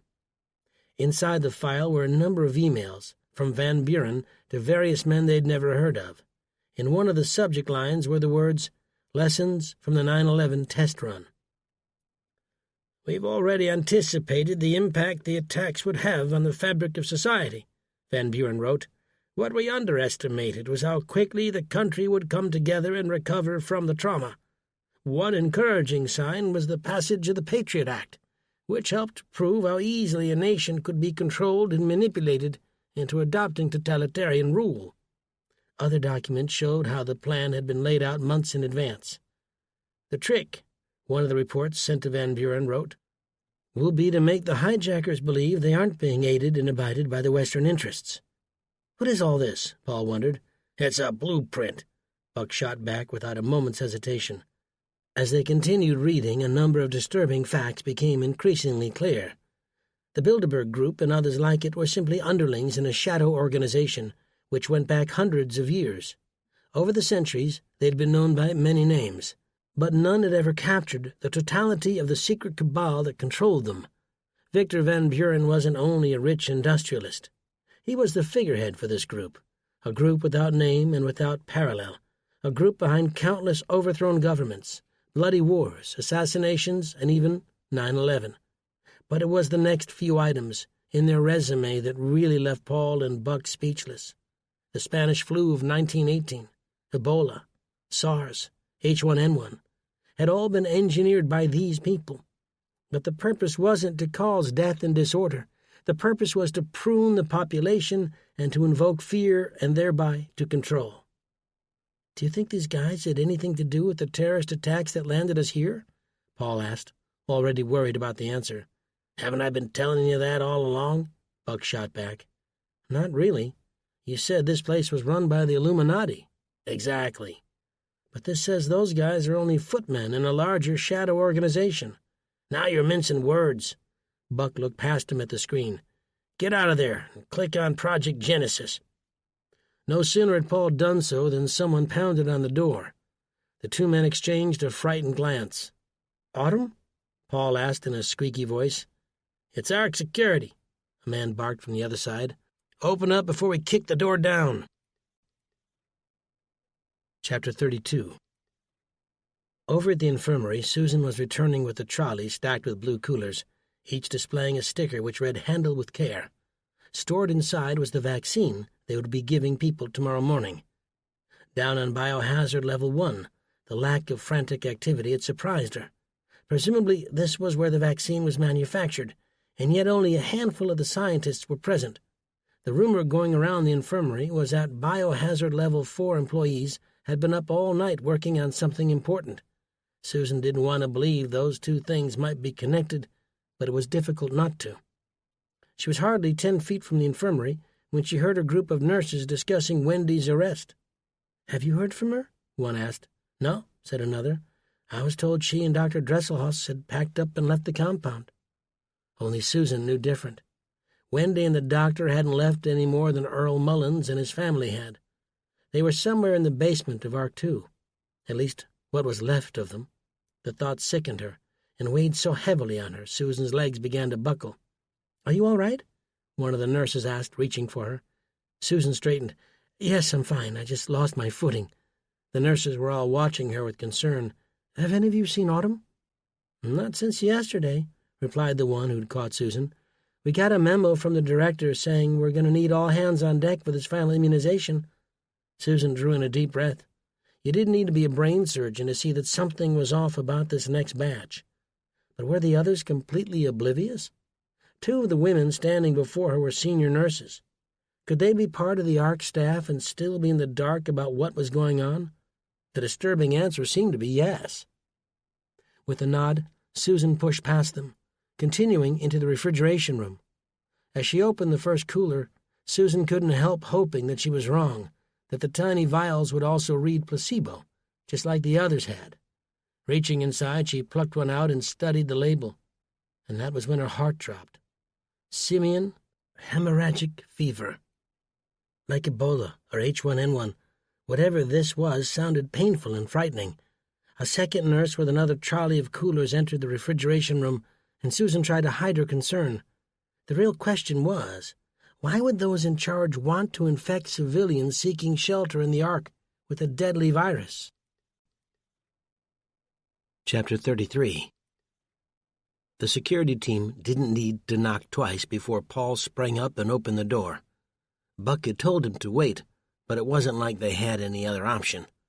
No sooner had he flipped the lock and turned the knob than they pushed their way inside, knocking Paul back against the first two bunk beds. He hit them shoulder first and yelped as the wind was knocked from his lungs. Two men in dark blue uniforms came in, followed by Ava Monroe. She glanced around the room. Buck was blocking the computer screen. She raised one black-gloved hand and motioned him to the side. Buck moved a few inches. She did it again. Buck moved another few inches. "You can stop this pathetic charade," she told him. "We know what you've been up to. The minute you disabled the bug, a silent alarm went off in our security offices. That's my role here, in case you haven't already figured that out. Head of security." Shoulders slumped, Buck finally stepped aside, revealing the secret documents they'd been going over. "Should we take them into custody?" the second security officer asked as he removed a pair of handcuffs and stepped forward. "That won't be necessary," Ava told him, reaching behind her back to produce a 4.5-inch black suppressor, which he screwed onto the barrel of the pistol in her other hand. Paul and Buck looked on with dread. "That's a Sig Mosquito," Buck said with a hint of admiration. She grinned and aimed the suppressed pistol at his face. "You know your weapons." He stepped back. "Well enough to know I don't like 'em being pointed in my direction." Paul's guts tied into tiny knots. "Please don't do this," Paul begged, falling to his knees. "Get on your feet and take it like a man," Buck ordered him. Both security guards stood between them and Ava. They were surely in a tough spot, since any attempt at lunging for her weapon was bound to fail. Paul stopped whining and searched for something he could throw. He was sure Buck was cursing the moment they'd come here. "Give my regards to the Mullins family," she said, and pulled the trigger once, shifted her aim a few feet to the right and pulled it again. Paul closed his eyes and shuddered. He'd never been shot before, and the pain was going to be excruciating. When he looked up, both guards lay on the floor dead. A trail of smoke rose from the barrel of Ava's pistol. "Hurry up and hide these bodies," she told Paul and Buck. "We don't have much time." Chapter 34. Still in shock, Paul followed Ava's instructions. He and Buck stashed the guards' bodies in the bathroom and closed the door. As they hurried down the corridor, Paul noticed chunks of brain matter in Buck's hair. "Oh, that's gross," he said, using the sleeve of his tunic to flick them away. The old man spun. "You better get used to it. I got a feeling we're about to see a lot more of that." "Not if I can help it," Ava told them as she led the trio to the elevators and hit the button. An agonizing moment later, it arrived with a ping, and they all got on. Ava pulled a keychain from around her neck and inserted a silver key into an opening beneath the digital readout. "What are you doing?" Paul asked. "Disabling the cameras and bringing us into the basement." Buck glanced down and saw that G for ground was the lowest floor. "I don't see any basement." She grinned. "There's a lot about the Ark you don't know." A moment later, the doors swished open to reveal a concrete tunnel. The space overhead was crammed with pipes and cables. "This is the guts of the living quarters," she explained. "Temperature control, plumbing. But, more importantly, it's where we keep the monitoring equipment for each residence." "There are cameras, too?" Paul asked, doing a quick mental inventory of everything he'd done in the room over the last few days. Their rubber shoes whisked along the concrete floor as they came up to a nondescript door. Ava flicked through her keys, inserted one and turned. A click sounded, and she pushed her way inside. The room was empty of people but jammed with equipment. A desk ran the length of 3 walls. Above it was a control panel with bright blinking lights and dozens of monitors. Paul's jaw dropped open. He approached the screen closest to him for a closer look. A half-naked man was doing push-ups and then admiring himself in front of the mirror. In another slice of screen nearby, an older woman was sitting on a toilet. He jerked his eyes away, rubbing them to erase the mental image. Spying on people in their most private moments. You people are sick, you know that? At the other end of the room, Ava was busy typing something into a keyboard. "What are we doing here?" Buck asked, bewildered by the technological contents of the room. "Erasing evidence." Both men understood immediately she was referring to the murder of the 2 guards. "I wanted to approach both of you alone, but Van Buren insisted I be accompanied." "He sent you to get us?" Paul asked. "To get Buck," she amended, glancing briefly in their direction before her fingers returned to their dance. They still needed Paul for the concert. She paused and punched the enter key. "There, done. At least now they'll have to check the backup servers to see anything incriminating. Hopefully that'll buy us some time." Buck's hands were in the air. "Wait just a minute, Missy. I'm sure lots of men may be fooled by your good looks, but not me. What do you mean you were coming to get me?" "I mean, sometimes you don't know when to keep your mouth shut and toe the line." Buck's forearms bunched up with tight cords of muscle. "She's got a point, Buck," Paul chimed in. "But how do we know we can trust you?" Buck asked, ignoring Paul's comment. A nearly imperceptible smile appeared on Ava's lips. "I've been protecting the 2 of you from the first moment you started causing trouble." "That was mostly him," Paul said, pointing his finger. Buck slapped it away. "What do you mean, protecting us?" "Look, it isn't just you. I've worked hard to make sure no one in the Ark was harmed," Ava told them, her face darkening. "There were many I wasn't able to help, but Paul's history as a famous musician worked in your favor. I was able to convince Van Buren that he could be useful. The note you found under the door?" "Was you," Buck cut in, putting the pieces together. "Yes, it was a test." "A test?" Paul said with exasperation. "You nearly gave me a heart attack." "You asked how you knew you could trust me, but I needed to know I could trust you." Paul crossed his arms. "By threatening us?" "No, I needed to see that you wouldn't stop pushing the limits. I asked you early on if you liked cheesecake, do you remember?" Paul thought for a moment. "Yeah, and I remember thinking what a strange question it was to ask." "It was a countersign," Ava said, removing her glasses. "A phrase designed to verify someone's identity. In my case, I ask, 'Do you like cheesecake?' And the other replies, 'I only drive fast cars.'" "That doesn't make any sense," Paul said, laughing. She grinned. "It has to be a non sequitur. Otherwise, the wrong person may say the words by accident. You see, 2 agents I've never met were supposed to enter the Ark, but they never made it. For a second, I wondered whether the 2 of you might be the ones I was supposed to make contact with. That was why I asked you the question. But it didn't take long before I realized that neither of you were agent material." Buck and Paul exchanged wounded looks. "If anyone here is agent material, it's me, honey," Buck barked back. "What sort of agency are you talking about, anyway?" Paul inquired. "CIA? FBI?" "Neither," Ava replied. "It's complicated. Let's just say I work for a group that's sworn to stop the Brotherhood's plans for creating a new world order." Buck crossed his arms with a satisfied grin. "What did I tell you?" he said, eyeing Paul. The half-life of Buck gloating over being right was about the same as spent plutonium, which was to say the bragging and grandstanding had only just begun. Paul shook his head in despair. "So President Perkins," Buck began, "is little more than a lackey," Ava told them, "placed in the role of Speaker of the House, so that once the nukes went off he could step up and take the helm. All part of the first phase of Project Genesis." Paul raised an eyebrow. Genesis. Yeah, we saw a folder on that in the USB you slid under the door. She nodded and pulled something up on the computer. "As far as 95% of the people in this installation are concerned, they work for the government. It speaks to the Brotherhood's M.O. They control you without you even knowing it." "So you're saying they ordered the terrorists to attack their own country?" Paul said with utter disbelief. Ava shook her head. "No, of course not. These guys are far too slick for something that clumsy. Just like the people working and living in the Ark, the Islamic Liberation Organization was nothing more than another tool. As far as they knew, the funding to pay for the nuclear weapons came from power players in Saudi Arabia. The bombs themselves were channeled to them via Soviet warheads stolen after the Cold War." Ava raised an eyebrow. "Did you really think a group of desert-dwelling terrorists were sophisticated enough to carry out an attack on this scale without a colossal amount of help? You see, the trick was keeping the truth from them.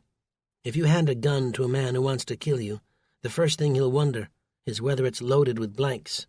"It's about trust," Buck said. "Exactly. The ILO doesn't need any incentive to attack the United States. That was never the problem. What they needed was to believe they were acting of their own accord." Paul's head was spinning. It was as though every one of Buck's wacky ideas was coming true at once. Buck crossed his arms. "Or you could have saved us all a lot of heartache and put a bullet in Van Buren's head." "Don't you think I considered that? But if I'd tried to kill him, I would have risked exposing myself. Inevitably, someone else would have taken his place and carried out the plan. That's the difference between being brave and being stupid." "But if all that was Phase 1 of Project Genesis," Paul wondered, "then what's Phase 2? "There's more to tell you, believe me," Ava told him. "You asked before how you knew you could trust me." She swiveled her chair around and punched a key. "What I'm about to show you happened 2 days ago." Up came a grainy black-and-white video showing a procession of black SUVs entering the bunker's parking area. A dozen men in dark suits then exited and proceeded toward the steel doors. "Hey, that's President Perkins and his entourage. And they aren't wearing any radiation gear," Paul shouted. As they approached, the door swung open and the men entered the Ark. "We were stripped of our clothing," Buck growled, "put through one indignity after another, not to mention that first shot in my rear end that's still hurting." Suddenly the light bulb went off in Paul's head. He looked at Ava, who was staring up at them, waiting for everything to click into place. "What about all the radiation?" he asked, dreading the answer he was sure was about to come. She shook her head. "The radioactive cloud missed us by about 150 miles. Buck's jaw dropped. "You've got to be kidding me. This whole time they were lying through their teeth." "They have. But as you see, it was a lie with a purpose. Inside this compound there is only one other person I can trust. It's someone you know, and I've asked them to find Susan and Autumn and bring them here." "Autumn ran away," Buck told her. "At this point, she and Brett could be hiding in one of a million places." Ava pulled up a black screen with the words ID search next to a dialog box. She typed in Autumn Edwards and hit enter. A three-dimensional cutaway of the complex appeared, showing a flashing red dot on the 3rd floor of Arc 3. "How'd you do that?" Buck asked. "Each of you has been tracked since the moment you arrived. We knew about your visit to the restricted waste management area, which was one of the reasons it became too difficult to protect you any longer." Buck's hand dropped to his right buttock. "That first shot." "Wasn't a shot at all," Ava explained. "It was a chip implant, and if you want to stay hidden, we need to remove them right away." Paul and Buck exchanged an awkward glance. The old man took a deep breath. "Something tells me I'm not going to like this one bit." Chapter 35. When Susan arrived, Buck was bent over the back of a chair with his pants down, while Paul was behind him wielding a steel laparoscopic grasper. She shielded her eyes. "Oh, my goodness." Paul and Buck straightened right away. "It's not what you think," Paul stammered. waving the grasper in the air. Buck reached down to raise his pants, which had fallen around his ankles. "He's removing a chip," Buck struggled to explain. Susan nodded. "If you say so." Ava was stifling a giggle. Paul turned, searching desperately for support. "Will you tell her?" Ava's face grew serious as she crossed the room and began explaining the situation. By Susan's side was Craig, Ava's trusted confidant. Paul watched the roller coaster of emotion as she was filled in. When they were done, he asked about Autumn. "She's in a restricted area of Arc 3. I couldn't get to her without raising suspicion," Craig said. "Once those chips of yours are out, I'm going to head back and try again." "Find Brett Stevens," Susan said. "He's a good boy. I'm sure you'll be able to talk some sense into him." Ava touched her shoulder. "Brett may be one of them. His orders come from commanding officers who are ultimately loyal to Van Buren. He can't be trusted." Paul's lingering hope that he would ever see his daughter again was beginning to dwindle. With a heavy heart, he returned to the task at hand. After the distasteful and somewhat bloody act of removing the tracking devices from each of them was done, Ava placed Buck's and Susan's into a sealed plastic bag and handed it to Craig. "Drop these in different locations. Might keep them guessing for a while if they begin to search." "What about mine?" Paul asked. "The director wants a celebration, and the president has asked you to perform." She held up the tiny silver tracking device, no larger than a grain of rice. "We're going to sew this into your tunic for now. If you need to disappear, simply pull the thread and throw it away." Buck sat down with a wince of pain. "You still haven't told us about the second phase of Genesis." "The details are still murky," Ava said, "even for me. But his plan has something to do with the inoculations he's been giving you." "They were placebos," Susan said, explaining what she discovered the day Wendy was taken. Ava nodded, scratching her chin. "But then today I was called away to load the vaccine fridge with the inoculations for tomorrow morning, and I saw those ones weren't placebos at all, but something called simian hemorrhagic fever." "Simian hemorrhagic fever?" Paul said, suddenly more terrified than before. "That doesn't sound good at all." "A weapon his Biomed Corporation's been working on," Ava informed them, swinging around in her chair, her hands flying over the keyboard. A file came up by the same name, along with research results. Paul scanned over her shoulder. "A 3-day incubation period with a 60% mortality rate. I have to say this isn't nearly as deadly as it sounded at first." "Maybe not," Buck shot back. "But 60% or 330 million still adds up to a lot of dead people." "Perhaps the purpose isn't to kill everyone," Paul theorized. "Maybe they just want to thin the population, make it harder for everyone to rise up and fight back when the New World Order is put into place." Buck looked surprised by Paul's insight. "And what better way to keep folks from banding together than filling them with fear about being exposed to a deadly virus?" "But how exactly do we fit in?" Susan wondered. Ava looked at each of them. "That part is devilishly simple, I'm afraid. Get the civilians within Arc 1 accustomed to receiving shots, then introduce the virus and release them back into the world to spread the virus. It would certainly explain the long incubation period." Paul ran a sweaty hand through his hair. "So you're saying that in a few days from now, hundreds of human time bombs will be spreading out across the country?" "If that virus gets out," Ava told them, "there won't be a country left." Chapter 36. Not far from the monitoring station, Ava led Paul, Buck, and Susan to what looked like a utility closet. 10 by 20 feet long and lined with 3 rows of metal shelves, it was a room the two men had become familiar with during their rounds as maintenance workers, a place where they stored extra cleaning supplies, mop heads, buckets, and anything else a janitor might need to fulfill his duties. The 3 of them couldn't help wondering why Ava had brought them here. That was until she yanked one of the shelves away from the wall near their back, spilling bottles of detergent onto the ground as she did so. A section of gyprock 2 feet in diameter had been cut and meticulously replaced. She removed the loose piece, set it aside, and reached into the dark hole, emerging with a heavy sports bag. Buck moved in to help her, noticing the familiar clanks as they pulled it free from the opening. Leaning over the bag, Ava unzipped it, revealing an assortment of weapons, tactical shotguns, M4s, 9mm pistols, even a few MP5 submachine guns. The concern on Paul's face contrasted with the look of elation on Buck's. "Where'd a little lady like you get all this sweet firepower?" the old man asked her. "One piece at a time," she replied. Reaching into the hole, she came out with another bag filled with ammo. "I'm not sure I like where this is heading," Susan said, cupping her elbows. "What, are you crazy?" Buck said. "How else do you expect us to blast our way out of here?" Even Ava was surprised by this. "You want to run away?" Paul asked, wondering whether he had heard the old man right. The derisive look on Buck's face made it clear what he was saying. "We didn't start this mess.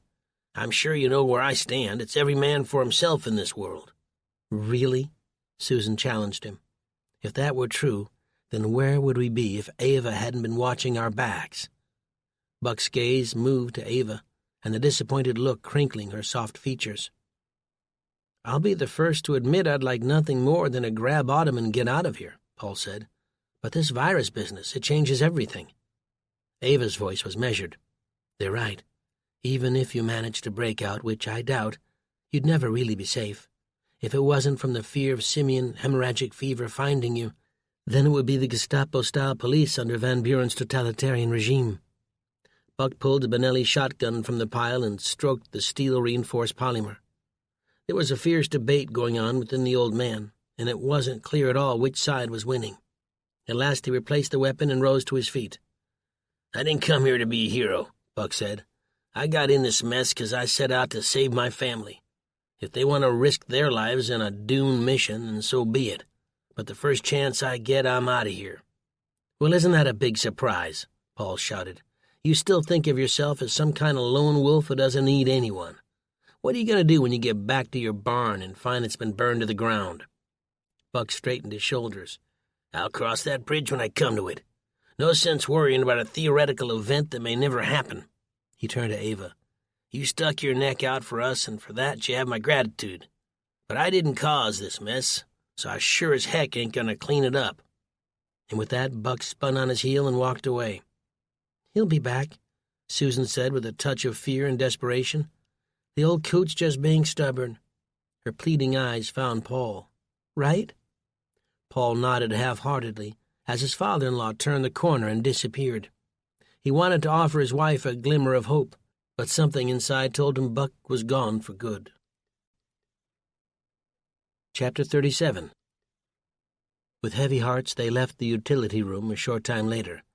Paul and Susan each took a Beretta M9A3 pistol, along with 2 additional magazines, hiding them under the waistband of their ARC-issued outfits.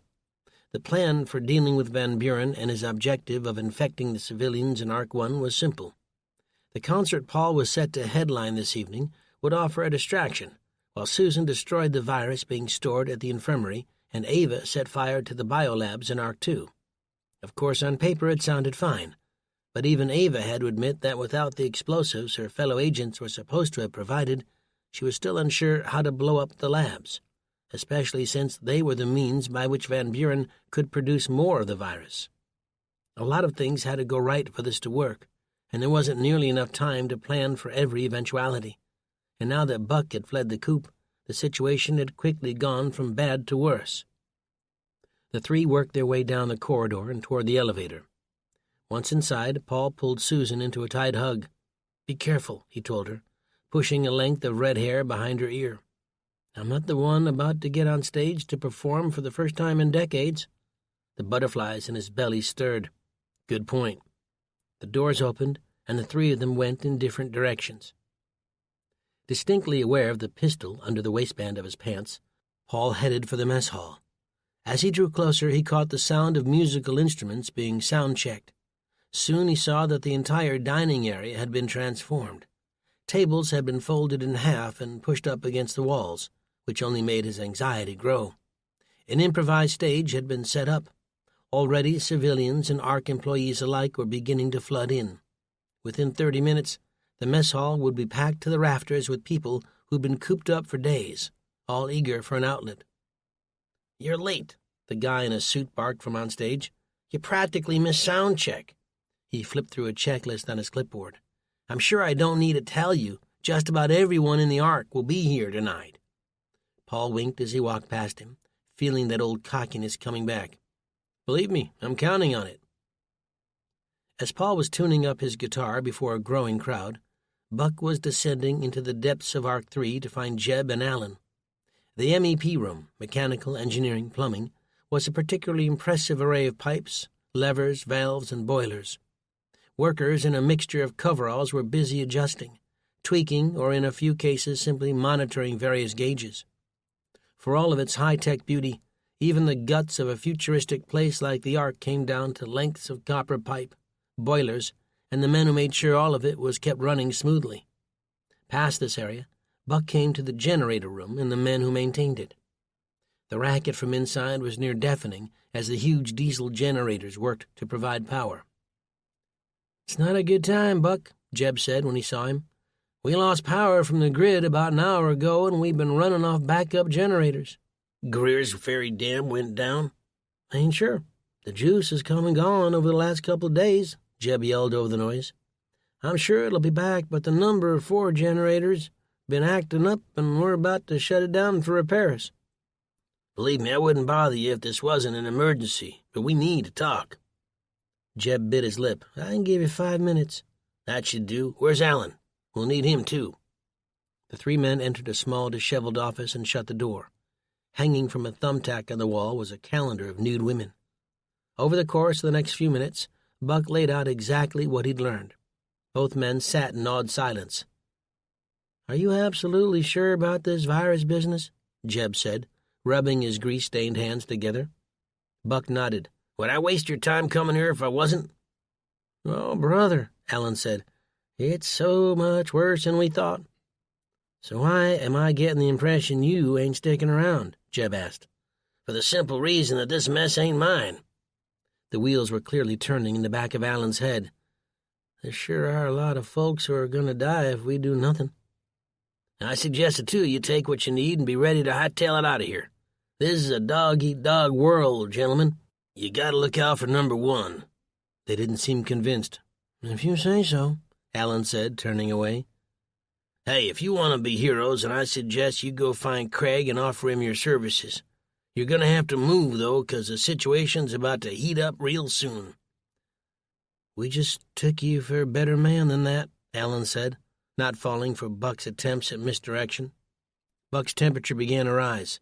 "I came out of my way to give you boys a heads up, and this is how you repay me? You may not agree, but I certainly don't need to explain myself to you." "No, you certainly don't," Jeb said, backing down a little. "What about your family? They're going with you?" Buck shook his head. "I can't help it if they've decided to stick their necks out for a bunch of strangers." His eyes fell, so he wouldn't have to see the disappointment in their faces. "Anyway, there's another reason I came. I heard there's a reservoir filled with diesel around here somewhere." Jeb nodded. "There is. It's what we use to power the generators. Why?" "Think you can spare some?" Buck asked, not entirely sure they'd still be willing to accommodate his request, not after all this. "How much do you need?" Jeb asked, looking uncertain. "About enough to fill the tank of a Hummer." Chapter 38. Approaching the infirmary, Susan did her best to ignore the anxiety building up in her fingers and toes, a feeling that migrated up her spine and drew her scalp tight across the top of her head once she was inside. One of the few nurses left on duty was bandaging a child's foot.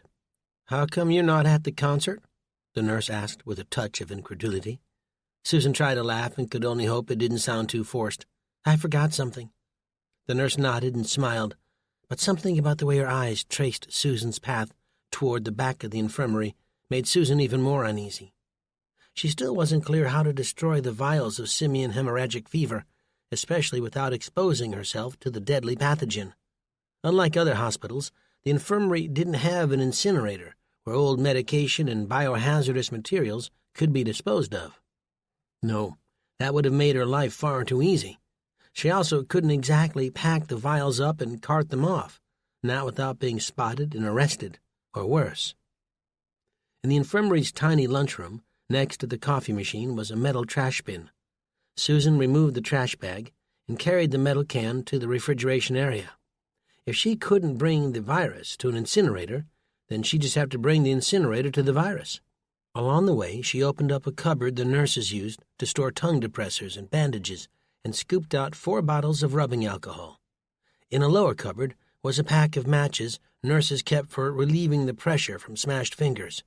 In particularly bad cases, blood tended to collect beneath the nail, and the only way to relieve the pain was to heat a paperclip and burn through the nail itself. Armed with these items, she hurried into the refrigeration room, careful not to be seen. Although she hadn't spotted anyone else, it wasn't unthinkable that at least one other nurse might be on duty. She began by opening each of the fridge doors, grabbing handfuls of vials and depositing them into the trash can. The fire would surely trigger an alarm, but by then she hoped to be long gone. After the third and final fridge was empty, Susan opened each of the bottles of rubbing alcohol and poured them over the vials.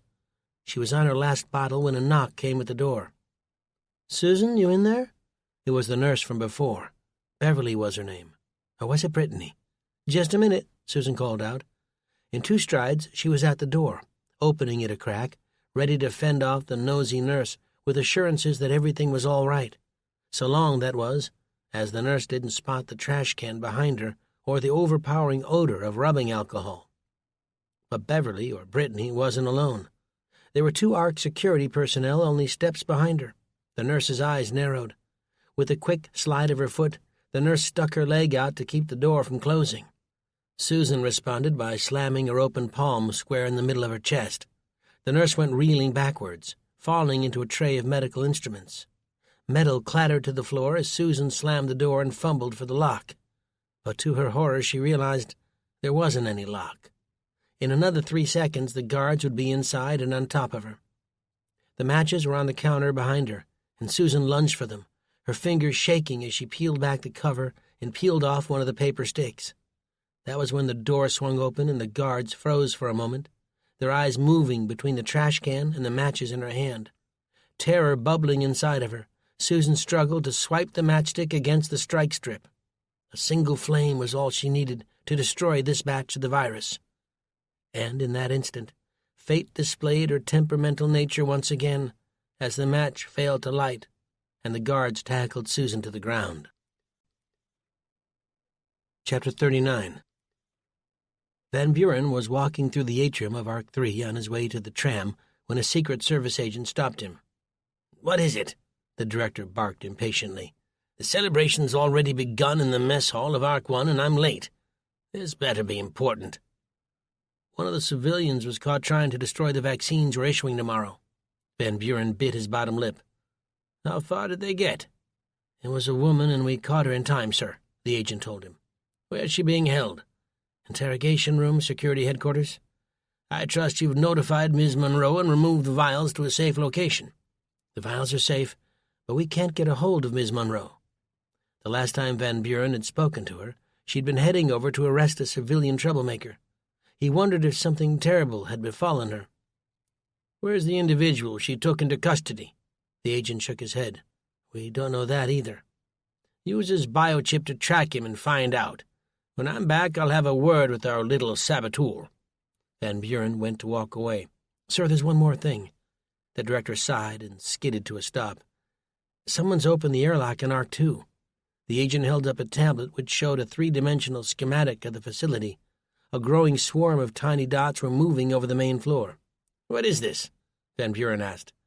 "The animals, sir. Someone let them out." The elevator doors opened onto biohazard level 4, and Ava caught sight of the guard seated at the end of the corridor. Past that door was a changing room where scientists donned the suits they needed to work in such a hazardous environment. With most, if not all, of the ARC personnel at the concert, Ava hoped no one would need to get hurt. No one except for this guard. As he stood to greet her, Ava pulled a pistol from behind her back and double-tapped 2 rounds into the guard's forehead. His body slumped back into the chair, his eyes open and staring at the ceiling. She felt for a pulse and then closed his eyes. The sound of the elevator doors opening behind her made her spin. Over the barrel of her pistol, a man emerged from the shadow. He was carrying something heavy. "Whoa," he said, raising his free hand. "Don't shoot." "The heck are you doing here?" she asked, more annoyed than anything. A slow grin formed on Buck's face. "And miss out on all the fun?" He lifted the large canister a few inches. "I brought drinks." The 2 of them entered the change room and suited up. Destroying the lab would also mean entering the lair of some of the deadliest viruses and bacteria on the planet. "You know that diesel you brought won't explode like gasoline." Buck smiled. "Not like gas, but it'll burn and it's oily, which will make it next to impossible for the sprinkler system to put it out." Ava entered a code in the keypad and they entered the hot zone. "Looks like everyone's on vacation," Buck said. The heavy suit made it difficult to talk. Along the walls were glass enclosures where scientists could observe and manipulate the genetic structure of the various pathogens. Nearby were a number of walk-in fridges and freezers where specimens were kept in cold storage. A row of animal cages stood empty. Buck tapped her on the shoulder. "What would you have done if I hadn't showed up?" "This," she said, turning on the gas to a Bunsen burner. "Start spreading that diesel around nice and even." Buck opened the fridges and freezers, pouring the fuel liberally inside. Before long, the entire room was coated. At the other end, Ava opened a burner and lit the flame, turning it on high. It wouldn't be long before the natural gas from one end of the room migrated to the other, and when it did, she wanted to make sure they had both reached a safe distance. Hurrying to the change room, they helped each other out of their suits and fled down the corridor to the elevator. If Susan was also successful in her mission, then in a matter of minutes the virus would be no more. The final surprise Ava had left in Craig's hands. It should be going off any minute. Chapter 40. Over in the mess hall, Paul was struggling to catch his groove. It hadn't taken long for the audience to fill every conceivable space. That he'd never played a single lick with his bandmates before this evening wasn't the worst of it, nor was it the Beretta he'd secretly taped to the back of his guitar, the same pistol that was currently digging into his ribs. What was throwing him off was the lyrics to his own songs. They were coming to him barely a split second before he was supposed to be belting them out, and on more than one occasion he'd forgotten an entire section, improvising with anything he could, sometimes even gibberish. His former agent, Larry Sanders, a fat and balding workaholic and perfectionist, would have been appalled. The only thing helping Paul was the projection screen they'd mounted behind him, flashing images of women showing off oversized shoulder pads and bad 80s hair. The good news was the band was at least vaguely familiar with each of his songs, and with every one they played, they got a little bit better. Slowly, Paul started to settle down, and as he did, a strange thing began to happen. He found himself having fun. At one point, during the chorus of Take Me All the Way, the audience swaying back and forth, some even reciting the lyrics, he hopped up and down, swinging his arm like a windmill. The crowd went wild, and so too did Paul when he felt the pistol starting to come loose. The jumping and chafing against his belly must have peeled the tape back, and now he was forced to keep his guitar pulled tight against his torso, or risk the gun falling and skittering across the stage. The crowd quieted down. Paul continued to hit the notes hard, but people weren't even looking at him anymore. They were staring behind him, and many of their mouths were moving, but not like they were singing along. They were reading something. He peered over his shoulder, as the other band members did the same. The ladies in horrible clothes were gone. Scrolling across the canvas projector screen in their place was a series of words. Even the music had died down as all of them read along. The director has lied to you. There is no radiation. There is no sanctuary. Your lives are in danger. Tomorrow morning all civilians will be infected with a lethal virus and sent out to spread death throughout what's left of the country. Even the radiation readouts on the walls were displaying the same message. Then came a distant explosion, and all hell broke loose. Chapter 41. Ava had just destroyed the lab. That was Paul's first thought as the mess hall shook and the lights dimmed and then came back on. Shouts of fear emanated from the crowd as civilians and ARC personnel alike began to panic. Guards and soldiers positioned near each of the three major exits attempted to prevent the audience from panicking. A military officer stationed behind the front lines fired his pistol into the air to regain control, which only made things worse, transforming a panic into a stampede. Perhaps thinking they'd been fired on, guards and soldiers at each exit began firing indiscriminately. Civilians and ARC personnel were cut down right where they stood. Others dove for cover. Seeing the carnage, Paul grabbed his pistol and extra magazines and dropped his guitar onto the stage. Nearby, his other bandmates ducked behind speakers and amplifiers. Innocent people were getting slaughtered, and Paul had to do something to help them. A guard, less than 10 yards away, dropped to one knee as he frantically tried to reload his MP-7A1 submachine gun. Paul leveled his pistol and fired off 3 rounds in quick succession. All 3 missed the guard, punching holes in the floor and wall around his target. Paul had just lost the element of surprise and given away his position. Not a great start. The guard punched his magazine in and raised his weapon. Without taking care to aim, Paul emptied the remaining rounds from his Beretta. 2 struck home, one hitting the guard in his abdomen, the other in the neck. He dropped his weapon at once, clutching the wound at his throat as blood ran between his fingers. Adrenaline pumping through his veins, Paul couldn't yet see the full implication of what he'd just done. A soldier nearby made a rapid analysis of the situation and spotted Paul. The second magazine was in Paul's waistband, and he reached for it, knowing he wouldn't have enough time before he was shot dead. The muzzle of the soldier's gun rose and was nearly even with Paul when a loud boom threw the soldier forward. He fell to the ground without moving. More violent gunfire came from that same direction. The people around them screamed and in some cases fell from bullet wounds. A battle was raging around the corner, and Paul couldn't see what was happening. He reloaded his pistol and moved to reposition himself. Before he had a chance, the gunfire stopped, and men wearing dirty civilian clothing and wielding an assortment of firearms appeared. At the helm was Jeb, then Allen, and a host of other men with grease-stained faces. Bringing up the rear were Craig, Ava, and a face Paul had thought he might never see again, Buck. They were waving groups of civilians over, ushering them out of the way and to safety. But that wasn't entirely right, was it? They weren't just moving them to the rear. Other resistance members in the rear armed as many people in beige clothing as they could. This was no longer a sophisticated jailbreak. It was a full-scale revolution. Chapter 42. "What's happening?" Autumn asked, fearful. "I'm not sure," Brett replied honestly. The two of them were in the soldiers' barracks on the 3rd floor of Arc 3. Only seconds before, they had heard an explosion and felt the ground at their feet tremble. 2 floors up was the command center for the entire Arc. From there, they might figure out what was happening. Reaching out, Brett took Autumn's hand and led her away. When she'd come the day before, telling him her parents were trying to leave and wanted to take her with them, Brett had felt this was the safest place for her to be. To access this floor, a civilian without clearance would need to get through security in the atrium, an elevator locked with a password-protected keypad, and finally, a barracks filled with guards at one end and soldiers at the other. As far as the explosion went, Brett could only hope it was some kind of accident and that it would be quickly under control. Instead of taking the elevator, he led her up via the stairs. No sooner had they opened the push door leading to the emergency exit than government personnel streamed down. "What's going on?" he shouted. "There's been an explosion," an older man in a dark suit yelled. Still wondering whether or not the detonation had been an accident, Brett thought of his rifle. It was back in the barracks. The 9mm service pistol on his hip would have to do. Holding Autumn's hand tightly, Brett pushed through the river of humanity. He knew better than to be like all the other lemmings when the stuff hit the fan. Intel was your friend, and they needed to find out what was going on. At last they fought their way up the 2 stories and came out next to the command center.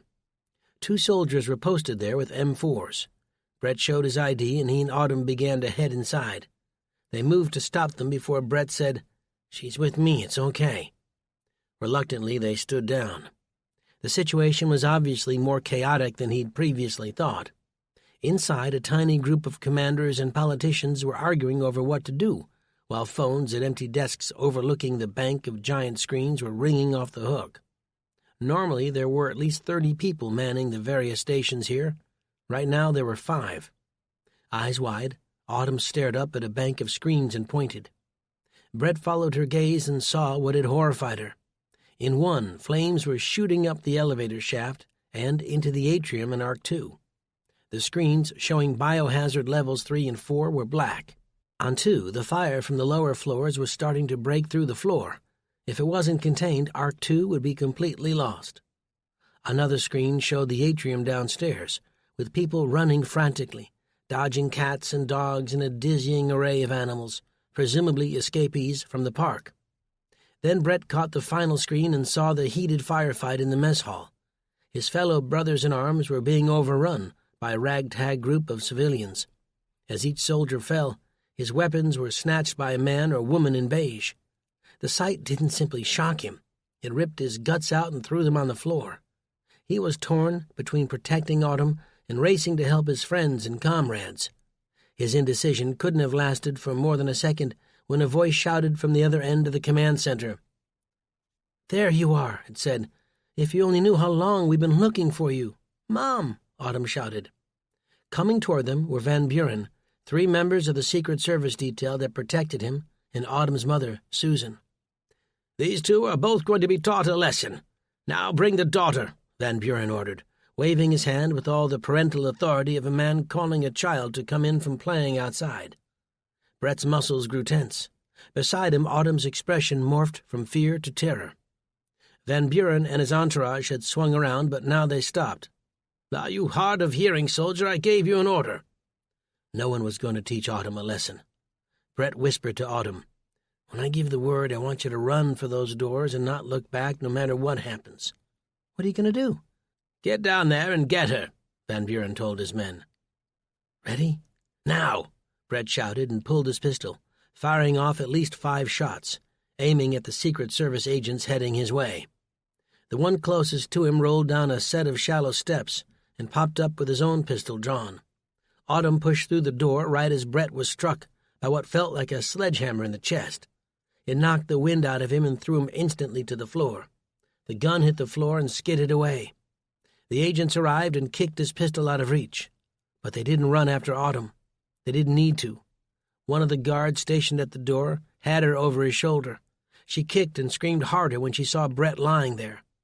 He had enough time to see her face one last time before the final shot. Chapter 43. The battle in the mess hall was still in full swing when Paul linked up with Buck and Ava. Civilians armed with pistols, shotguns, and rifles surged forward. Soon, facing sheer force of numbers, the soldiers and ARC security teams holding the line broke and ran. "Has your man found Autumn yet?" Paul asked, searching Ava's face for good news. Craig came up beside them, a growing patch of blood on his right leg. "She's been taken by Van Buren," he said. Down the other 2 corridors, bursts of muffled gunfire could still be heard as they fled. "And there's more," Craig said. "Susan was captured before she could complete her mission." Paul felt the world spinning away from him. Buck reached out to hold him in place. Now Jeb and Allen were heading their way.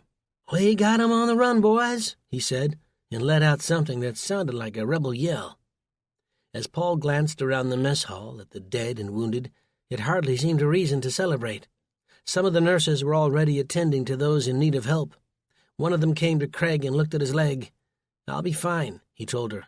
"There are others in far worse shape." Addressing Jeb and Allen, Ava said, "I need you and your men from the generator rooms to open the bunker doors and get the women and children out." She handed him a slip of paper with 2 codes. "The first should open the steel doors. The second is the emergency code in case they've sealed the exits." Jeb nodded as he and Allen left. Paul removed the magazine from his pistol and checked to see how many rounds he had left. "Can you still track Autumn's whereabouts?" he asked Craig. "Arc 3, top floor," he replied. "Forget heading there by tram," Buck said. "By now, most of Arc 2's probably in flames. Best to head through the park." They reached Arc 3 and came under fire as soon as they exited the airlock. Buck charged in first, laying down an impressive volley with the AA-12 automatic shotgun he was carrying. Ava, Paul, and Craig quickly followed suit. This area would be the linchpin, since it led to the blast doors and the parking area beyond. Already streams of ARC employees were fleeing the battle. Van Buren's men didn't seem to care, however, and they fired through the groups in the hopes of making a lucky hit. The bulk of the opposition in the atrium was coming from a group of guards sheltered behind the security desk. Every few seconds, one of them would pop his head out and squeeze off a few rounds, and whenever they did, Buck responded with a burst from his shotgun. The sound of the weapon was scary enough, not to mention the noise the buckshot made as it slammed into the desk and wall beyond. The guards were pinned down, which gave Paul and the others the opportunity to circle around. When they reached the desk, Ava was the one to do the deed and cut the men down with her cig. Now the only sound came from the scattered groups of people trying to escape. "This way," Craig said, urging them toward the bank of elevators. They scrambled inside, Ava punching the access code before the doors slid shut. They would have about a minute to check their ammo and reload weapons before they reached the 10th floor, except for Buck, whose auto shotgun held 100 rounds. Soft music played. "That Neil Diamond?" Paul asked. "Sweet Caroline," Buck grunted. Paul racked the slide on his pistol, chambering around.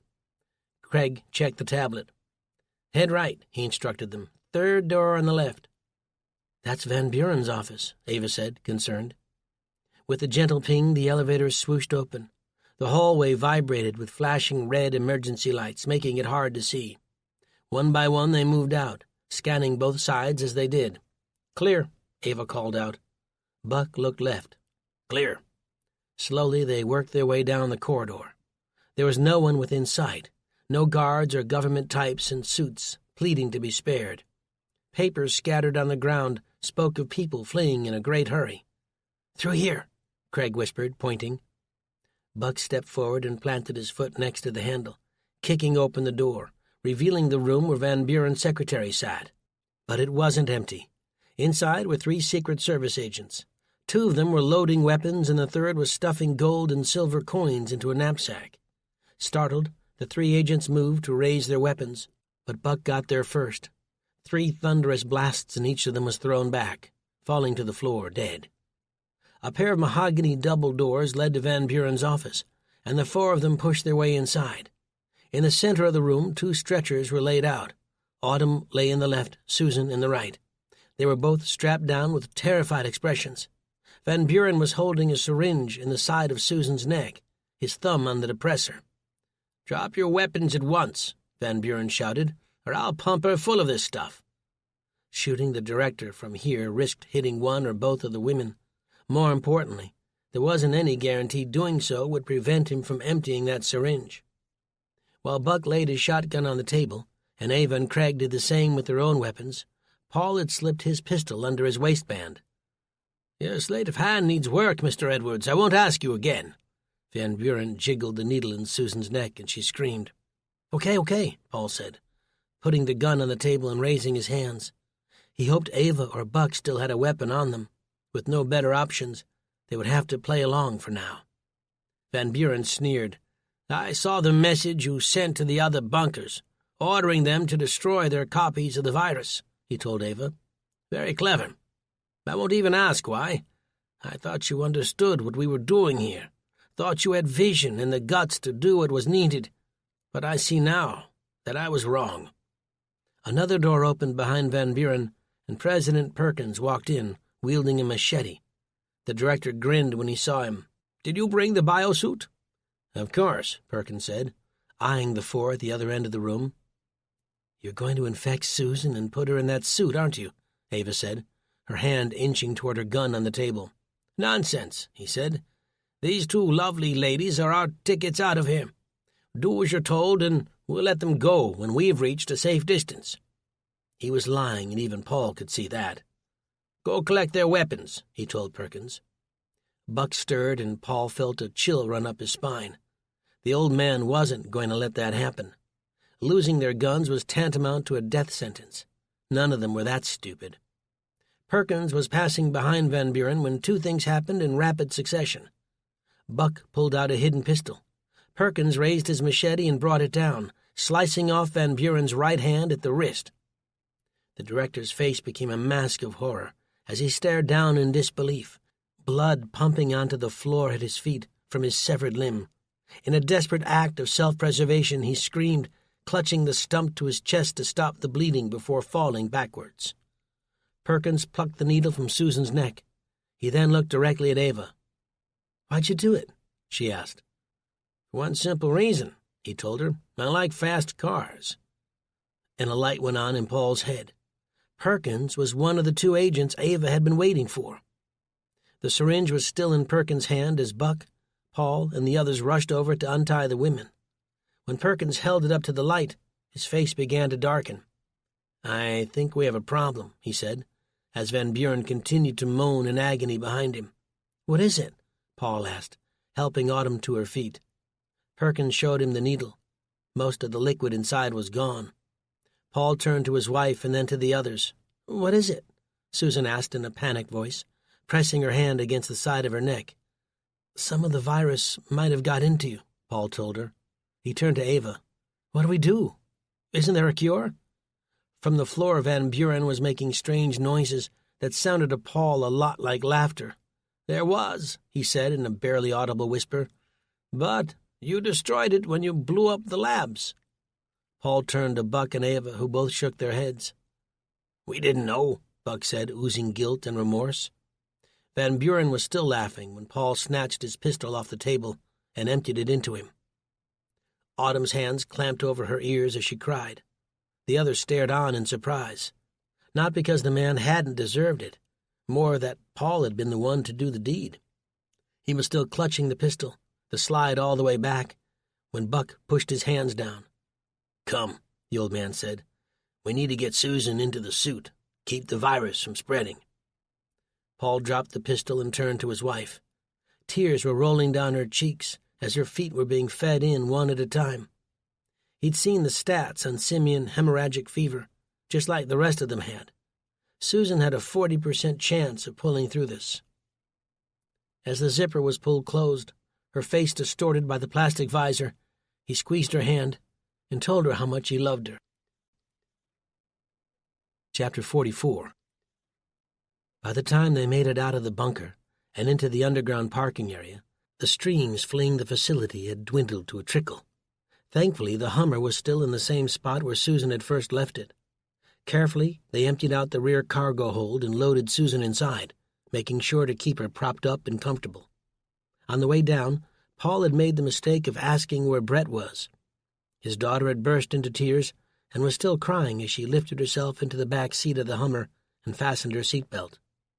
With no sign of Jeb, Allen, or the rest of his crew, Paul could only hope that they'd made it out safely. "Well, I guess this is it," Buck said, one clenched fist perched against his hip in a careless manner. He was trying hard to convince Ava he wasn't sad to see her go, but Paul was sure no one was buying into his tricks. Next to her was Perkins, his suit caked with Van Buren's blood. The mystery of the second missing secret agent had also been revealed. He had been posing as Perkins' assistant, a man killed during the detonation in Baltimore Harbor. "Are you sure you'll have enough fuel?" she asked. Buck pointed to an 18-wheeler parked a few hundred feet away. "I'll top her up by siphoning from that transport truck." He paused. "Which way are the two of you headed?"